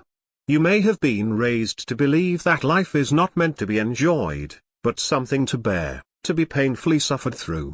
It is the belief that if you're having too much fun, then you're not doing enough stuff. Who says life is not meant to be enjoyed? And who is meant to define that but you? Those who have this way of thought will think, approaching women? Oh no. Too painful. Having a girlfriend is like having another job. Women just require too much work to be enjoyed? Who says that women are not meant to be enjoyed? Who says that life is not meant to be enjoyed? And who is meant to define that but you? Life is whatever happens. Who says that? Who says you have to suffer? With all that is out there to achieve and enjoy, to discover and see, who is to say that it is not yours? Who is to say that you don't deserve joy in your life? Who is to say you don't deserve the hot babes? And why do you sit on the sidelines and surrender it to others? Who's to say all these things are not yours? You define your life. Not your grandparents, church, or friends. When you give up those rules to someone else, you are to blame if you don't like where you are at. We are not raised this way. We are taught when we are young that it is noble to suffer. We are taught to not speak our mind else we might offend someone. We are taught to be quiet and good when your parents dragged you to places you hated. We are taught to sit through the monstrosity called education, making us confused that education comes only with pain, thus we naturally avoid pleasurable education the rest of our life. We are taught to always avoid risks when possible and embrace a nice secure life. We are taught nothing that makes us alive. Some people think that we are meant to suffer each day, to gruel through the time and bear the scourge of daily agonies. If you believe you are underemployed, ask yourself, is my life dictated by my fear of not having a job, or is it launched by the pleasure of working a job I like and getting more money? If you do not have a woman, ask yourself, am I focusing on minimizing the pains of approaching, dating, and loving, or am I focused on obtaining the pleasures of such wonder? Most people will never start a business because 9 out of 10 companies fail. But those that win, in the end, even if they fail at first, keep trying because they are motivated by the pleasure of getting the business, not by minimizing pain and insecurity. And many guys will never get a girl they want because they realize they will fail more often than they succeed. But those that win in the end do so by focusing on the pleasures of success rather than the pain of failure. So if you have no women, it means you think you are better than what you can get. You can either go out to show the world what you are, or you can come up with another daily excuse. In order for that happy tomorrow to occur, you need to start today. You set the rules for your life. It will have as much pain, joy, and success you think you deserve. The world now begins with you. What is your world going to be? Most people fake happiness. There is a great myth that everyone, amazingly, believes that everyone else is happy, having fun, living life, and you, all alone, are miserable. That everyone is out there, having amazing glorious sex, while you must content yourself with pornos. This isn't true. Most people are in the exact same spot as you are. And those glorious unions you see everywhere, most of them are simply scared of being alone, so they go off and grab the nearest available person. The others are lying together with vanity. The big secret is that happy people aren't as happy as they appear. Many happy people are actually covering up their real problems. But what do? You see one of these happy people and then you get unhappy at them. You make yourselves miserable as you arrow nasty thoughts from your mind at them, and they don't even know you. You think, it must be nice to be happy. They were born to the right parents, to the right environment. I wish I was like them. I wish I grew up where they did. You think, I have all these great qualities about myself. Why can't someone see it? Well, no one sees it because they are too worried about themselves. Women are not ignoring you, they too are worried about themselves. When you go out with a foxy lady, she will be worried about how she acts, about how you think of her. Life is meant to be lived, life is meant to be grabbed onto, and life is meant to be defined by you. No one may define your life, not your parents, not people on the internet, no one. A second life. Now your life belongs to yourself. What are you going to do with it? This gift of life is yours and yours alone. It truly is the only thing no one can take away. Only you can give it away, to chunk it, to toss it into the abyss of time. But no longer will you do that. Before, you crawled and inched your way through life. Now, cocooned and reabsorbed with your new thoughts, you molt off your old life and begin a new one. The other caterpillars, feeding on their grubs and inching in circles, look up at the sky to see you blaze by. How can he fly so high? How is he so colorful? How can he be so free? Nothing can stop you now except yourself. You now have the power to do what you've always dreamed. What are you going to do? The inner light of who you really are has broken out and will dazzle the world. You are so lucky, for you have saved your life. Now you know how precious life is because you were so close to aging without discovering it. And so people will notice the new you. Before I came here, I was mad for a girl. Now, that same girl looks at me and stares. Something is different, she says. Something in your eyes. In your face. Shrugging, she smiled. It must be the light. I kissed her and pulled her to me. Yes, I said. It must be the light. The title of this post is, Reply to Selfishness, Life-Changing Decisions etc. Here is the post. What am I getting at? Thanks to this site I have developed a great sense of self and a much higher level of confidence, not perfect by any means, but a hell of a lot improved. I've committed myself for the last couple of years to doing whatever it takes to get what I want, money, girls, power etc. All of a sudden this does not seem appealing to me. I feel willing to give up all the hard work to follow a completely different path. All of a sudden, the thought of screwing people over or succeeding at all costs makes me really uneasy. Power games with girls, coworkers are something I used to be able to play very well, but now I want nothing to do with them. I feel like everything I wanted in life is being turned on its head. Maybe I'm just ranting here, but the world has really been showing its dark side lately, and I just don't want a part of all the bullshit. Is there anyone out there who honestly gives a shit? Where to go from here? Question mark. All the DJ techniques I've read over and over seem so insignificant. God, I had everything planned out. I feel like I'm back at square one and then some. I've got no idea what I want out of life again. Anyone have any input? Or have I gone completely wacko-jacko? These are the times that try men's souls.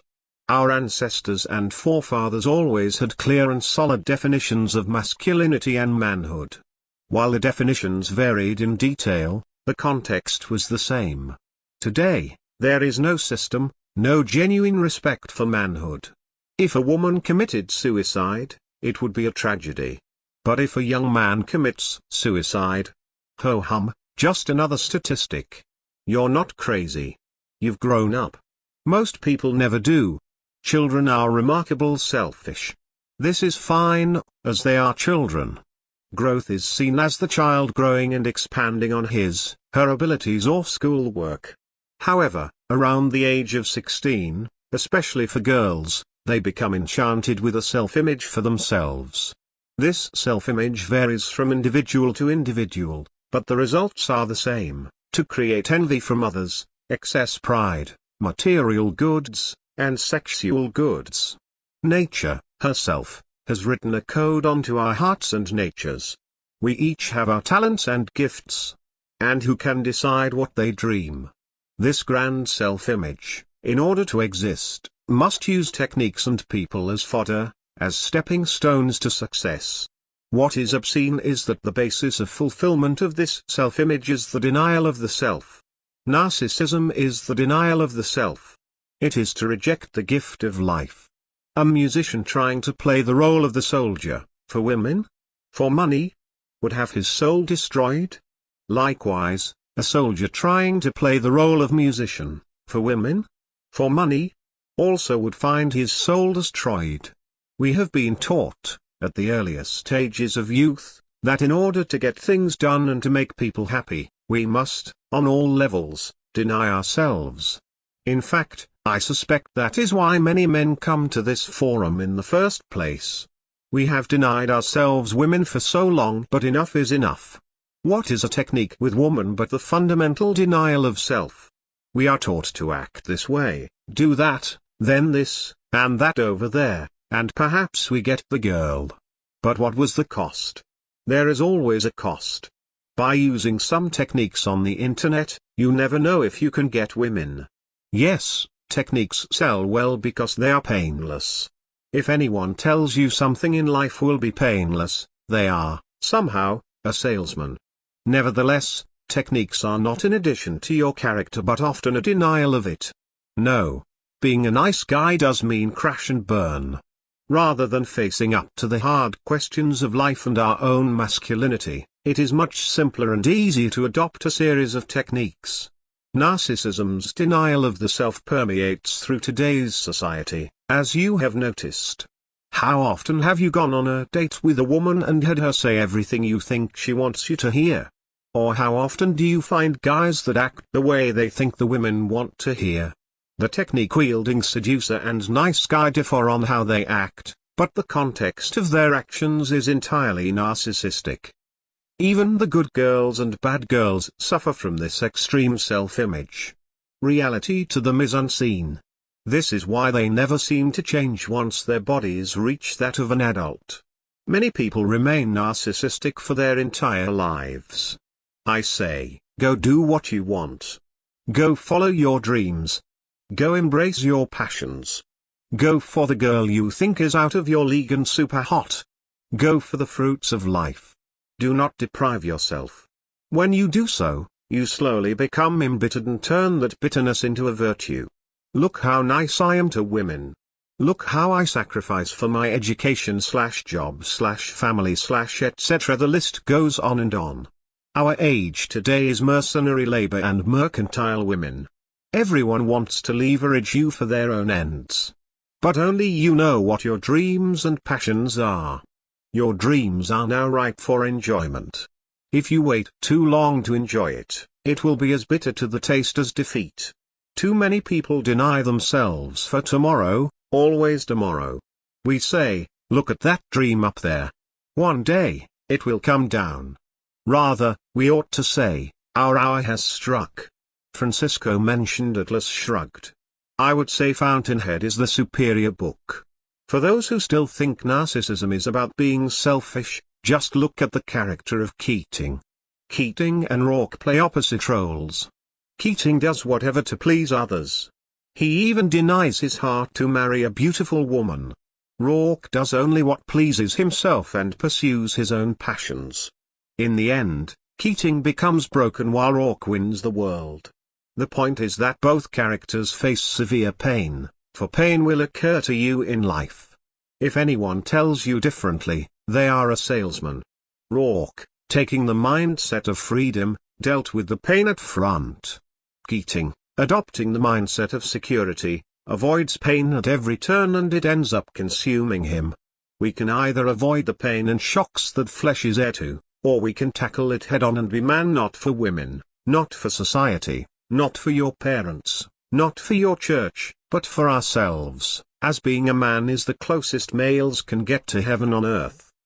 The title of this post is, Securities versus Mistakes. Here is the post. There I am, minding my own business on my computer, when a message pops up to scream, WOOT. A get da Pook. Tell me, Pook, what can I do target da women? And then appears one of the following lines, how do I approach? What do I say? How do you call her? How do I get laid easier? Where do I meet the girls? How do I increase my testosterone? Tell me how to be a man.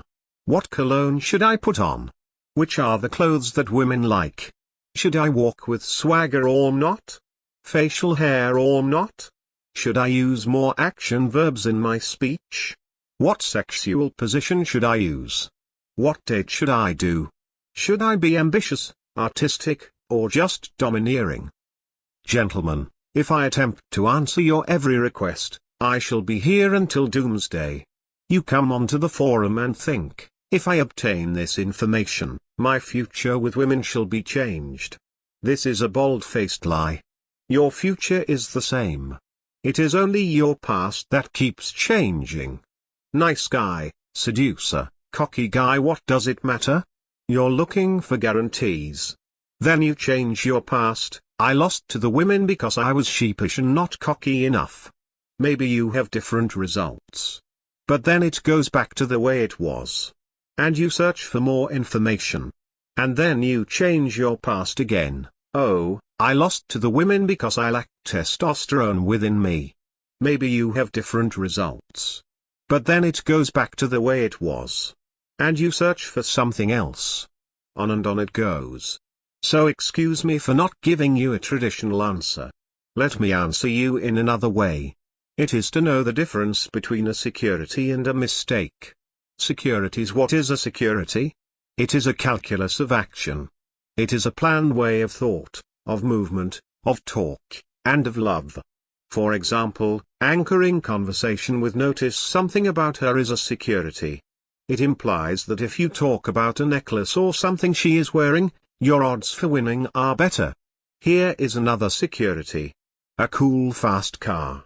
Since it is observed that women like the cool fast cars, guys will get them because they believe it boosts their chances of getting the girl. All seduction techniques are securities. All NLP is a security. The entire idea is to boost your chances of getting the girl. Self-improvement is readily a good thing. But a very big problem, or should I say cancer, occurs when self-improvement becomes a security. The idea that improving yourself, in this or that way, will boost your chances. But the problem is that it never stops. Go into a gym and you will find many single guys working out. They will remain there because they always think they have to be perfect to get the ladies.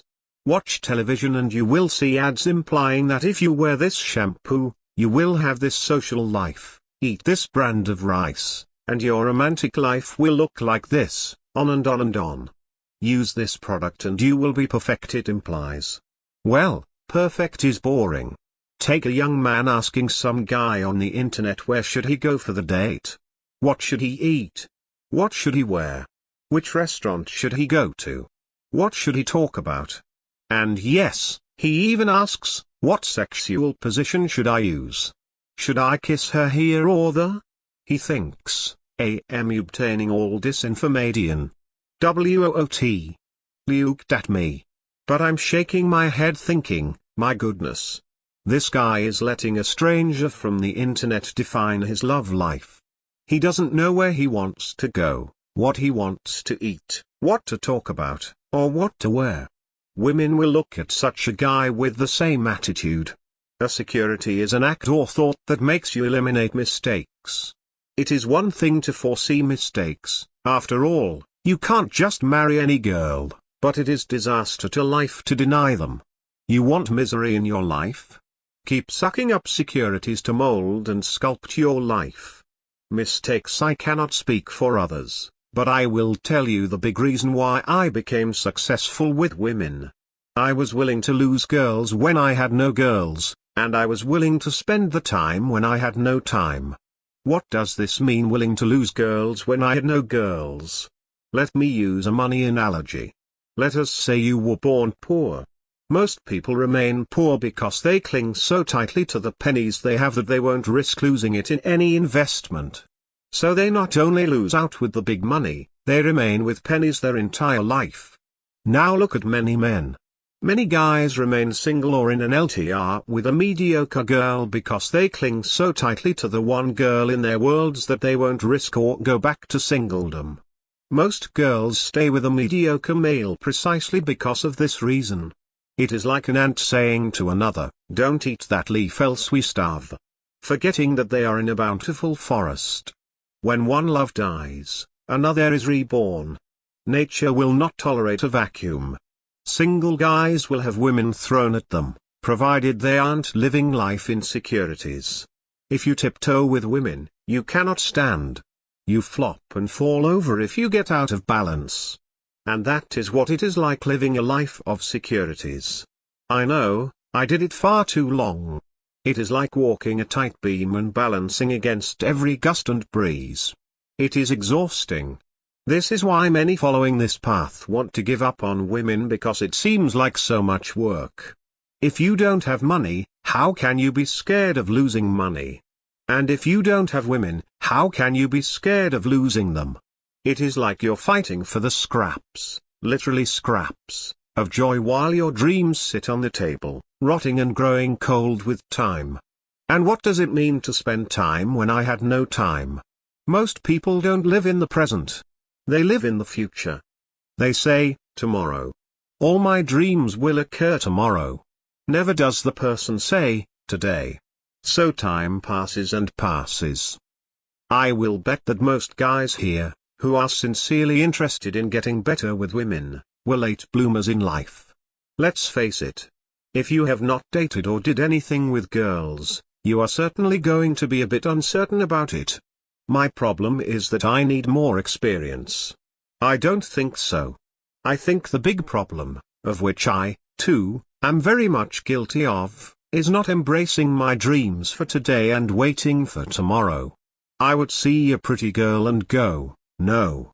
Can't ask her out. Got too much stuff to do this week. This occurred throughout years. But as time passed, melancholy increased and increased until you hated being single.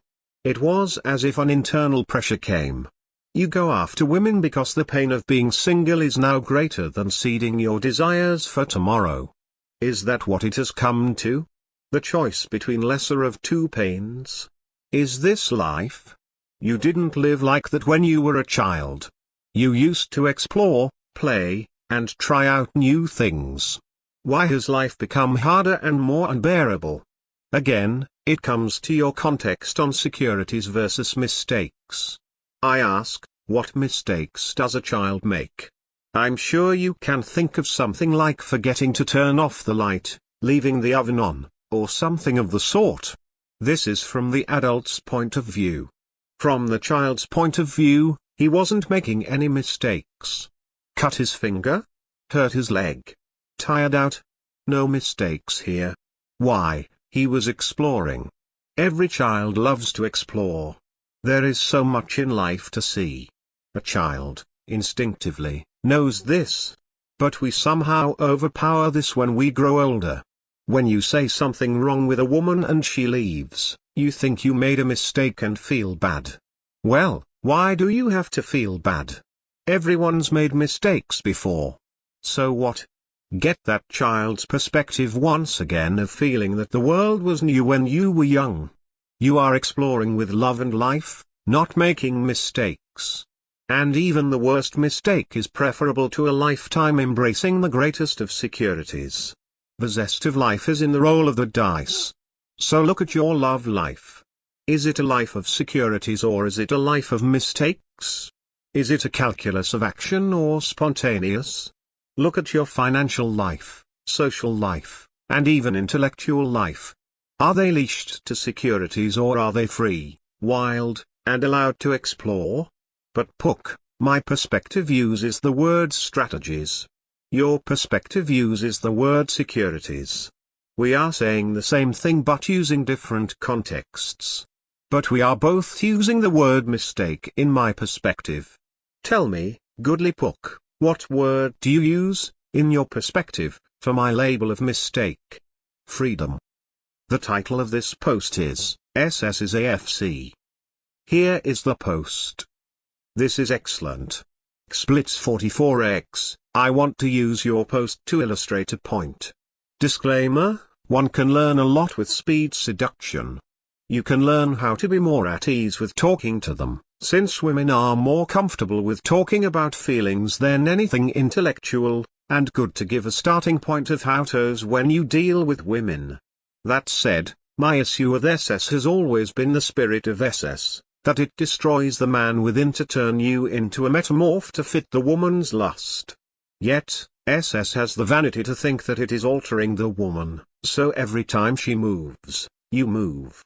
Try to mirror her breath frequency and depth. Your body behavior has become reactive. A conversation, try to use these words as much as you can, so that her subconscious will pick up on it and realize that they must be important to you too. But repeating these words back to her, she will think that you sincerely understand her and can relate to what she is talking about. Your vocabulary has become reactive. The most important part of seduction is demonstrating your value. If you approach a woman, and she blows you off, or if she never returns your calls, or if she turns you down for a date, you have not shown her the value that you can provide to her. This is true in that you are the prize to be won and that she is after to catch you. But notice that with this you now cease to be man and become reactive of values based on woman's response. Gone is integrity. You want to create the values that works toward her lust. Thus, the manner of these values are all going to react to her lust. When you are eliciting values, you are finding out what is important to her, what she values, transforming into a man that can give her that, and finally providing her with it. No longer are you a man. Now you are a shifter. You are bending yourself towards what she wants. This is the average frustrated chump that ceases to be frustrated. Notice that he is still a chump. Now, if you were merely to pick out common things she said and leap on those to build a common ground, that would be one thing, which is called good conversation skills. But the entire spirit of this SS is based entirely in her eyes, how she must see you, how she must perceive you. From this conversation, I've discovered that she likes to feel a little in danger. She loves the excitement of living on the edge. From this you should transform yourself into a man that can provide her with these feelings that she values. Not only are you to transform yourself, you are to provide her those feelings she lusts for. This is the social dildo whose social behavior is geared only toward tapping female lust, which itself is fine but triggering her lust trumps your own values. You are to be transformed. Most women believe they are living their own fairy tale and are searching for the male star. In order to become that male star, you must bring it to her attention that you two have a lot of things in common and it is amazing to connect with somebody on such a level. To become that male star. Now you live for her fantasy. After you've done this a few times, say something along the lines of, can you remember what it felt like when you were in front of somebody that you maybe just recently met, but it feels like you've known this person forever? You feel yourself start to relax, and open up to him because it seems so natural, as if we connect on some deeper level. With me, I don't think it can be forced, but when it does happen, it feels amazing. First, your body behavior became reactive. Then your vocabulary. Then your values and character. Now your speech is to sound like a banquet of fluffy words all arranged to reflect her own lust back to her. If you want her to feel horny, you could say something like this: "My brother just called me, he just lost his virginity this weekend and he was asking me for tips. Remember back when you were younger, and you had this one lover that could always do things to your body that would send tingles dancing down your spine, and could cause butterflies to tickle your belly. This person would penetrate you with his thoughts, and just his presence along cause tingles to run down your arms, to the ends of your fingertips. If all goes well, she will feel the tingles as I describe them. She has to feel them now to compare them to see if she's ever felt them in the past. Now you are talking like a girl. Anyone who is around women consistently knows that all they talk about is sex, and everything surrounding sex. Getting phone numbers is emphasized way too much on this board. As great as it feels to get phone numbers, rarely does it ever pan out into a fuck. Because this board is not a satellite of speed seduction, there are countless boards and discussion areas for that. Women love to fuck. This is 100% true. Women love to fuck just as much as men do. I would say that women love to fuck more than men. In fact, women's entire consciousness revolves around the axis of sexuality. However, to prevent them from feeling like a slut, you must create a real or superficial relationship with her inside of her mind before she'll fuck you. Have I not said that women are entirely sexual by default, and their concern is not that they are sexual but on how everyone else perceives it? Did I not say that speed seduction absolutely does nothing to truly seduce her but only bring down the social reputation dam that keeps women's sexuality from flooding everything and anyone? Here is the confirmation. Women will have sex left and right, but that fear of slut behavior stops them and frustrates them. In other words, women hate virtue and will despise purity. Thus, there are no true innocent girls. She'll fuck you if you show her it's okay to do so. Well. She will do you, or anyone with a value, as long as you show her it's okay. What is romance to a woman but license to act all the things she wants? So here lies a mystery. SS pats its own shoulder by saying, with this knowledge you will influence and alter women's behavior. Yet, it is admitted that women will have sex very freely as long as that frame of mind, slut fear, is in place, and so you must tear that down, which only we can because men create the boundaries of society. So why does SS believe that it is altering women when it is merely showing them that it is all okay? My answer: vanity. Men want to believe they are sex gods that flip women to them like cards. But as we see, it is women who are ultimately in control with SS. The sir takes the reactive position. Now what has the man become after all this? He is reacting to how her body behavior, to her speech, to her vocabulary, to her values, to her dreams, and so on. Has he not merely become a boy toy? I mean, what more can he be? Now, if I made any mistakes in the above, do tell me. Error or vanity has never been my objective. Just as hard as it was to face the truth of our past AFC/nice guyness, social seeing the underpinning of SS takes similar courage. Now, I have one more question. If SS is truly reacting and transforming one's self to the woman and her dreams, is the sir truly making love to her, or is she merely masturbating herself using him as the physical object? After all, he uses her vocabulary, has her values, acts like she does, and talks like a woman. Is this the essence of speed seduction? The title of this post is, Talking to Girls. Here is the post. Don't compliment unless it's something you are genuinely impressed by. Authenticity is the key. Everyone likes to feel unique and special in their own way. Show interest in her and her life. Believe me, she will make your ears bleed. This will come off naturally since you are already interested in her, therefore interested in what she does, etc. While you are finding out everything about her, you have remained a mystery since you're not trying to sell yourself.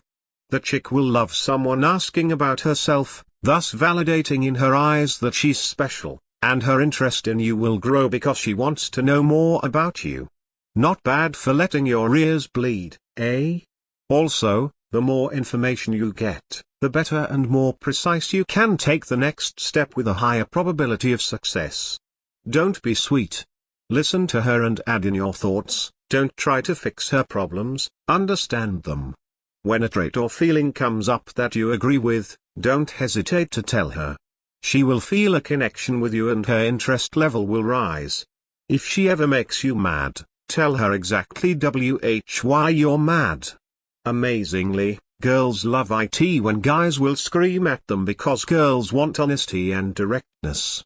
Many girls will put up a test of standing you up just to see if you will swallow it like a nice guy or if you will have the strength to put them in their place. Women are not attracted to guys they can control. Humor is always good. Always be light-spirited, warm, and humorous. But when she is talking to you seriously, always listen and understand how she feels. The title of this post is, The Difference Between Dating and Friendship. Here is the post. Long ago, before I found this website and all, I did have female friends. Currently, I have no female friends as female friends seem to be an impossibility for me now. Every girl I try to be friends with wants to date me, screw me, etc. But what about girls who already have a guy, including wives and girlfriends? Same story. Do not brag, Mr. Pook. You have the opposite of the AFC problem. No, it is something else entirely.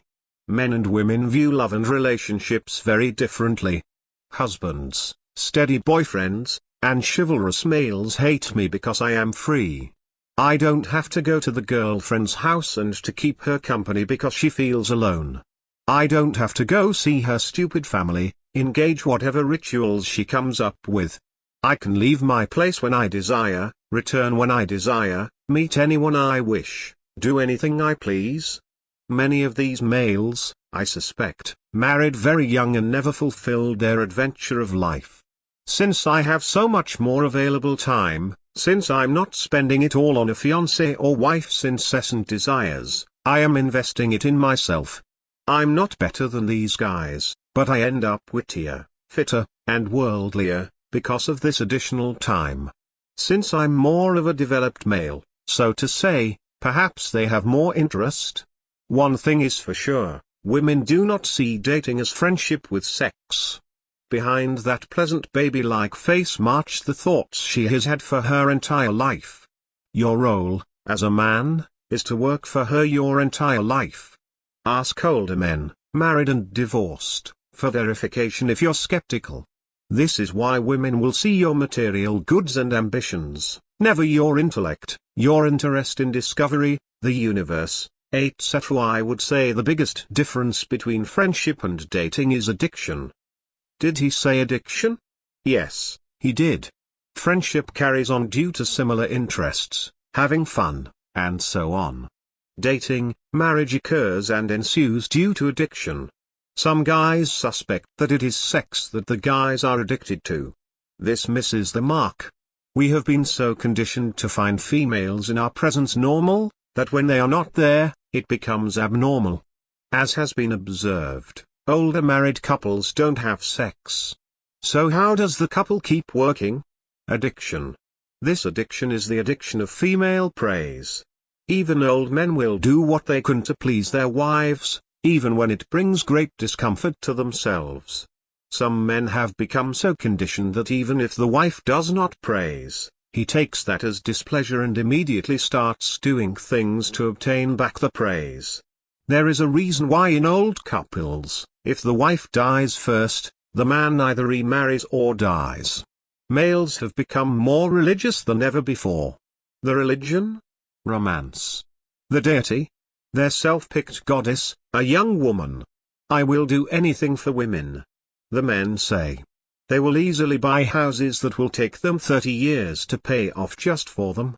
He won't admit how stupid his woman actually is, so that stupidity turns into divinity. He believes his woman is capable of great emotions and abilities because he projects his own emotions and sense of self onto his woman.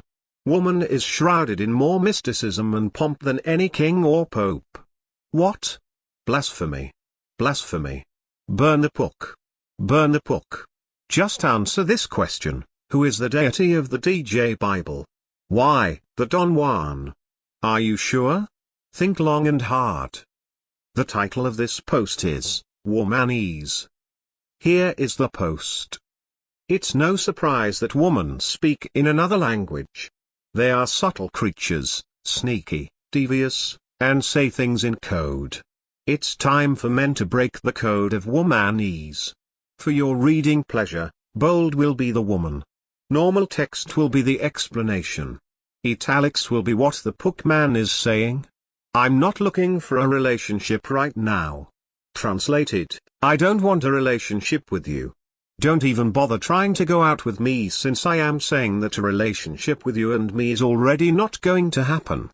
Pook man says, I was nearby when a woman was giving this veiled rejection to a coworker. I jumped in, so if you're not looking for a relationship, then all you're looking for is sex, is that it? Her mouth dropped, but I continued. I don't believe you women. That's the only thing you have on your minds is sex, sex, and more sex. I am looking for a loving relationship, but no, you women only want passionate raw animal sex. Now with me, I find you need to taste the other pleasures in life.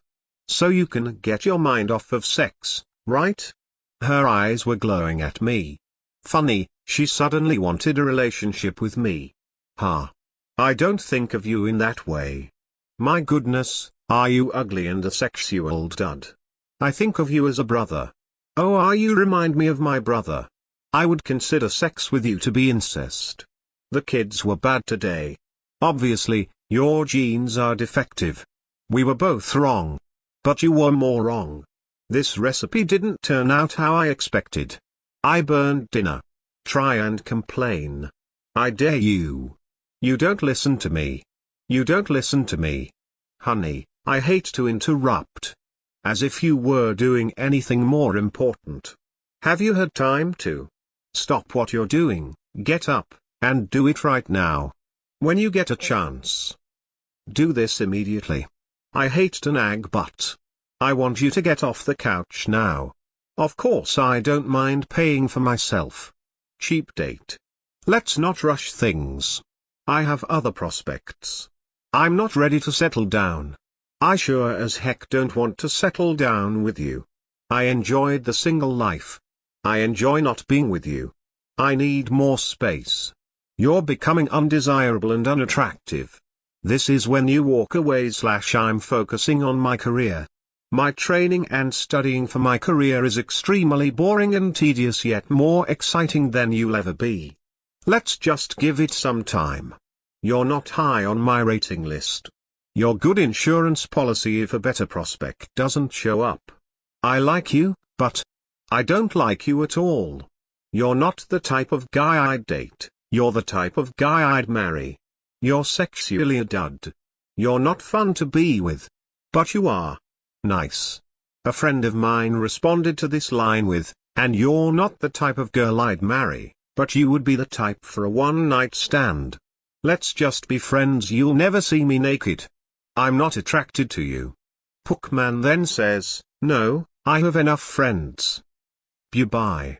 I don't want to ruin our friendship. Please continue to remain my girly friend. You make an excellent emotional tampon.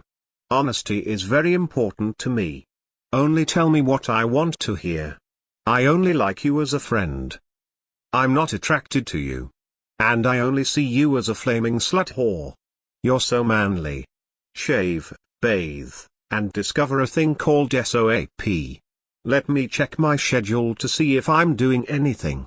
I have plans. We do not. We need. I want. Can you call me back? I need to. I just need an excuse to get off the phone. I didn't want to hurt your feelings, so I lied blatantly to your face. Oh, and have a nice day. How about you give me your number? I'll add it to my trophy collection of guys' phone numbers, pathetic guys who want me but I don't want them. Call her BS. You just want to add it to your trophy collection of guys' phone numbers who? I'm not upset. I'm upset. She's upset. Be romantic and turn out the lights. I'm not proud of my body. Do you love me? I'm going to ask you for something expensive. Am I fat? Please tell me I'm beautiful. I love men who take charge. Pay the bill, you chump. Sure, but I hope you're not disappointed. I'm flat-chested. I'm not that type of girl. Keep trying. Keep trying. Don't touch me there. Touch me there, but I'll stop you a few times first. Heavy resistance is bad.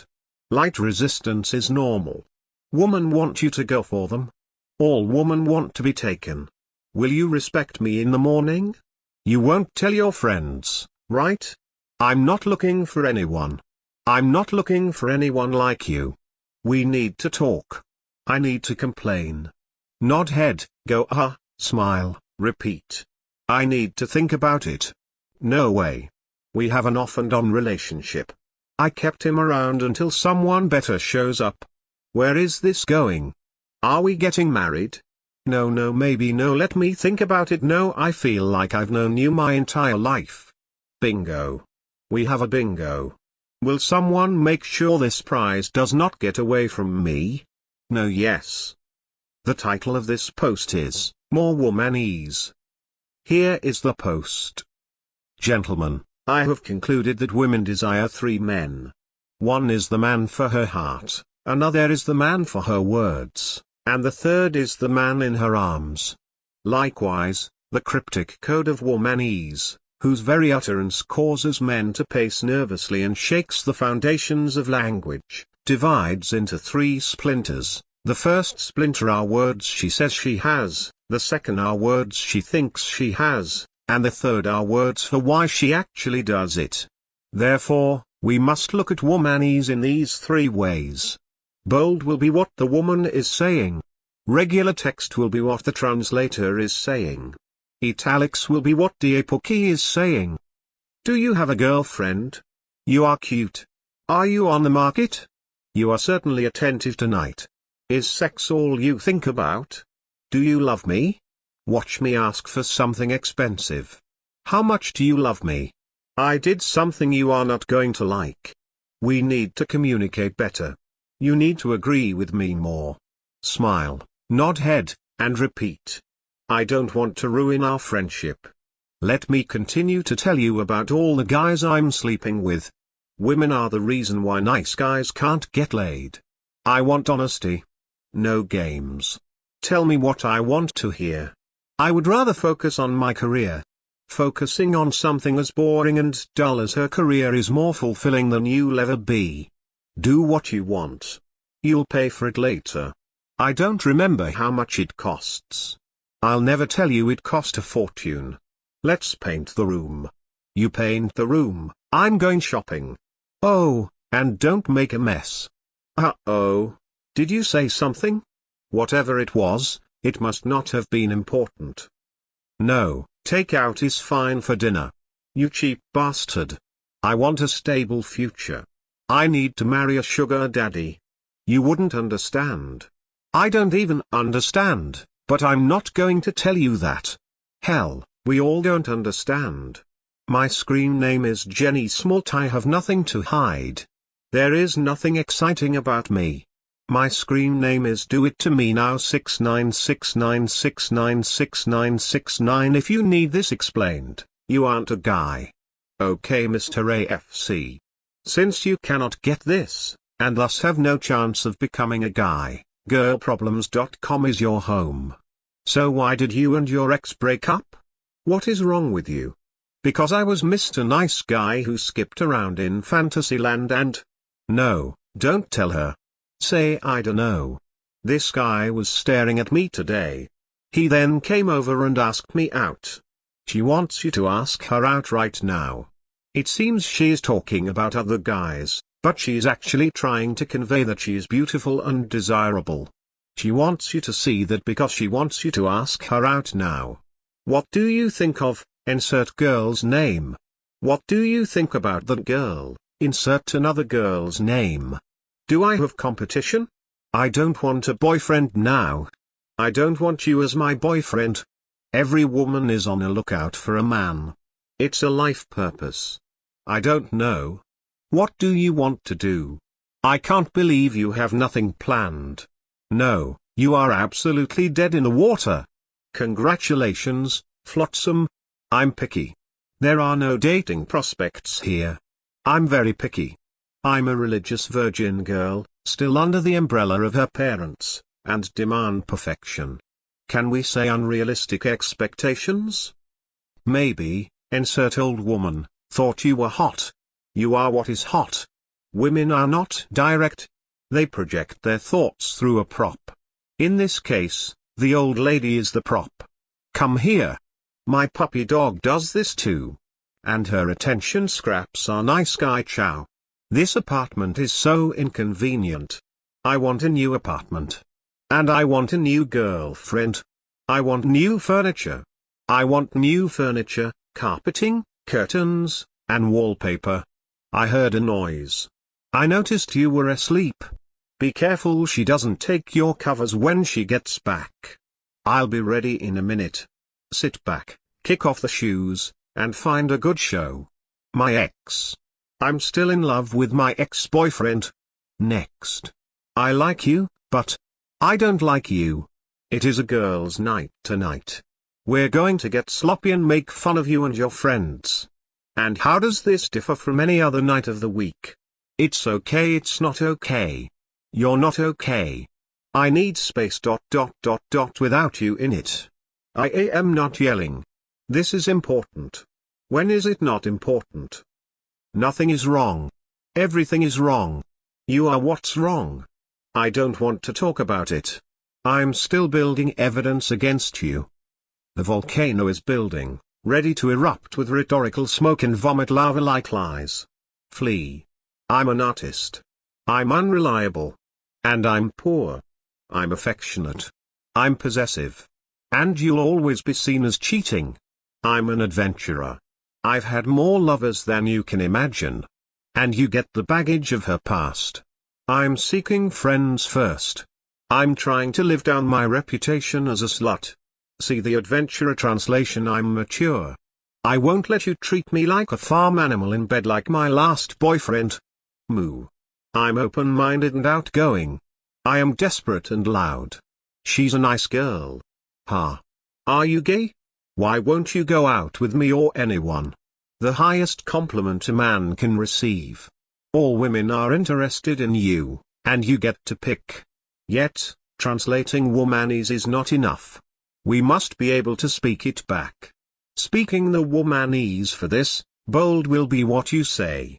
Italics will be what is actually said, while regular text will be the narration. For example, if a newg is chasing you, say, I am not looking for a relationship right now. ... which means, I am not looking for a relationship with you. She will get the hint and drop off her pursuit. If she persists, I think of you as a sister !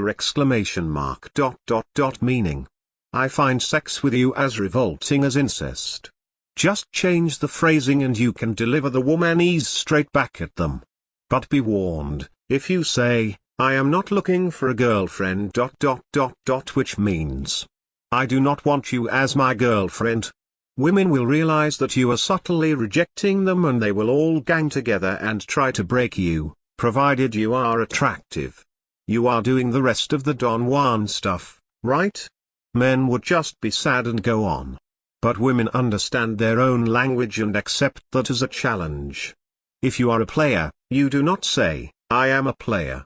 No, you say, I like to meet new people and explore the adventures of life.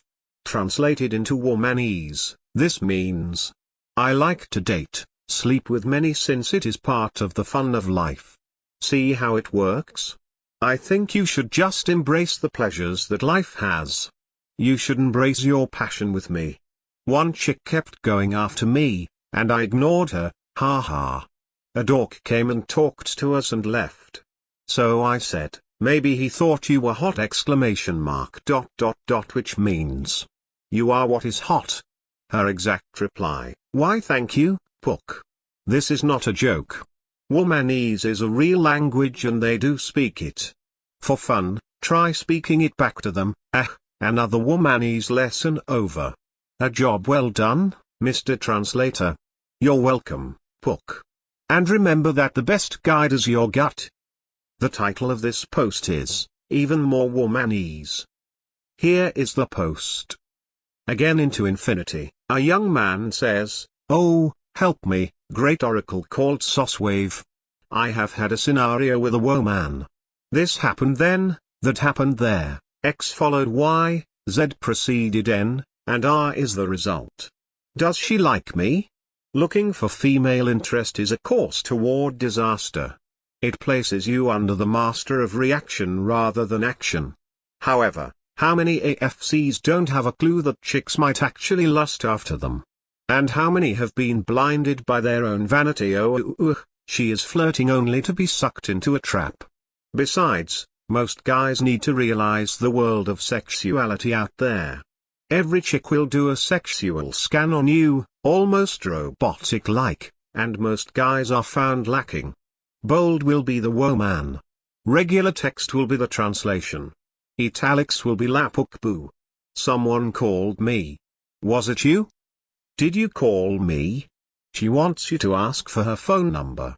Blah blah, I like dates when blah blah occurs, blah blah. She wants you to ask her out now. It may seem she is girl talking you. However, chicks talk about dating and guys calling them when their mind is on dating. She's telling you what she wants you to know. She accidentally bumps into you. Oh oops. She accidentally runs into you. Oh oops. She is flirting and trying to get your attention, you self-absorbed dumbass. Don't be shy. I'm not. #% $carrot $% carrot. Loosen up, pal. Have fun. If she keeps on looking in your direction, she is looking at you. She compliments you in any way. She likes you. You've impressed her. She becomes more animated around you, starts dancing and stuff. She wants you. You look at her and she looks away. She's been caught. Now go talk to her. She sits cross-legged with her hand, wrist caught between her legs. She would do you now if she could. My boyfriend is so stupid. I can't believe what he did yesterday. She wants you to steal her from her boyfriend. This new guy I am dating makes me feel so good. Oh, you don't how good he makes me feel. She has no interest in you and is vomiting her feelings everywhere. Gross. My boyfriend hurt my feelings. Boo-hoo.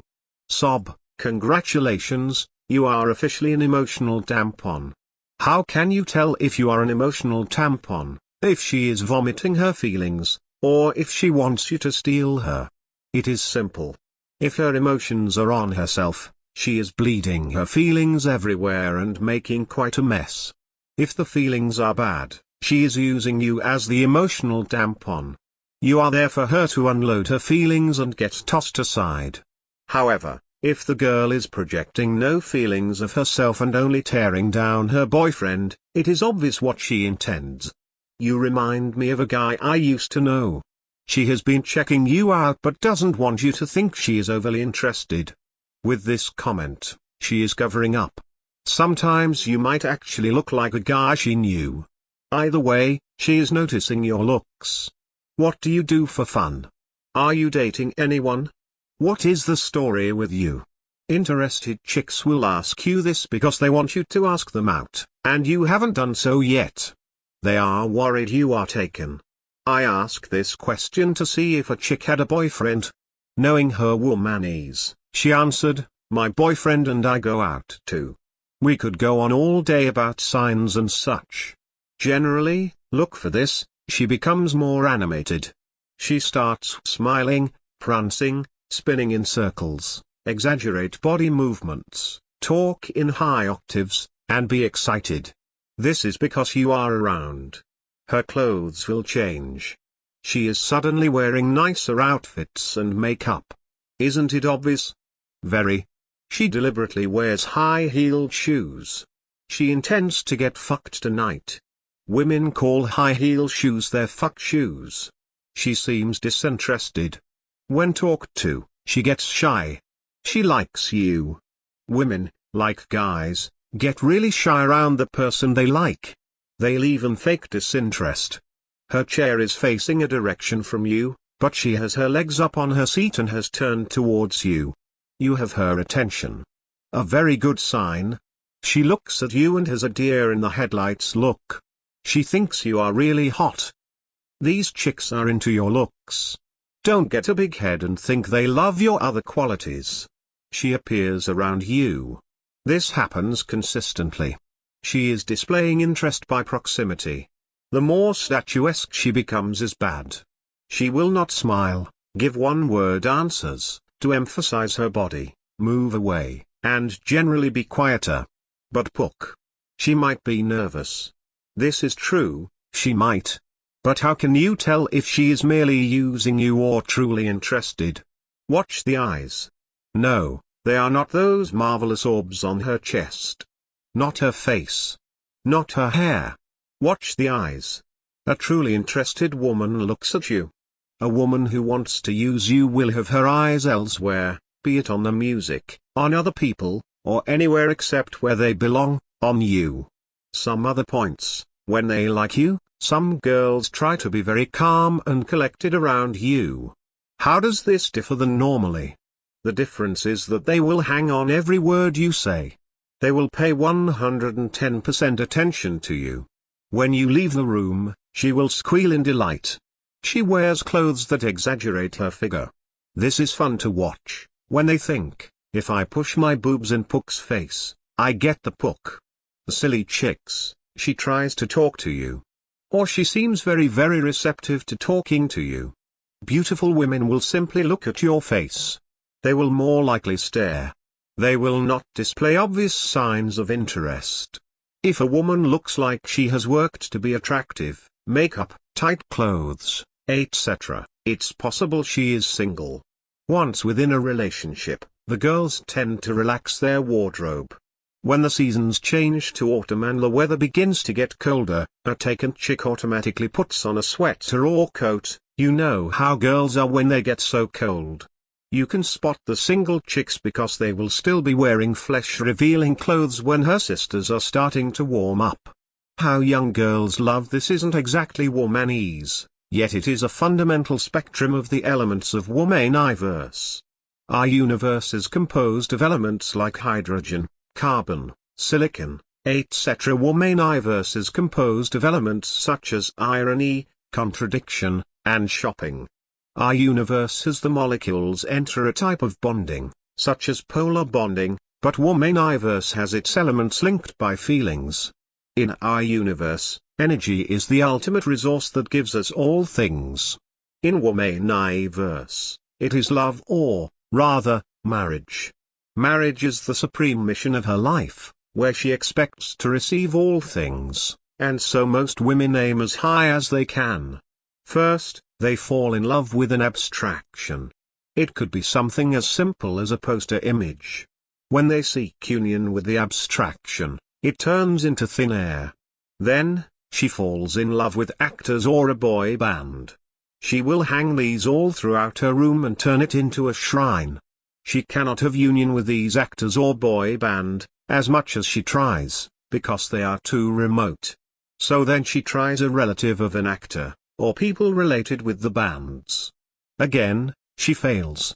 Then she latches onto the guy all the girls talk about. It could be that guy in town, the son of a business owner, the CEO, the guy that struck big with money and fame. She will go for this guy, but the guy has his pick of the litter and it will not be her. So she wanders to the next guy lower on the totem pole found in womaniverse, where women mark the available men. Lower and lower she will go until she comes to the clerk, the shopkeeper, or whatever left is male. Then, she marries. Men love differently from women, a twist of the body and the man falls in love. He is forgetting that an entire woman is there. Men love the illusion, it is a more pure love. Women don't have time for such nonsense. They prefer the substance rather than illusion. She will love your dreams and passions only because it means you may better your present condition, not because you see yourself as the dream. She could care less about your intellectual philosophies. It is just masculine chatter to her. She wants to know about your education and job prospects. She would rather have you work in a job you hate to bring in more money than to work in a job you love and remain poor. This type of girl sees you only as a piece of livestock, like a mule, to be an umbrella of stability to place her nest on. Why am I telling you this? Because guys do not want to know if girls like them or not, so they could ask them out. They want to know to inflate their own ego. This is chick thinking. And, in the end, the women won't see you as you see yourself. Listen to your gut. It will feel when a chick likes you because sexuality is the sixth sense. Part 2, Storytelling. For this lesson, we dwell into the strange realm of storytelling. This is a major difference with men and women. Men, I am a hero. He then might use a story as only a way to support the statement. Women, okay, let me tell you about the time when I heard a scream. I ran over to find out that it was a man that had fallen unconscious. I rushed and called for an ambulance. I gave him CPR and revived him to health. The woman makes no mention of her being a hero. Rather than saying I am a hero, she wastes our time and patience with a long-strung story. Soswaves note, kinda like your long posts, eh Mr. Pook?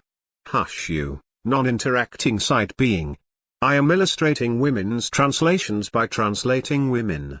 So when she goes, when my parents left my sister, brother, and myself at home, they told me, her name, you are in charge. They leave me in charge with of everyone else because they trust me. Blah blah blah. I am mature. Yes, she is wagging her tongue just to get the point out that she is mature. So instead of nodding and nodding until you fall asleep, pay attention to whatever point she is trying to get across. Now if you want to get a point across to a chick, perhaps a chick misjudged a trait of you, you play the womanese back to them.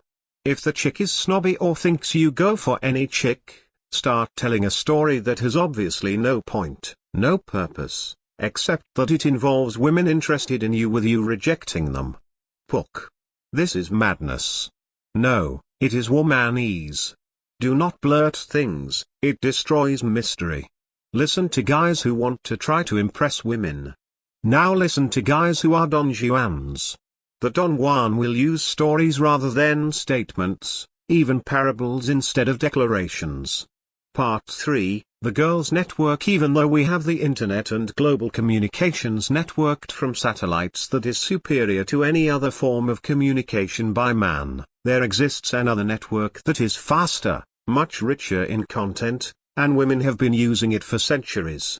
It is the Girls' Network. If you ever need gossip, or an opinion on someone, just tap into the Girls' Network and observe how it puts Google to shame. If you ever need to know whether someone is single or attached, hot or not, worthy personality or dud, just tap into the Girls' Network. Here are some situations of the Girls' Network in action. Girls' Network working against you. There is a happy little guy skipping about in life. Then, across the room, he spots a woman. He asks her out, completely lies about himself and everything, and all goes smoothly for a couple of months. Then, she finds out, they always find out, she immediately gets on the Girls' Network. She instantly blackballs the guy, sending the message to her friends and then her friends pass the message along. Soon, it is all over the Girls' Network. Our liar asks out another girl. Alas for him. She was tuned to the Girls' Network and knows about him. So he goes for another girl. Again, the same story. Or say a guy is engaged to a chick. All is good. Except for the thorny fact, the chick has girlfriends and, thus, is tapped into the girl's network. The guy is a f-sish and dorky. However, he knows that they are in love and nothing can stop that. But the girl's network was invented to keep its female members from bad unions. The guy is scanned, analyzed to the umpteenth degree, and found a bad union for the girl. So, the girl who had been engaged to the guy for a year, broke it off. The guy is enraged. You broke up with me because your friends didn't like me? No. It was the network working against him, not the friends. The way that a guy views his friends is much different from a girl's. Poor young male. He understands not the network and so it nailed him. Spying. Being a hungry Pook, I ate all the food in my Pook place. So, to no surprise I had to go to the store to get more Pook food. In the store, I spotted a woman worker that glancing at me. Doesn't matter, I noticed the Pook meat was on sale. I looked up and saw another glance from another woman worker. I must have been an imaginative Pook to think something was up. Nevertheless, I approached the checkout line. "Hi," said the very friendly checker. As my precious little goods rode the little black belt to the happy bags, the checker and I chatted. I wondered how she could know so much about me. Then, I realized it. She used the girls' network to send out spies throughout the store. Yes, girls will spy on you. Whether they reported all the information to her or others, the point is that women are interconnected through the network. When a worthy guy appears, the women will become spies and note information. Since I came into the store frequently alone, they thought there was a chance. Social proof. The ever-mentioned social proof. But only a fool seeks a woman merely as a prop. Use the girl's network and social proof comes naturally.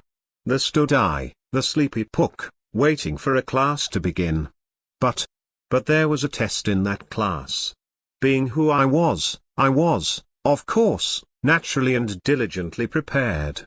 I was busy cramming. Then appeared a marvelous beauty, dressed in classy clothes. Pook likes the classy gals. I tried to focus on the words in my book, but her image kept intruding. I stole glances whenever I could. She just stood there, waiting. Pook. You should have talked to her. Folios. I had a test to take. Then flared in a model, walked briskly over on her long legs, stopped, and talked to Pook. She asked about the test and all of that. When she started talking to me, the other girls started to look at me with wonder. When the model friend left, I got up to go too.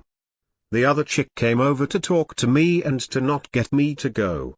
But I place Pook's life above any and all chicks, and I could not do badly on this test. So I said something to her and went on. I didn't realize what had happened until later. But Pook, why don't you go for the model chick? Gentlemen, she has been networked. Besides, she has too much emotional baggage. She was not a platonic friend, no, she was but a part of the network. Realizing the existence of the girls' network, I wanted to tap into its power. When you're in the girls' network, chicks talking to you and such are no big deal. Other chicks will look on and wonder because access to the girls' network is only reserved for certain guys, that is worthy guys. Girlfriend finders. This is my favorite use of the girls' network. Women are emissaries of nature and desire and seek out proper unions. If you are a good guy, a worthy guy, a man, then the network will serve you well. As I write this, a flock of chicks have in the back of their pretty little heads, Pook needs a chick. I did not ask them to do this. They just go, what? You are single? Oh, this we must stop. And they go off on their lives scouting for me. All women are matchmakers. Why not use that ability to our advantage?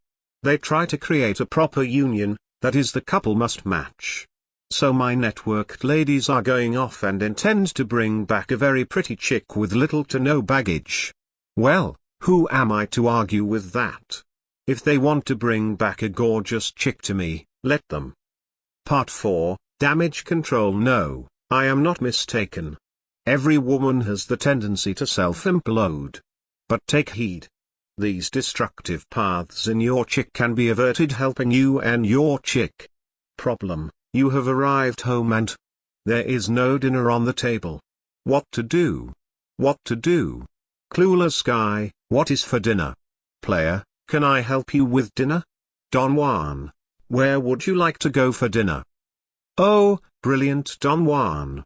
Like a pro, he defused his chick and got her out of the house. A woman alone at home too long can become a bad thing. She is less likely to blow up in public. Problem: it is time to go out. Your lady has spent the last 5 hours getting dressed. When she emerges, she is wearing puke-colored clothes that you hate. Your reaction? Clueless: are you wearing that? Player: you look good in brown. Don Juan: whoa. Look at you. Notice how the Don Juan did not tell her what he thought she wanted to hear, like the player? His remark will make her look at her dress again and, thus, notice the error. Problem: uh-oh. You arrive home and find your chick eating a giant box of ho-hos. Right before your eyes, she is growing fat. What is your reaction? Clueless: should you be eating that? Player: hey, there is a lot of fruit in the refrigerator. Don Juan: can I get a glass of wine with that? The Don Juan tries to get the chick to think classy. Clueless guy will just blow up the chick by talking like that. Problem: you return after doing a round of errands. Alas! There is your chick. She just woke up, having done nothing all day, and is still in her bathrobe. Your response is? Clueless: what did you do all day? Player: I hope you didn't overdo today. Don Juan: I've always loved you in that robe. The Don Juan finds the good in everything. Go Don Juan. Problem: you are tired of your chick and require another chick. However, you do not want to lose this chick. What do you say to the new chick to get her in the type of diabolical relationship you've imagined? Clueless: yeah, I have girl. I'm looking for something different though. Player: attached? No, it is a multi-LTR. Don Juan: hey baby, you want to join the team? Join the team. And what can they say to that? Problem: during sex, you suspect your chick is faking the orgasms. What is your next move? Clueless: hey, you aren't faking, are you? Player: looks to see if the chick's nipples are hard, if the blood is at the surface of the skin, her body flushed with the right colors. Don Juan doesn't care since he fakes orgasms himself. How else is a Don Juan supposed to get some sleep? Such work it as being a Don Juan. When you are a real Don Juan, and not a wannabe, you are the lust of all the chicks. You will be busy to satisfy their interests. Problem: your chick is seen with another guy. How do you play it? Clueless: hey. Are you flirting with him? What is going on here? Player: so what's the story with him? Don Juan: hey. You like baseball? I have another ticket if you want to go. A Don Juan interacts with everyone. The best way to ward off a threat is to befriend it. Whatever you do, do not act jealous. Problem: alas. Your chick has imploded. She is now hysterical, throwing things around, and her aim is rapidly getting more accurate. What do you say to save yourself? Clueless: what are you so worked up about? Player: could we be overreacting? Don Juan: let's go shopping. And the Don Juan saves the world from the imploding chick. Gentlemen, let's go shopping are the 3 words every woman wants to hear. There you have it, gentlemen. A small little guide to the infinite things that can make your chick implode. Byron says, women hate everything which strips off the tinsel of sentiment, and they are right, or it would rob them of their weapons. Know your womanese and rob them of the confusion they are so quick to use on us. I still want to ask this, O the mighty. Is it not a form of supplication to offer your monetary gifts to calm down a woman? Is it not devilish manipulation of the Don Juan by the woman who pretends to be upset? Hi, ice cold. The womanese posts aren't meant to be serious posts as we know them equals. Imagine an enraged woman. Then you go, you seem sad. Let's go shopping. And she changes 100%. Ha ha ha ha. What do girls do when they feel sad and alone? They go shopping. You're not buying her anything. The aim is to get her to stop being enraged. It's a joke. One time a girl did get really unhappy, so I tried out the magical 3 words, let's go shopping. Ha ha ha, her face just brightened. All we did was go around, look at stuff. I don't completely understand women's love for shopping, but it does turn their foul mood around. I'm not saying for guys to go shopping with girls or anything, I'm just putting that out there just as a last case scenario in case your girl implodes. It is like your avoid female meltdown card, and it's in glass to be used only in an emergency. Hey guys, I'm glad you like this womanese post. There'll be another one. The title of this post is, Why Women Mention Other Men Even If They're Interested in You. Here is the post. Real men do not analyze the woman. If she is single, and he wants her, he should go after her no matter what sign she displays. But since we are talking about signs, we are entering the bizarre realm of womanese. Bold will be the woman. Italics will the womanese translator. Regular text will be what the Pook is saying. Note, for the below to be true, the conversation must be one-on-one. Second note, for the below to remain true, the examples must be initiated by the woman. Let us begin. My boyfriend came and gave me this awesome gift. We're going to New York tomorrow. It is quite possible that she wants you. But beware. A girl talking about her boyfriend means, most importantly, that she is taken. However, she may want to be stolen. Stolen, Pook. What do you mean? Gentlemen, it is a fine fact that many women will not dump one boyfriend until they have a grip on the next. These women would rather be with boyfriend than to be single. She may very well wish to be stolen. I love my boyfriend so much. Everything in life is so much better with my boyfriend. He makes me feel so warm and fuzzy. Get away from her, she is vomiting her emotions. When a woman tells you how she feels about the guy, she is either in love or you are low interest or both.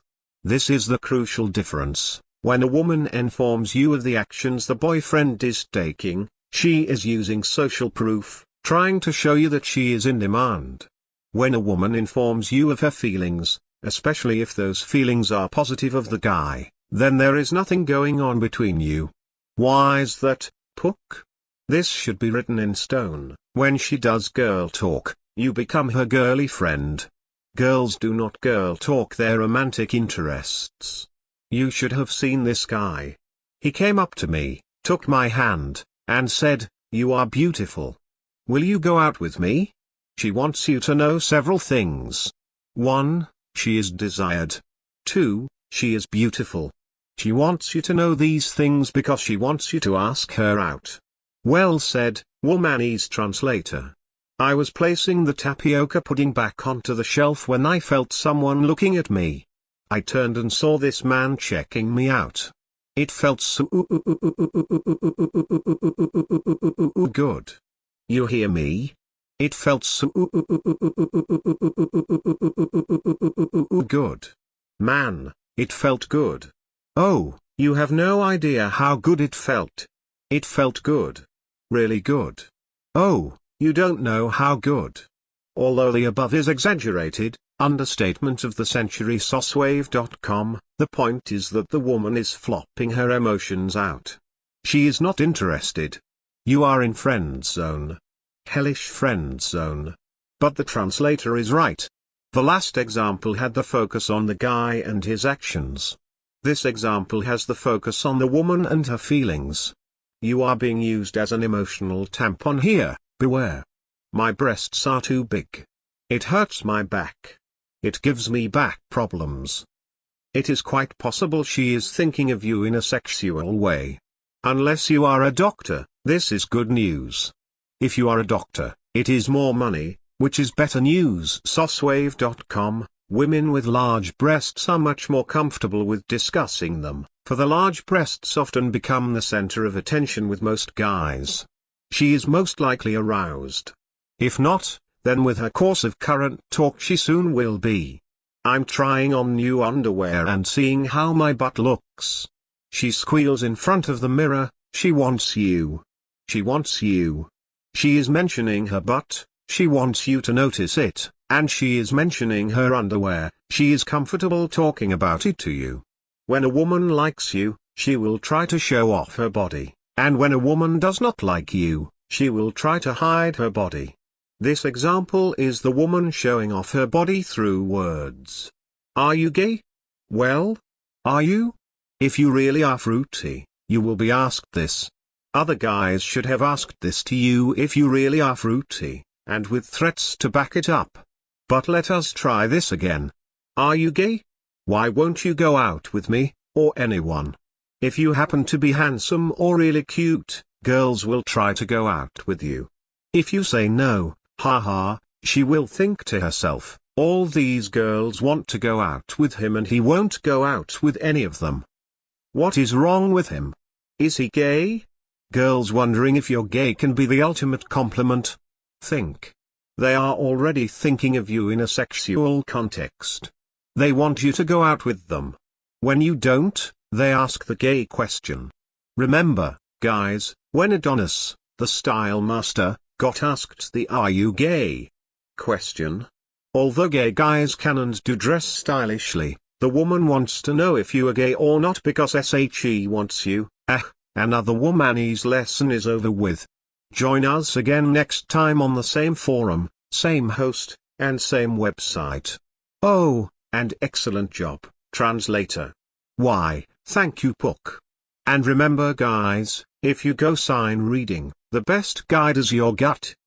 The title of this post is, Secret to Womanese. Here is the post. What is this alien realm called Womaniverse where all these strange creatures known as women emerge from? They scatter about the earth and cast mankind in a pleasure-pain paradox. Alas, the women kept complaining and drove our ancestors so mad that they created civilization to please them. Seeing their failure, for women are forever complaining, it is no wonder that we die first. But to top it off, these women speak in a totally alien language. Oh my god.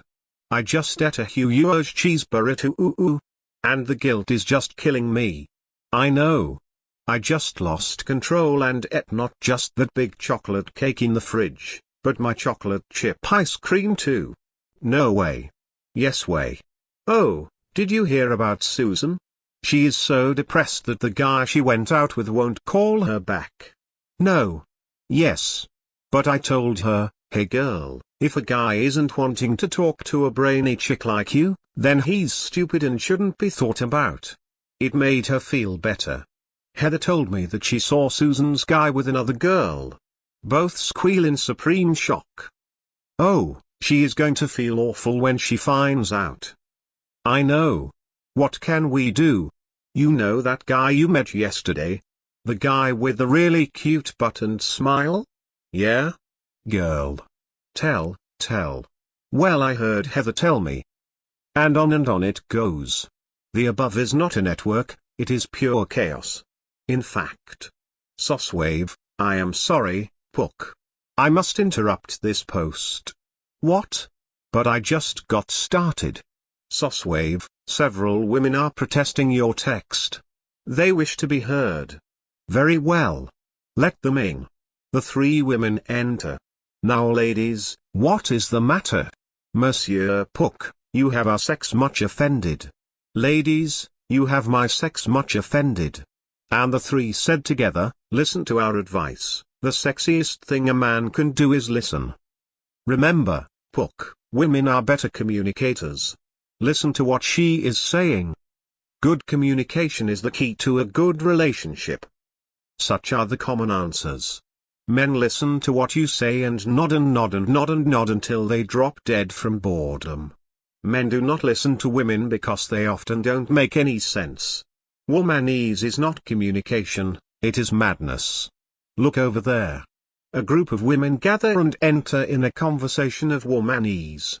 It looks like they are talking. Pook gets closer to overhear them. Hear that? It is like a conversation going super speed with high-pitched octaves punctured with squeals. What alien language is this? But, luckily, I have Pook vision goggles. It allows one to see how womaniverse interacts in this realm. Before, the women seem to be having a conversation in an allegro style. With Pook vision, the women are not talking, but are feeling each other, rubbing against each other. The secret to womanese is that it is a passage of feelings, where with real language it is a passage of thought. Women do not listen to each other, they feel one another. They cheer one another up. See those phone lines that are on fire due to women getting home from dates and calling each other? Female gossip is female therapy. As soon as they walk out of class, they must call someone on their cell phone immediately. We know men think and women feel, but not in such a bizarre context. Everything a woman says will be feeling. Women are always touching each other, just not in our universe. Feeling, feeling, feeling. That is the sum of womanese. In this universe, we view womanese as an almost type of matrix code. But in womaniverse, what is transmitted is not thought but feelings. You will not find women grouped together chatting about intellectual ruminations of Kant and Aristotle. No, they will either be talking about sex, food, or shopping, and often in that order. If she says, "This guy came and stared at me. It was creepy. He kept telling me how beautiful I was and how he wanted to go out with me. Other guys think I am beautiful, lovely, and want to date me." Why don't you? Learn to identify the feeling coming from her. Don't even listen to her words, feel how she says it and why. With the above example, the feeling is guys finding her beautiful. As guys, we would think, what a creepy guy. Or why are you not telling this to your girlfriends? She is transmitting a feeling, not a thought, and this feeling is that guys find her beautiful. She wants you to know this because she wants you to ask her out. Are you gay? Why won't you go out with me or anyone? As guys, we would think we are showing homophysical characteristics. But what is the feeling emerging from her? The feeling is sexuality, specifically relating to you. You have the green light to go for the women, and you are not moving. She is asking you if you're gay because you are not acting like most guys, chomping at the bit. I like dates when blah blah occurs. Ask me out now. Being guys, we absorb this as thoughts. But she is putting out a feeling to us. The feeling is the feelings of dating. She has no interest in specifics. She is reveling in the feeling of dating because that is what she imagines you and her doing. Next time you view a group of women, with no guys around, watch what happens. You will see the women feeling each other. They do this literally, putting lotion on each other, combing each other's hair, pampering one another, and communication-wise I love chocolate cake. I know. It is so yummy. Feeling you women will always try to feel you. Join me, youth, in the Pook observation room. I have set up hidden Pookish microphones and cameras to observe what happens when it comes to women. The screen showed a guy at a job. The guy was busy doing what he needed to do. His only co-workers were women. They chatted as they worked. Listen closer. The women are not chatting with him. The women kept trying to feel him. How did he talk about his future plans? What did he feel about this, about that? You see, the women don't really care what he is saying. They are trying to feel what he is saying, what he is like, so on and so on. Or observe this example. A youth and a hot babe sat down for dinner at a fabulous restaurant. She is trying to feel him. The youth orders chicken salad. Check out those scanners. Yes, she is thinking, he is going to make lots of money. Because he ordered chicken salad? Yes. The youth orders a fancy bizarre meal full of seaweed and other strange dishes. Ah! She thinks he is kinky in many ways. The youth orders a simple meal. She wonders if he is the type of guy who wants to stay home on nights. The youth orders a chocolate mousse and offers to share it with her. Ah! He is so sweet. Now she won't feel guilty about getting her own chocolate mousse. Pook. What are you saying? That we are what we eat? I'm saying that women will always try to feel you. They will make conclusions that don't even make sense. Even if you get food stuck in your beard, she will look at you and smile, feeling how cute the entire situation is. Feeling, that is the sum of womenese. Psychoanalysis. When two guys talk, they don't really talk to each other. They are onto a subject and then they talk abstractly about the subject. The other guy might as well not even be there. Take our issues with women. Dude. Women are crazy. You got that right. You know what I think? Women must be completely society-oriented. How so? It is not like they really live. They just act out roles. They have been the daughter role, the date role, the girlfriend role, the fiancé role, the wife role, the mother role, and the ultimate, the feminist role. So women don't really live? They just act out society's roles? Yes, they just go about with the same dreams they've always had. The most disappointing thing a guy will realize is that a woman is with him not because she loves him. Because according to this idea women won't be able to love. Exactly. Not because she needs him, wants him, or any of that. So why? Just to have something to talk about with her girlfriends. That is all. Even the most uncharismatic dull husband will give her material to deliver to her girlfriends. Whether or not he farts in bed, whether he sexes properly, so on and so on. Girl talk revolves around our manly actions. Now, the two guys are speaking about an idea in all its abstractness. The goal is the truth, or whatever can be thought of as the truth. When women talk, they speak to each other with no abstractions. Their goal is to feel good feelings, which is only achieved through psychoanalysis. And this is the most annoying thing about dealing with women, is that they so readily admit to being able to psychoanalyze you. For example, when a woman reads this merry post, she will be fuming and secretly think, Pook must be a misogynist.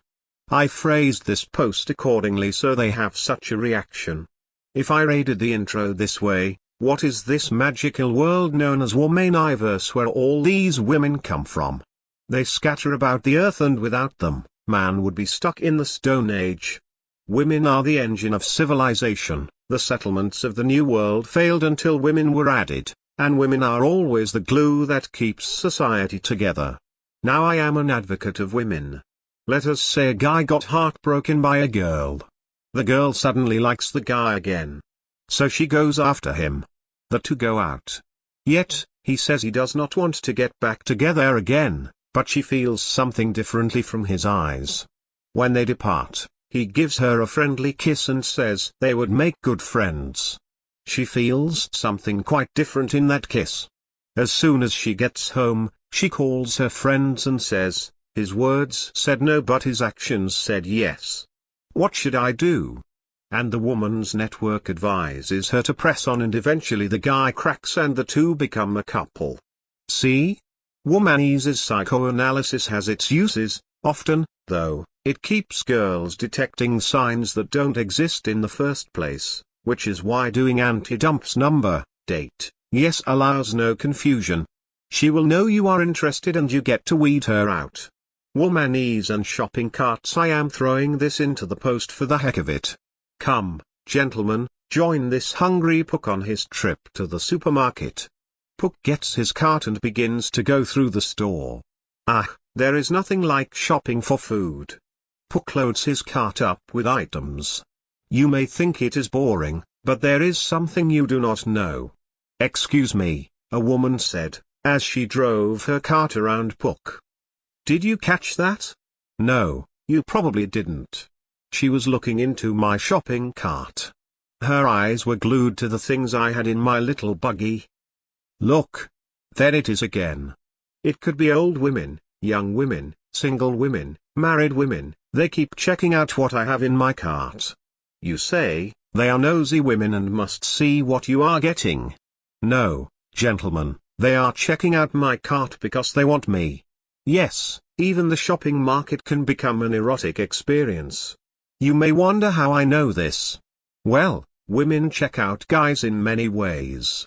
One thing, for sure, is that they try to see if a guy is single or not by what he puts in his shopping cart. If he has items like half a gallon of milk, microwavable meals, and in general, a small amount of stuff, women will assume he is a bachelor and perhaps make a move. Some women will psychoanalyze your life based on what you have in your shopping cart. Some women, thinking men think like they do, will deliberately put things in their shopping cart to convey an impression, such as water bottles to represent their healthy lifestyle without realizing that men don't even look at the items in shopping carts. What does this have to do with womanese? Absolutely nothing. But this is the most appropriate place for it. So if you are shopping and see a woman spying on the items in your cart as she passes by, hey, she's probably checking you out. Feelinges, the language of women. Womanese is feeling and feeling is womanese. It goes beyond language. In our universe, cleaning our apartment is seen as a chore done primarily for sanitation reasons and to get stuff out of our way. But in womanese, women enjoyed the feelings they get from a clean room, or rather they hate the feelings they get from an unclean room. To us, a painting is just there as a decoration. But in womanese, colors, paintings, and designs all emit waves of good feelings which women soak up like cats do sunlight. Womanese is also ensemble. Yes, womanese overlaps. Examine this example. To the pleasure of two ladies, they found themselves in the presence of a Pook, and thus, were attracted. Come ladies. Let us go about for a merry walk. Giggle giggle o Pook. Lead on. As the three of us walked, the ladies were in such a tropical state that they babbled and bubbled endlessly. Eventually, the Pook began to speak. Tomorrow, ladies, we need to go to the Pook place to pick up the... And a lady friend cuts Pook right off with, oh, look at the pretty weather out today. Pook, being a normal guy, stops talking. The women look at him as if something is wrong. Pook is thinking, how rude that chick was. The stupid chick must have a short attention span.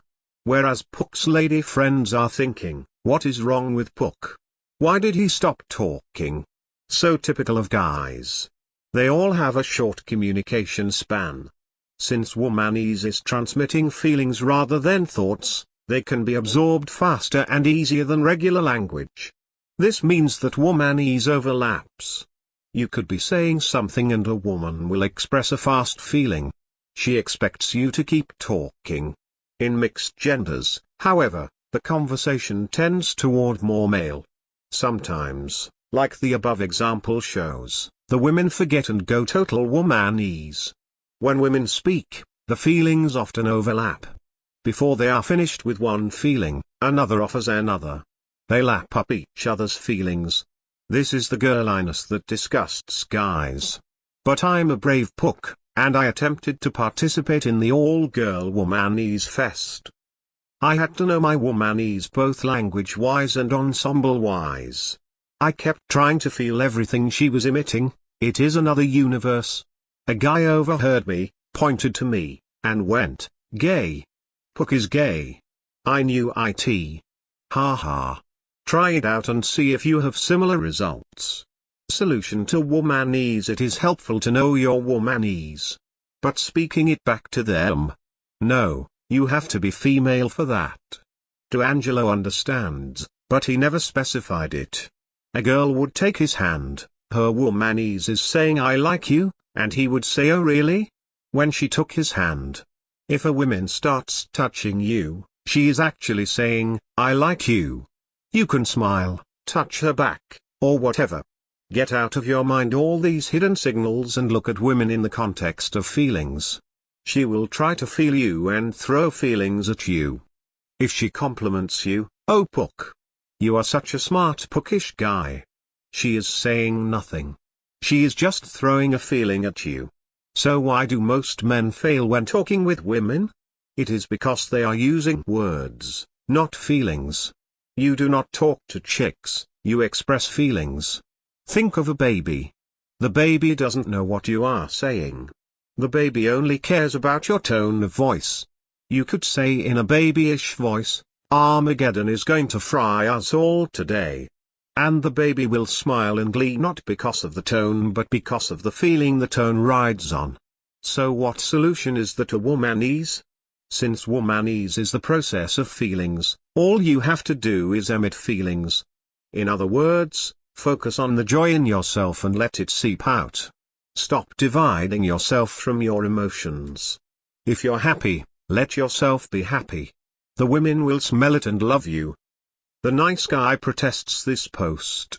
But I keep telling them my emotions. And look at where that has gotten me. Oh, you pernicious emotional slut. Just as guys don't exactly respect the women who just sleep with whomever and wherever, sluts, women don't exactly respect the guy who vomits his feelings to all the women all the time, emotional sluts, that is nice guy. The nice guy kept trying to express his emotions through our language. Flowers, poetry, declarations of love, and so on. The player kept trying to create interest by doing things like keno, mirroring, eliciting values, and so on. He is just trying to get her to feel something and put a mirror to it, so it reflects to her. The player is providing mental masturbation in hopes she uses him as a boy toy for physical masturbation. But the Don Juan is already full of joy and the emotions carry over to the women via womanese. Remember, what you feel, she feels. She will always be trying to feel you. If you feel frustrated, she feels frustrated. If you feel despair, she feels despair. If you feel happy, she feels happy. If you feel playful, she feels playful. If you feel horny, well, it has been shown that male lust turns women on. This is why the focus must be on you. As you think, you shall become. But as you feel, so shall she feel. Women cannot love a wall, so they want to knock it down. So connect. Get that feeling of joy in your world and let it out. Let it live in your walk. Let it live in your speech, let it live in your eyes. The sexiest thing a man can do is smile. But smile not with just your lips, smile with your eyes, smile in your walk, smile with your talk. Live in fragments no longer. Throw your mental prison off. Connect your emotions and the world, your dreams today, and the beast and the monk, robbed of the isolation that is life to either, will die. The title of this post is, "More on You Must Be Gay." Here is the post. Deep Dish said, "Women having gay friends is like whites having black friends, something of which we can use to say we have a balanced set of friends. Also, gays tend to be very intelligent, well-spoken, well-dressed, very sensitive and open with their emotions, and pay attention to details, for example listen. Giovanni Casanova once made a thread about gay guys having women strip in front of them all the time and even begging for sex. Giovanni was onto something. You don't have to be gay or have a lisp, but if you seem gay, as in having the listed traits associated with gays, and when confronted with "Are you gay?" give an ambiguous answer, "Well, am I?" That can open up the world of women to you. Women who ask you "Are you gay?" are attracted to you and wonder why their femininity, which normally makes men cave, isn't enough for you. I'm in that world that gays get to be in with women. Yes, they have stripped for me and all. I just laugh at them. Stupid girls. A big problem I have is wherever I go, like a class or work where I am there repeatedly, girls will begin thinking Pook is gay. Yes, it can mean that you are dressing too nicely. Sometimes I have my sexuality shinned too far and must lower it. Sometimes I swing back to AFC style just to shake it off. I like dressing nicely. I feel better and everyone takes me more seriously, and girls stare, But when the gay thing comes up, and it does almost all the time now, I ask the girls playfully knowing the answer already, the one they won't admit to my face. Why do they keep thinking I'm gay? Well, you do dress nice. What has that got to do with it? People dress nice all the time. Fine. Next time I'll come in with my worst clothes ever. No, then you'll be called a homeless gay. And she laughs and rubs Pook. If girls ask if you are gay, remember the important thing, they are thinking of you in a sexual context.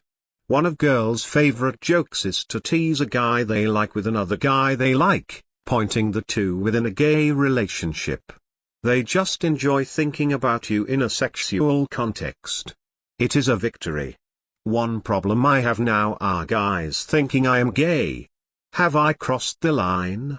Am I now a flaming Pook? No, when I talk to them personally they respond.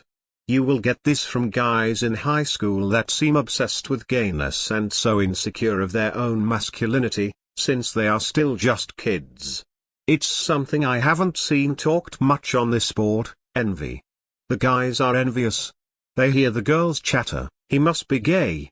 And think it seriously, because they want it to be true. They wish they were on these women's minds. They see how Pook has some special touch with the women, can talk to them with perfect ease, can play with them, etc. One guy's mouth fell open when a girl and I had a conversation completely in womanese. I've learned to speak it back to them. Truly gay guys start off in a denial about themselves and then date a whole bunch of women, sleep with them, to remove doubts about themselves. Alas, they realize they are not satisfied with women and admit they go for men. Perhaps there is a way to turn the tables on these women. Next time I see a hot woman who is not interested in me, I will declare, what? She doesn't want to have sex with me? She must be gay. And what can they say to that? The title of this post is, The Keys to the Don Juan. Here is the post. Gentlemen, welcome to Don Juan. There are 3 keys that unlock a series of locks, that is woman. Key 1, her sexuality and yours shall be embraced. You have acted thus far as non-sexual, going so far to suppress your sexuality. Why does she choose the jerk over the nice guy? It is not because she dislikes niceness. A woman would rather be with a male, no matter how tyrannical, over an androgynous, no matter how nice. You have not been dating but making friends. You do not need 25 female friends. You are so non-sexual that you do not initiate contact. You do not try to talk to a woman that leads them aroused. Heaven forbid that a woman might think that you want to bang her. Your passive and cautious talking with them, your posture, the way how you don't look at her since she might see the truth in your eyes, these are a few of the many ways you have been dodging not her sexuality but your OWN. Damn it, you are male. SHE is female. Sexuality is God's precious gift. It is nature's course. Why are you afraid? WHY? Key 2, fun shall be the focus. Why are you so serious? You are not to propose to her on the first date, 4th date, or 8th date. You are not to talk about your life story. From sex to the very first meeting, the focus must be on fun. You must get this soulmate, true love, and pedestal worship out of your head. Not that these things are necessarily bad, they poison everything at first. Fun is a powerful key. It is so powerful that female friends may become interested in you just solely because you are fun. On dates, focus not on what will go wrong, not on what will go right, not on the outcome but on the game. Even if the girl ends up being a loser, you still whine because you were focusing on the fun and not on the girl. And those that focus on the girl lose focus on the fun and, thus, lose the girl. Key 3, you are the prize to be won. Think she wants to be with me, rather than I want to be with her. Imagine girls are gravitating towards you in every way. Assume that she is interested in you. If she is not, assume that she will be. This will keep you from being disrespected, keep you from falling for a nude, keep you from sacrificing your life to her, and keep the focus on her winning you. You are the great catch. But it is not arrogance. This key unleashes a pleasant cockiness. Combine this with the fun key, and you have both cockiness and humor.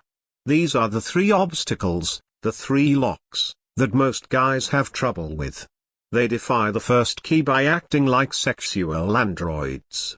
They defy the second key by being consumed with their feelings and, on dates, seeing her as the fun rather than the date itself, and end up doing boring dates like going to the movies, going to dinner, etc., where they should be doing action dates like dancing, skating, bowling, rock climbing, etc.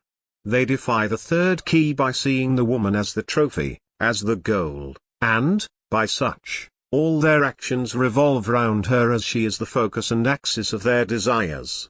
Here we find gifts, poetry, chocolate, 10 phone calls a day, and so on being thrown at the girl.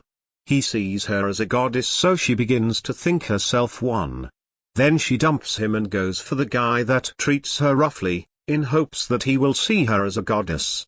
Women have a series of locks. These three keys of Don Juan can unlock most if not all.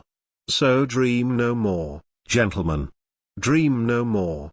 The night has passed. A dawn of new life is upon you. So wear not the past of dreadful woes. Let them go. And may you be full of joy and life. And prepare yourself. For your dreams with women are about to come true. The title of this post is, Toward Manhood. Here is the post. Ever since Eve at that critical moment screamed, "Be a man," we have the duty, the pride, the honor, no, the pleasure of being a man. But, alas, many males have become ashamed of the passions that are natural and reasonable and have become proud of those that are shameful and silly. Your grandparents and ancestors called him the dupe, others called him the sap. We know him only as nice guy. The plague of feminism has castrated the male mind. Masculinity, noble, wise, triumphant, essential to civilization, is damned as decadence. The key to success in dating and with women in general is not finding out how a woman's mind works. To the contrary, the secret is finding out how a man's mind works and being not a nice guy, not a jerk, not some male, but a man.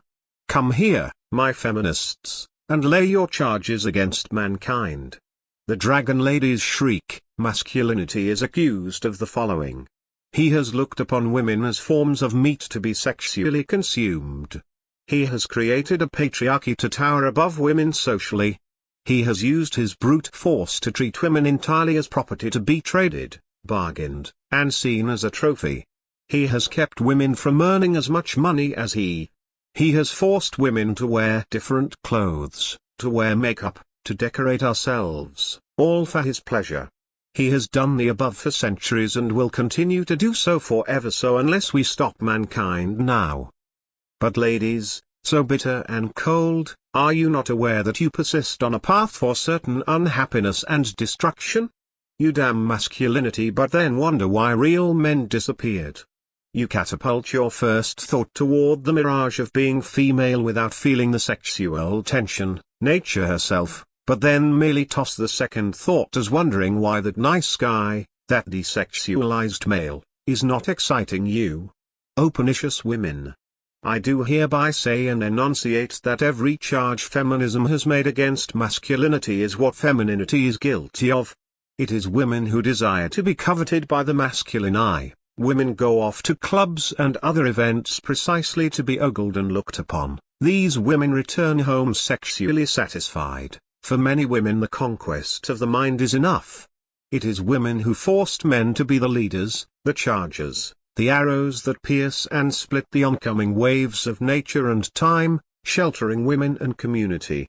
It is women who look upon man as one looks upon a plow horse, for what does true love have to do with career, financial status, protection, and ambition?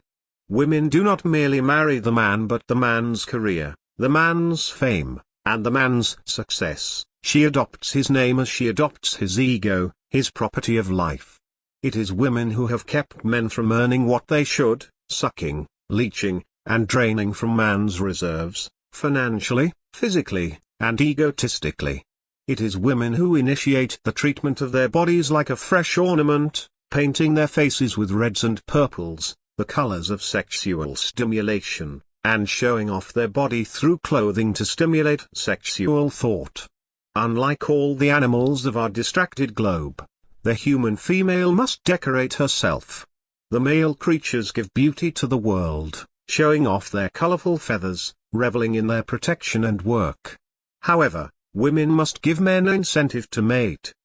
Women have done this for centuries and will continue to do so, now under the premise of being a victim to man's dirty thoughts.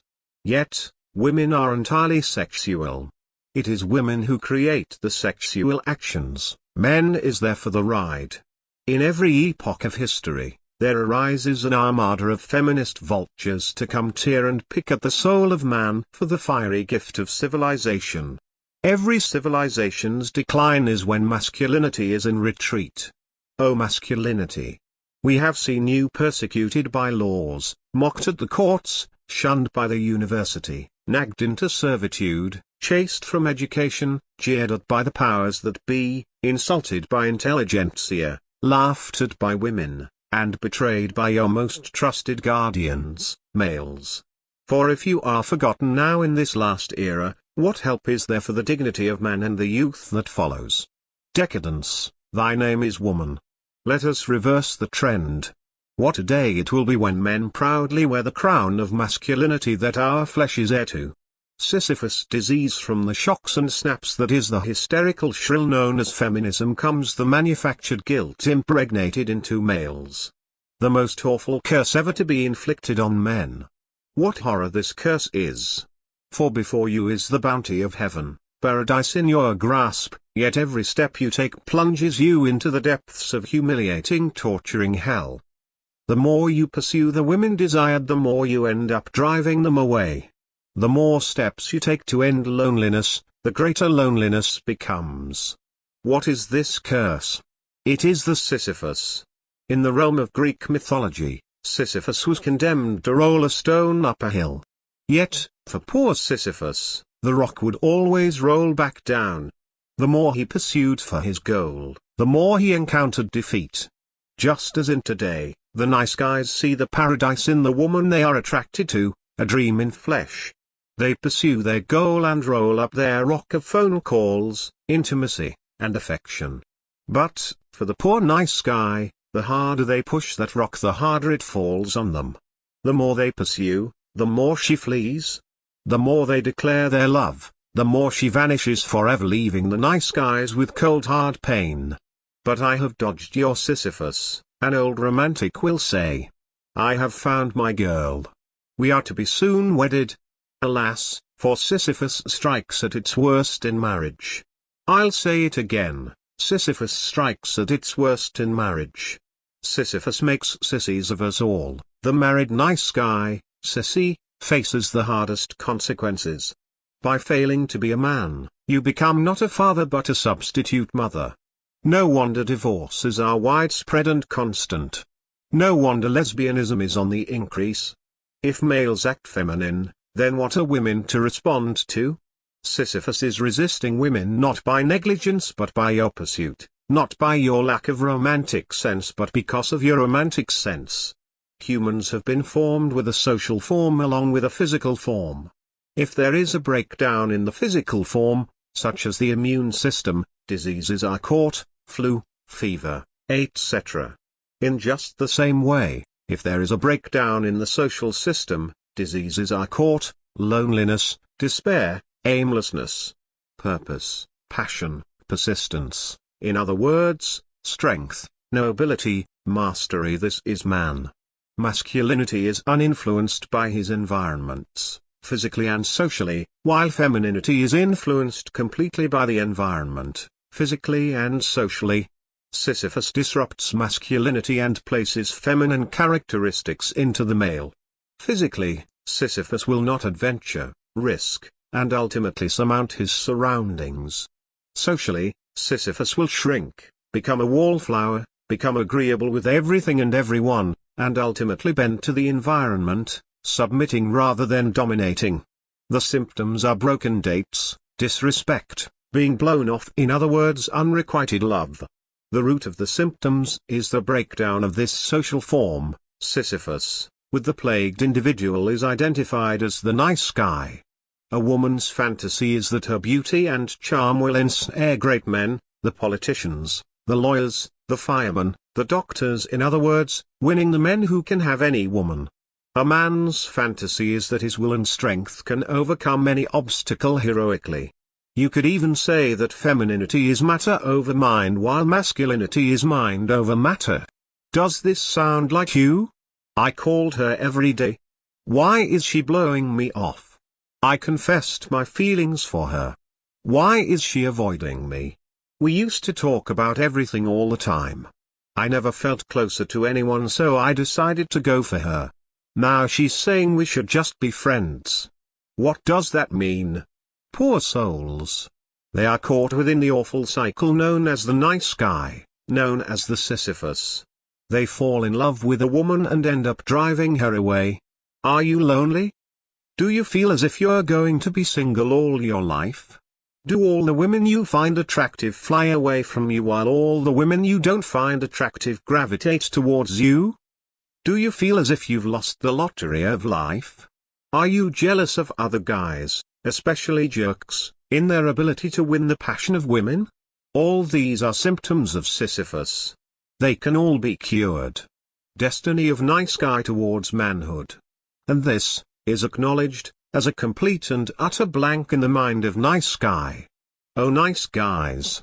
They cannot be heroes, cannot be leaders, cannot be warriors, and therefore cannot be Don Juans. Stripped of masculinity, void of manly courage, the nice guy is a male that teeters and totters with the waves of his environment. He is not a captain. He has no sail. Listen, we can hear him. The fish will come to the ship instead of the ship to the fish. How sure he thinks he is. How clear his future appears. But his nets are empty. Wait, there is something. By merely drifting, the nice guy ship snagged some haggardly rot. Does this strike awareness in the nice guy to make course? No, for the nice guy declares the stars are aligned that the particular fish, the one, shall meet my merry nets. But, alas, the fish see him waving his nets around, fleeing faster than ever. His nets are still empty. Wait, the nets are not completely empty. The haggardly rot is within. We must accept our fate, he says, and settles for the strange fish, or damaged fish, that have swam into his nets. Never realizing his potential as a captain, never realizing his genius for sailing and the joys and thrills that come with it, the nice guy yields to mediocrity. Why does the nice guy stay mediocre? Because he is told that someone will love him for how he is. How destructive is this statement? What an obstacle it is to success. For it makes it seem that all values are relative, and, thus, making him blind to his mediocrity. Look! A storm is approaching. And off goes the nice guy, sailing away scared and frightened. Smooth seas never made successful sailors. The nice guy is the great fisherman who fishes in the docks. Towards manhood.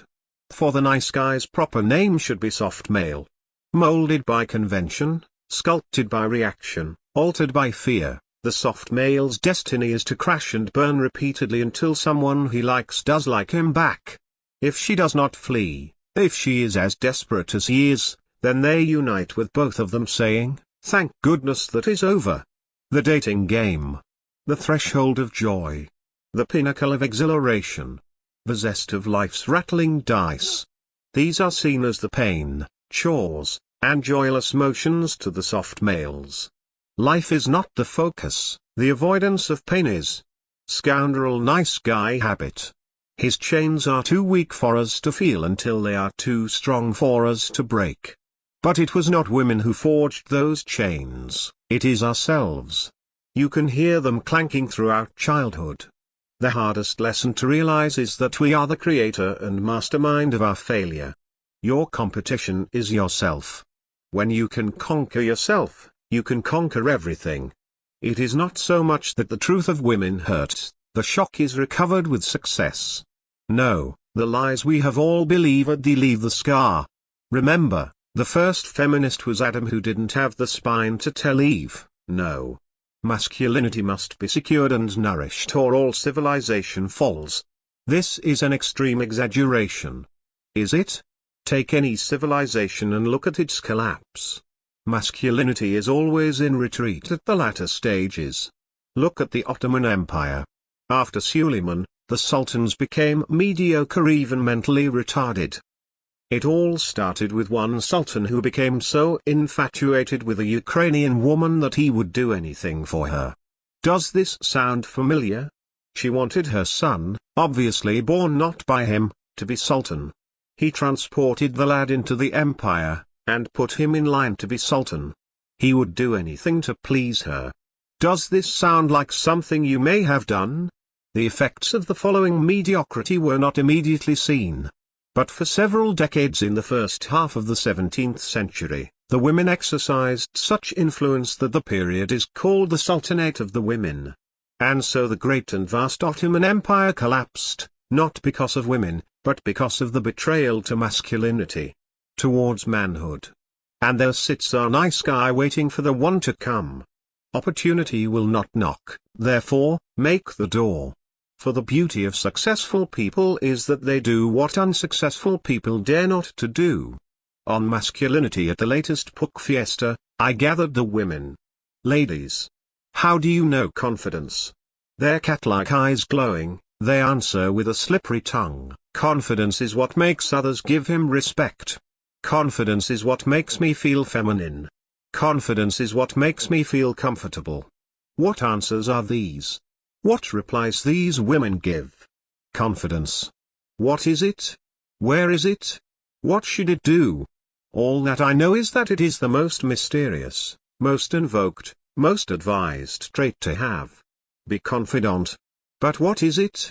And why do women want it so badly? Why don't they make it for themselves?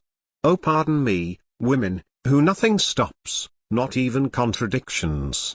You women seem to have discovered some magical element known as confidence and look upon it as the giver of all things. Confidence.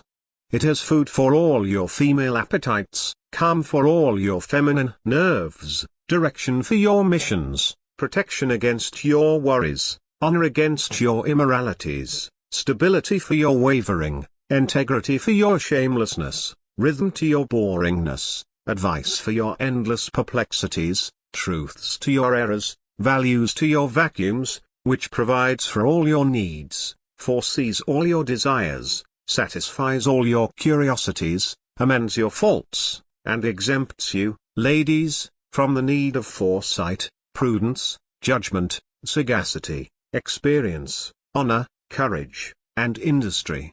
How much you expect from a man? Your desires are unlimited, so your definitions are unlimited.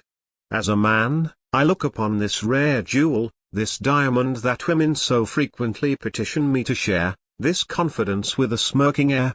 I hold it to the light of truth, and then confidence splits into three, the past, present, and future, or better to say initiator, consequences, and purpose, the names of courage, professionalism, and altruism. I draft three women, you, and you. Since we know that women want different things, we shall split them in three as well. Some women want to find someone to marry, that is you. Some women want to sleep with, to shag, that is you. Then there are women who are just looking for friendship, yes, you. From the different spectrums of confidence, from the 8 mixes of courage, professionalism, and altruism, we will see where you stand and what this marvel confidence is and the composition of a true man. Courage, professionalism, and altruism. Mix and match, mix and match. What types of men shall we make with them? Let us start with one that is opposite of the 3 values of confidence: non-altruist, non-brave, voluntary. Henry works for a supermarket chain as an administrator. He plays golf, goes to concerts, and explores the internet. Rate women. Out of all 8, where does he stand? Quote, 1 night stand or affair, 8th long-term relationship, 8th friendship, 8th. Ouch. What a loser. Oh, but let us shuffle the deck again. Here we go. Prepare thyself, ladies. Altruist, non-brave, voluntary. Dennis lives next door to his elderly grandmother. He works in computing and gives dinner parties for friends. Lives right next door to Granny. What a nice guy. Rate, ladies, rate. 1 night stand or affair, 6th long-term relationship, 7th friendship, 7th. Even as desired to be a friend, the nice guy fails. Let me move the shells around again.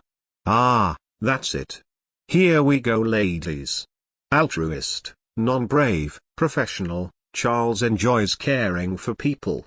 He is a nurse, but is considering training to be a counselor because he thinks the prospects might be better. He is learning to play the clarinet, but does not practice as much as he should because he worries about the neighbors. He worries about the neighbors. What a sissy. But he is an altruistic and professional sissy. It is judgment day for Charles. Rate him, my ladies. 1 night stand or affair, 7th long-term relationship, 6th friendship, 5th. Ah, as you can see, feminine males do not get laid. Oh, do not get angry with me, ladies. I am not creating just wimps. We are going through the spectrum of all the guys out there. Brace yourself, girls. Non-altruist, brave, voluntary. Frank likes to be outdoors. He is attracted by danger and spends weekends and holidays rock climbing. He is not professional, he is not caring, he is a male bimbo. But he is brave. Women. What say you? 1 night stand or affair, 3rd long-term relationship, 5th friendship, 5th. Notice how the 1 night stand potential spiked. Ready, ladies? Here we go. Non-altruist, non-brave, professional. George lives and works in the city as a financial advisor and has a wide circle of acquaintances. When not working, he likes going to the theater, restaurants and wine bars. Women love status. Ladies, rate the George. 1 night stand or affair, 4th long-term relationship, 4th friendship, 4th. See? Career success isn't a guarantee to get you women. More. Non-altruist, brave, professional. Edward is an action man and throws himself into his work. He used to be a steeplejack, but is now a deep-sea diver. When not working, he goes jet skiing and plays tennis. Ladies, he plays tennis. He jet skis. He is a deep-sea diver. Oh, rate, ladies, rate. 1 night stand or affair, 2nd long-term relationship, 3rd friendship, 3rd. Hoo-ha. The Edward man scores a 2nd with the horny chick and does quite well with the rest. This is a major blow to nice guism. Women prefer a brave and professional man before your altruism, before your niceness. Here we go, girls. Altruist, brave, voluntary. Bill is quiet and capable. He is always ready to lend a hand, but is unobtrusive. He works as a mechanic and is a key member of the local lifeboat crew. He is everything except in status. How fares this, my lovely ladies? 1 night stand or affair, 5th long-term relationship, 2nd friendship, 2nd. Good going, Bill. His status affects his 1 night stand potential, but the rest see him as a great guy. Now on to the 8th combination of the 3 elements of confidence. Altruistic, brave, professional. Alec is reliable in a crisis. He is always getting into and out of dangerous situations, usually for others. He is a fireman and has an award for bravery. His favorite pastimes include going to the cinema. Behold. Rating by women, 1 night stand or affair, 1st long-term relationship, 1st friendship, 1st. Courage is the essence of masculinity. It is the initiator resulting in some form of professionalism. From then, it spirals out into a general good, a type of altruism. This is not to mean that we all rush out and become firemen. This study from the University of Liverpool illustrates the particular characteristics women respond to. Thank you, ladies.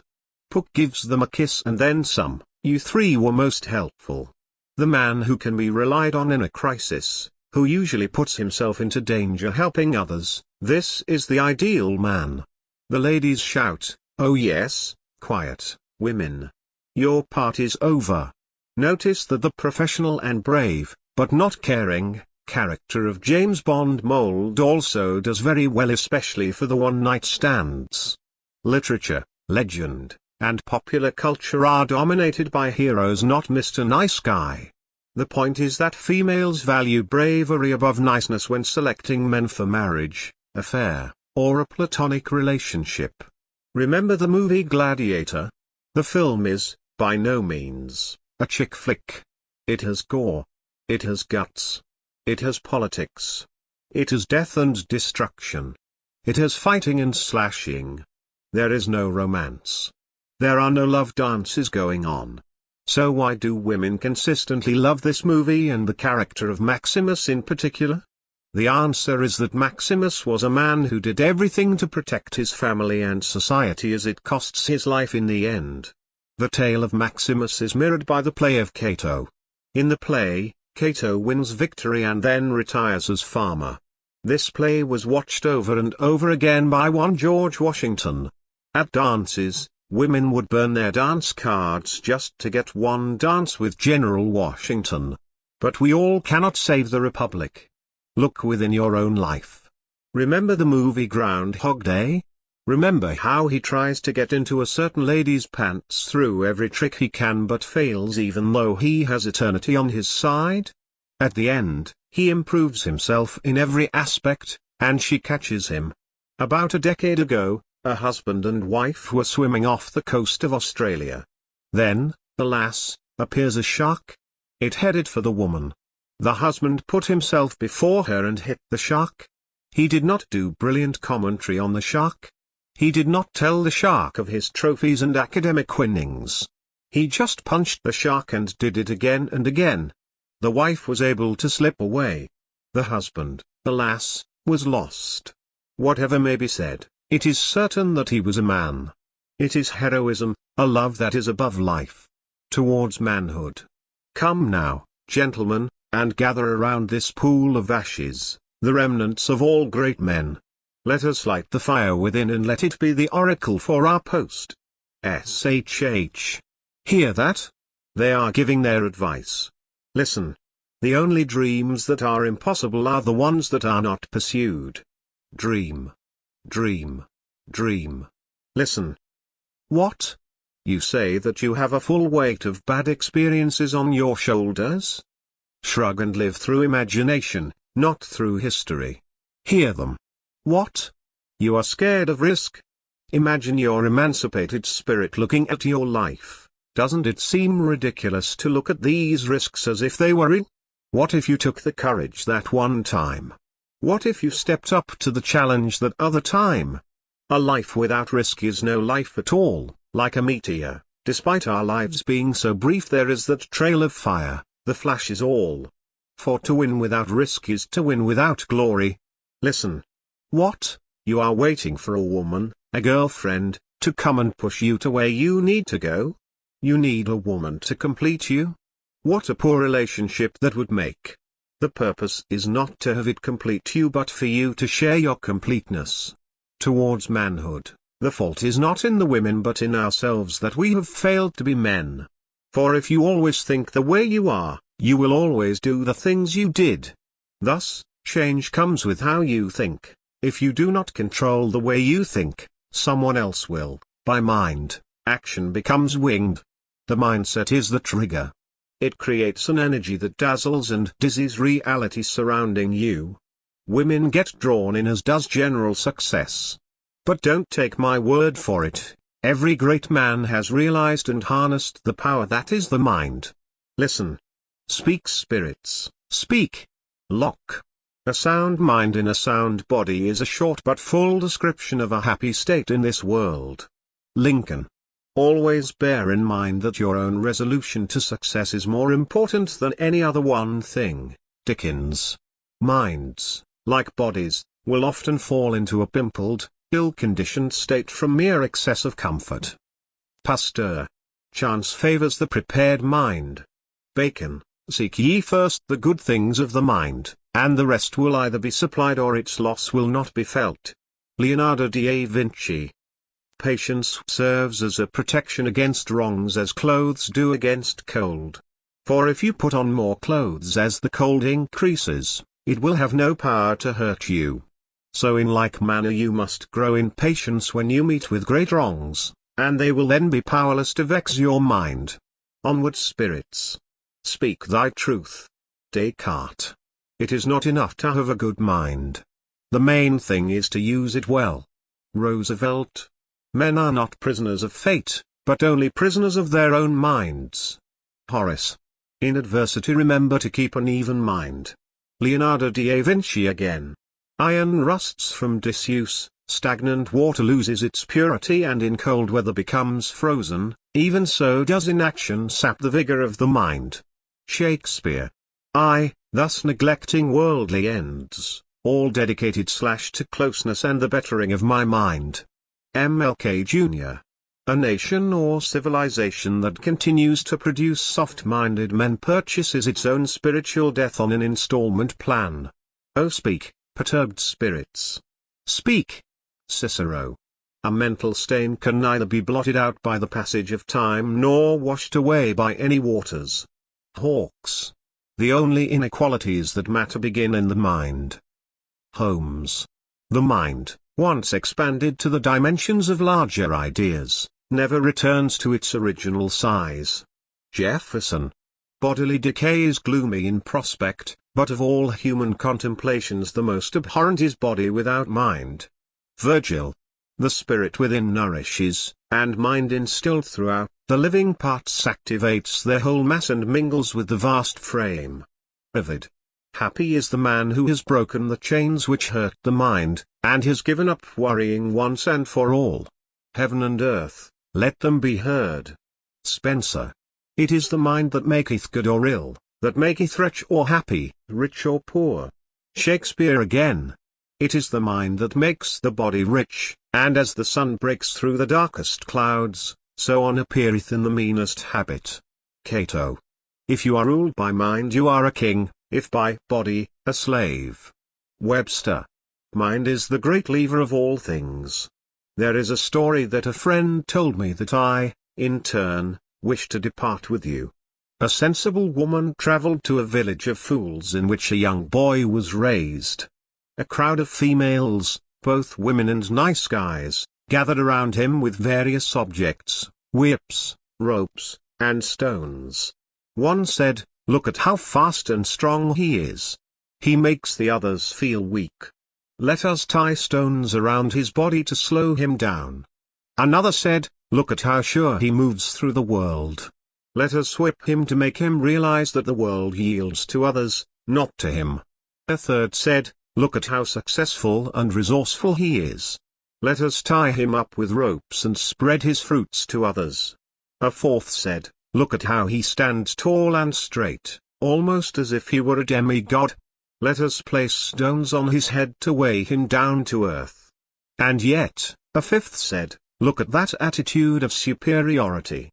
Let us hoist him into the air with ropes, tie the whip around his neck, and weigh it down with stones to squeeze the bloody attitude with a hanging." "Stop!" cries the woman. "What nature has done is well made. The boy is endowed with the gifts whose fruits we depend on. Do not pretend to correct nature. The superior physical strength, the confidence, the resourcefulness, the idealism, and the egoism, let these natural traits grow and blossom to the beauty that is man." Then, in Shakespearean tongue, this woman cried, "For what a piece of work is a man! How noble in reason! How infinite in faculty! How in form and grace, how expressed and admirable! How in action, how like an angel! How in contemplation, how like a god! the beauty of the world, the paragon of animals. Nature has given us all that is necessary to accomplish our destinies. It has provided a social form as well as a human form. And these masculine traits are so constituted that they develop themselves through the clean and unpolluted mind, free of feminist-imposed guilt, developing themselves harmoniously in your best pursuit.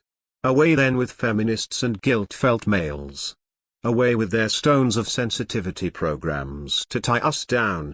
Away with their whips of laws. Away with their ropes and bindings of legalities that shuffle our success and wealth to women. Away with the stones of guilt that push us to pessimism. Away with the hanging of annihilation whose executor's hand is but our own. Towards manhood. And through it, let men be men and the light of life shall shine again into the world. Towards manhood. And let us never deceive ourselves again. Let Eve cry all she wants. Let the feminists, turning ever which way, prattle and rattle their flaming sword of devilish tongue. For we have reclaimed paradise. The title of this post is, Women Initiating Dates. Here is the post. Hidden, thanks for sharing with all the details. I know that took an effort to write and it's hard looking back at such a bad time when all you want to do is forget about it and move on. I am finding myself in a similar situation. The girl was hitting on me very very hard, yet I turned her down, ha. But I admit, I was very very flattered. What bigger boost is there to the ego than a chick hitting on you hard? We've been playing lots of phone tag. I've noticed that infatuation has creeped up on me. Most guys on this forum are, or were, nice guys. Spot infatuation as soon as it begins. It is important to see infatuation before you mistake it as love. This is what makes puppies out of nice guys. I'm willing to walk away at the drop of the hat. I know she's not worth it. But I'll play along for now, let the clock tick, and see what happens. Women seem to be very patient in letting the clock tick is one of the best things I've found so far. Anti-Dump is semi-right that a woman will not find it interesting if she initiates the date/meeting/etc. but the woman wouldn't initiate it if she didn't want it. But that brings us to a contradiction. After all, wouldn't we find it boring to initiate a date/meeting/etc.? Of course, this isn't true. So if men do not get bored with initiating a date/meeting/etc. then why would a woman? I think Anti-Dump has missed something here. Women use sex to get relationships, men use relationships to get sex. That is how the sexes are wired.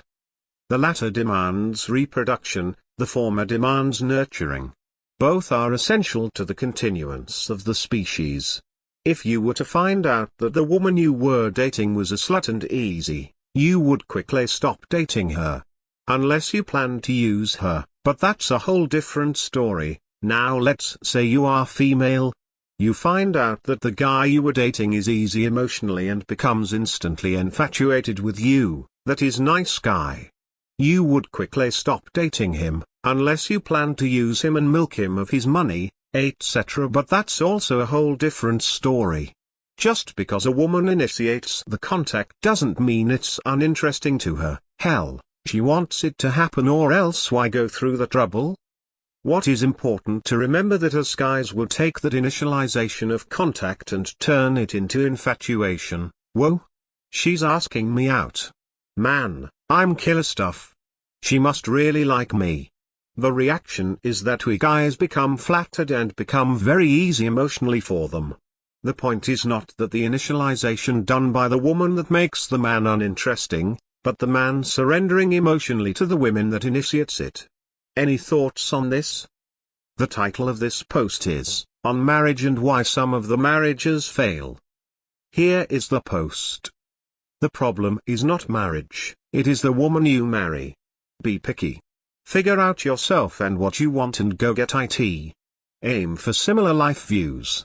Many kids in college aren't doing this, and we know what happens to them. Often, the woman gets married too young.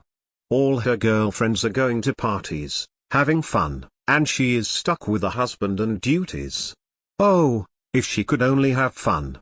There is a feminine mindset, in both men and women, but most frequently in women, that marriage is a great achievement, as if they are the only ones doing it. A woman considers that her getting married means she is being successful, she is moving up that female aristocracy ladder. Now she gets to have a wedding and be princess for a day. The guy marries because he is tired. So tired. He cannot stand being single and cannot endure trials of life. He jumps at it as an armadillo does in front of my car when I flatten it. Be a man. Be independent. Follow the passion of divinity within you to satisfy your ambition and idealism. Many guys cannot do this. They think like women and so die never being men. The divorce rate was highest during World War II, yes, that greatest generation. Society is not changing, we share more things with the past than we would dare admit. Who invented marriage? I have to disagree with Jake Steed on this one. First time for everything. Men created the institution of marriage. It is common to think of weddings and marriages as one of the same. But they are separate and have different origins. The wedding is merely a societal event, a celebration.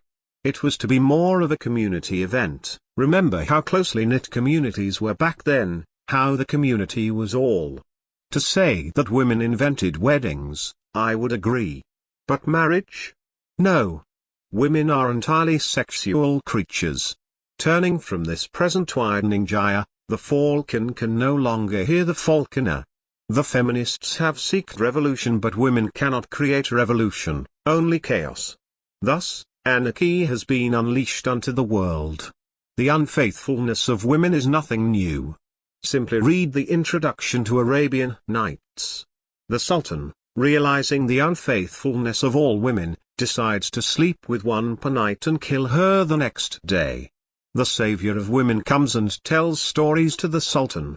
He doesn't kill her because he wants to know how the story ends. Thus, women survive through the stories. We make the stories, our idealizations, and all makes tales of the woman. Dante turns Petrus into the Divine Comedy. A poet turns a woman into poetry.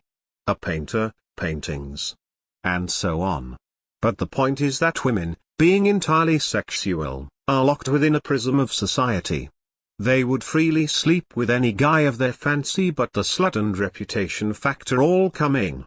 Thanks to this, women are bounded. Men created marriage to bind the woman to her. The deeper you go in the religions and ancient philosophies, one will be struck by the miscnomy. But there is truth in it. No. Women created marriage to tie up the man. Women wouldn't need marriage. They have sex to use. And what do women want? Either they want pleasure or they want to be a mother. Marriage has nothing to do with either. Women can leash guys just through sex. Thus, many women do not see marriage, they merely see the wedding. When you start to talk to her about the marriage/relationship, she will start talking to you about the wedding. It is women more than men who cheat, though, to be fair, this might be because they have more opportunities. It is women more than men who initiate divorce. Many women can't stand it. Monogamy is more against their instincts than ours. No one would deny institutions like the state, science, and all are male created. But so is marriage. Women are like the centaurs, they ride the beast through this world. They must be bounded. Societal marriage. The legal laws concerning marriage nowadays are awful and need to change immediately. But let us not confuse legal marriage with the societal marriage. Legal marriage is whatever the government says. Societal marriage comes from the community, a public face on the union. In older times, religious laws, that formed the community, would of course be used to lawfully wed the couple. If you found a woman that you love and all, stay with her and all, that is, basically, marriage.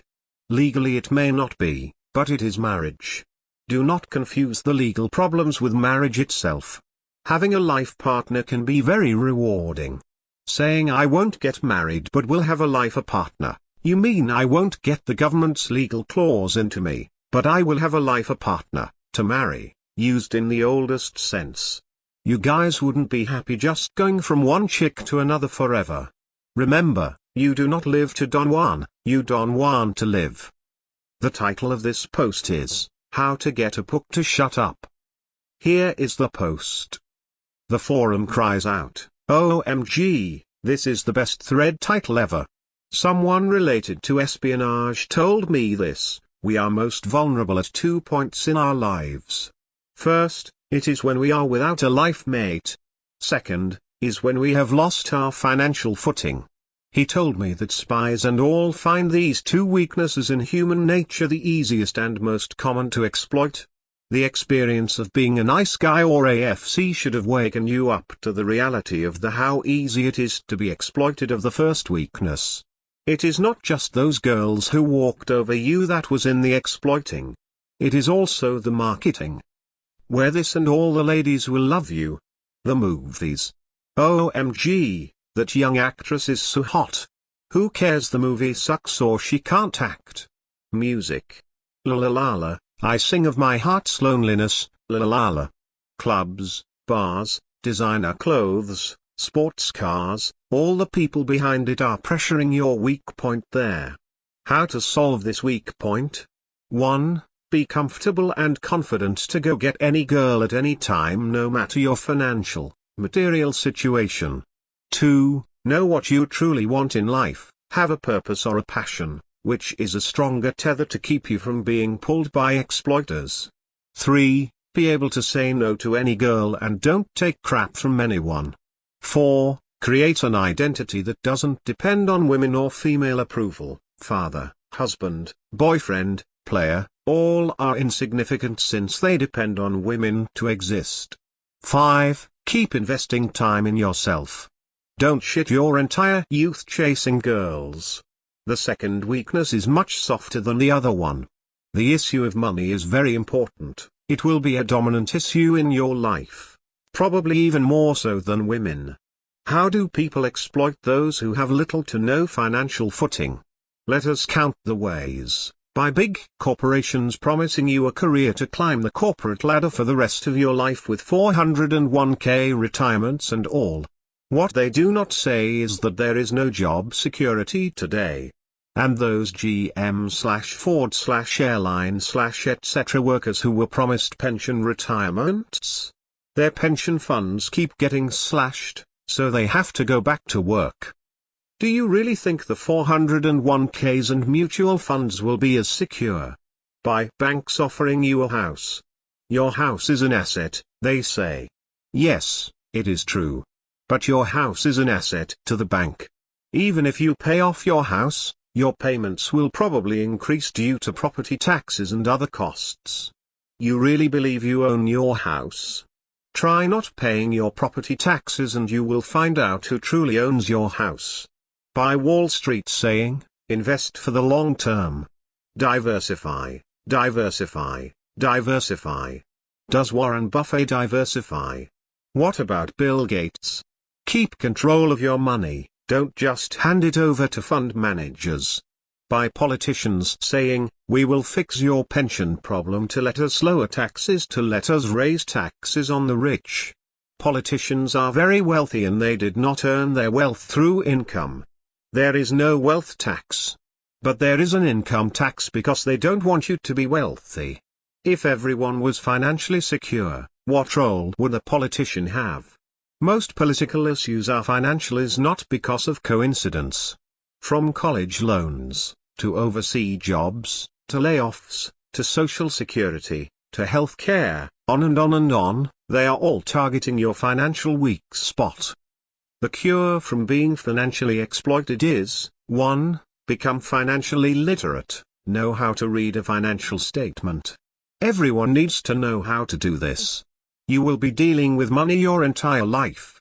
You will realize there are two constants in life, one is for you to make money. And second is for everyone to want your money. Everyone, 2, keep open the option of investing or making a business, you do not have to. But we become stronger when we have more options, not less. If you feel yourself incapable of breaking out and starting a business or investment, You will be enslaved to employers for the rest of your life. Just keep the options open. 3. Do what you want, do not follow the way. What is the way? The way is college, greater than good job, greater than marriage, greater than big house, greater than vacations, greater than kids, greater than save for kids' college, greater than retire. You do not have to get married and do any of that. There is no formula for life. Never trust anyone who tells you that should consider yourself lucky even if you feel unhappy in your job, wife, girl, or house. Do all the above in italics and I will die a happy Pook. There is a reason why they call the financial world a dog-eat-dog world. Who is eating whom? Also, consider those nature shows of one sex devouring another. Humans are capable of it as well. There is a reason why young men turn into a big fat bald old man by the time they are 30 or 40.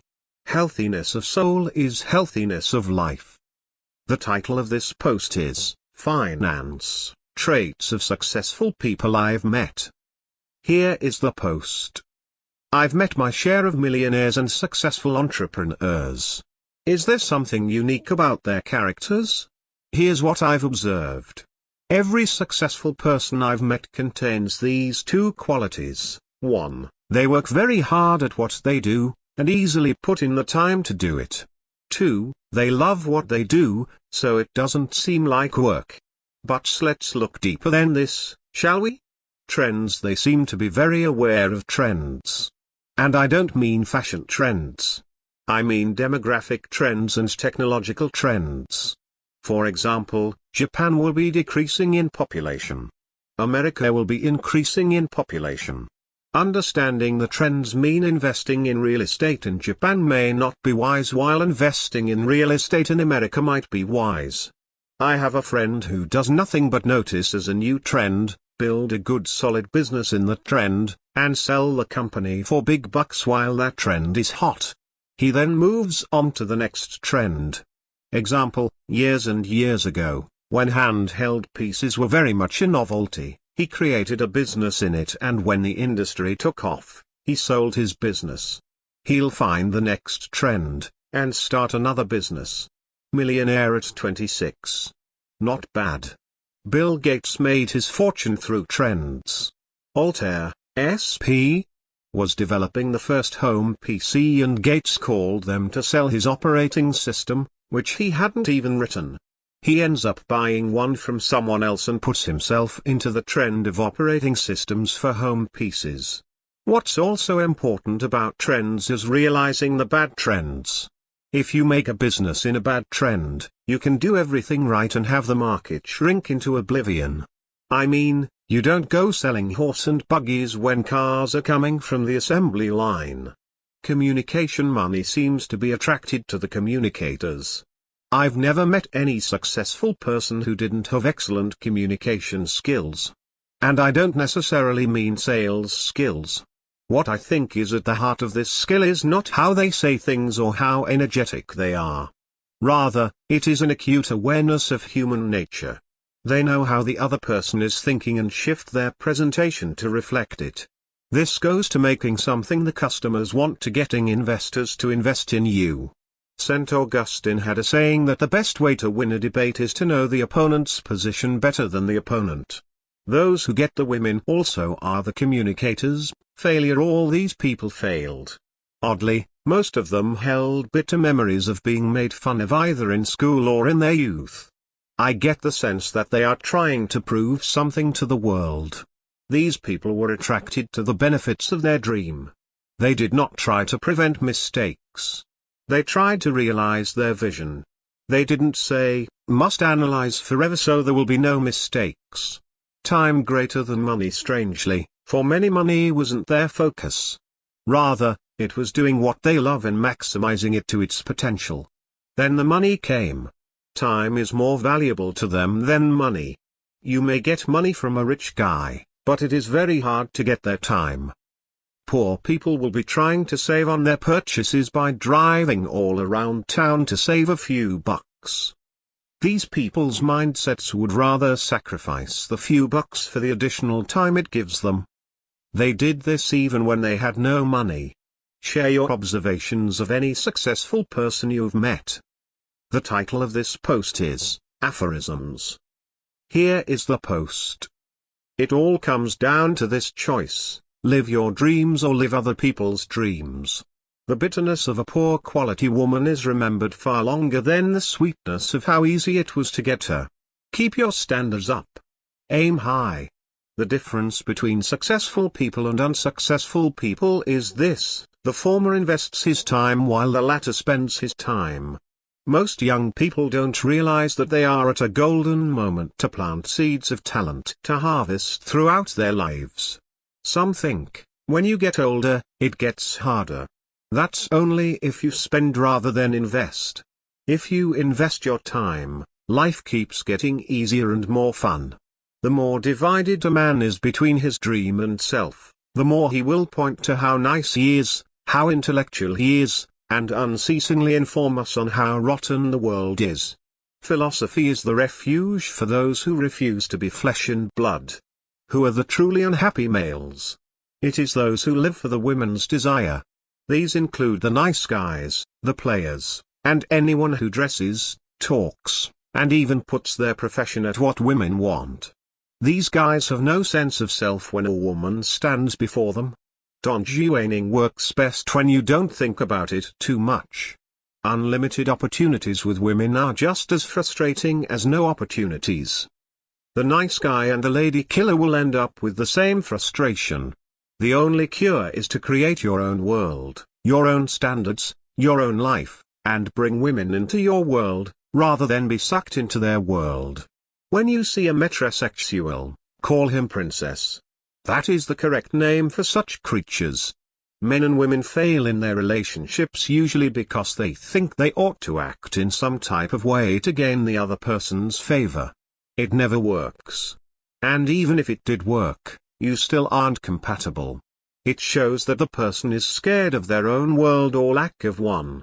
Some people think women are weak and stupid. I disagree strongly, and, you know what, so do you. The reason why there is a forum is precisely because women were stronger than we thought. The fulfillment of your own sexuality is nothing less than your battle for existence. Consistency is the most important thing to success. In anything. Some say, pooh-pooh. I only asked out one girl this week. I come to this board and hear a guy asking out 100 chicks. Stop it. It is more important to make it a habit.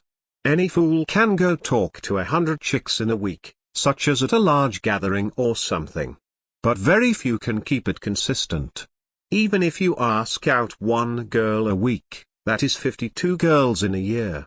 That is more girls asked out in a year than most guys ask out in a lifetime. The consistency is all. There is no method except yourself. Women occupy a place, in thought and action, which is unique and essential to man and the world. Why on earth would they reject the precious gifts nature has given them to imitate models of male domination? The genius of every woman is to love, to protect and nourish the lives entrusted to her, and to support the full development of life in others. Ignoring the truth of sexuality is ignoring the truth of life. Break sexuality's cycle and so end up in a life of utter collapse. Dreams are more powerful than facts. Imagination is stronger than knowledge, the myth more powerful than history, and passion will always go further than experience.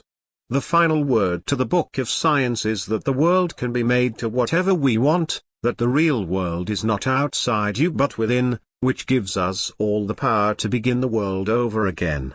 Mediocrities avoid risk the way alcoholics avoid a cure. Most people live in a web of narcissism and they have different strategies to achieve it, which people mistake for different lives.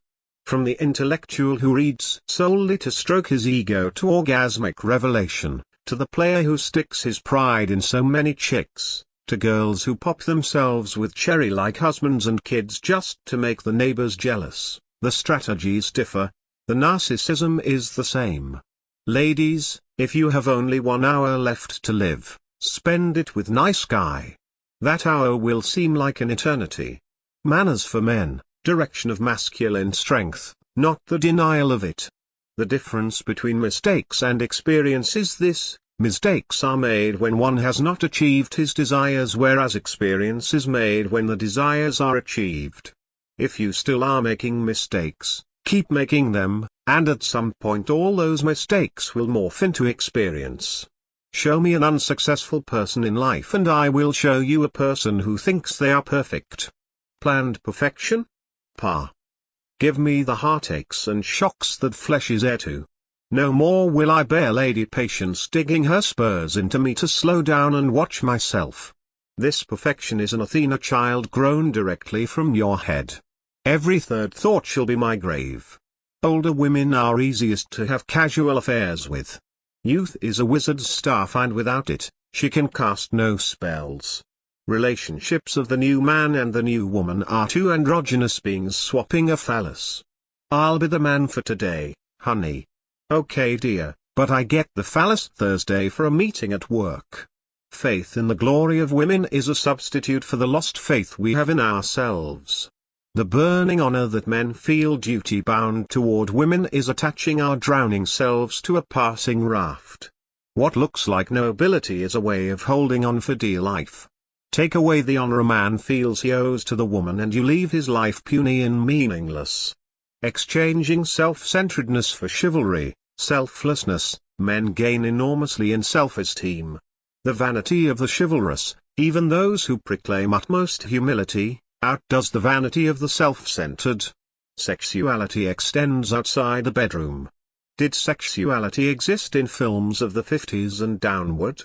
You find the greatest depictions of romance, of how the tension builds and builds just for a kiss, of plot, epics, and of men, John Wayne. Imagine if people, today, externalized their sexuality outside in the same way. Rather than cocooning our sexuality in the bedroom, it would now be part of every waking moment. Let society become sexualized, as opposed to eroticized, once again. Reveal a man's perspective on woman and reveal his perspective on life. Men conquer worlds, women conquer men.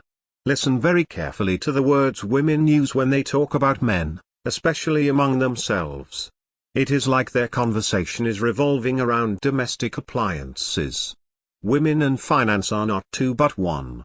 Why do people remain scared their entire lives? Because what you call fear, they call virtue. This applies with women as well as with money. It is virtue in being chivalrous. It is fear that is behind that chivalrousness. It is virtue in saving and living cheaply. It is fear of investing and living well that is behind the saving and cheapness. Why do older women despise beautiful young women? It is because they have the potential to be very rich. Older women never despise young ugly women or married beautiful women, attached with regular Joe Schmo husbands. Education used to be attached to sexuality, that to be educated was to be a man. The university used to be mankind's armory against nature. Mathematics, how far? How fast? How long? What shape? Biology, what relationship does this form of nature have with this form? Art, reflecting nature back at itself. History, chronicling nature's path, and law, how to deal with human nature. Including philosophy, poetry, etc., the university has turned into an expensive adolescent summer camp. Now, education, being desexualized, is pure trivia. You bubble in circles in a scanteron, regurgitate the book or paraphrase the professor's words back to him in an essay, or memorize phylum, orders, and species of taxonomic nonsense for scientific labs. You procrastinate when studying because you know that it is not knowledge, just trivia. Compare that to your eagerness to learn the information here. Here, there is no trivia, as everyone knows the knowledge is connected to nature and to life. This sense of decline in education would be corrected if the departments, especially the humanities, stopped being trivia, stopped being political, and embraced the warrior spirit against nature that the fields originated with. Beautiful women and romanticism are like oil and water, they do not mix. Choose one. Too many people think it is AFC to fall in love. If you fall in love, cherish it. I would give up years of countless stupid chicks just to feel that way about a girl again. Remember this saying? You can remove the girl from Louisiana, but you cannot remove Louisiana from the girl. You can bring a foreign woman from South America or Asia into America, but that is like putting good food into an unclean dish. The food eventually spoils. Many find a woman, or women, as a substitute for achievement. This is female thinking, that the union means your life is complete. Others think that Don Juan ends as soon as he gets a girl. It doesn't. You must prove your worth every day in life. Childhood is over. When you think you are achieving things because you have a woman or women, you stunt life. Take a young man who is skinny, shy, isolated, and a dork. Fat girls keep pestering him. Girls set him up with women no one else wants. Yet, he dreams of life, of joy, of strength, of new realms beyond this one. Fat and ugly women disappear as if he simply changed clothing. Sun-like, he becomes a world everyone revolves around as he is now seen as interesting, fun, and muscular. Rather than park his life and watch everyone zoom by, or drive a snail's pace for fear of risk, he now lives life in the fast lane. Boredom is where all evils enter the world. And when a person is bored, he is bored with himself. Interesting people, in their daily lives, are never bored as they find everything interesting. Women who bark at a gentleman will lick the boot of an asshole. In high school, you thought women would mature and stop liking the jocks or jerks. In college, you thought women would mature and dislike the frat boys, sports guys, and start to be attracted to nice guy. In your 30s, you thought that women were finally wisening up. No, women didn't mature, they just ran out of Don Juans. No matter what her age or relationship status, a woman will look at those guys and lust. Women indefinitely remain women. Since the changes and joys of life's arc, babies, family, courtship, marriage, have no role for the intelligentsia, it is no surprise that anti-sexuality flourishes among intellectuals. The greatest dupe with women, and life, is not the janitor, not the nice guys, it is the professor cocooned in doctorates against life. In ages past, women did not own their own sexuality, their hair was hidden, they were fully clothed. This was because female sexuality was seen as powerful and controlling. So when rape became the man's fault, more and more skin was revealed. A few men have fought back with embracing their own sexuality. 3 choices: 1. Be powerless to female sexuality. 2. Cover the women up to keep peace of mind. 3. Answer back with your own sexuality. They have chosen the 3rd choice. Now, there is a problem with women raping men. Usually this is done through fat women deliberately getting the guy drunk and taking advantage. A friend of mine was raped this way, but he refused to press charges because he didn't want it to become public. I almost was raped myself, and have had female friends warn me that women will try to rape me. Since rape is now seen as the fault of the men, will women be seen as rapists themselves? Oh, this will drive feminists nuts. Man. Man. Man. In 3 words, I have summed up the appetite of history. When a woman does not mind her own business, it is because it is not worth minding. She takes her mind off her meaningless affairs by minding other people's business. So she creates dramas, wants to control your life, looks for a guy to cure boredom she has in life. This type of woman must be avoided at all costs. Romanticism is the enemy. It destroys lives, makes people get together who shouldn't, and makes the pursuit of a lover more acceptable than the company of the lover. There are several strands of romanticism. First, is the envy strand. Guys want a certain girl or girls want a certain guy solely to have everyone envy them. People want others to envy them because they know they have no real worth to themselves. Second, is the star-crossed lovers strand. Girls or guys will go over the top with a 2 cherries stuck together mantra of love. They do this because they have no sense of self. Third, is the romanticism of sex as an achievement.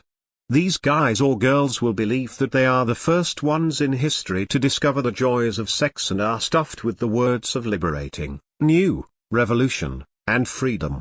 Yet, the result is that they end up less free, not doing anything new, tightening chains around their sorry life, and cannot face the fact that they are centuries behind the times. Television is for women and losers. Some guys look for a girlfriend as incentive for them to get a life, as someone to push them to get rich, and for someone to make themselves happy. These fools do not even know what women are. They think women are some type of genie that grants them wishes such as wealth, popularity, and happiness. Now we know the convoluted brain where such shows like Bewitched and I Dream of Jeannie came from. Often, a lady asks, "If I get fat, my Pookie Wookie, will you still love me?" And I reply, "My dear, Aristotle defines love as founding friendship on beauty. If there is no beauty to base friendship on, then, according to Aristotle, there can be no love." And what can she say to that? Intelligence is not conscience. Intelligence is not virtue. Intelligence is not character. Intelligence is not morality. Oh, intellectuals, who find themselves so brilliant that they think they ought to outshine all stars, they do not notice their own contradictions. It is impossible to debate with intellectuals because, with them, you can come to no truths. They are the living contradictions. Ever notice how when driving, a car that is slower than us is an idiot while a car going faster than us is a maniac? It is the same with women. A guy who has more women than you will be seen as reckless while a guy with less women will be seen as an idiot. Life is always better than non-life. Always.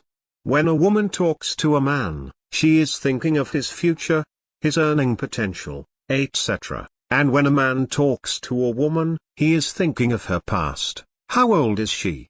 Her weight? Her history? It just shows that you guys are free to make mistakes, as women will look at your future, not your past. Women condemning is far easier than self-realization. Often a woman's beauty will echo your finished world. The unfinished world will get unfinished women. Feminism is but one of the many arrows of the modern bow, all aimed at targeting sexuality. Those who hold hatred at differences between men and women hold hatred at humanity. They literally despise being human. Women ought to look at the success of feminism as its ultimate refutation. Feminism holds that men, and the evil sexuality men impose on women, ran the world in a vast patriarchy. If this was true, feminism wouldn't have a chance or at least experience fierce opposition from patriarchy. Yet, historically feminism's biggest critics were women. Men passively accepted it. It shows that while men may conquer the world, women conquer men. Men's problem today is being too nice, too sappy. By letting feminism thrive, men show that we want to please women and that men are more influenced by women than feminists would dare admit. I would dare say that feminism is the only modern movement that describes men as the way they would love to think of themselves, as dangerous, conquering, rulers. In reality, men are delegated in womaniverse the same status as donkeys. The cutest, hardest working donkey wins. Theory. Endless theory. I want to move to this land of theory the intellectuals emerge from. For in theory, everything is correct. We project ourselves onto the world.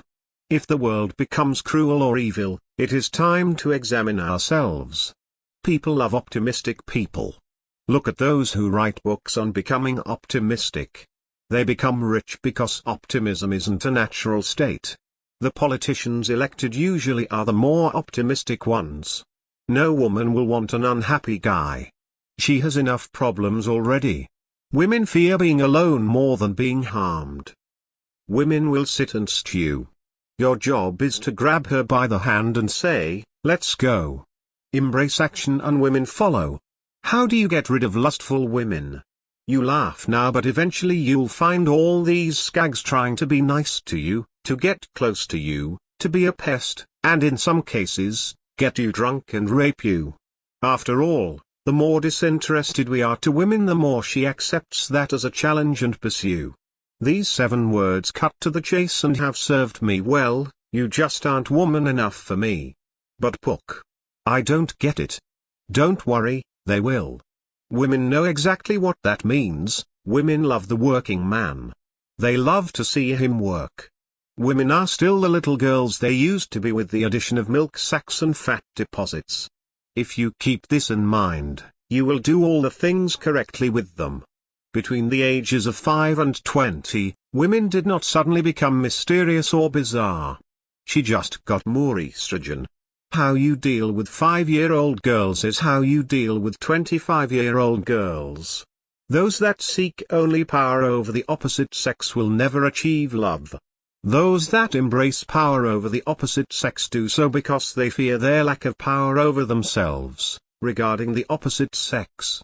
This is why the bitter nice guy snaps into a full-fledged player. Women will never stop surprising you. Do not underestimate the fairer sex. Women are more likely than men to use you for sex or for anything else. They manipulate men through their vanity. A humble man is invincible against women. The problem with the virgins, both men and women, is that they think their virginity alone means they are honest, wonderful, virtuous, and a wonder of the world. Virginity has no connection with honesty or can substitute virtue itself. It is no wonder then that the virgin is alone, because he or she is filled with self-love. Intense self-love is the most vile sin of all. It is in this that the sluts can become more pure than the virgin. You are not free to be nothing. Nature has given you a gender, one you did not choose. You must act like a man, look like a man, and be a man. If you refuse to do so, you will not attract the women you want, and nature will burn your life with melancholy. The very root of the anti-sexuality that has been sprung on us is trying to free us from gender.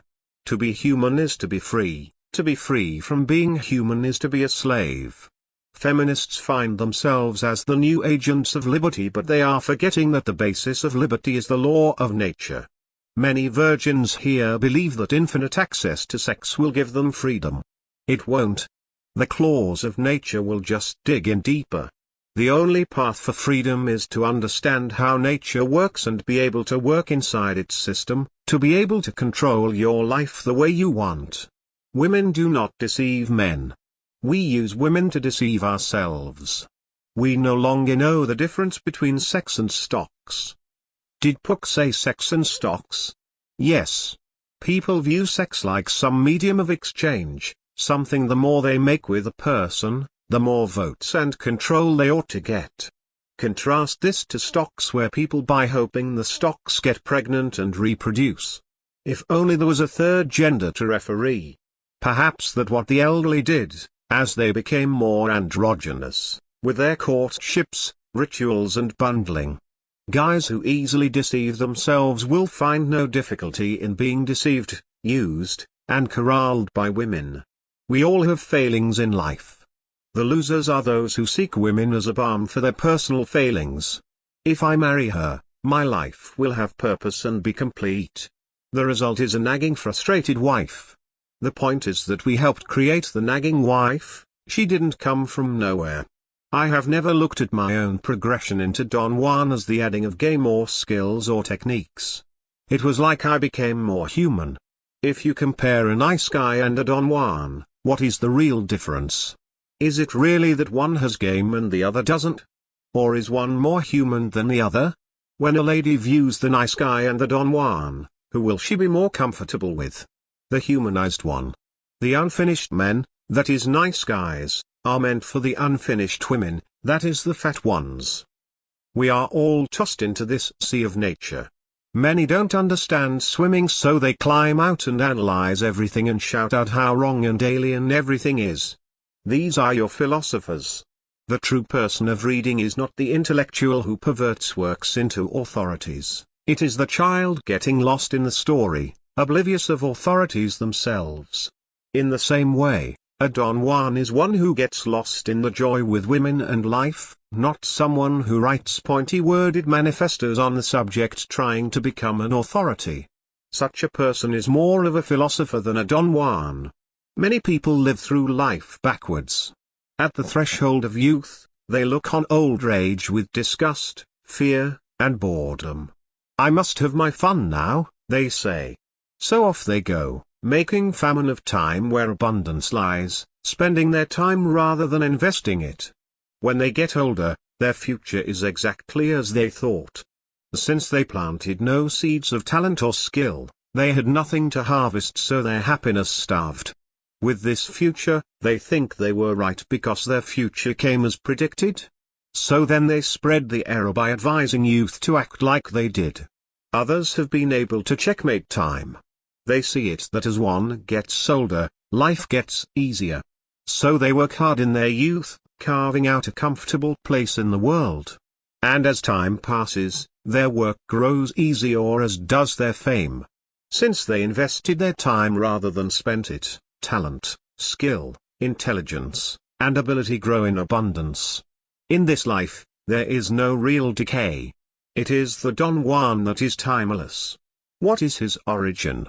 He is in literature, history, plays, and has become a legend. It is the Don Juan's imagination that the world and women find so fascinating.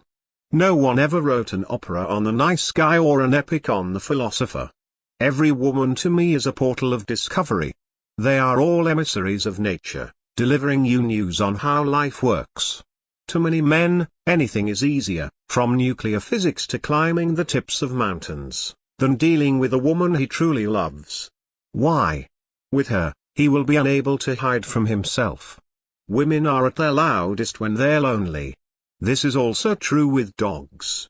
Have you ever noticed how some people spend their lives trying to get loved more by strangers than their community? It is like they desire to be some celebrity with no real friends, but with fans. This celebrity lifestyle ends up fake. When you hear of singers or actors getting busted for drugs, it often isn't because that is who they are, but they're trying to live up to this persona. If a celebrity warns friends, when they meet, not to tell the paparazzi, and the paparazzi show up, who told? Probably the celebrity himself. Their lives are a script. Compare the above to Don Juan. Many foolishly think that Don Juan is the celebrity with women and that female strangers will instantly respond to you on the street, on the elevator, or wherever. This is a silly life, as all these strangers will never really give a damn about you, as you start to do stranger and stranger things to fit into the persona. Don't forget your own community. Rather than go for instant hookups at bars and clubs, try expanding your social circle. Eventually, you'll get circles and even larger circles of women coming after you. These ladies will tell their lady friends about you and the effect just triples.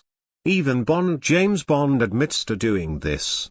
This increasing of social circle, of your community, is far more rewarding than being an introvert who practically costumes his physical appearance, his social self, his emotional self, and, dare I say, his spiritual self for some dumb female stranger who wouldn't care if he dropped dead the next day. Don Juaning is easy when it's a way of life. Still unconscious, you lie in a coma in a hospital where the real battle is being fought inside you. The doctors stand around, watching. You go to work, go to school, feed, sleep, perhaps sex here and there, but nothing different from the routine of a beast. The doctors are furiously trying to reconnect the currents of your mind to your body. Actually, they desperately are trying to reconnect your life to your soul. No one mentions this, but you know it too well. Your life depends on the choices you make now in your youth. What you do today echoes a lifetime. Melting. Melting. Melting. Look around you.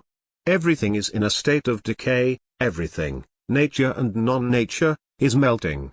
Look at the old. Their flesh is blasted with antiquity even though they try to speak from a scroll of youth.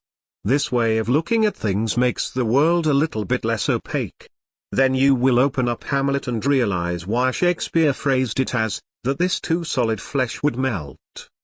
Not having any hyperrealities is dangerous. It means you have to be content solely with life, which means you have to take risks. Don Juan or not Don Juan? Since people drift towards less pain rather than more pain, it follows that they would rather create a mental world where they would be right to not Don Juan. I'm not her type. This is not a good time. She wouldn't like me. All women here have diseases. This is how we guys get detached from reality into a mental womb. It is good for young men to read a post full of aphorisms. Here we encountered the most popular fiction in our era, having a woman equals success with women. It is not considered sufficient that we be successful in our own dreams and goals, we must have a woman no matter what. Nor is it sufficient that we pick the woman we want, no, we must always have a woman, even the most mediocre one, else people question our manhood. It is not enough for one to develop his faculties for physical, intellectual, creative life, he must, above all, have a woman. This fiction defines a man as anything having a woman, thus keeping males forever mediocre. Technique is nothing. Communication is everything. The techniques that supposedly work are nothing more than good communication of your desires and intention. If Schwarzenegger was small, wimpish, but popular celebrity, would he have resonated as much? No, Pook. Why not? The intellectuals tell us it is purely because he is a Hollywood star. He is the Terminator. Ah! If you compare Schwarzenegger to Davis or any other politician, they all look girly or androgynous to beefed up Arnold. And no one really seems to care what issues Arnold has. Wouldn't it be safe to say that Arnold's sheer masculinity, in other words, sexuality, is the big attraction, especially in the sexuality-dead world of politics? This just shows how much society craves sexuality and how much of it is lacking today. Virgin is a weasel word. The atmosphere of such word has always been the same, a virgin is pure, innocent, and so on. But a strict definition defines it solely to physicality and that of the genitals. A woman may do everything, except slip a penis in her vagina, and may call herself a virgin. Yet, she is not pure, innocent, and such. The virgin definition is too limited. There are guys that have had sex yet still are blind to sexuality, they are still AFCs and quite innocent and naive. Then there are guys who may not have had sex but are fully aware of sexuality, have been stung by it in consciousness, understand and play the part. Which of the two is more of a virgin? Which of the two is innocent? This just shows that our words and labels sometimes are not precise enough to aptly describe nature. How absurd is this sentence? Deliver me the philosophies necessary to make me laugh. What? We say to such a person, no, there is no philosophy that can teach you to laugh. And they respond with, tell us the 12-step program that teaches one to laugh. And we say to them, there is no how-to in order to get you to laugh. At this, they grow angry and rattle. You deliberately hide the information we seek. You hide your thoughts and keep them closed to our world. And we reply, we do not close the world to you, you close the world to you. Do you want to laugh? Look in the mirror. And on this goes. Now replace the word laugh with the word Don Juan and you realize why learning to Don Juan is not like an academic degree. I smell the gassy effects of a holocaust of sexuality. Nazi-like feminists and their foot soldiers, the intellectuals, all believing themselves brilliant and far above mankind, wearing their armbands of degrees and organizations, march women and men to education chambers where philosophic spores are clouded into the rooms. Instead of thinking of motherhood, wife, man, warrior, fatherhood, the people think equality, rape, patriarchy, sensitivity, and unisex. The schools, a type of concentration camp themselves, have done their work well. Sexuality has been cleansed. The men and women are now androgynous and march forth proudly with their new philosophies zombie-like. The more of your world that is unleashed, the more order comes to your life. Sexuality, families, and men did not come about because of society. To the contrary, sexuality, families, and men are what made society possible in the first place. What a gem is a woman that can be alone. For she has a soul, a self, an essence itself. Many women, when alone, cease to exist. Animals can learn. What do they learn? They learn how to become pets, in other words, domestication. A dog does not learn how to become a dog, nor a cat into a cat, or a rabbit into a rabbit. The problem with nice guys is they keep looking to learn. But you cannot learn to be a man, you just be. All this focus on learning makes the nice guy's destiny to become a pet. The truly smart aren't those who read tons of books and words. The smart are those who can read their own heart and mind.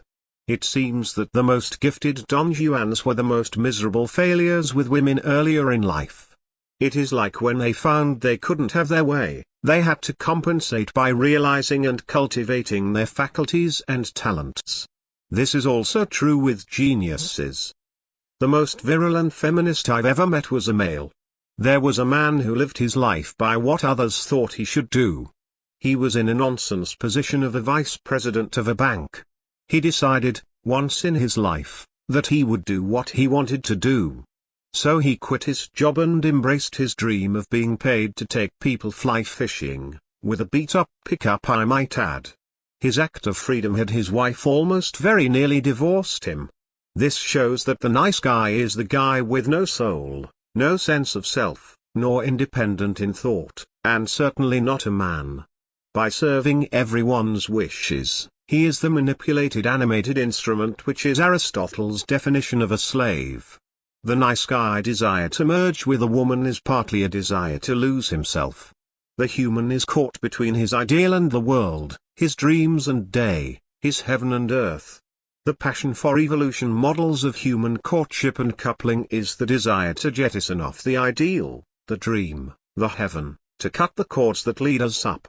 Only then can one be content with a loveless, mediocre life, since evolution models of humanity revolve around sex and genetic distribution. No one can point out our failed dreams or measure us against others and expose our inferiority. Intellectuals are backwards with sexuality. Education moves forward with more questions, not more answers. It is easy to find someone to have answers for everything. It is hard to find someone questioning his own world. Thus, humility is the vehicle of education. It is extraordinary to understand the ordinary. Some people approach this forum with the nice guy essence still intact and say, "Tell us what we must do to get the women." And a cluster of voices flow to say, "Improve your voice. Improve your muscles. Improve your confidence. Improve your wardrobe." These are all very fine and good, gentlemen, and if the nice guy adopts them, he certainly will be getting a different response. Yet, he is still stuck to the forum. In essence, he is still a thing and contains no human uniqueness. This is why I find it impossible to advise someone on what they ought to do. Rather, we can only show how nature works and perhaps some examples. If a guy comes here for people to instruct him on how to act, what personality he should have, how to dress, how to talk, and so on, does he remain a guy? He still sounds like a thing with no self-volition. Intelligent people often overvalue intelligence. In fact, they cannot comprehend how intelligence can be overvalued. It is impossible to introduce a more destructive idea than sexuality is evil. This means that all natural actions will be hesitated by philosophic thoughts, that families will be shattered on the altar of intelligentsia, people will bump into each other only for sex and become public uteruses and dildos, thus, destroying sex by turning it into a mutual masturbation, and the natural harmony of human life will become that of discord and despair. The result is a fear society. Don't listen to guys who say they can get all the women but cannot write a coherent paragraph. Stop placing success on the girl. Don't let anything take away from your creative, intellectual, physical, spiritual growth. People ask me, "Pook, why do you write these long posts when that time could have been spent to gather more women?" Women and my faculties are not two but one. Women who complain of sexual harassment wish it would happen to them. All organisms naturally grow and produce fruit. When you notice someone, or yourself, going in circles with changes or not bearing any growth, any fruit, whatever philosophies or mindsets bouncing around in the skull is properly called a cancer. It is destroying you from inside out. The greater the writer, the less is his philosophy. Some think sexuality and morality contradict each other. They don't, they reinforce one another. Sexuality is not just lust. It is man. It is woman. It is families. It is the life cycle itself. It is the anti-sexuality crowd that is against distinctions in gender, against man, against woman, against fathers, against mothers, against life itself. Look outside. Notice how bridges gracefully stretch empty abysses to one another. Notice how skyscrapers fly towards the sun. Notice the network of roads and highways, these canals of concrete for our engineered to the nth degree cars. Notice the divinity of the airplanes landing and taking off. Notice the space shuttles piercing the infinite void of nature itself. This is all masculine poetry, and it holds our world together. Take a kid from a poverty-stricken third world and bring him to this world and watch him go in awe. How beautiful! He will say, because he, unlike many of the city's inhabitants, understands the value. The philosopher who is rational, academic, and ever thoughtful is just as distorted as the blood-mad chocolate-filled nice guy. Want to make yourself laugh? Watch an old Superman movie. Clark Kent runs around, desexualized, a nerd man. He runs to the phone booth, rips off his shirt to reveal a giantess, and flies around with extreme sexuality. For heaven's sake, he is wearing tights.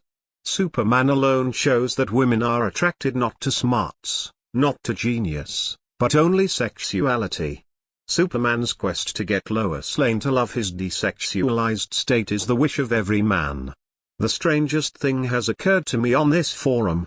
I came here looking for love but discovered life. Now, it is not a love for woman or women, it is more a love for life. Do you guys feel this way? It is like we have been given a second chance to get life right, a second life as gift. The Greek myth has Pyragmion carve his ideal woman out of stone with her coming to life. In the same way, a carpenter must have the idea of a table before he sets knife to wood block. Plato carved entire nations out of people with his thought. In the same way, you will take your blob of flesh and carve out the life you want. As you think you shall become. How do I judge a woman's character? I see how she treats people who can do nothing for her. This test has never failed me. You guys can sit here and chatter about seductions and sprawling posts that compare yourselves to alpha dogs, wolves, wildebeests, cavemen, and Norwegian rats. I'm going to reside in flesh and blood, those two greasy plains where life forever flows. On another forum, a guy will spot my success with the women and write a nice guy manifesto. On another forum, a guy will see me and come up with seductions that I supposedly employed. Yet, on another forum, one will see me and say that I am an asshole to women, a jerk, and then the forum will join in chorus condemning me. Yet, on another forum, a guy will see me and write an academic manifesto on the psychological influences bouncing in my head and what I was emitting to get the women. These seductionists, academics, philosophers, and in general critics to the world have one thing in common: they must spin out wordy intellectual excuses for why the world is what it is because they are scared to be flesh and blood. Growth is evidence of life. You still think sexuality is a mark of depravity and evil? Do you realize how the devil was portrayed in the ancients? Not as a goat with a trident and horns. No, the devil was depicted as an androgynous person, completely sexless. It is sexuality that gives the world its color, the plumage on birds, the dances of wildebeests, the chirping of grasshoppers, and the blossom of flowers. In humans, it creates genius. It creates families, your entire family line, your descendants, the glory of the home, and keeps your name alive throughout generations. Sexuality is our victory over nature. It is the destiny of the nice guy to believe change is something that happens to us. But the Don Juan knows that change is something we make, that the life of the world is not to come from external sources, of women, but through himself as the channel. Ambitionless men are those who live like women. Ambitionless women are those who live the equality of men. As society becomes more androgynous, the more sexual intercourse, in different positions, styles, and places, becomes hyped. This is because, above all, men want to feel like a man and woman wants to feel like a woman.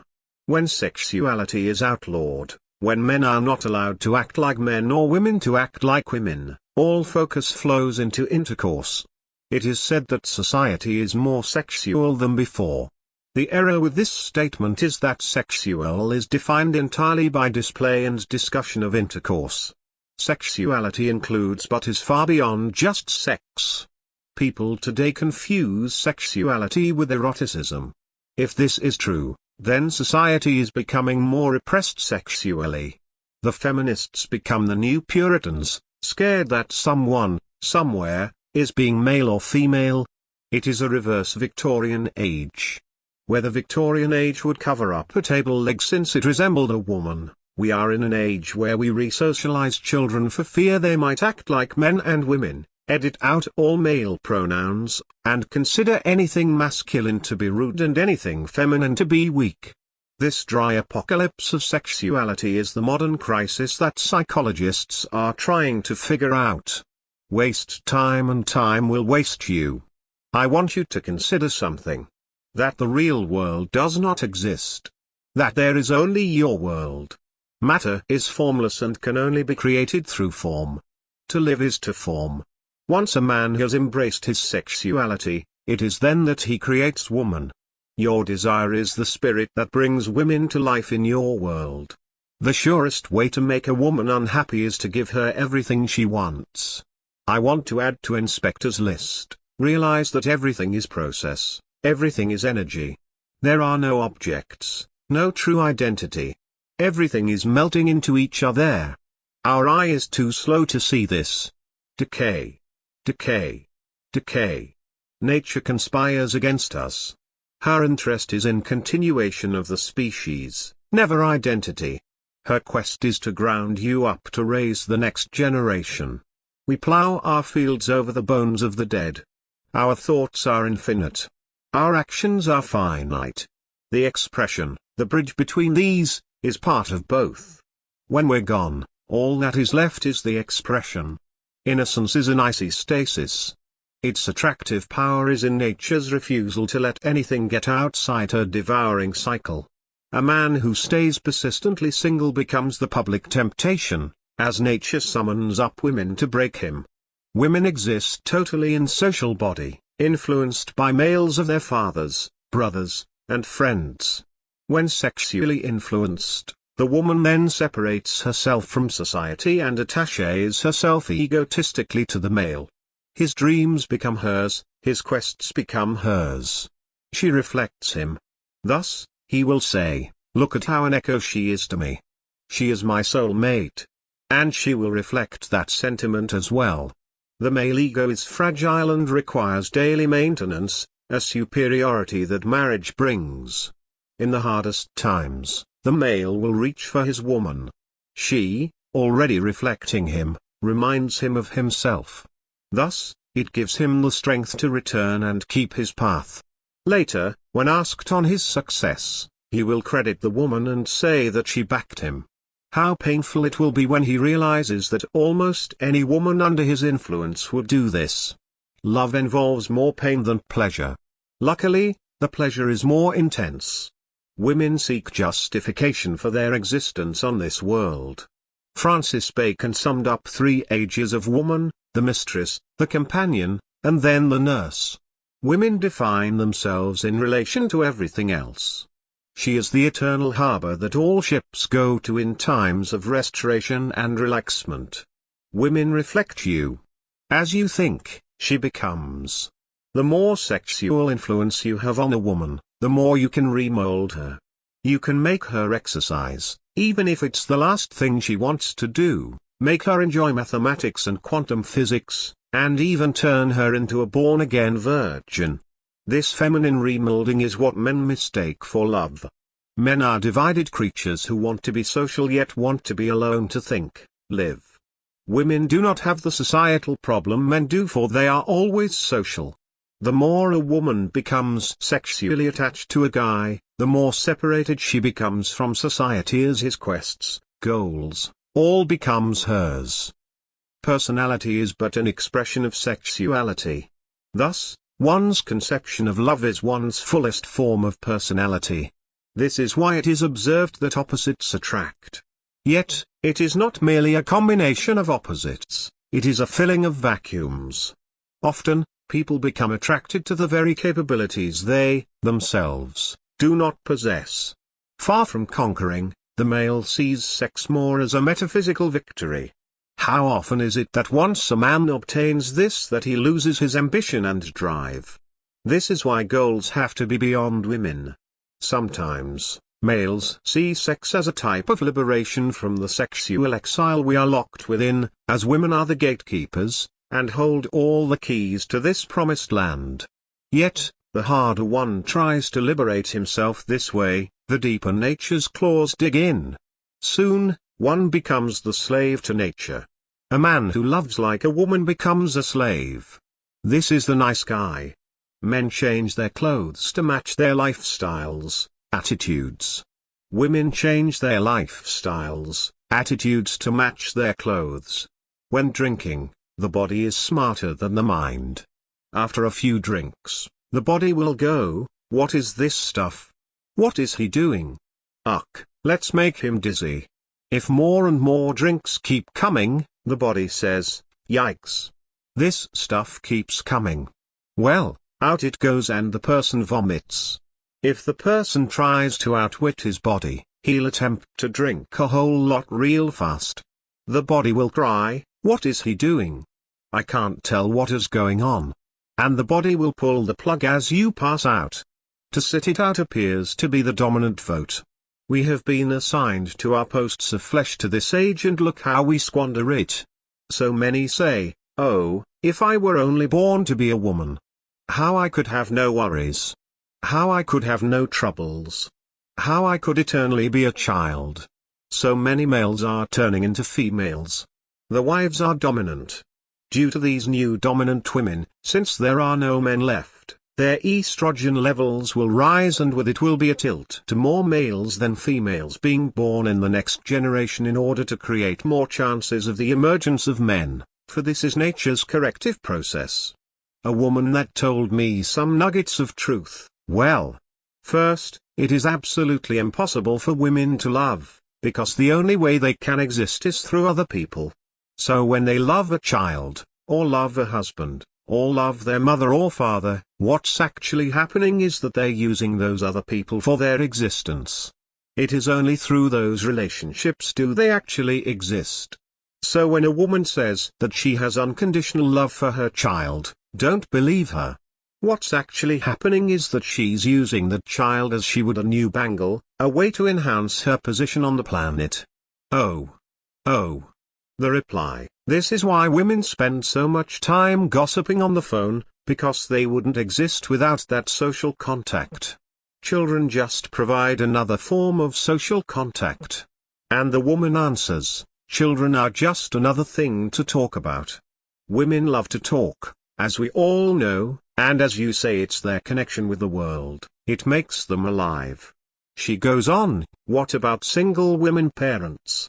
It's been said that they are being prepared to wait for that special man to come along instead of just grabbing anyone off the queue. You can see that the government, especially in this country, has taken the place of the husband, and provides and protects and supports women, and is seemingly doing a mighty fine job for the amount of single parents there are around. Now does this mean that she has changed? That is, has she really become more independent? Has she changed the basis of her psychology, which is, to my mind, submission? I say no, obviously. If you have a look at her, she's still not striving for anything. She goes on her merry way every day, wishing and dreaming the same dreams that she's dreamed for eternity, and she definitely isn't evolving into an independent, single-minded, self-reliant creature. The title of this post is, Endure. Here is the post. To live is to fight, for this world is but a hurricane of challenges all aimed at you. If it ever becomes too much, if you get down on your life, you will look for encouragement. And you will not find it. Everyone puts on the appearance that they want the best for you, that they want you to succeed. But in reality, the thing they least want is you to succeed. They want you to fail. When you start to change your life, people will notice it. They will not like it. We all get used to placing people in certain categories. You're showing them that there is more to you than they thought. That instead of letting life define you, you are defining life yourself. You're literally fighting for life, and this makes them uncomfortable because they didn't, and once they realize it, they know it is too late. Endure. All your exes will have one thing in common. They want you to fail. The last thing they want is to run into you later and see you successful. No. They want to see you remain the same or sink lower. Endure. All the girls that shot you down, they want you to fail. A big fear in woman is missing the great catch. Give substance to their fear. Endure. At your high school reunion, the ones you knew will come back with secret desires of seeing failures everywhere, even at you. Defy them. Endure. For it is the same for 99% of the people. They get grounded up into conformity and become bewildered as their lives become more and more joyless. They will feel threatened by you. You may even want to stop your metamorphosis by how uncomfortable it is to others you knew and even for yourself. But those who stop can never realize their dreams and so never can be Don Juans. The more successful you become in life, the more and more people will despise you.